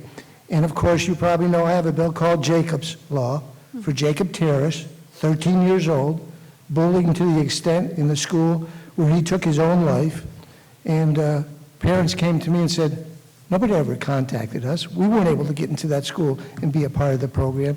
Now, it doesn't make any sense to me that we want them to be a part of everything else, the curriculum, individual education plans, but we don't want them to know, in many instances, I'm not saying all schools don't notify the parents and bring them in, some do, but in this case, in other cases, in many cases, there was a case when I passed this bill, passed it twice when we were in the majority, to notify the parents, where in New York City, a gay student was being belittled and humiliated by other individuals in the school every time he came to school. Parents weren't notified. Know what happened? Came to school with a gun and killed those who were humiliating him. Now, it wasn't the one that was being bullied. He had enough. So this, when this happens, when we don't notify parents for any way, it's very, very dangerous, I believe. And the good Senator Jackson, gave me his technology here. And I'm looking, and sometimes we don't know the extent of this, and I was wondering about that. You did this fall survey, New York State PTA survey. And for those who are listening, in the survey, Sorry, we're at 0. from highest to lowest was 81% anxiety, but bullying was 62.16%. Thank you, Jim. So my question is, Well, no, you don't get any more questions right now. Sorry, you can ask them after. You need to start with the question, not the statement. I got carried away, I'm sorry. So we go to Assemblyman Mantalo. Thank you, Chairwoman. David, just to go back to the EV buses in the rural areas, has anybody looked at the cost of selling the buses that you have now? Where are they going to be sold to? What's going to be the loss to the taxpayers from buying those buses? So if we buy a brand-new diesel bus today and we get rid of it in a few years, what's going to be the lost amount for those buses? And where are we going to sell all of these buses in New York State? That's my first question. Second question is, are you aware of any trials that are going on in the rural areas where they're actually using some of these buses so we have a better idea of what we're up against before we just fully implement this? The answer to the first question is God only knows. We don't have any idea of where you'd have a market for that many school buses, except to other states that don't have this requirement. The answer to this, the second question, tell me one more time what would, I'm sorry, do we have any routing information about Well, how? I would think it would behoove us to do some trials out there, especially in the rural areas, because you're looking at the footprint of the district, the square miles, you're looking at the hills, you're also looking at the weather, you're looking at wind chills. If you're driving on a snow-covered road, you're not going to go as fast as far as you would on a bare road. And I think before we implement this across the state, especially up north, especially out west, in the more rural areas, I would think we would want to try a trial for a year or two in the school system to find out what's going to work and what's not going to work. Yeah, I would certainly agree, but I'm not aware that any trials have been done, at least in New York so far, to determine that. David, is that something we should do here to help you with that from the legislative side, is maybe get something implemented to do that? NYSERDA is supposed to be helping school districts, and I would think that would certainly be a help if they could provide that kind of a study. We actually had asked the one bus company that claims to be able to do this to our summer conference to give us that kind of information, and they declined. Assemblyman, I'll add that parents and families are very much worried about that. We're very supportive of the move, of course, because we want our children to be healthy, and this is a move.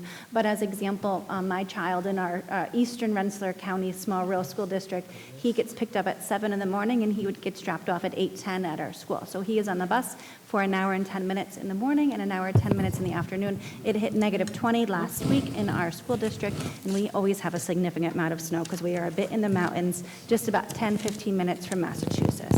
So I think parents and families are concerned. We want this to work. Everybody wants this to work, but we have to make sure it's going to work, and we have to give school districts and school leaders, like my fine colleagues here, the support to make this work for our kids.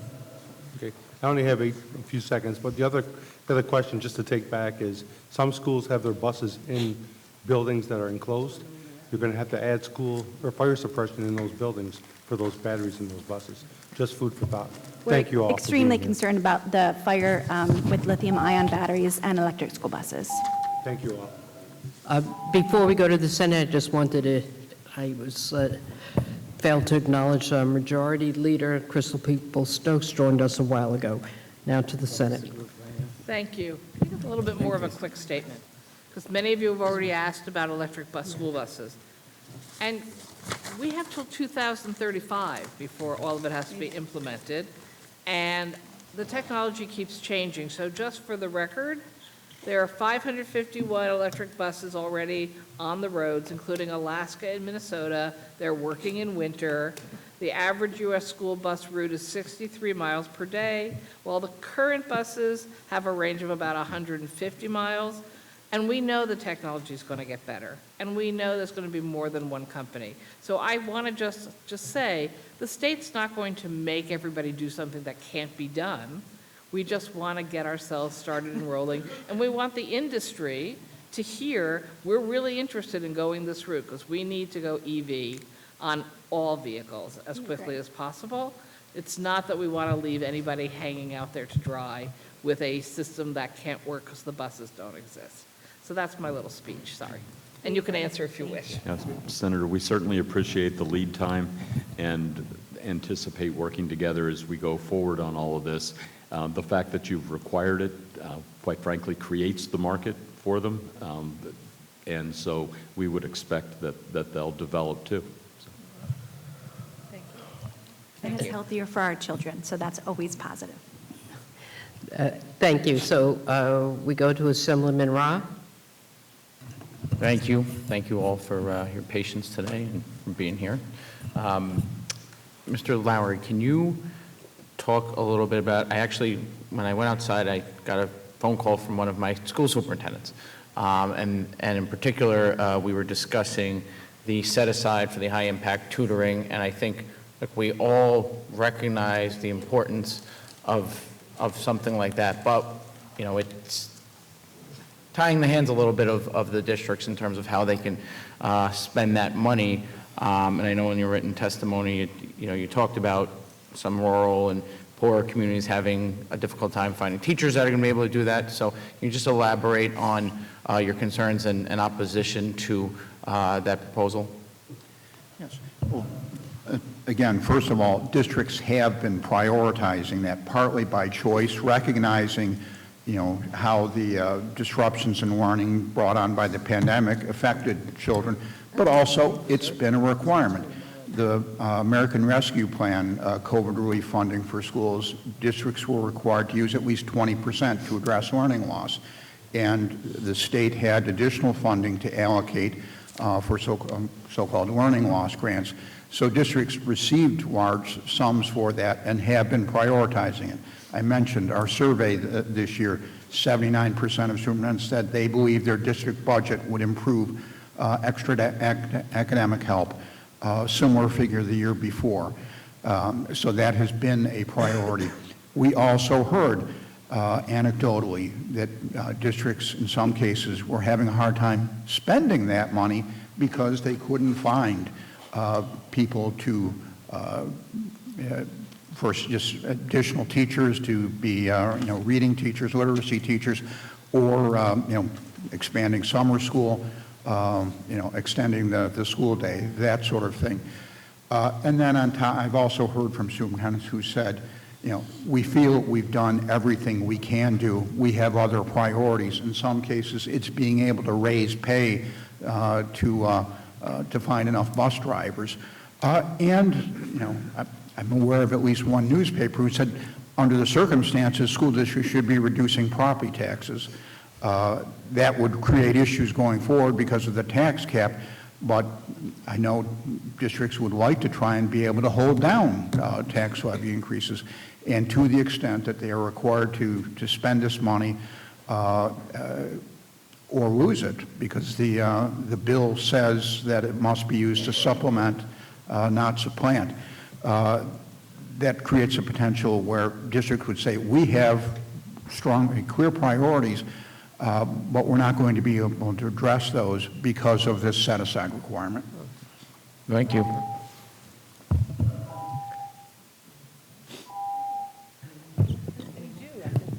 So thank you all for being here and work you do in New York State on behalf of our students.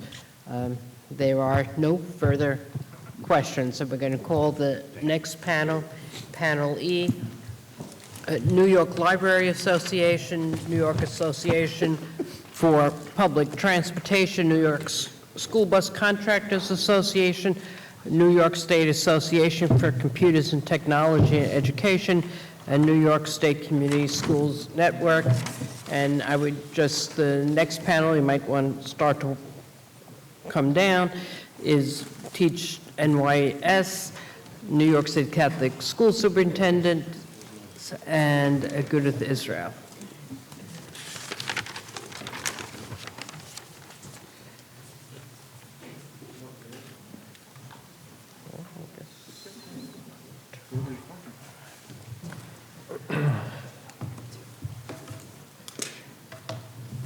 So I just wanted to remind witnesses, so some people came in since we made the last announcement.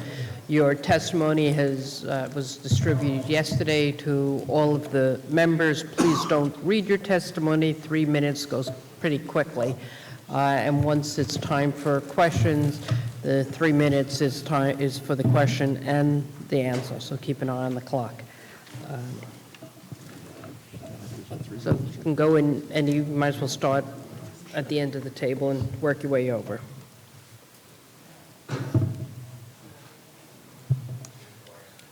Hello, and thank you for having me today. My name is Max Prime, and I have the privilege of serving the New York Library Association as their Director of Government Relations and Advocacy.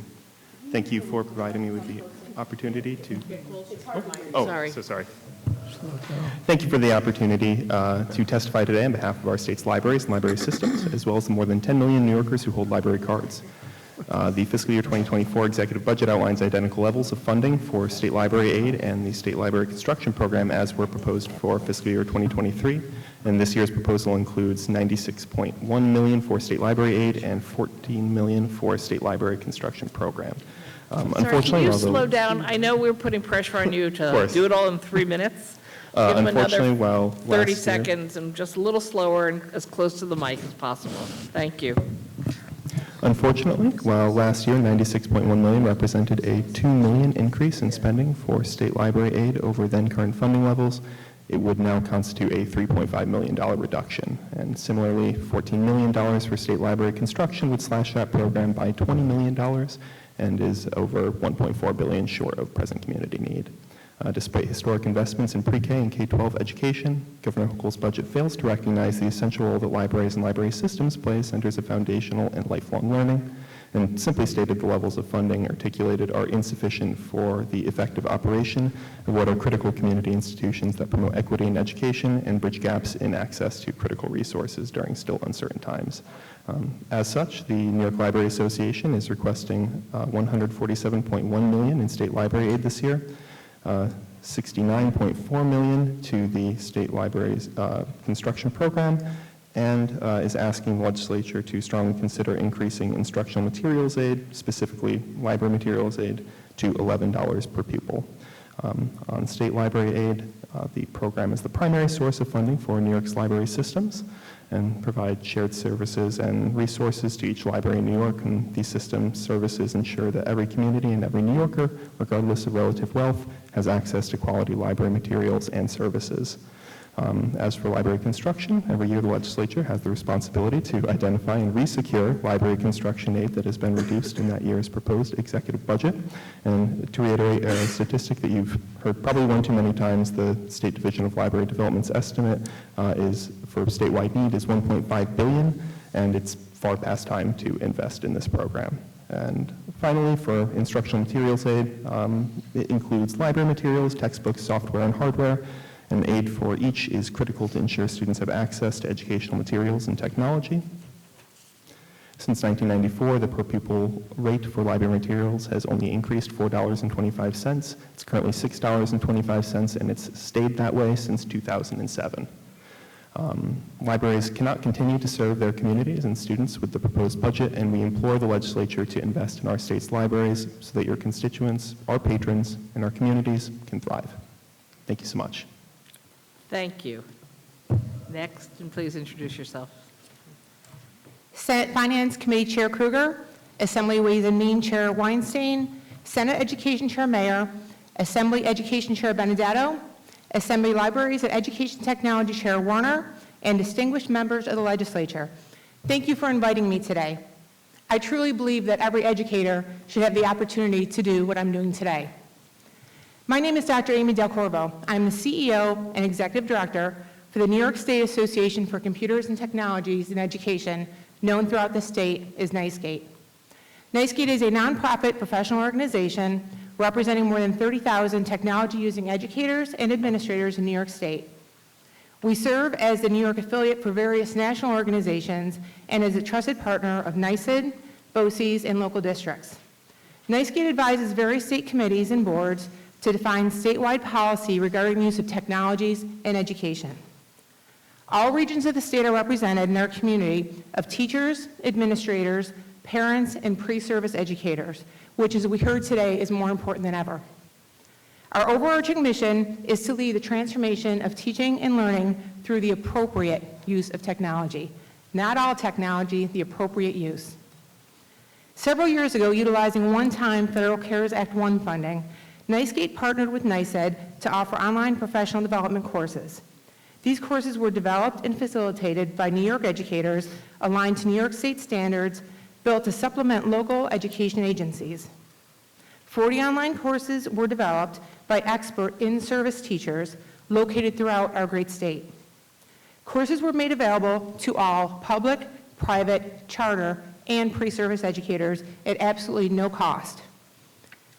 They are also available for continuing teacher and leader education credit, which we all know as CTLE credit. Available in multiple languages, adhering to New York State professional development guidelines and standards and the guiding principles of CTLE. The success of the project was evident, engaging over 48,000 educators, the vast majority during the last month of project funding. Our funding ended in October of 2022. NYSCATE awarded over 106,000 CTLE credit hours to New York State teachers at no charge. Since the conclusion of the program, there have been thousands of educator requests to continue to access the courses and to build upon the success of the initiative, such as the Computer Science and Digital Fluency Standard. Not just bullying, Senator, but cyberbullying is a major aspect of that as well, very hidden in many aspects.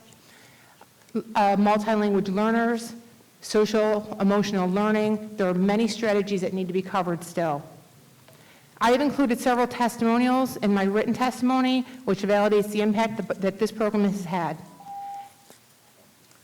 Sorry, you'll just have to trust us to read the rest of the testimony. Please Thank read you. the ask of a $2 million line for free for every profession, every teacher in the state, pre-service, higher ed, K-12, and every administrator. Thank a $2 million line. Thank you. Thank you. Next. Good evening.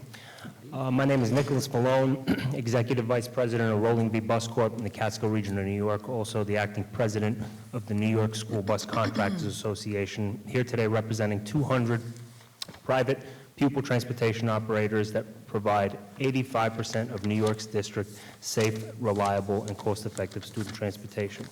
Thanks to our 50,000 drivers, aides, and mechanics, we provide the safest ride possible to and from school each day for New York students. I'd like to thank all the members of the Joint Committee on Education for allowing us to provide our 2023-24 budget recommendations today. New York is well on its way to transforming school transportation by committing to 100% electric school buses by 2035 with a moratorium on internal combustion purchases in the year 2027. As many of you know, New York's school bus contractors are at the forefront of that movement, currently running electric school buses and working with NYSERDA on the state's roadmap to electrification.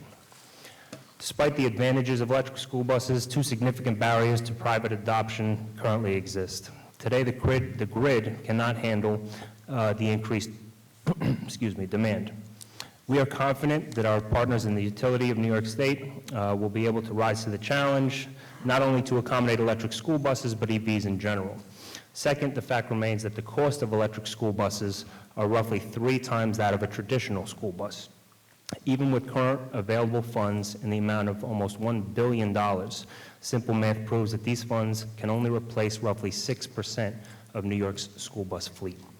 Even if you triple that estimate, there's an obvious financial bridge to be gapped to achieve 100%. In regards to school bus contractors, there is one simple solution that will allow us to move this initiative forward at the rate necessary to meet the current or even extended deadlines. That solution is contract modification.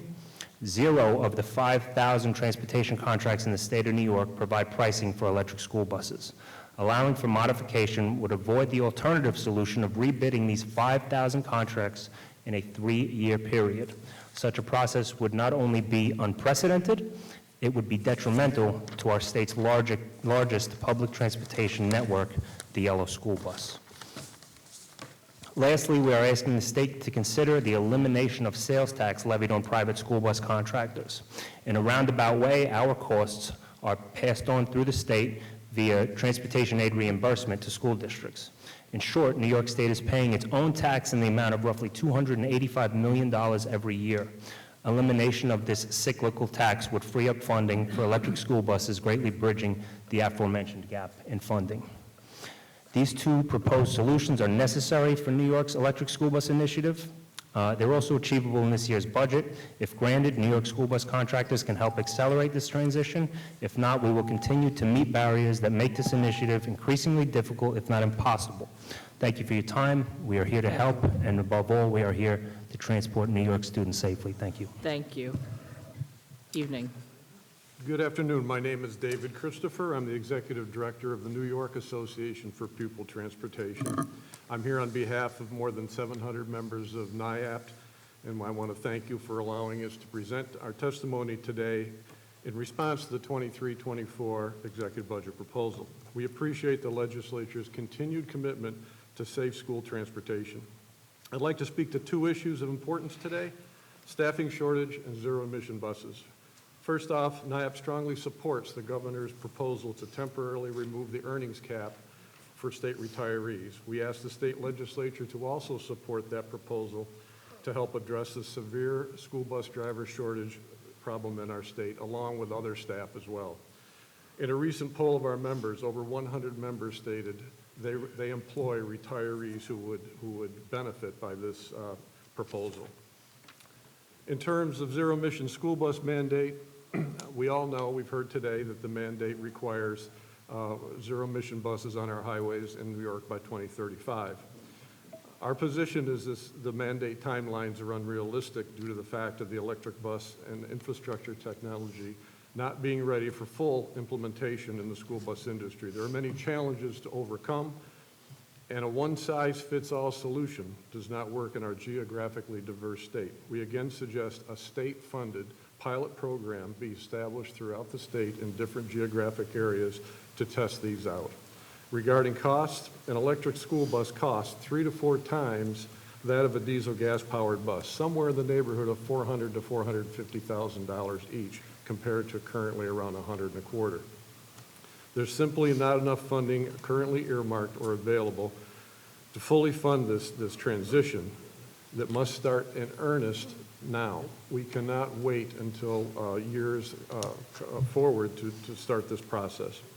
The grant and rebate money, which is somewhere around $800 million, falls short, and many school districts don't qualify, nor do private operators. We're very concerned about the success of the future bus propositions as well, as local taxpayers will be asked to foot the bill for a portion of the estimated $15 billion required to convert the state school bus fleet. Additional funding is needed to cover the cost of this transition to assist localities.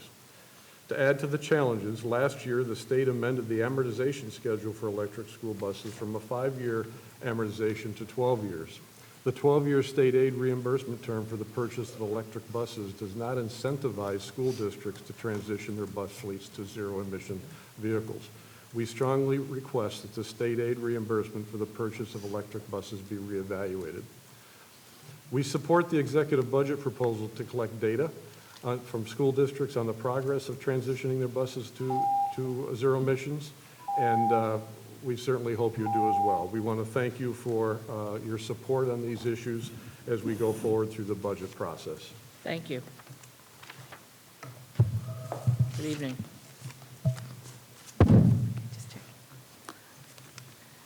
I'm Allie, and I'm representing the New York State Community Schools Network. Thank you for the opportunity to present testimony. Across the state, schools are struggling. Students are working tirelessly to catch up on lost learning, but they face significant challenges to their mental health as they navigate the impacts of COVID-19, including the trauma of loss and grief. Families have been hit hard with crisis after crisis, and there are inequities present in their ability and preparedness to support their children's academic success after the school day. Teachers are burnt out trying to manage behavioral issues and still try to teach their curriculum. One teacher I spoke with recently said his job teaching at a middle school in Brooklyn was 90% social work, 10% actually teaching. An administrator I've worked with in the Syracuse area told me about the challenges of trying to get an after-school program up and running using school teachers through ARP funding because despite offers of high hourly wages and due to high rates of teacher burnout, hardly any teachers were willing to sign up to stay extra hours each afternoon and run the program. But what would it look like if students had access to health and mental health services they needed without ever leaving school? If families felt welcomed in schools and could go there to receive education, food and clothes they need, and serve as thought partners in the school community?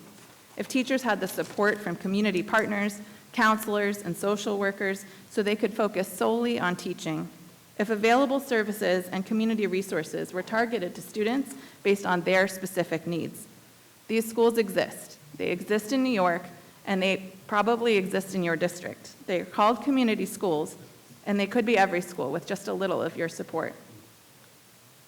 Community Schools Strategy coordinates the resources and relationships in a community to meet the needs of students so that everyone can thrive.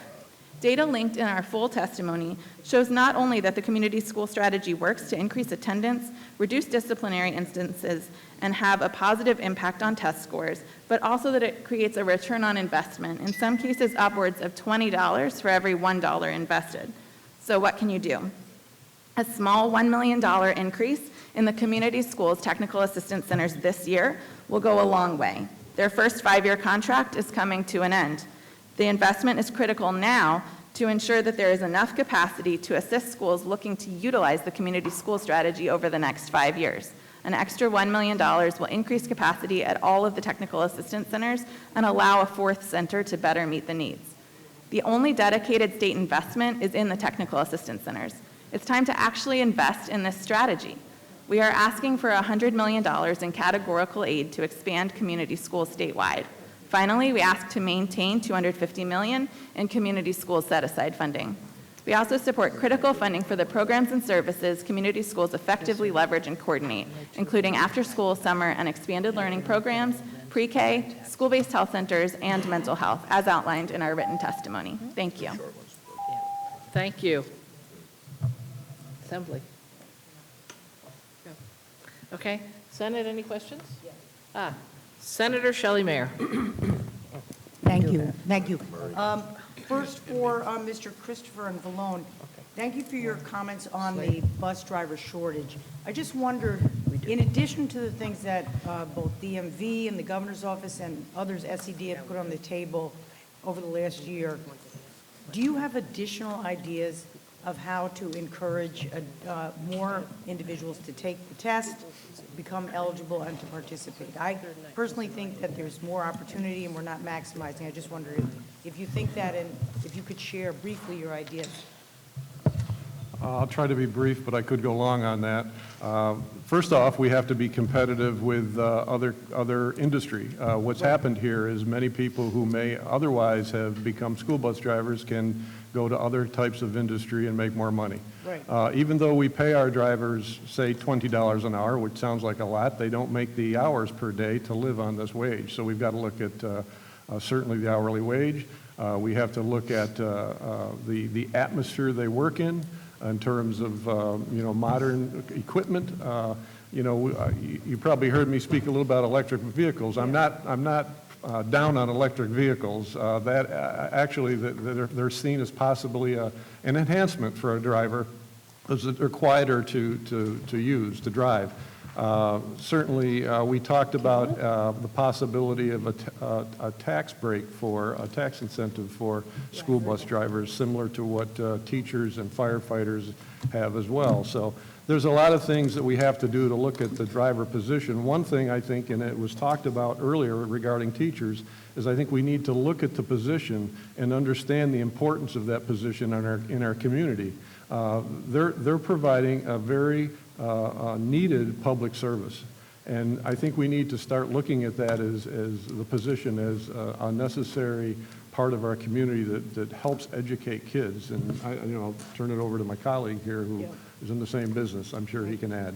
Dave, thank you, and Senator Mayo, thank you for the question. One thing that New York can do almost immediately, and it's already been discussed with our partners at DMV, is to adopt the federal under-the-hood waiver that was just recently passed in this year's cycle. Just to explain to the committee what that is, school bus drivers, in order to pass the test right now to become a school bus driver, have to go underneath the hood and identify engine parts. And actually, the day they become a school bus driver, we don't permit them to do that. It won't increase the number of people attracted to the job, but it will certainly increase the number of people passing the test to become a school bus driver. And if you want to bring it full circle, under the hood of an electric school bus, there is nothing. Thank you. And just for Ally, thank you for your advocacy on after school. Are you supportive of the governor's proposal to move the funding from administration to OCFS? Yes, we are. Thank you. Assembly. Assemblywoman Warner. Assemblywoman Warner, Chair of the Libraries. Thank you. Thank you, Mr. Prine, for your testimony. And I just have one question. Have you estimated what the cost would be of the increase to the instructional materials aid if we adopted the proposal that you got to move it to $11 per student?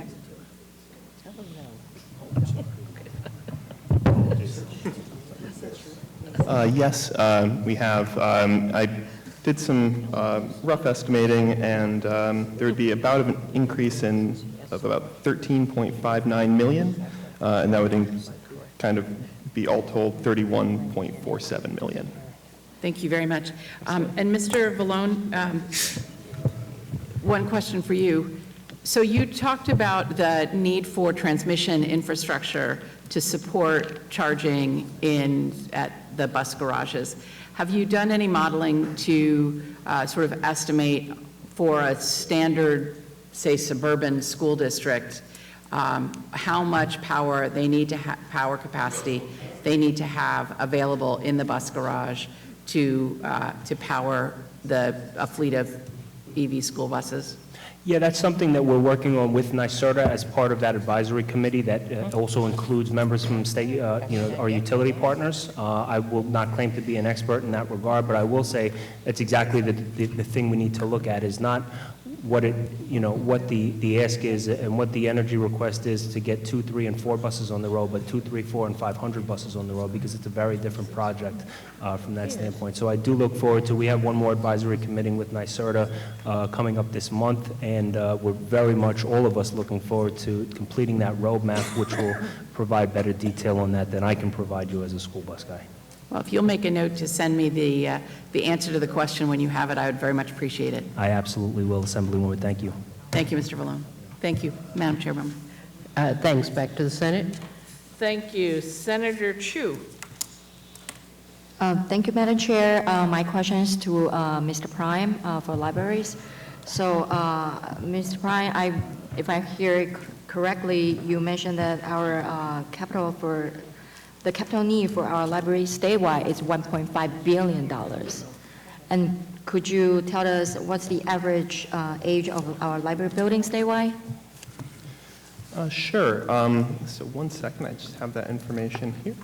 So the average average age of libraries statewide, over 50% of public libraries are 60-plus years old, and an additional 31% were over 30 years old. So our libraries are aging and do really need those funds to be able to best serve the community. Thank you. And during the past 2-3 years, during the pandemic, our library systems, is there any extra social service we were needed and provided during those period of time, like telehealth? Absolutely. So libraries have become kind of essential hubs of broadband accessibility and access in our communities, especially in a lot of our rural communities where lines haven't made it out there, or in areas where individuals simply can't afford to access broadband.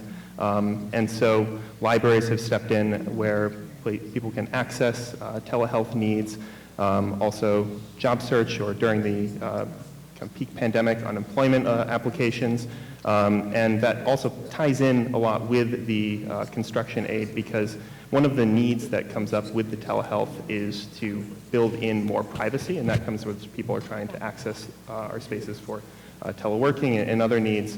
There are HIPAA requirements for telehealth, and there are just personal needs for privacy as well.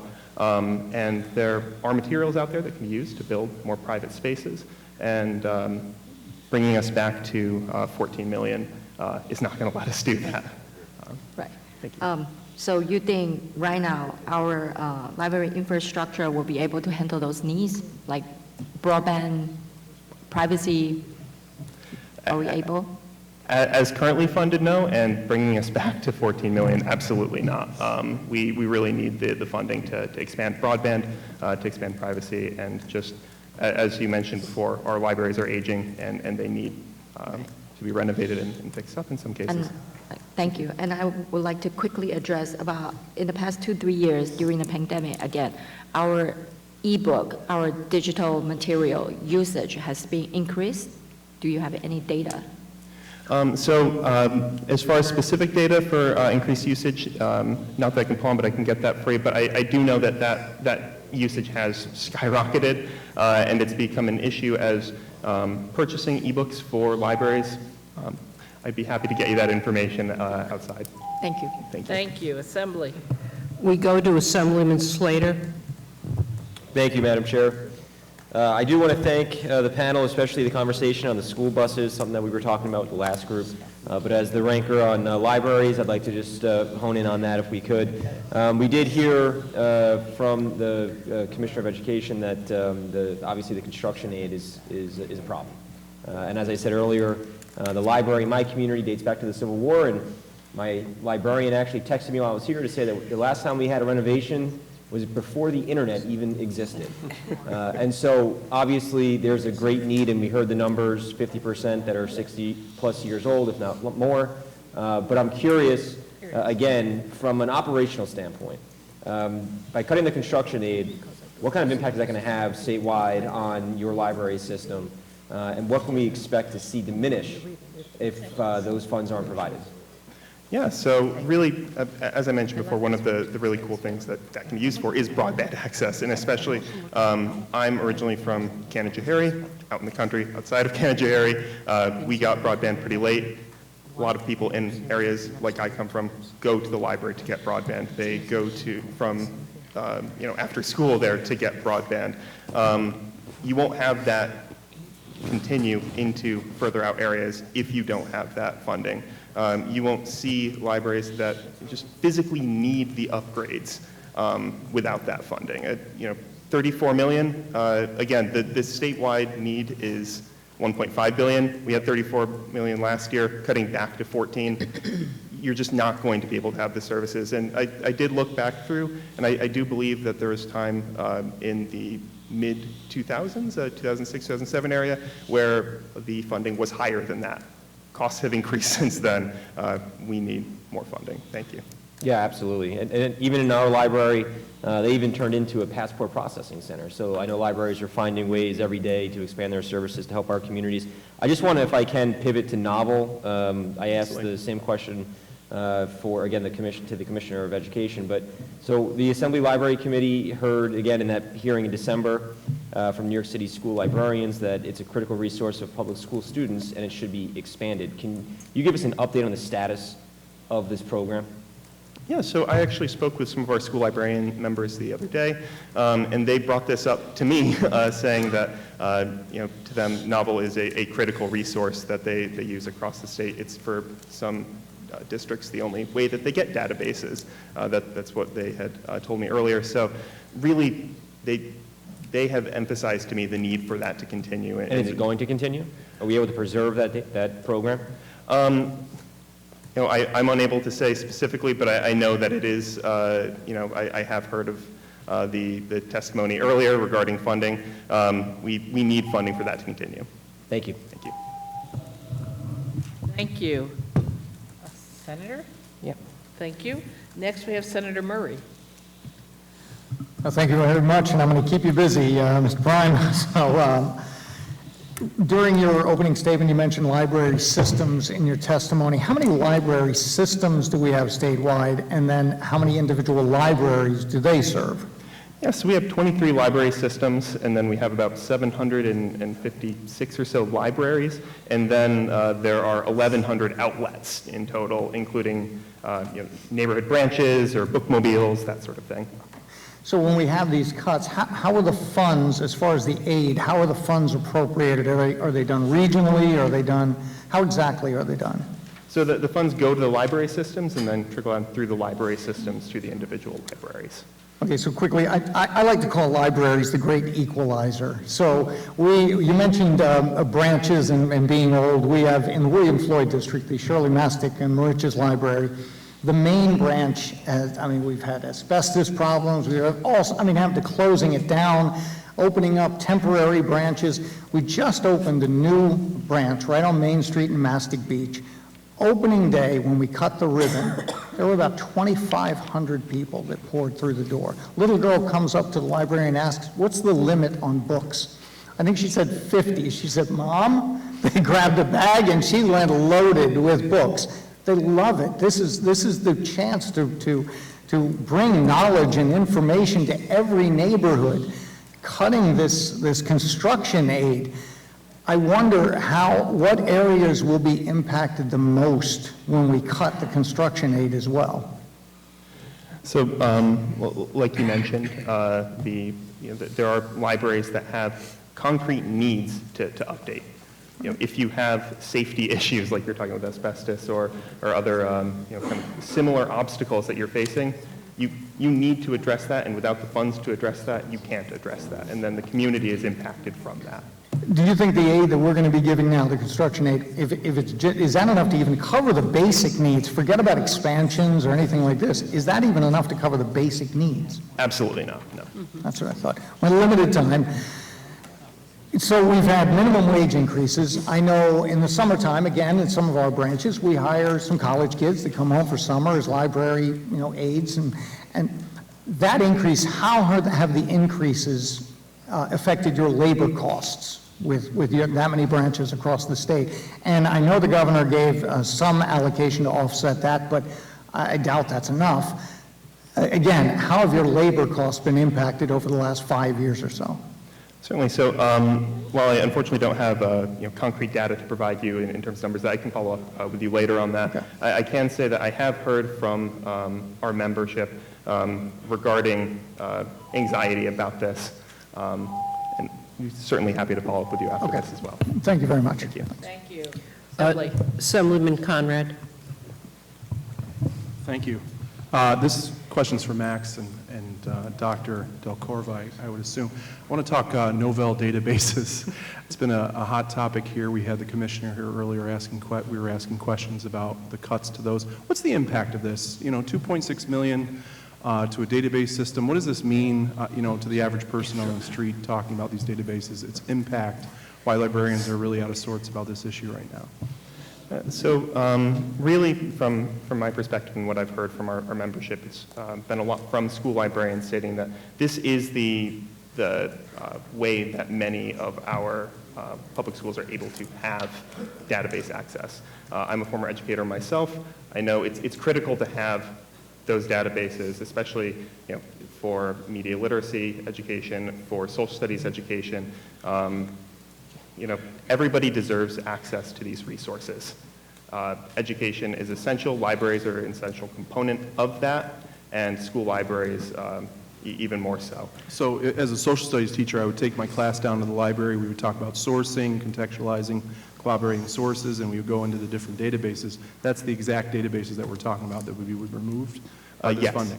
Yes, so those would be those sort of databases, and as you said, when you are an educator and you bring your class to the library and you're trying to teach them about sourcing, about quality places to get your information from media literacy, having access to databases that have peer-reviewed materials, things like that is essential to do so, where you can show students what those materials look like. I don't disagree. With my time, we talk about the $6.25, and I know Member Warner already raised the issue to $11, the cost of that. What else besides, when we talk about these types of databases, would you as an organization be looking for? 2.6 million is the cut. Were you guys looking for an increase besides that, I guess is the question. Are you referring specifically to Novel or to the library materials? Just the library materials. Okay, for library materials aid, yes. So we would love to see a raise to $11 per pupil. That $6.25 level has stayed flat basically since 2007. Costs have increased since then. The School Librarians Journal places the current price for a nonfiction book for children at around $22. So an $11 per pupil proposal, it's half of what it would be for one book for one child. It's pretty modest, and honestly, you have to, as a library, continue to revamp and refresh your collections to stay current and to, one, appeal to students, but also have information that is going to be valuable to them and effective for their education. I appreciate that. Thank you. Absolutely. Next, Senate, Robert Jackson. I was going to say good afternoon, but I'll say good evening. So thank you for hanging in there and communicating loud and clear what you like and what you dislike about the upcoming budget. But let me just first confess that I'm a fan of community schools because I remember Betty Rosa here this morning. She talked about that she was the principal of the first community school in the state of New York, and that was in Washington Heights in School District 6, and when I was the school board president. So anything we can do to make sure that community school has the wraparound services and everything that our children need, that's a good thing. So clearly supportive of that. And as far as buses, believe me, I know how important buses is. When the bus company in New York City was on strike many years ago, 19-degree weather, we were out there and we're waiting in order to get a contract. But our kids need to be bused, and we need to make sure that they're safe. Most important thing. And then moving, I heard the discussion, moving from electric, that will happen over a period of time. Even I said myself, I have a car which I use gasoline. The next one, whenever that is, will probably be electric. I mean, that's where we have to move from a global point of view to protect our environment. I'm not saying that hasn't happened like that, but we just have to move there. And as far as making sure that, you hire, when I say you, we all hire bus drivers in order to transport our children. I totally agree wholeheartedly, and I would do everything I can as a state legislator to support that. So I wanted to say that to all of you, a little bit of this, a little bit of that. And I see that they put the libraries with the bus transportation and the community schools, and I was saying, what's the connection? But it's all about, you know, our children in education. So thank you for coming and giving your position. Can I ask this question, please, if you don't mind? And I have 56 seconds. Can you explain why the current state funding as a set-aside doesn't meet the needs for community schools? Yes, we're supportive of dedicated funding for community schools. That's additional funding outside of the foundation aid formula, which is a set aside of the existing funding, and not available to all districts that are interested. Community schools are a strategy that can work in any school in any district, and we would love to have funding available to anyone through a categorical aid that would be available, that's separate and dedicated outside of the foundation aid. And what's the positive aspect of community schools versus a regular school? Community schools, again, they coordinate the services and the resources, bring everyone into the school to dedicate that to the specific needs of the students and the community so that everyone can thrive. Thank you. Assemblyman Mantalo. Thank you, Chair. Thank you, Chairwoman. Max, I have a couple questions for you in regards to libraries. Having a new district, I now have Monroe County part of it. So I met with the library system up there in Monroe County, and we talked about a lot of the libraries being old, that are going to need a lot of capital projects moving forward. One of the things I talked to them about is electrification, moving to electric heat as they prepare to do their changes and restorations to the buildings. With the governor's proposal of cutting the $14 million, how are we going to get over that? Are our libraries prepared to move to electrification in their buildings? And I feel they should be, as we're going to be pushing this through New York. What can we do with the cutting of the capital money by $14 million? How are we going to get over this hurdle to prepare your libraries across the state to do this? So at 14, it's not going to happen. It's not going to be sufficient to do that. One of the things that the funding can be used for is energy efficiency updates in line with what you're discussing. So that's why, as far as our organization is concerned, we really feel that $69.4 million allocation is where we need to be, at least. We need to have additional funding to get to where we need to be. Right now, it's difficult to impossible. And just to follow up on the question, as we build more libraries, newer libraries and reconstruction, are we incorporating solar power into those libraries if possible, or wind power? So I can't speak to necessarily specific examples, but I do know that that is something that would be up to the individual systems and libraries. So I'd love to speak with membership to hear a little bit more about kind of where they're going with things and give you some examples, because I do believe that there are systems and libraries that are leaning into that. All right. I appreciate your time. Thank you. Thank you. Thank you, Madam Chair. Do you have any? Yes, we do. Senator Tom O'Mara to close for the Senate. Thank you. Thank you all for your testimony this evening. With regards to the electric buses, I just want to clarify that while we have until 2035 under the law to transfer those buses to electric, that process starts in 4 years, in 2027, at 3 or 4 times the cost of a bus, plus the infrastructure that doesn't exist, that is going to require purchasing buses in 2027 and rotating through that fleet over that 8-year period. Is that a standard rollover for the buses as we do them right now in the current replacement schemes for most districts? I'll split my time with my colleague Dave here. It's a little aggressive. 10% a year is a typical replacement schedule, but I will be a voice of reason in this, and circling back to my testimony on the need for contract modification. We know that these buses will not continue to be $450,000 per year. We understand that clearly. The private sector of school busing is eager to go to the market and tame the market, to figure out the true cost of this, create some real competition, put in real purchase orders for large amounts of of buses. But as we move through that process, as we go to 2027, 28, all the way through 35, we're going to need elasticity in our contracts because it's a real barrier to this whole initiative to increase price or decrease price, assuming, you know, the price of this vehicle changes over time. So I hope that answers your question, and I'll yield to Dave here.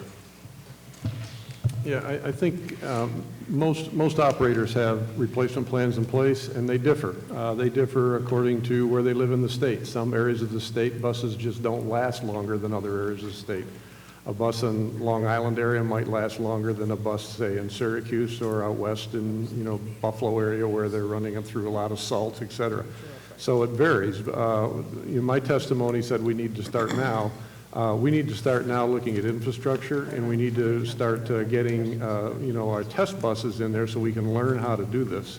This is a monumental shift in the industry in terms of running, you know, electric buses.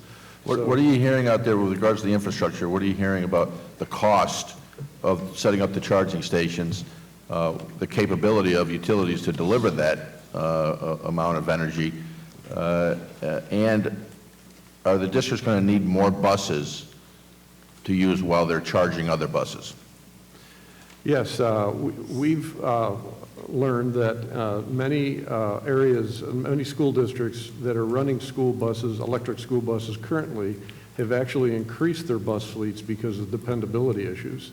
And we've heard rumors of 20% increase because buses are not available when needed due to charging issues and cold weather, et cetera. So that's something we have to keep in mind in terms of the cost. Can I just ask one more? Just on the one I asked on the infrastructure, what's the cost per bus for that charging system?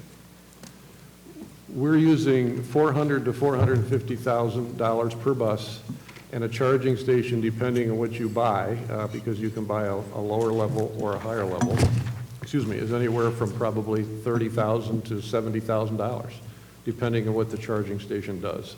Thank you. Thank you, Chairwoman. You're welcome. Assemblywoman Crystal Peoples-Stokes. Thank you, Madam Chair, and I want to certainly appreciate you and your partner from the Senate for your due diligence here all day long today. She has been able to weigh in a couple times over the TV screen, but you all are to be commended. And I certainly want to thank you all for your patience in being able to wait to testify here today. I have actually 3 quick questions. One, community schools, I actually am the author that introduced that legislation for the state of New York back in 2014. And we tried to get a separate funding stream. It didn't work then, and it's still a big challenge right now. So what you're suggesting is that it should be a separate funding stream, and it should be increased by $100 million. That it should be separate, and that the separate stream should be $100 million, and we're still supportive of maintaining the existing $250 million set aside. Okay, I do think there needs to be some of the criteria needs to be tightened up a little bit, though, because it was actually designed to bring equity to education. There are some children who do not come to school with the same thing that other children do, and there should not be a comparison in what they receive there in terms of resources. But it's important that they have those wraparound services. Those who work in Buffalo, they have, Saturday schools where parents are actually in school with their children and their lawyers, their doctors, whatever it is that they need to be better is there for them. I think that clearly COVID exacerbated the problem. So now there are more people who need it, and so I can clearly see a need for more resources. On the whole school bus issue, I know there's a lot of reluctance to think about, electric buses or electricity in general, but, it's a scary notion. But at some point, we got to get there, because if we don't figure it out, we might not have all the solutions now, but we got to keep talking about it, because we got to figure out how to get there. So I'm glad you all are working on that. I will say there is one instance that's happening in Buffalo where they're actually using parents because there are not enough drivers to drive kids to school. And I want to get your thoughts on that. We totally agree that we need to get there and that we can get there. I think the biggest question is the timeline, which again is not something I'm providing recommendation on today. It's just things that the private sector could use to help it be a partner to the state in getting there. And as far as the driver shortage goes, and in relation to contract modification, a very intricate point to consider is the churning of contracts, because without the ability for a district to work with its current operator to transition to electric, forcing that district to go to bid and forcing a situation where the operator could change. First of all, that's how it goes today, and that right would be reserved by a district. But there is an inevitable amount of attrition in workforce when a company that's been serving a district for 20 years is no longer serving that district. 100% of that workforce does not go with the new operator. And if we see a 5, 10, and 15% churn in employees in the school bus world over the next through 2035, it's a mountain we cannot climb. Well, we could be training some in Buffalo right now because parents are driving their kids to school and being paid for it. I did want to ask you a question about libraries, but I guess I can ask you that after this panel shuts down. I see my time has run out. But thank you all for being here. Thank you. Go back to the Senate. Thank you. I just have one quick follow-up question for Ally. The question was, do we know what school districts have been doing with the community school set-asides? Yes, we do have some data in terms of the amount of funding that's been spent in different categories. Some of that is specific to community schools, putting in community school directors and bringing in some of those wraparound services. That language is also broad and allows for anything to support academic achievement, and so some of that funding is going to other areas, and I can follow up and send you the breakdown. That'd be great. If you could follow up with both of us, we'll make sure everyone on the committees gets the material. Thank you. The Senate's closed. Thank you.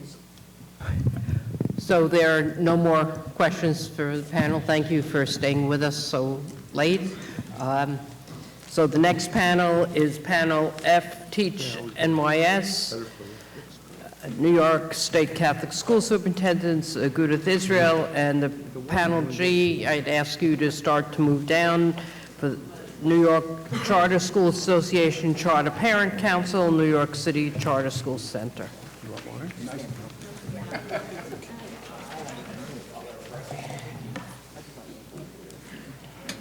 So if we can start with Teach NYS, New York State.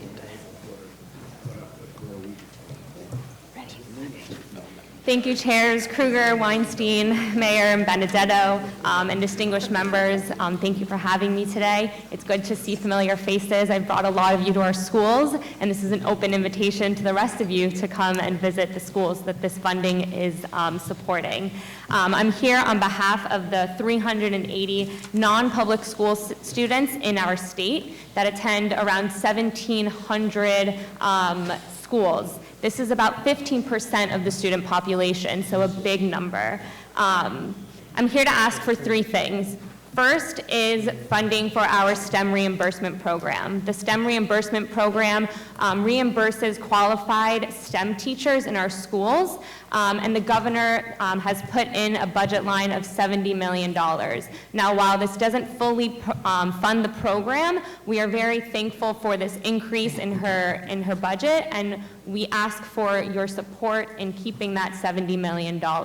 STEM programs in our schools, this funding has significantly transformed the programs offered in non-public schools and is being helped by the funds from this program. The second ask is a new pot of $5 million for an arts and music program to mirror the STEM program. We've seen such improvements in our schools and in the quality of the education through the STEM program that we now would like to start to look at improving the arts and music programs in these schools. As we know, arts and music fully impacts student life, student learning, and this is all to then fully go back into the state when these students have jobs and re-enter the workforce. Our third ask is to fully support universal free lunch program. Just like all other students in the state and all other families, they are suffering from inflation and also suffered when the federal funding was cut for this universal free lunch. So we fully support the need to fully support universal free lunch. I don't want to take up too much time because you have the written testimony in front of you, but again, We would like you to carry over the governor's allocation of $70 million for STEM, a new $5 million pot for arts and music, and universal free lunch for all. Thank you. Thank you. Jim? Sydney, thanks. On behalf of the Catholic schools in your district, but more importantly on behalf of the Catholic school parents in your district, we want to thank you for the many programs and the funding that you provide to our schools that our parents have found incredibly helpful and very important. I don't want my comments, though, to overshadow our gratitude for those programs, but let my next comments overshadow my gratitude for those programs, because that support doesn't come close to meeting the real need, the greatest need of our families, and that is help with paying tuition. We have found that regardless of the support that we're getting, we're still closing Catholic schools, despite the demand. We have waiting lists for our scholarships, yet we don't have enough scholarship money. Our schools don't suffer from a lack of demand. Our tuition-paying families, you know very well, are sacrificing. So what my comments are focusing on now is that we oppose the governor's proposal to raise the cap to open more charter schools, absent help for tuition-paying families. We are not anti-charter. We are pro-family. But families need a diverse array of schools to choose from. And history has proven to us in New York, and not in other states where there is tuition assistance, by the way, but history has proven in New York that for every charter school that has opened, a Catholic school has closed, and some Lutheran schools and Christian schools and so on, and historically black independent schools have closed. Some closed and then became charters, right? That's a matter of history and fact. So our parents are asking, if you can't give them tuition assistance that they desperately need, don't raise the cap and therefore raise their tuition. Don't raise the cap and put more Catholic schools in jeopardy. But I want to say to my charter school partners in the audience, you can do both. And in doing both, you can actually save money. And as Senator Lieu was questioning Chancellor Banks about the class size mandate, you could actually help the chancellor meet that mandate by providing incentives to put kids into empty seats that do exist. That would be a way to save money as opposed to spending more money. So you can do both, and we urge you to do so. Thank you. Thank you, Rabbi Silver. Yeah, good evening, everybody. It's good to be back in person again. And I'm glad to join my distinguished colleagues, Jim and Cindy, as non-public school advocates.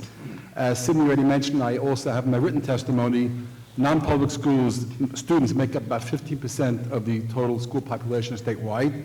Schools save the state billions of dollars annually, and yet receive less than 2% of total education funding. So let me mention some of our funding priorities. Mandated services and CAP is the largest source of funding for public schools. The executive budget allocates $193 million for the combined 23-24 MSA and CAP programs. This is the third consecutive budget that MSA and CAP have been funded at this level. Now, after my written testimony, which was submitted on Monday, I subsequently was informed that SED requested a total of $210 million because there's a growing concern that the current allocation will not be sufficient to cover all claims. Furthermore, the executive budget language states that funds appropriated shall represent the fulfillment of the state's obligation for aid, meaning that if claims exceed allocation, they will not be paid in full. The state has always been liable for the entire cost, and this language removes that liability. We call upon the legislature to increase the allocation to the amount requested and to please remove that language and keep the state liability intact. A number of other budgetary requests, as indicated in my written testimony, we increase in NPSA security funding, as well as correcting a shortfall in immunization record-keeping reimbursement for New York City, Rochester, and for Buffalo. We also support Universal School Lunch, the initiative which provides free breakfast and lunch for all students. Before concluding, let me briefly address an important topic. Now, for a long time, and more recently due to in part to an incessant media barrage, there's been an unfair misperception, I should say, of Orthodox Jews in general and the schools and yeshivas they attend. This coming at a time when anti-Semitism is on the rise. In my written testimony, I go into this in some length, and obviously I don't have time to go through it all. But in the attempt to set the record straight, Agudath Israel has launched a campaign called Know Us, and this book has some of it. In recent weeks, we have launched a media campaign to highlight this initiative. We have a dedicated website at knowus.org, as well as a Twitter account. We urge you, go to our site, better educate yourselves. It should be fact-driven, not fiction. And again, we're all invited to the schools. I'm happy to have any members here to please anytime. We'll be happy to arrange to visit our schools. Again, thank you for the opportunity. And let's really work together to achieve positive results for all children across the state. Thank you all, and thank you for waiting. We have Assemblywoman Heineman. Alicia, yes. I'm not used to being first. Okay, thank you very much for your testimony. I understand that you said the governor put $70 million up from $58 million. Was the $58 million exhausted last time? And how many different institutions across the state applied? And if you could just tell me what is the least amount of students in the school in order for a non-public school to apply? Sure. So the $58 million was fully exhausted. Every year it's exhausted. If you were to fully fund the program based on the amount of applications that come in, it would be at $100 million. So 1,800 applications came in, and it was prorated at the rate of what is in the pot. So that increase is very much needed because schools are not even getting what they apply for, and some schools are even being turned away. So 1,800 or so applications, and every year that number grows, so every year that pot needs to continue to grow. And that's all over the state? All over the state, correct. And how many, there's a criteria of like how many students in the school to apply? Sure, so there doesn't matter about the number of students in the school. The criteria is based on the quality of the teacher. So the teacher must be a highly qualified teacher, meaning that they have a master's degree in education in one of the STEM subjects, and they must be a certified teacher. So you can only get reimbursed if you fall under that category as a qualified teacher. Certified by SED? Yes. Okay. All right, thank you very much. You're welcome. Yes, Senator Shelley Mayer. Good evening. Thank you for hanging in here all this time. On the MSA and the governor's proposal, Rabbi, can you just explain what would be the impact on this prorated proposal, which would not be full funding of MSA costs? How would that affect the schools that you represent? So schools are mandated to provide certain services, testing, attendance taking, pupil data, immunization, and the mandated service is simply a reimbursement for the cost, and there's a complicated formula. There is a formula schools need that's quite sophisticated and complicated formula they fill out to apply for the reimbursement. But what happened is schools are spending the money because they're mandated, yet they wouldn't get fully reimbursed for fulfilling a state mandate. It's as simple as that. And for 50 years, this program goes back to the 1970s. There was always, every few years, the DOB will stick in their language, and we really thank the legislature. It came out, I believe, in the COVID year. It did again, and we thank the legislature for taking the language out and restoring the full reimbursement. So again, we ask that again to make sure that schools are fully reimbursed. Senator, if I can add, Yes, our sure. schools depend on that to make payroll. Yes. Yes, understood. And this would be the first time that the state didn't agree to pay costs associated with mandatory services that you provide in your school. So, okay. The other thing is, Sydney, I wondered, is there been enrollment growth in the schools that you represent over, during the, like 19 till now? Sure, a lot of enrollment growth. I think a lot also of a need for scholarships because of the pandemic and from prior years also. Within our faith-based community schools, non-public schools, it is a necessity to send your child to one of these schools within our religion, and we do not turn students away. So they will raise the money to send the scholarships to make sure that these students can come. And yes, our schools are growing, thankfully, but it's affecting the bottom line of all of our schools because they are making sure that these children get educated within the Jewish system or the Catholic system, whichever it may be, without it being the biggest burden on them, even though it already is a burden. Jim, I just wondered in the Catholic school community, notwithstanding your comments about charters, though, what has been the enrollment change in the Catholic school community? We have now fewer than 200,000 students. We had twice as many when I started this position 26 years ago. Same number. We had 845 schools. We now have fewer than 420. Say it again. You had how many? We had 845 25 years ago, and we now have 420. Exacerbated, I should say. The trend started closing in the 1960s, right. but it's clearly exacerbated by the creation and expansion of charters. There will be an announcement coming in the next 2 weeks about another round of closing attributable to the expansion of charters, sometimes by adding grades and others by adding schools. Understood. Thank you. Thank you, Assemblyman McGowan. Yes, thank you. I want to thank you all for being here, especially in this late hour of the day. Rabbi, I wanted to ask you, you mentioned when you're talking about the MSA and the CAP funding, certain language you found troublesome. Yep. Can you tell us about that a little more?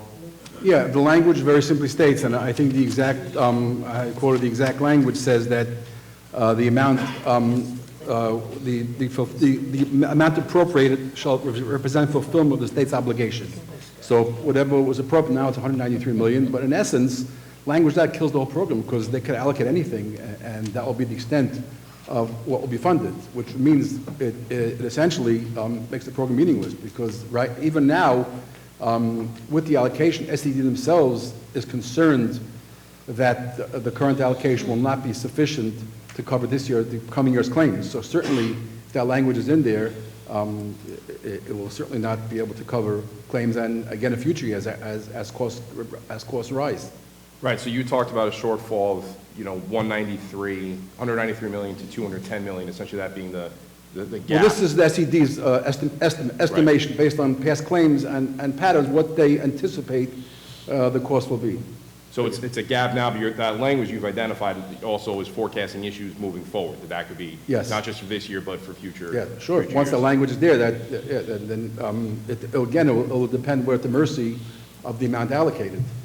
So then your request then would be to remove that language entirely. Language has never really been there. It's been tried, but each time it's put in, it's been removed. So we ask it to be removed again. Right.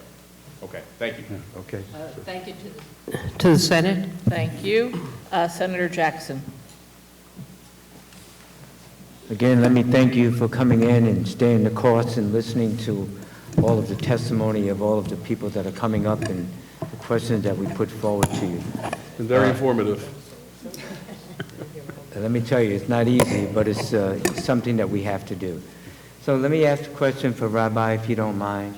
A Department of Education report and the New York Times investigation report found that tens of thousands of students attending Hasidic yeshivas receive little or no secular education.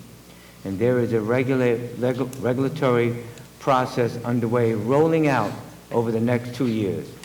How are schools who do not provide substantially equivalent education working right now to get into compliance with the state law 3204 and the newly passed state regulations? Okay, Senator, I'm glad you brought that up. First of all, the New York Times, 13 articles since September. The New York Times has an obsession, apparently, with the Orthodox community that I hate to say it, and you'll go through this book, a lot of it's in here, it's on our website.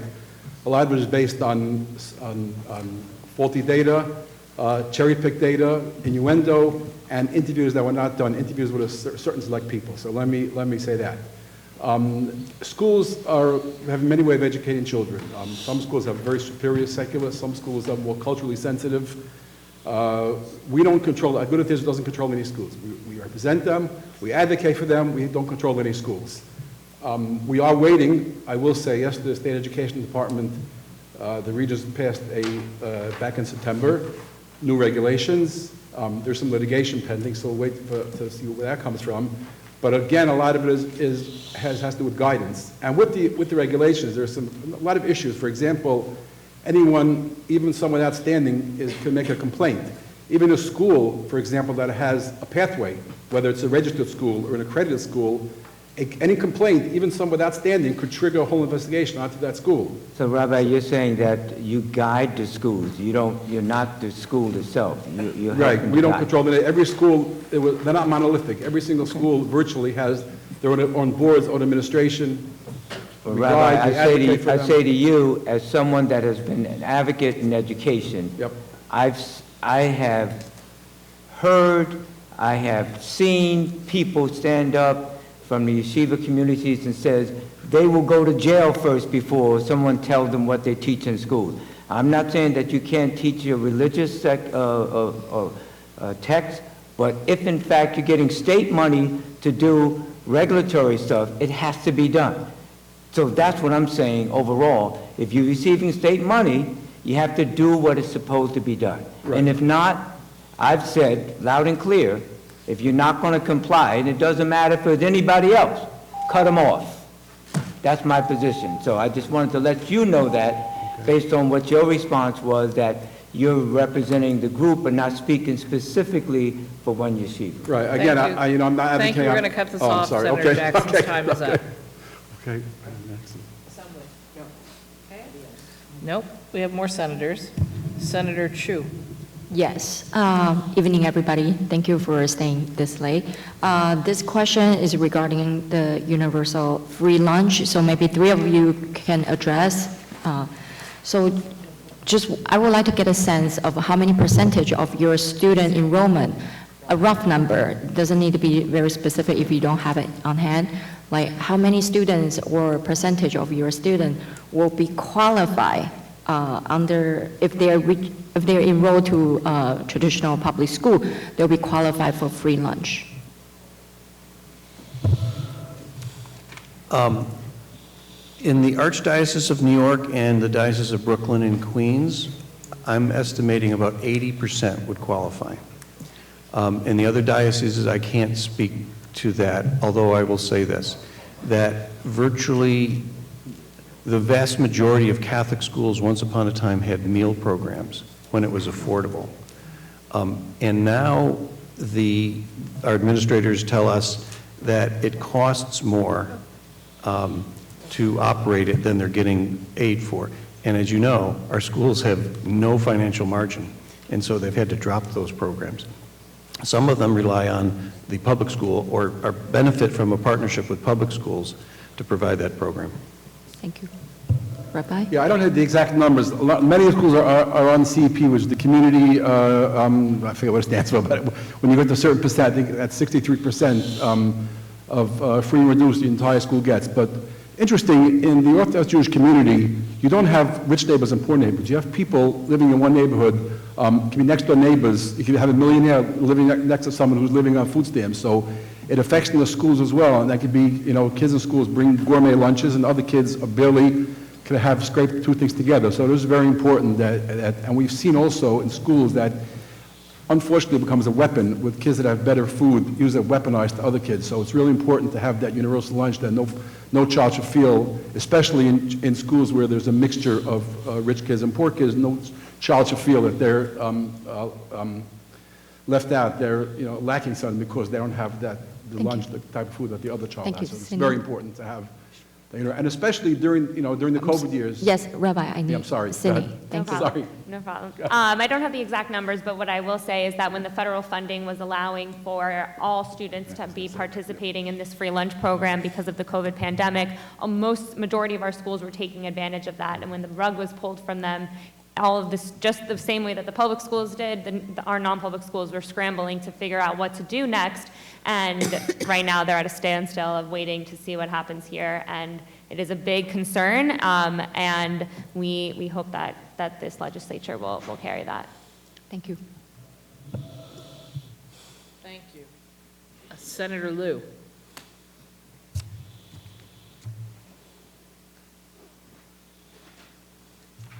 Thank you, Madam Chair.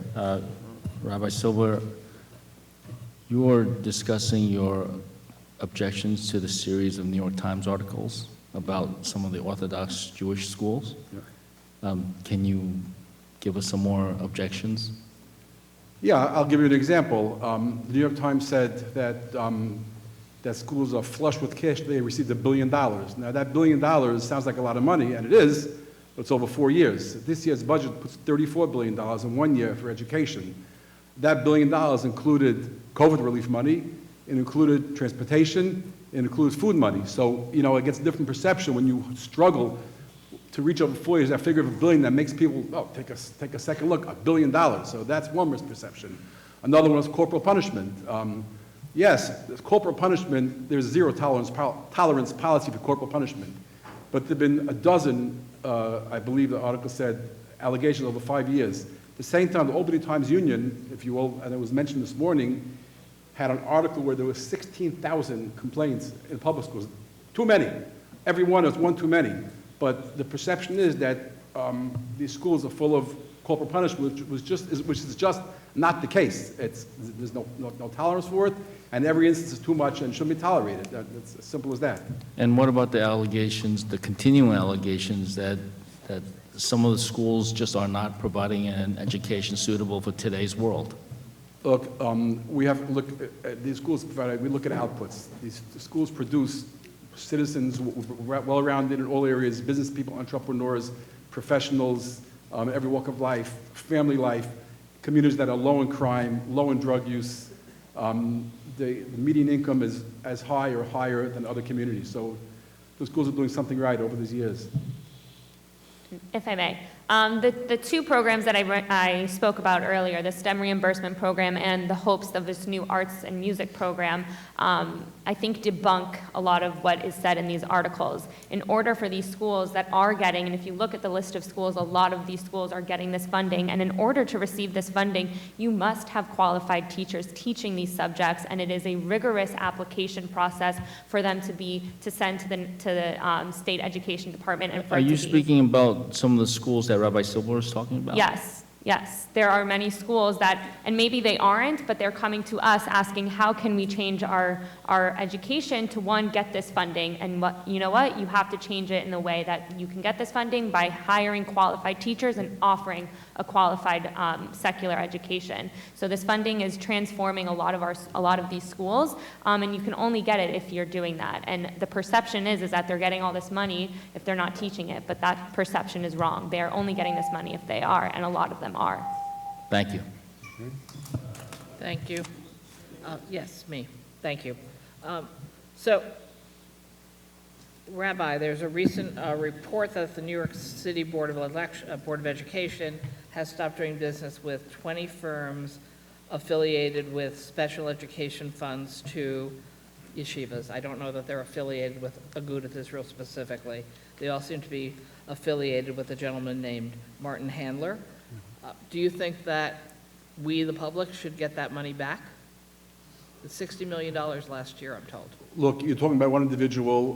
This is not a systemic thing. It's one individual who was accused of something, and I think it's about 6 individuals and 20 firms accused. Right, I understand that, but this is not, the special education system works. People are getting services. If people are doing the wrong thing, they should be prosecuted. That money should be returned. We don't condone anything, every person is entitled to a day in court and have the presumption of innocence, but certainly if there's found to be wrongdoing, the money should be given back. I have no issue with that. And are any of these firms affiliated with Agudath Israel? No. Thank These you. are private firms, no affiliation. Thank you. I think the Senate is done. And the Assembly is done. Thank you all for being here and for the work you're doing in the communities. Next, we have Panel G, New York State Charter School Association, Charter Parent Council, New York City Charter School Center. And if the next panel wants to start making their way down, I think they are, New York State Nutrition Association, Healthy School Meals for All New York Kids Coalition, and Niskayana School District.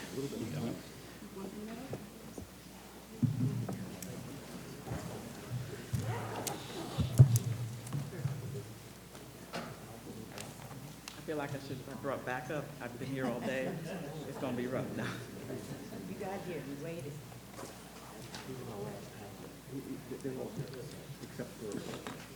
Oh, someone go first.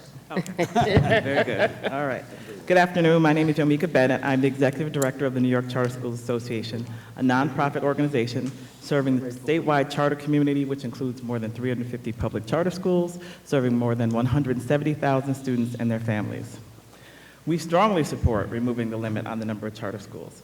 So we were thrilled to see Governor Hochul's common sense proposals to remove the regional limit and to permanently authorize the reissuance of charters. But there is more work to be done.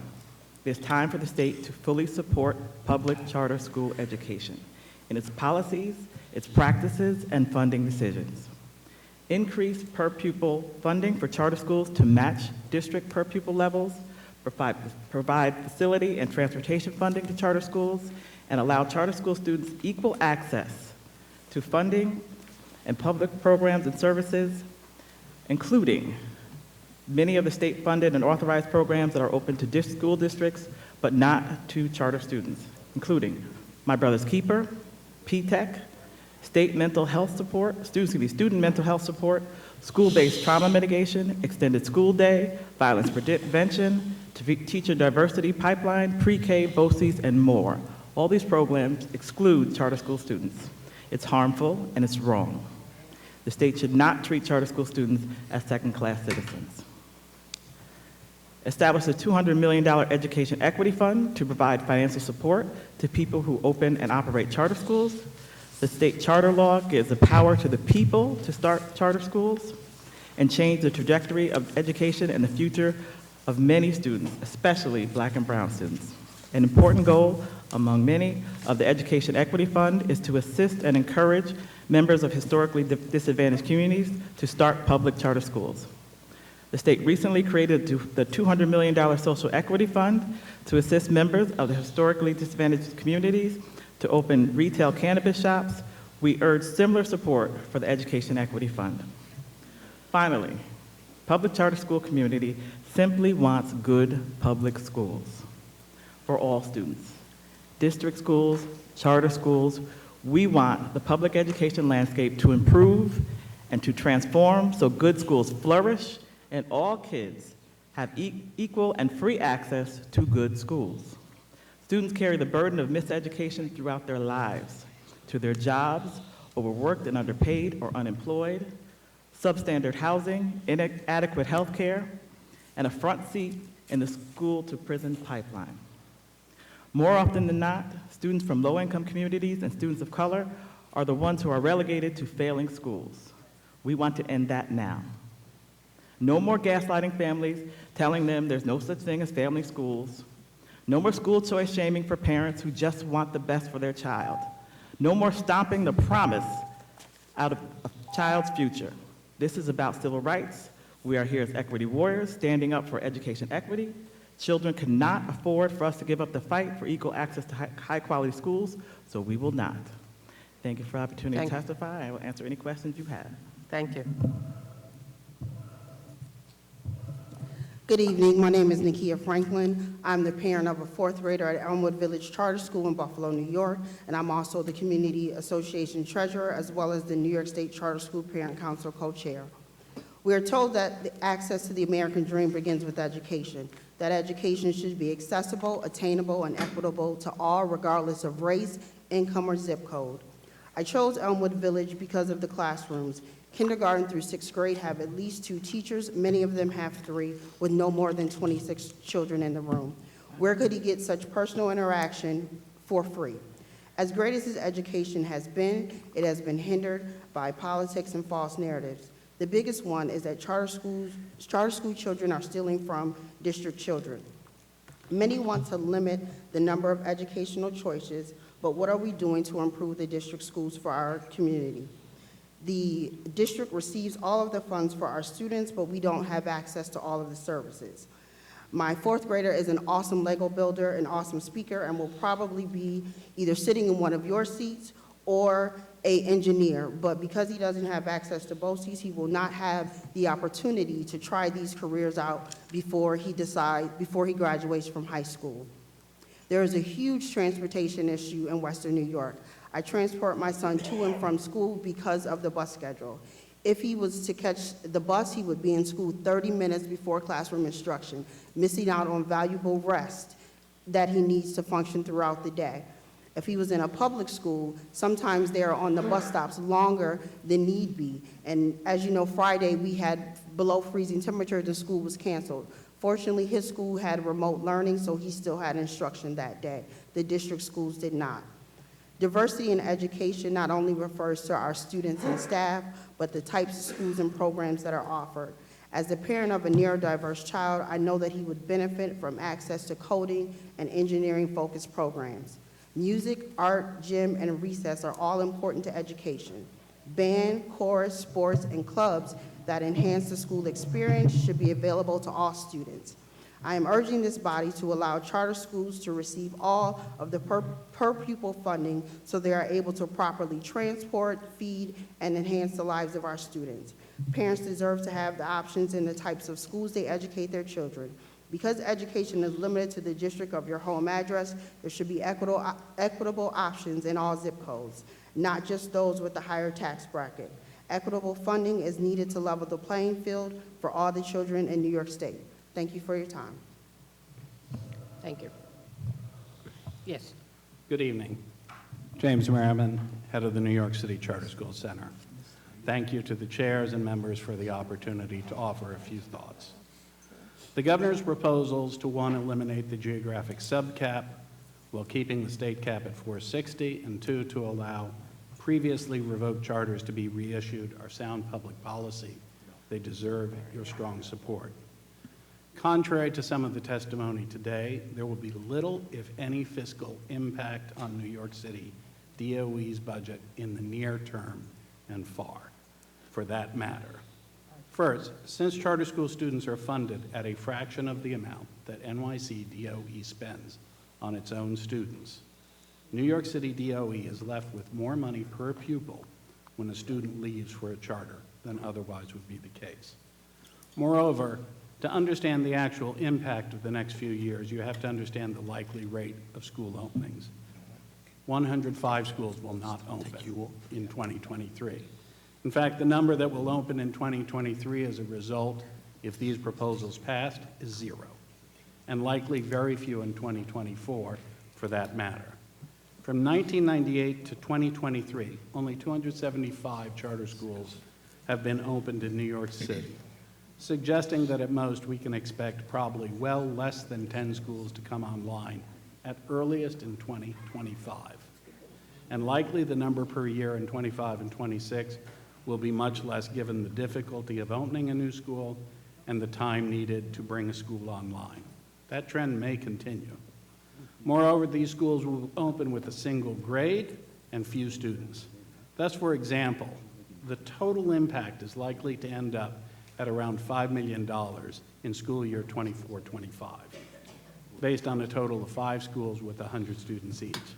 As such, there will be no measurable effect, and certainly no harmful one, on a department that is being funded at historically high levels and where 100% of students get 100% of fair student funding. Also, I must point out that whereas the governor proposes a 12% increase in foundation aid, charter school funding is slated to go up by 3.3%. If you actually crunch the numbers and count fairly, charter schools are a bargain for New York. They are not a drain. I urge you to look at these proposals fairly and to take into account parent choice and parent need, especially for low-income parents. Thank you. Thank Thank you.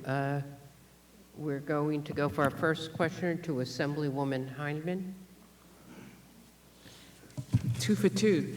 Thank you for waiting so late to speak with us. So, you know, you've heard all of the big five, and the common refrain is no more charter schools. They don't want the cap lifted. And your argument is that we're being unfair to our students, and you've heard one of my colleagues felt like it should only basically be in our neighborhoods. What is your pushback on that? Because most of the charter schools are in Black and brown neighborhoods, and if it was always good for education, why isn't it in other neighborhoods? And the second question is that most of the pushback is of the chain charter schools, especially for New York City, and co-locations. Not that parents don't want choice, because I have a school district where I have, I believe, 5 charter schools now, and 4 of them are in separate spaces, and they're flourishing. The ones where we have co-locations are constant problems, where the principals call me because of building management issues. And the third thing is, you know, we have the change, but we don't have a lot of the single charter schools that are run by underrepresented groups. And I think when the cap was lifted, we haven't talked about how do we make sure that when it comes to ownership, direction, supervision, that we're able to do that. And if you could speak to any of those things in my 1 minute and change, I'd appreciate it. Thank you. Go ahead. All right, thank you, Assembly Member, for those questions. Listen, I'm going to say that I think there should be a charter school on every corner in every city of the state. I've said it before, I'll say it again. I really want to stress, right, folks understand always, right, the history of education for Black folks in this country and in this state. There is a debt to be paid, I will say. There is an opportunity to be taken here for leaders, people of color, particularly Black people, to start charter schools, period. To take up that mantle of educating, right, students of all colors, right, all students of color, all races, all creeds, everything. But there's an opportunity here, as my friends from Black would say and point out, particularly in New York City, right, only 8% of leaders of color are operating charter schools right now. The student population in New York City for charter schools is 91%. And that's something that's known to everyone about charter schools. In every city, the majority of students are students of color, right? So the idea that there should not be more charter schools for students of color in their communities, right, in communities of color, is outrageous to me. So that's my answer to the question. And in terms of the network, again, going back to the idea of folks sort of claiming the mantle for, or claiming these charters, it's an opportunity for people. The charter law gives power to the people to start charter schools, so that's an opportunity. Do I dislike, do I not support network charter schools? Do I think that only Black and brown people and people of color should start charter schools, just so anyone will say that, or this comes up on somebody's Twitter? Absolutely not. I think everyone should do it. I absolutely don't think that when we say that we don't want charter schools, or they don't belong, or they're taking money, we are absolutely positively negating the existence of people of color in this state. Thank you. To the Senate.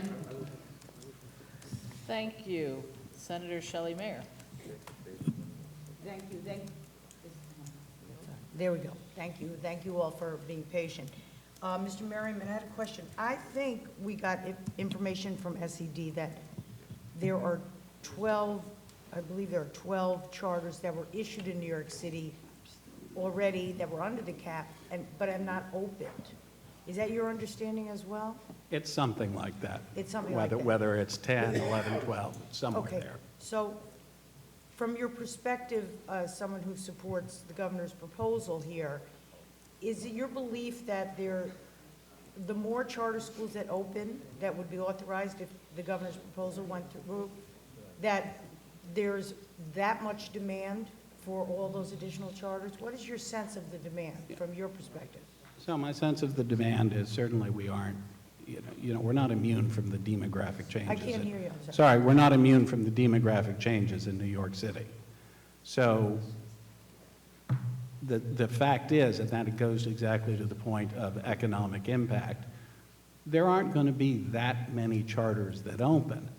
But if we want more charters, led by Black and Hispanic leaders and leaders of color, then the only way that's going to happen is if we raise the cap. So that's one very important thing. But I think people are going to look for where they have the ability to attract students to open new schools. And just as a follow-up, do you have any views about communities within New York City that may have a particularly high saturation of charters currently, as opposed to communities, largely affluent communities, that have fewer charters? As a supporter of expanding the number of charters, do you have a view of which communities are appropriate? Because some of our colleagues feel their communities are saturated. Well, I think the law has a view, not me. And the law says that there should be preference given to schools that operate and attract students who are low income and have historically been disadvantaged. That's what the law provides, and that's why you see the charter sector that you see. And lastly, is it your experience that getting a charter through SUNY is a preferred process than going through SED? I think it very much depends on the school, the group. I don't think there's a preference, but what I do know is that SUNY has been lauded as a quality authorizer by many groups. But do you recommend to those who come to you for advice that they go to SUNY for the chartering process? No, I just lay out what I think are the advantages and disadvantages of each group. Thank you. Okay, thank you very much. Thank you, Assembly. No more Assembly. We have plenty of Senate. Senator John Liu. Thank you, Madam Chair.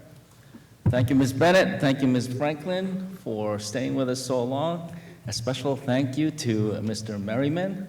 I love his name. The guy always has a smile. And I'm not going to thank you for staying so long with us because you know the drill. Every year you do this, and you know you're going to be coming to testify in the evening hours. Yeah, it's the annual cross debate. Yes, you know exactly what to expect. You know, there are continuing and persistent concerns that charter schools just are not as accountable or as transparent. Is that all hogwash? Is there no basis in that? When the Commissioner of Education of the state of New York says that there's transparency issues, is she dead wrong? Yes. Okay, so charter schools provide all of the information that people in the public want with regard to how the funds are spent, with regard to where outside funds come from? I urge you to look at both the law and the regulations that lay out what the annual report to the state requires. The law, there are many of us sitting up here that believe that the law is inadequate, and in fact, we have several different bills to address the inadequacies of the law. So we'll get to that.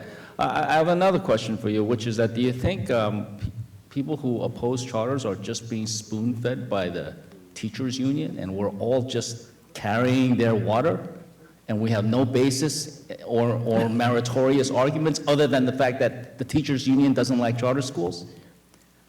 That's an unfair question. But the answer is, I think the UFT is a very strong political force in this state. I don't think it. And there are no strong political forces backing your organization and the charter school movement? Looking around, I don't think we're winning today. Well, I don't know. I mean, it's hard to believe that these families that are supposedly benefiting from charter schools more than traditional public schools are fronting the millions of dollars of campaign contributions that go towards charter school supporters. Senator, if I could just... Or that the low-income parents in public schools are making the campaign contributions of the UFT. Well, you know that's certainly not true. Let me go to my last point, which is, you cite some numbers. I mean, the increase in foundation aid for New York City is not going to be 12%. You must know that. New York City's increase in foundation aid is actually going to be barely 2% in the increase, right? Yes. Okay, so it's more like 2%, not 12%.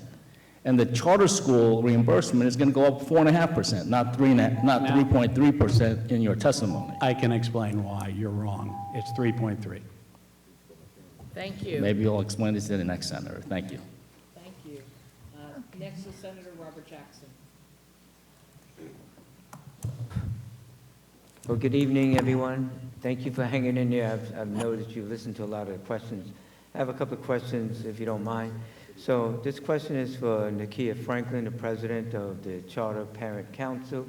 My question is, what source of funding do your charter school, where your son attends, or have outside of state funds, if any? If you know. I don't know. I don't know the answer to that question. Okay. Are you involved in the Parents Association of that school? Yes. And I believe, are you an officer of that Parents? I'm the treasurer. We receive we raise funds for our students to do things for the students and enhance, the livelihood of the staff. So we do things, we raise funds to do things for the students. As a Parents Association? Yes. Okay, I understand that.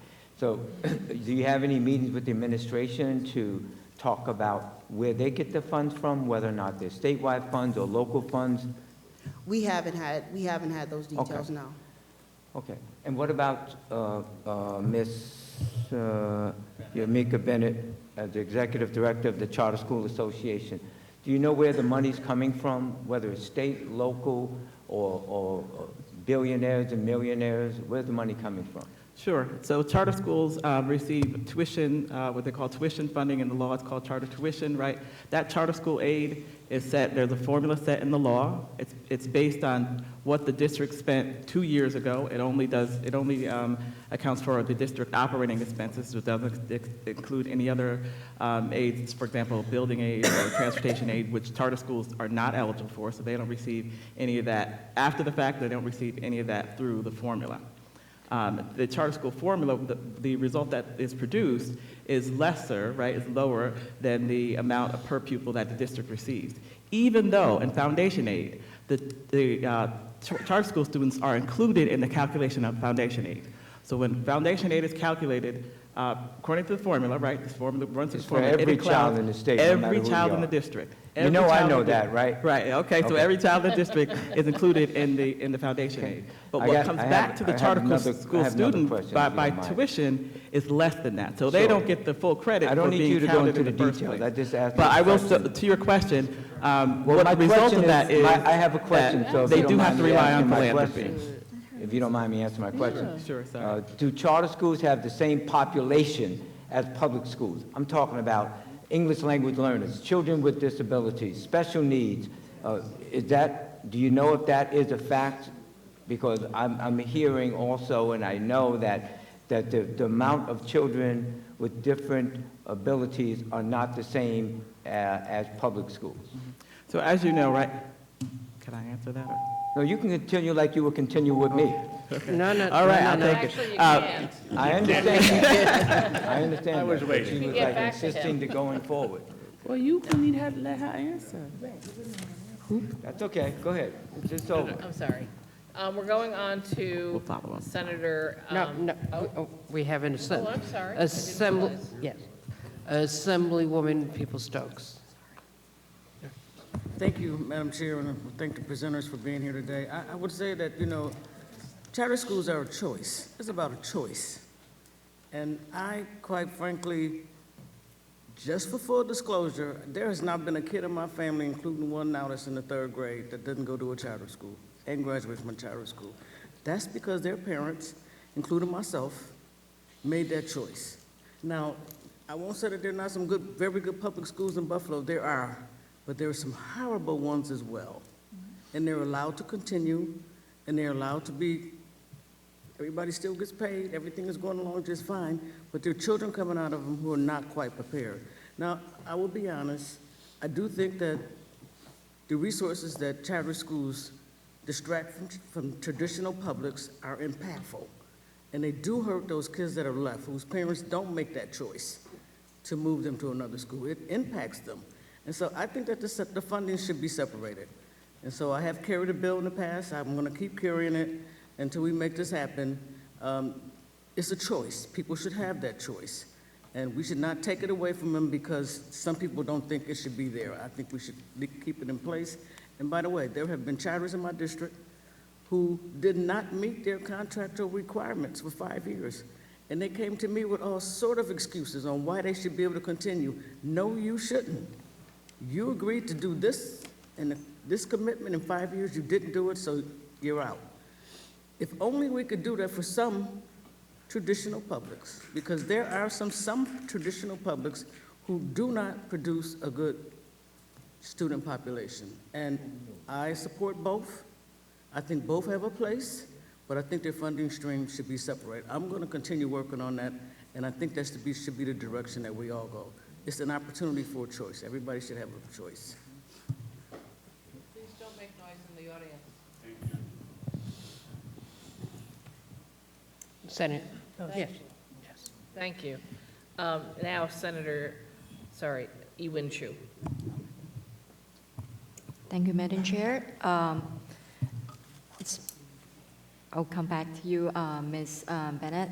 First, I would like to ask James, see if you can help me understand.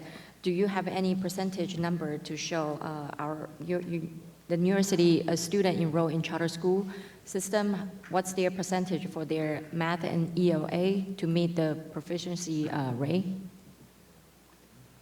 You know, I should know it, and I don't. We will get that for you. And if you ask Yumika her question, I'll look it up right now. Sure. Then let me go back to Ms. Bennett. I would like to actually have the same question like Senator Robert Jackson had. Do you have any percentage to address our special need kids in your statewide? I don't have the percentages. I will try to get that back to you. I will say that parents, this is a choice, so the families choose charter schools. It's not the other way around. You have to register for a charter school. If there's more registration requests than there are seats available, it's up to a lottery, and that lottery needs to be random. It needs to be, sort of open and monitored. You cannot decide you're going to take this student over this student. And in fact, in the law, there's an order of preference. First, the district students have to be preference, right? And so you're nodding, so you get it. Yes. Charter schools can't choose their students. I've not met a charter school leader who said, boy, I really would like to choose my students different than whatever. They welcome all the students who come in the door because they understand they are public schools and they are dedicated to the education of students. Thank you. I just would like to share my personal experience. My daughter right now is in high school, but since she was in first grade, every year I receive enrollment welcome letter from different charter school, which I did not apply. So it's more than just application system, I believe. And James, do you have the answer? So you asked about just ELA and math proficiency? Yes. It's about 63% compared to 45% for the district overall. And then ELA, it's, I got to add two numbers, 57% versus 47% in ELA. In terms of special ed, you asked about, in New York City, basically, we have almost the same numbers, percentage-wise, of special education students that the district does. ELL, there's still a bit of a gap, but it's risen by 39% in the last 2 years. And that's because over 101 students have a preference for L's in their lottery. Thank you. Thank you. And now to close, Senator Jabari Brisport. Thank you, Madam Chair, and thank you all panelists for being here tonight. I'll start with Ms. Bennett. I know you said you've never met a principal at a charter school wanting to choose their students. I invite you to come aboard Success Academy working in my district. Maintain a quote-unquote got-to-go list. Is your light on, Jabari? Is your light on, Jabari? Make sure you can hear, we can hear. Not working? Grab another one near you. Is it? Testing. Yep. Can you hear me now? That's it. Start again. All right, start my clock. Yeah. Thank you. Well, I'll just repeat it for the mic, but Ms. Bennett, I heard you say earlier you've never met a charter school principal who wanted to choose their students, so I invite you to tour Success Academy Fort Greene in my district, which maintained a got-to-go list of students they wanted to kick out. But my question is for the entire panel. It's about funding. Do any of you know in total New York charter schools how much they hold in cash reserves? I don't. Okay, I saw a report from a few years ago saying that there were hundreds of millions of dollars in cash reserves for. I do know that charter schools do need philanthropy to run their schools, to build their schools, to maintain their schools, because they do not receive enough money through the school aid, charter aid, to do that. So while I don't know what their reserves are, or if they have reserves, I know that they do need money and rely on philanthropy for that. Okay, well, the reason I bring up that question is because traditional public schools are limited to an unrestricted fund balance of no more than 4% of their budgets. And you spoke a lot in your testimonies about equality between traditional public schools and charter schools. Would you support if charter schools were also restricted in their cash reserves to no more than 4% of their budget? Right now in the state spent $76 billion on education. Right? There are 2.1 million students. That's about $38,000 per student. I'm guessing that the district schools, in terms of the reserves, right, have much more money in the bank, or in the first place, receive much more money if it's $38,000 per. And charter schools, I think the highest per pupil tuition in the state is downstate and Long Island, about $22,000. New York City is about $17,000. And upstate, you see numbers about $10,000 per student. Do you think it's fair that the public schools can be restricted in their separate funding while charter schools can receive unlimited funding, tens of millions of dollars from private sector actors like Michael Bloomberg with the goal of privatizing education? As I said, right now there's $76 billion spent in the state. There's 700 school districts. There's only 350 charter schools, right? So charter schools already start out the smallest sector, receiving the least amount of funds. Right, in terms of whether or not they have reserves, that's a decision that was made by the legislature a long time ago, and those factors that went to that decision are probably things that we don't have time to talk about. I certainly don't know about, and would love to be able to see what are those factors that made the state or required the state to make that decision all those many years ago. Thank you. And my last question is about saturation. I represent around 20 to 30 charter schools, around 10% of New York City's population. My question is, and I have parts of my district where the ratio between public schools and charter schools is nearly 1-to-1, parts of Bed-Stuy. My question is, you speak a lot about charter schools outperforming public schools or, having better education. Why is it that richer, wider communities are not clamoring for them then? I think part of that's the law, and I think part of that could be the toxic nature of the narrative around charters all these years. I just entered the charter community about 3 years ago working at the association. I was shocked, disappointed, dismayed at this us versus them mentality over this, of the idea that there was something wrong with the students that sort of left behind, all this stuff about charter stealing money and the kids, what about the kids left behind? There are none left behind, no one's broken, everybody in this together. You're more than welcome to follow up with the senator afterward. Thank you. Senate is closed, so to speak. Yes. So thank you for being here and for staying with us throughout this long day.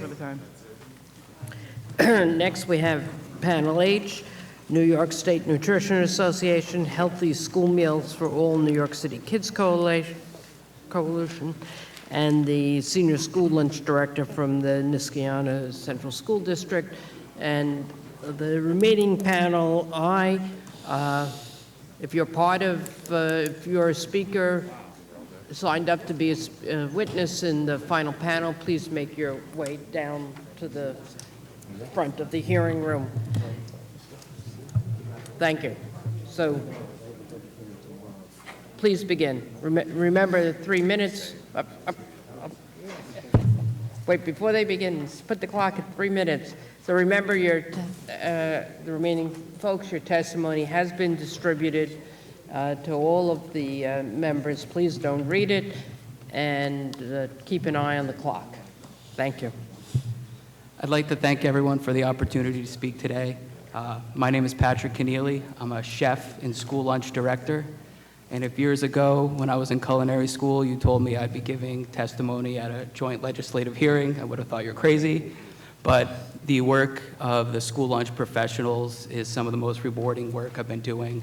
So I'm here today to represent the New York State School Nutrition Association.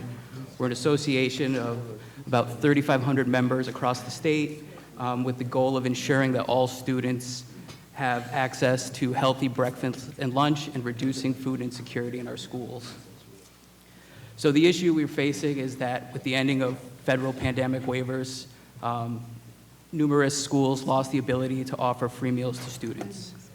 That has created an increasing student debt issue in our school districts.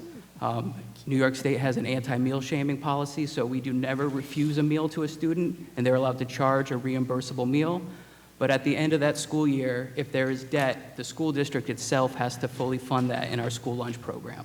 It is creating issues across the state. One of the school districts I represent is a small rural school. With a enrollment of 880 students, we're looking at about $18,000 in student debt this year that the school will have to cover the cost. We have issues with our free and reduced income level as it stands. A family of 4 making $51,000 and $400 does not receive free meals in schools, and that's not even a living wage. So those families are forced to decide, do they put food in their refrigerator at home? Do they fill their gas tanks to get to work? Or do they pay their school lunch bills?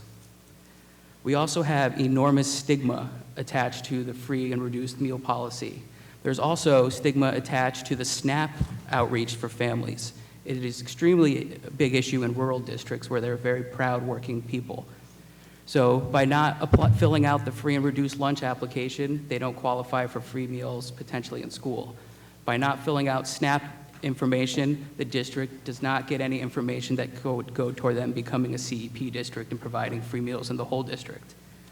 We also have an issue where there are districts that do qualify for the community eligibility provision, but they don't meet that magic 62.5% ISP number, so they're federally reduced at an extremely low rate, which makes it not financially feasible for the district to provide the free meals. A universal meal program in New York State would alleviate all of this. It would create an equal playing field in our cafeterias for all students. It's my opinion as a chef, the cafeteria should be the funnest place in a school building. It's a place where kids can they can meet with their friends, relax, and enjoy a meal.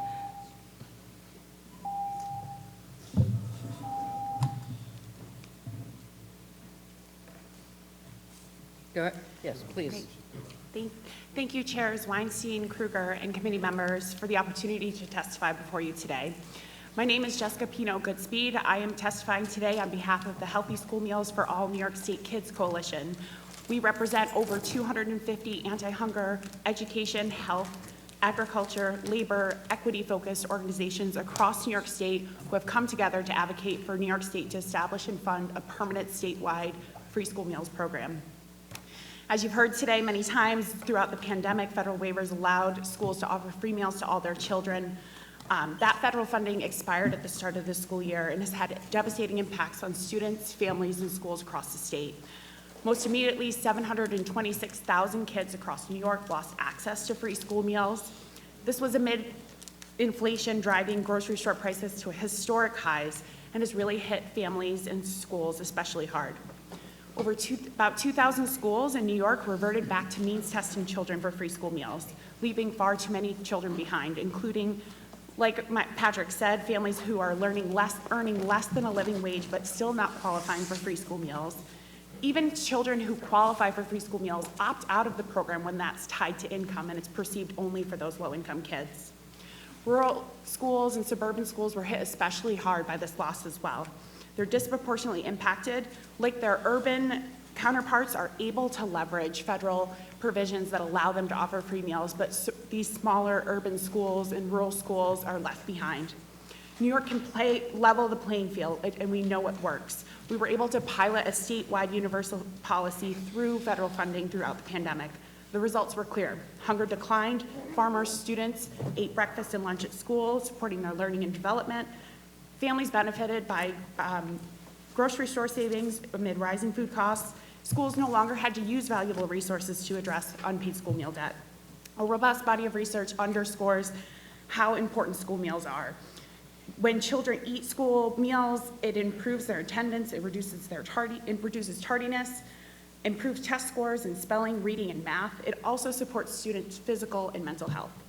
These benefits are clear that hunger not only puts children at a disadvantage, it undermines investments in education, including the state's historic foundation aid funding. So while this funding is critical, it is separate from school meal budgets, and New York schools need both investments in order to support student success.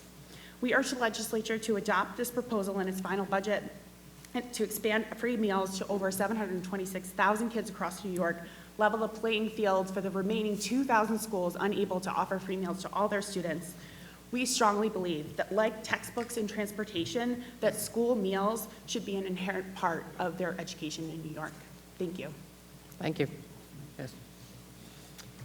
Good evening, and thank you, chairs and committee members, for allowing me to testify. My name is Megan Bates, and I'm here today testifying as a school lunch director for your support of healthy school meals for all. I wrote my testimony not only as a school lunch director, but also as a parent. It wasn't that long ago that I was a single mom having to decide whether bills got paid or gas was in the car. I can't imagine what it would feel like now having to chase meal debt and support school meals. It breaks my heart to have to call these parents and families and chase meal debt day after day, calling and calling. It also breaks my heart to run a program that I can't reinvest in because I don't have the funds to do so. I'm not sure if you're aware, but the last time that the state changed the reimbursement rate for school meals was back in 2007, and they actually decreased the funding for free and paid students. I'm also not sure if you're aware, but as a mom, and I do the grocery shopping in our house, that the cost of groceries has gone up 11.8% since December of 2021. That means that we're not increasing the funding for our programs, but the cost of food and labor and supplies is going through the roof for us. As school meal programs, we just can't survive. We're asking for your support, please, to provide these meals for our students so that they can learn. We have spent our entire day here since 9:30 this morning talking about education and how kids need to learn, what tools can we give them to learn, how can we increase library, technology, school buses. None of that matters if they're hungry when they get to school. If they are hungry, they can't learn, they're not taking anything in. So please, I am begging you to support healthy school meals for all students in New York State.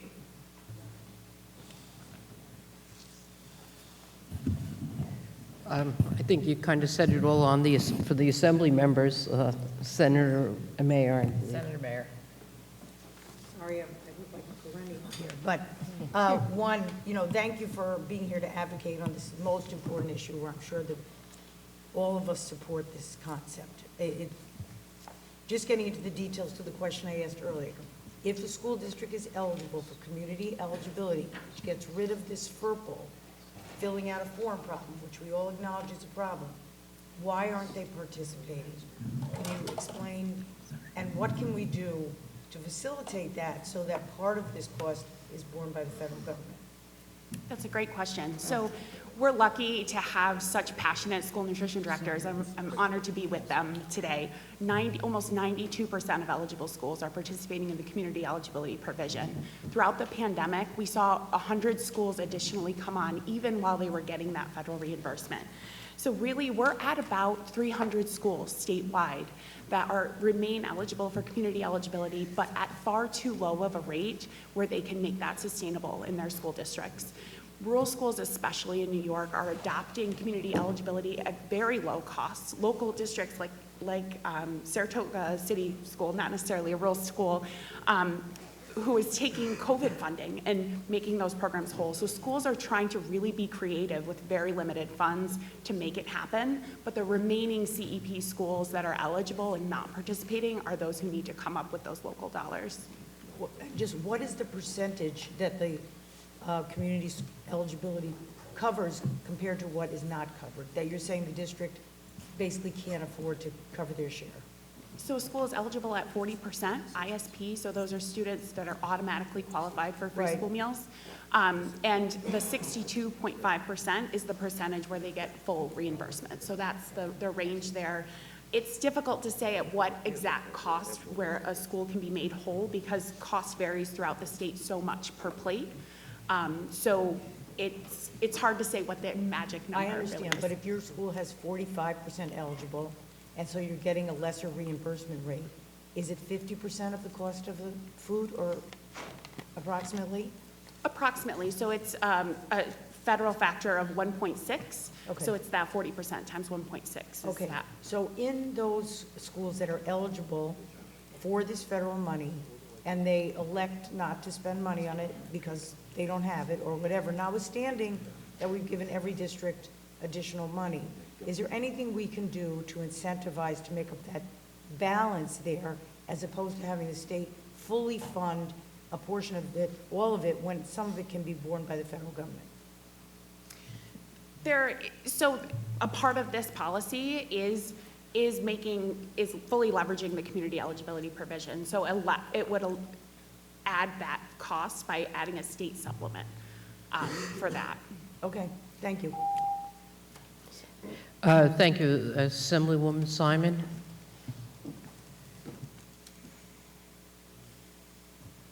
Hi, thank you so much for your testimony. Excuse me. You know, a few years ago, we passed a bill that prohibited lunch shaming. And you're talking a lot about the shame that people feel about the need for meals. I'm assuming everybody knows that you're not allowed to shame students about lunch, and you're not allowed to sue parents if you're not getting that fee. So what do you see as things that we can change? Is it just about giving the schools more money to participate more fully? I mean, I'm not sure what we can do to fix it. You know, the problem with legislation, you can pass a law, it doesn't mean people follow it, right? So what can we do to help with this? Because I'm very frustrated by this situation. I assume my colleagues are as well, and we did try to fix this. So, any ideas? That's absolutely Speak very frankly. tricky question. And unfortunately, you know, it really does come down to funding. We can't, you know, without the funding, I can't do farm to school. I can't get staff. I mean, I'm struggling as a director to get staff in. I went to a neighboring district today to help because they spent my day cooking today because they didn't have a cook. It wasn't my district, but I love what I do, so I headed down there. It really comes down to funding for us, unfortunately. You know, we spend a lot of time with state ed and child nutrition and trying to come up with creative ideas, and they've been phenomenal in giving us programs for training for our staff. But if I can't get staff in the door because I can't afford to pay them a wage that's near my other districts, you know, it just doesn't make it work, unfortunately. And I can add, you know, I'm also a mother of a second grader, and although it is not in compliance with the law, she is told when she has a low balance on her account.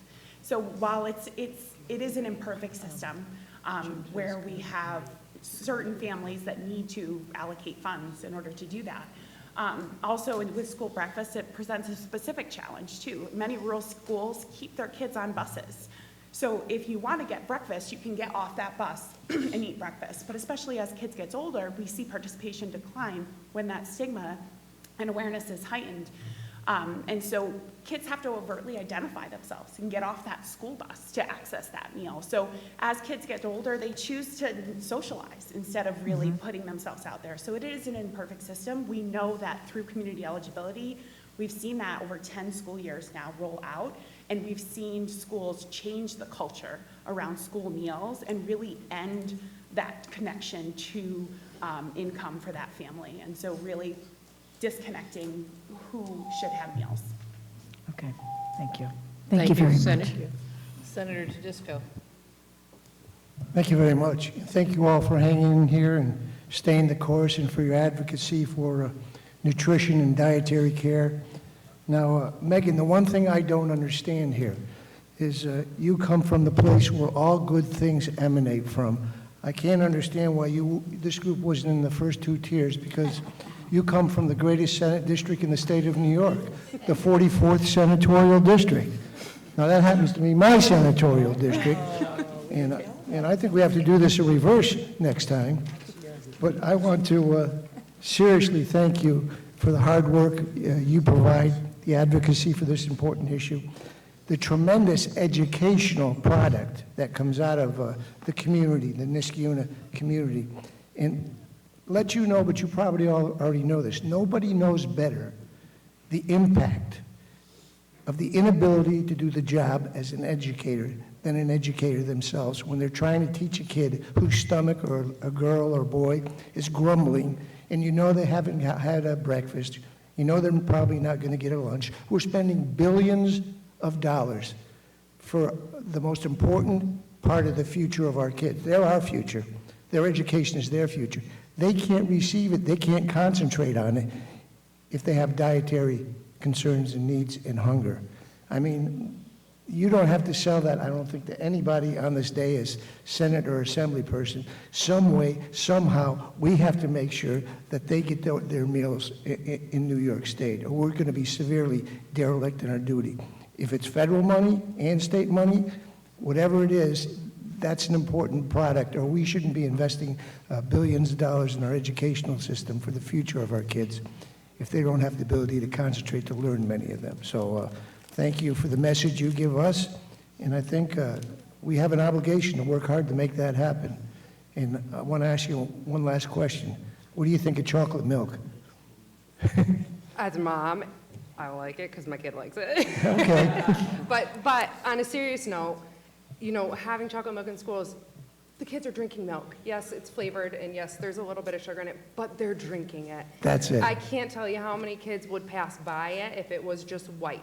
We had Commissioner Ball at one of the elementary schools in Niskuna, I forget which one it was, but they had chocolate milk there, and he's very supportive of that, of having chocolate milk. In fact, he pointed out that a lot of athletes, after they work out, they take a good shot of chocolate milk. It tends to bring their muscles back together. So not too much, not over the top, but I think it's okay. Thank you for your input. Thank you. Thank you. I think I'm the last senator. Oh, no, Robert Jackson got there first. Senator Robert Jackson. The second best senatorial district, the 44th. So I need to thank you because you've been here since 9:30. And I've been here since a little bit earlier than that, but not too much. And I say this, you're in it for the long haul, because what you're doing, you're working for the people to try to make sure they have enough food to eat. I know what it is to wake up Saturday in New York City, and my building did not have heat and hot water, and it was 4 degrees. Your body is not the same. And if children don't have food, they're going to eat candy and junk as much as possible, because to them, that's food, at least getting in their stomach. So whatever Jim has to do to make sure that the money is in the budget, he's going to fight like hell. But no, I wanted to thank you for staying for the long haul. But you're not the last panel. The last panel is next. So they deserve all the praise like you. So I wanted to say that to you because it's not easy when you're asking, you know, legislators that have been tired all day in order, don't forget the school lunch program so that everybody can have food to eat. I looked up online, what is the average salary for your city? And it said about $68,000, something like that. And I'm saying to myself, then why is it so difficult to get the people to fill out the forms so you can get reimbursed for the money? And so that's something that we have to somehow get, you know, and make sure that they do that, how important it is. Because then, you know, we won't have to find the money elsewhere in the budget. We don't have to cut certain places to pay that money so that everyone can eat. Jim is going to work on it, and I support him. Thank you. Assembly. Assemblyman Mangtalo. Okay. Thank you, Chairwoman. Just an odd question maybe about nutrition. I know I have grandchildren in school yet. I go to have lunch with them. They love chocolate milk. Absolutely, I agree with you, Megan, that if there's chocolate milk there, whole chocolate milk, they're going to drink it. Absolutely. But one of the things that I see is a lot of the food that's served gets ended up in the trash can. It's not a pretty meal sometimes.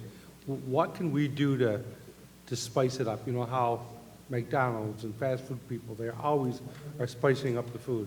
What can we do to spice up the nutrition part of it so the children want to eat it all, or a good portion of it, and make it sound or look like it's something that's totally beneficial. And I know as a child, I didn't eat everything on my plate for sure. But 100%, we have to make sure these children are fed. But if we serve them food and they're only eating 1/3 of it, we're wasting 2/3 of it, so we're wasting 2/3 of the money. And what can we do to spruce it up, maybe cut costs a little bit where they're getting a nutritional meal with a spin on it? And maybe this isn't, we can't answer that all today, but just something to think about and just your thoughts on that. That's one of the reasons that, I came into the sector as a chef, was I saw my kids not participating, so I kind of, wanted to jump in. Historically, school nutrition is kind of a heat and serve, but across New York, we're coming up with scratch recipes to increase, like, cooking real New York products. But we run into the issue, like, with the funding. I'd love to be cooking scratch food in all my schools, but I have so much time I have to spend in the office calling families. I'm a shared director between 4 different school districts. So one of my school districts, I'm only there 1 day a week. I spend that day printing out dead letters and calling families when I could be in the kitchen teaching new cooking techniques to my staff. Working on relationships with New York State vendors, increasing our farm to school program. But unfortunately, because we have such an administrative burden that we can't focus on the plate presentation. But what we are doing is looking at, not opening number 10 cans of canned fruit, using real fruit so the kids want to eat it. If we are using a prepared item, it's sealed so the student can take it home with them. So it's not just wasted in the garbage can. Anything else? I think Patrick spoke wonderfully to that, and it's also about creating relationships with directors and being able to share ideas, and that's Patrick and I both are part of New York School Nutrition, and it's I'm always happy to meet with other directors and share with them this is what I'm doing. The kids at Niskayuna were treated to Tara Kitchen the other day. We were able to partner with them and bring that in, which was phenomenal, and it's sharing those stories, and if we're not in our offices, as Patrick said, chasing debt, we can do more of that. Thank you all. Thank you. Okay, just in closing for the Senate, I agree with everything everyone said. And Jim Tedesco and I have not had that many days like that in our lives. Just saying, we should absolutely do. Also about that being the best Senate district? Oh, yeah. Well, okay, I'm not touching that. Although I will highlight what you all know, and I just want to make sure everybody else knows. We have universal school meals in the Big Five and New York City. This is a critical issue for the rest of the state, particularly poor rural school districts. And so when the question was, well, couldn't you do it without the money? And the answer is no. I don't believe they could. And we need to make sure that we are investing in our kids, because you're absolutely right, and everybody who spoke is absolutely right. When you feed children nutritious food, they grow up healthier, they learn better, they don't create behavioral problems in school, they save us money with special ed needs. It's a win-win-win. Oh, not to mention, we buy more food from New York State farmers who also need the help. And we create jobs for school food workers. So there's just no argument for this. So thank you very much for being here. I don't have any questions. Thank you. Thank you for being here with us and for the work you do on your with your limited resources. Thank you. So we are ready for the final panel. Sorry, somebody has to be last. Center for Educational Equity at Teachers College, Columbia University, Alliance for Quality Education, Ed Solutions, Not Suspensions Coalition, National Parents Union, and an individual parent, Nikos Papageorgiou.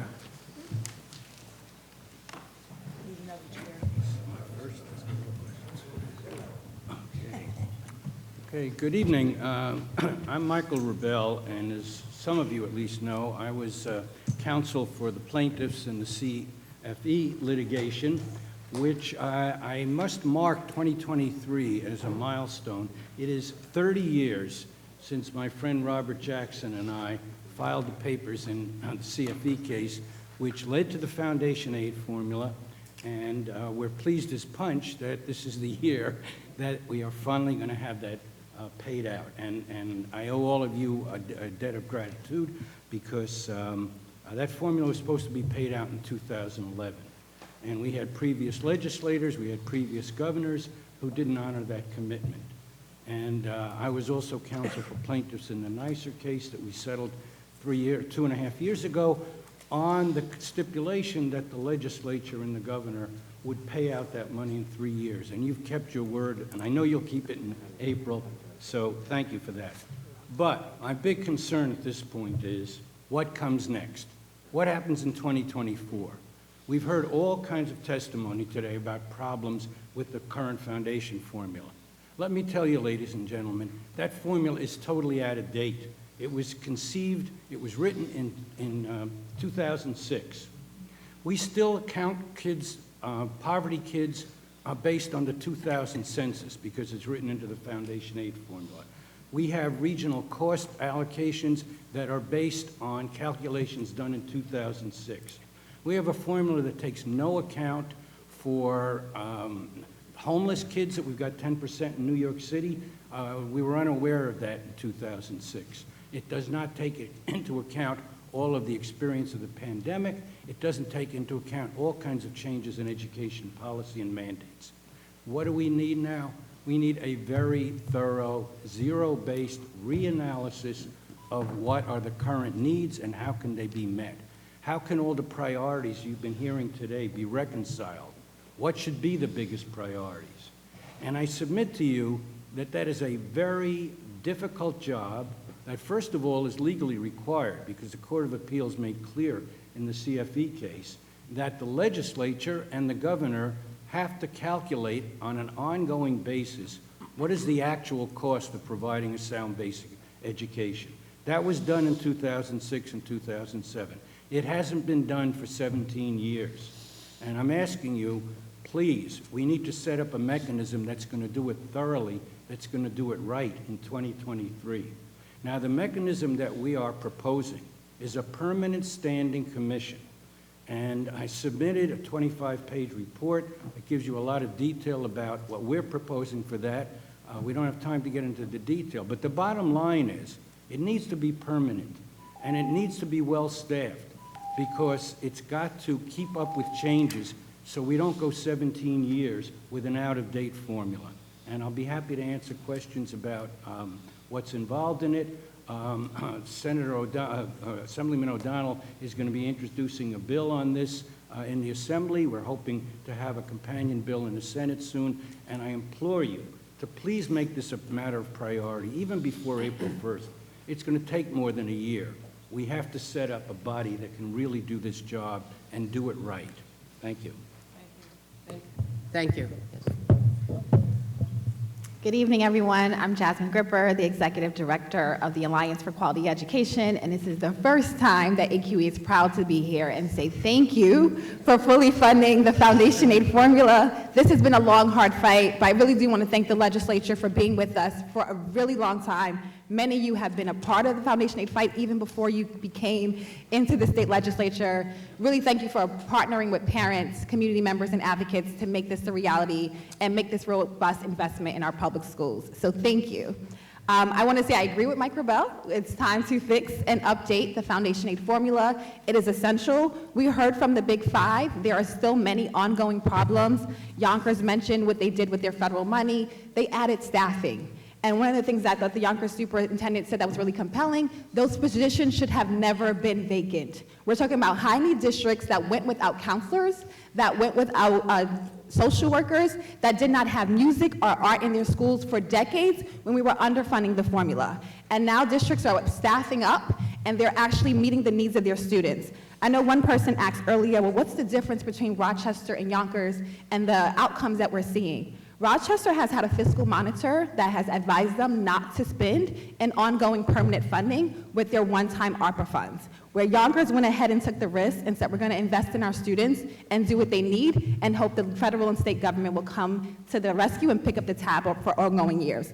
And so I think that's the difference in the approach that was taken, and we see that districts who took a really aggressive approach are seeing the outcomes to support that. And so we need a robust investment in our schools. We need to continue to fund foundation aid. but we have to address the formula. We're not going to be able to fix it with tweaks. We have to do a new costing out study. We fully support the New York State Education Department leading this and bringing stakeholders together to revise the formula. There are a few things I want to say about charters. One, someone here mentioned the school to prison pipeline, which I thought was interesting because when New York City did a report of 50 schools with the highest suspension rate, 49 of them were charters. Another thing the charters mentioned was racial justice and equity. And I think the part that really offended me was for the decades that AQE and Black and brown parents were fighting for resources, charter schools did not lift a finger, did not leverage any of their resources, did not come to Albany, and did not advocate on behalf of Foundation Aid funding for Black and brown students in Black and brown communities, yet they are benefiting from the full funding of Foundation Aid. And so to say that they care about all students, I think is absolutely untrue with what they have been doing for decades, and they never supported the fight to fully fund Foundation Aid for our schools. And when I talked about the financial impact, I think one thing I want to point out, that last year, New York City schools received $348 million in Foundation Aid. The New York City increase for charter schools was $200 million. So that means about 57% of Foundation Aid went to charter schools, and charter schools have about 14% of the student population. That is a disproportionate increase, and we must reject that. Thank you. Thank you. Good evening. Yefid? Yes, that's me. Yeah. Good evening. Thank you so much to the chairs and committee members and your staff for staying with us this late into the evening. I'm here on behalf of YAFED, an organization that was started 12 years ago by a graduate of a Hasidic yeshiva in Brooklyn. When he and some of his classmates learned that there was a law on the books for over 100 years, 3204, that required that non-public school students receive an education that is at least substantially equivalent to those that their public school peers get. We know that that is not the case. It has been demonstrated widely. It has been reported on broadly, as discussed earlier in this hearing. And we're concerned that there is currently no check in place when non-public schools are getting state aid to ensure that they are in compliance with Law 3204. We're very pleased that there's a new regulatory process underway, that the regents voted unanimously in September on these new regulations governing non-public schools. That regulatory process will take 2 years to unfold. So we know tens of thousands of students are in these yeshivas right now. Not all of them are guilty of not providing a secular education, but those that are have students in them right now, and we are giving them funding from the state with no evidence that they're providing a secular education at all. So in the meantime, we're suggesting that there is an attestation put into place that any non-public school receiving state aid simply checks a box to say that they declare that they are that they're offering a substantially equivalent education. As you heard, we don't know of any plans in these schools right now to remediate. All we know is that we'll be collecting data at the LSA level over the next year, and they will need to be putting in place a process in 2 years. But we're hopeful that now, before any aid goes to these schools, you're willing to ask them, are they in compliance with the law? Thank you. Thank you. Next. Solutions, Not Suspensions Coalition? Thank you. Can you all hear me? Good evening, everyone. My name is Amshala Jairam. I'm here today as a member of the Solutions Not Suspensions Coalition. We are calling for passage of the Solutions Not Suspensions Act, now in its 8th legislative cycle, which would greatly reduce the discriminatory overuse of suspensions in schools. This bill, and I'll keep coming back to this, aligns directly with the recommendations of the New York State Education Department's Safe and Supportive Schools Task Force report. There is almost a one-to-one, and I have a handout here if y'all want to take a look. The members of the task force included the New York City DOE, individual school districts across the state, the New York State United Teachers Association, representatives from the executive and legislative branch, mental health experts, and education justice advocates. At its core, this bill is about protecting our most vulnerable and marginalized children from excessive punishment and learning loss, which will impact them for a lifetime. According to our analysis, young people in grades pre-K through 12 lost 811 days in the past year to suspensions. Those were the lost days of instruction. An average of 766 students are suspended every day in New York State schools. In Buffalo, where the AG is currently conducting an investigation into the discriminatory overuse of suspensions, there were 200 suspensions in just the first 17 days of the current school year. And it is no secret that those who are directly targeted by exclusionary discipline are overwhelmingly male, Black, brown, disabled, and come from low-income households. The SED report actually names these factors and calls them the elephant in the room. The FCD report has cited research showing that even a single suspension increases the likelihood of dropout by 23%. That puts children on a path to poverty and, even worse, the school to prison and deportation pipeline. So the bill essentially would eliminate suspensions for pre-K through 3, except in rare cases and where required by federal law. New York City already does this. It would ensure that suspensions for older students would not occur due to minor infractions like dress code violations.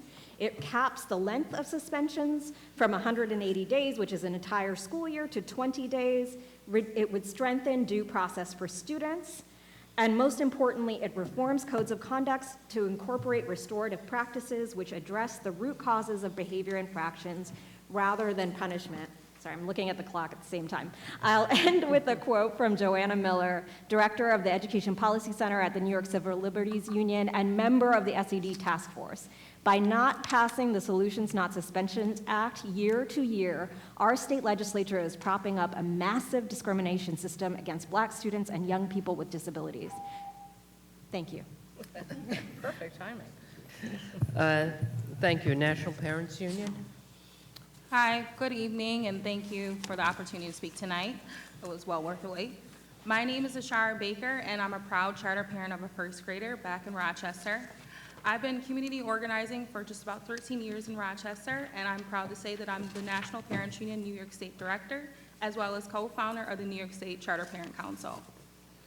I've had the privilege of meeting and training and supporting families across the state, and they've all expressed similar concerns about their children. These families are making a conscious effort to do right by their kids. I'm asking you to do the same thing for them today. The New York State public education system is in dire need of change. We've heard it all day. And we need to ensure that New York students are prepared for a life of opportunity. Families need lawmakers like yourselves to step up and meet this moment, because the consequences of inaction are too great. Our kids' lives and their futures are on the line. This session, there are some real actions that can have an immediate impact on the lives of our children. Every child deserves a life of opportunity that is a result of investing in high-quality education. We believe building robust career pathway programs to support kids for the future, supporting the science of literacy as well as math, investing in initiatives such as high-impact tutoring, and ensuring all kids across the state have high-quality, fully funded education options. And when I say every child, I mean every single child. I live in a district that's subject to 2 state monitors. We have a revolving door of superintendents, and there is a disparity in district programs. I chose to enroll my daughter into a charter school because we couldn't let operational dysfunction alter the trajectory of her life. I made this choice, and I'm sure many families have. She deserves a fair shot, especially being called a so-called pandemic baby. So I'm fortunate enough that my daughter attends a high-performing charter school, and they continue to amaze me with the ability to do so much with so little. I applaud the outcomes, but I will not celebrate until all charters like this one have the fair funding that they deserve, just like their districts. As I will note, just for all children in this system, New York ranks 46 out of the 50 states within NAEP for 4th grade math. If we want to talk about doing something for this system, we should be focusing on initiatives such as math and literacy. But I will go back to my comment, every option should be a great option where a student is guaranteed the ability to read and do math. And just for a note, parents want choice within public education.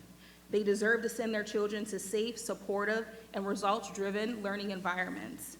Public charter schools serve as a way for families to get a fair shot at a quality education, not based off their zip code. Parents need to see measurable, meaningful results from the public education system. We need great choices in our neighborhoods, and we need lawmakers to step up to ensure that every child across the state is prepared for a life of opportunity. Parents want and deserve a good public education. Thank you. Thank you. And Nikos? Yep, Nikos. Good evening. Thank you very much for giving me the opportunity to talk to you, and thank you for keeping the best for last. My name is Nikos Papageorgiou, and I'm a father of 2 boys in the New York City public system, a high school senior and a middle school 8th grader. I'm here to let you know that through my eyes, and thousands of parents like me, we're not getting our money's worth from the New York City Department of Education. We're not getting our money's worth because feelings and politics are driving New York City educational planning instead of trying to maximize all the kids' academic potential. The New York City DOE is trying to close the educational gap by lowering the ceiling instead of raising the floor. And they're doing so by decisions that are not limited to limited accelerated learning, no challenging work, and no homework. Our kids deserve better, the parents demand better, and are leaving the system by the thousands. We're not getting our money's worth because Chancellor Banks did not follow through with the mayor's promise for excellence in education. Chancellor Banks made a huge mistake by allowing superintendents to implement their own plans across their districts. Superintendents turned on their selective hearing and did whatever they wanted for whatever reasons, driving thousands of families away from New York City public education.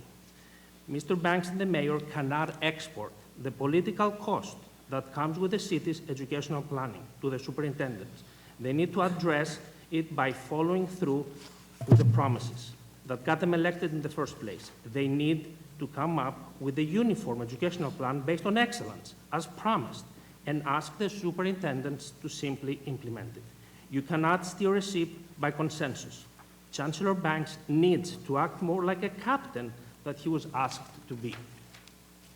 We're not getting our money's worth because the New York City Department of Education does not have an objective measure of academic success. Most schools in New York City measure their academic success only by the percentage of the kids that are above a self-defined grade level. Grade level competency is probably the most important thing, but not the only one. Because they do not care, schools right now don't keep track if during a school year, let's say an A student becomes a B student, or a B student becomes a C student, or even if a student who was below grade level stayed further back. My son's middle school, for example, patted itself on the back last year for achieving a self-selected above grade level percentage of 70%, even though a huge number of kids finished the year much worse off than they started, as compared to the national average, including many of the ones who were behind by grade level. Please demand more for our money by demanding objective measures of academic success for every student. The city is already paying for a technology to allow anybody to do so, but the city ignores the data. Thank you. Thank you. Thank you all for being here and for staying here. There are a number of legislators that have questions. Good night, Ms. We're trying to break the record. We've already broken our record so far. This is only the third hearing, so hopefully it's not going to continue to get broken. We go to Assemblywoman Simon.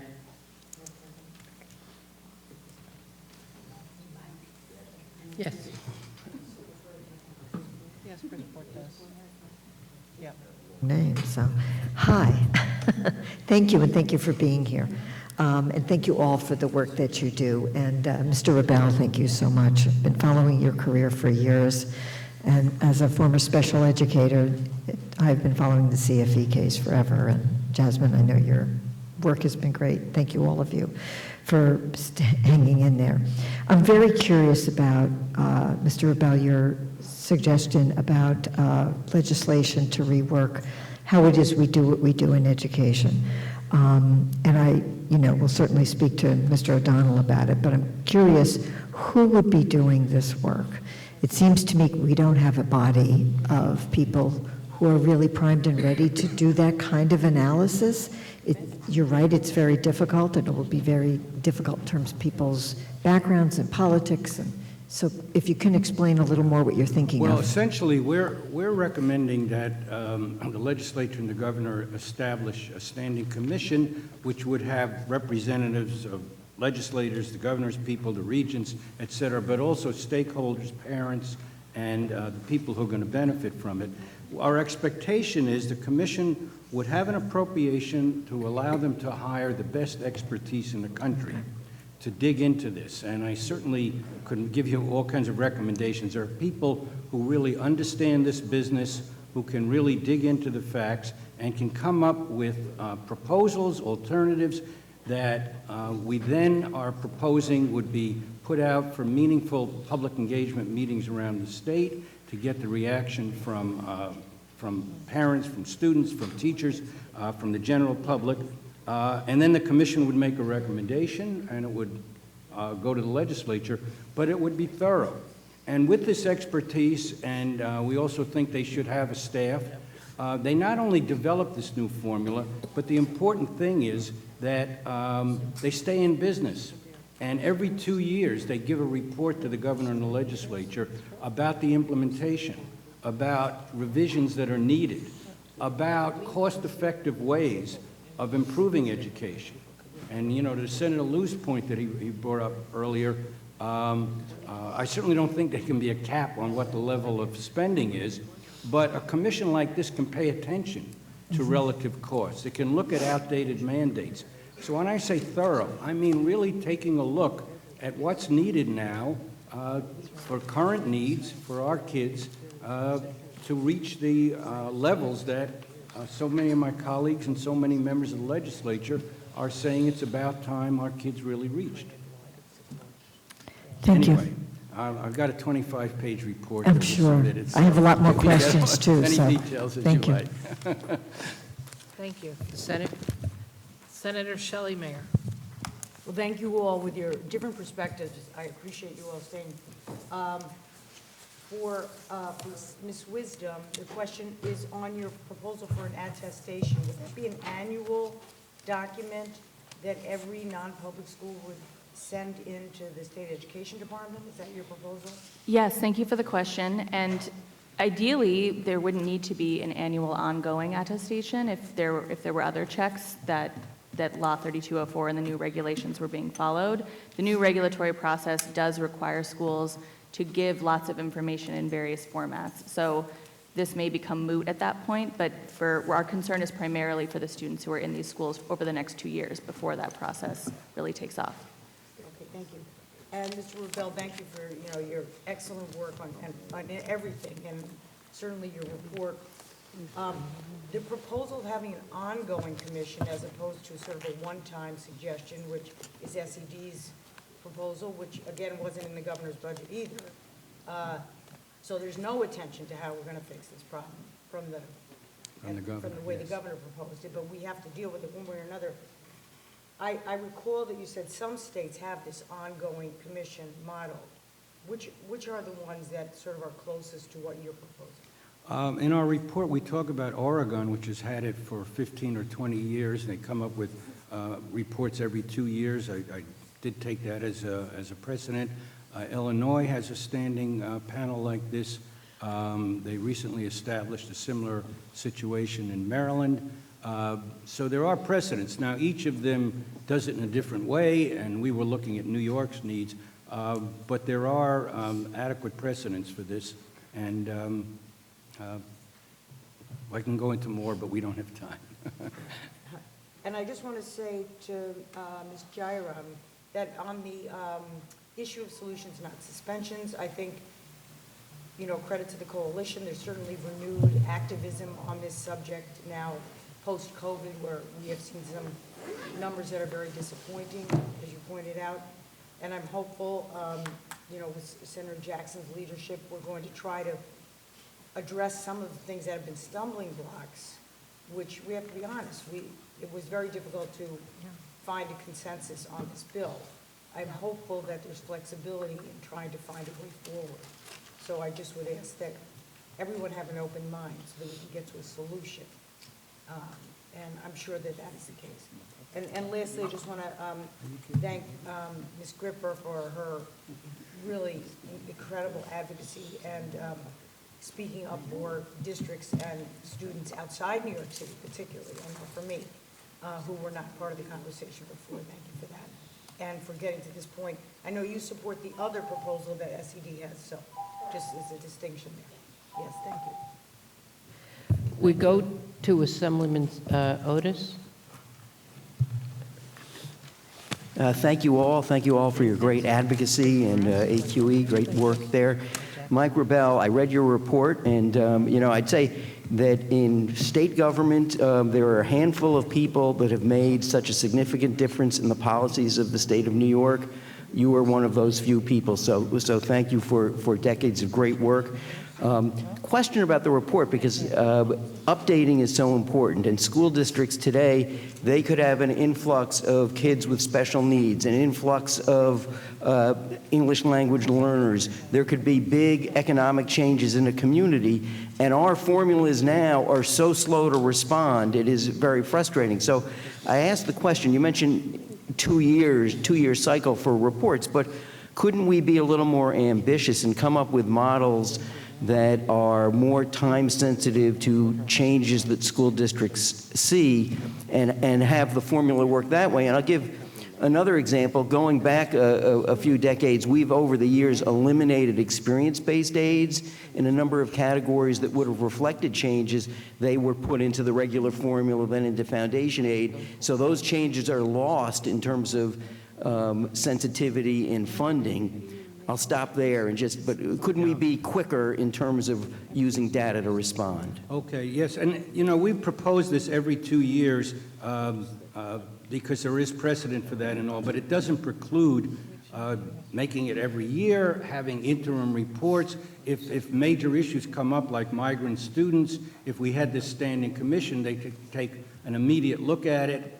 They could dig into what the actual costs are, look at other states at what are the best ways of dealing with this. So we've got a proposal out there. I know if the Assembly and the Senate pick it up, people are going to rethink it.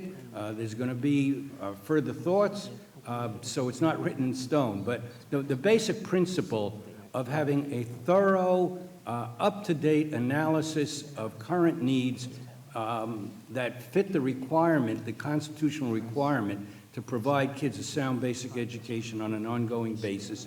That principle, I submit, has to be in whatever entity emerges from this. And the second principle is I think it has to be a standing commission, so we don't have to wait 17 years to get a new formula. And as your point, we have more immediate things, and maybe it's every year, maybe it's every 3 years they need to report, but all of that can be worked out around the basic principles of a thoroughgoing, zero-based new look at what's needed and a standing commission to follow up on it. Thank you all for your advocacy, everybody on this panel. We saved the best for last.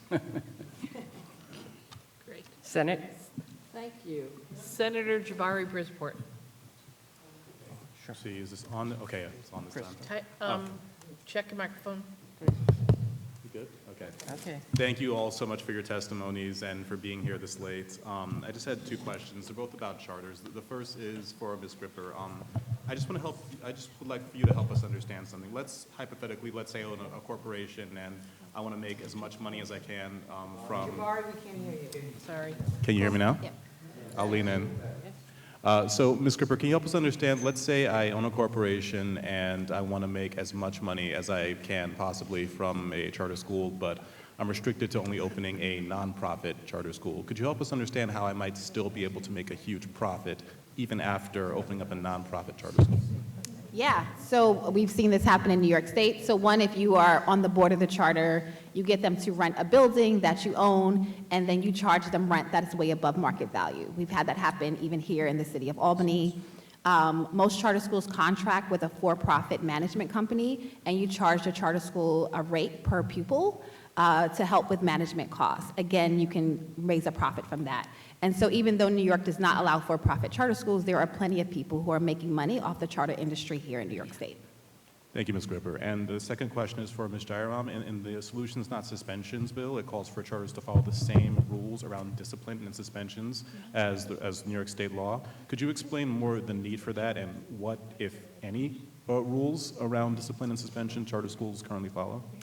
So the first thing I can say is that, yes, and I'm sorry, I should have mentioned that, the bill absolutely applies to charter schools. The second thing I will say is I have a page of data from the 2021-2022 school year. All of it is from public schools, because we don't really know what is happening in the charter schools. And I know, the issues of transparency and accountability were brought up before, and that is absolutely a reason why this is such a critical provision of this bill, and why I can't actually really answer your second question, because we just don't know. We get the sense, we hear from parents that their students, that their kids are pushed out, particularly kids with disabilities.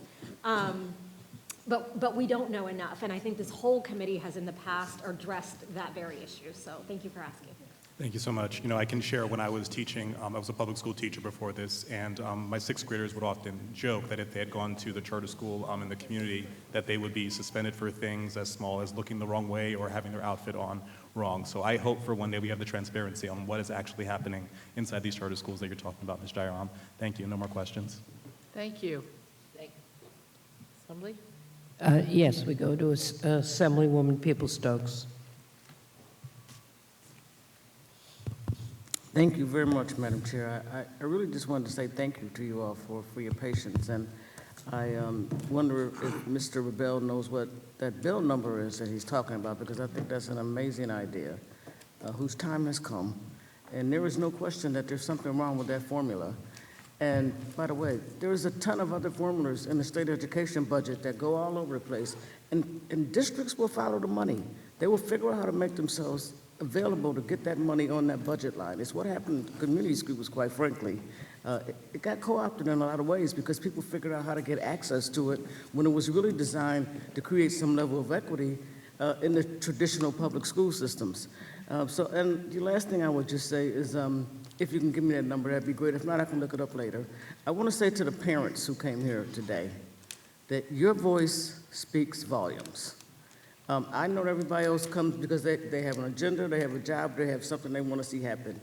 You're trying to raise your children. That's all you're trying to do, and get them educated. So I really do commend every parent who spoke here today. Thank you for doing that. And thank all of you for coming. Thank you. Thank you. Senator Robert Jackson to close for the Senate. I'm the closer. Well, this is the last panel, and I was waiting in order to go home until the last panel was here. So first, let me thank you all for coming and listening to the testimony. As I said to every panel, you're spending your time and energy to come make the presentations to us as legislators in order to give us some insight into the issues and concerns that impact not only you, but all of the children in New York State. And that's the most important thing. First, let me address the parent that sends her child to charter school. I've said to parents, every parent has to decide what's best for their child. And so if that's what you decided, that's what you decided. And I say to you that the three girls that I have with my wife, two of them went to public high schools, and all of them went to K-8 school right in our neighborhood. But our youngest daughter, based on the conversation I had with my wife, we sent her to private school for high school, the Dwight School. So I never hid that, but everyone knows that I'm fighting for public schools, okay? And Michael and AQE, you both want the same goal, but you just have different avenues to get there. And just like we have to get together and deal with those that disagree with us regarding solutions, not suspensions, we have to work together and come up with an agreement. And so that's important. And Yafid, you know where I stand with that. I've said loud and clear, if they're not doing it, and this is years, this is not just the last year, cut them off. Cut the money off. It's enough is enough. And I like your testimony, sir, if you don't mind. Did you put it in, is it in the chat somewhere? Because I'd like to read what you had to say about, the fact that the City Department of Education has to assess and make things right. I'd love to. I say to all of you, keep the spirit up, understanding that we're in this for the long haul.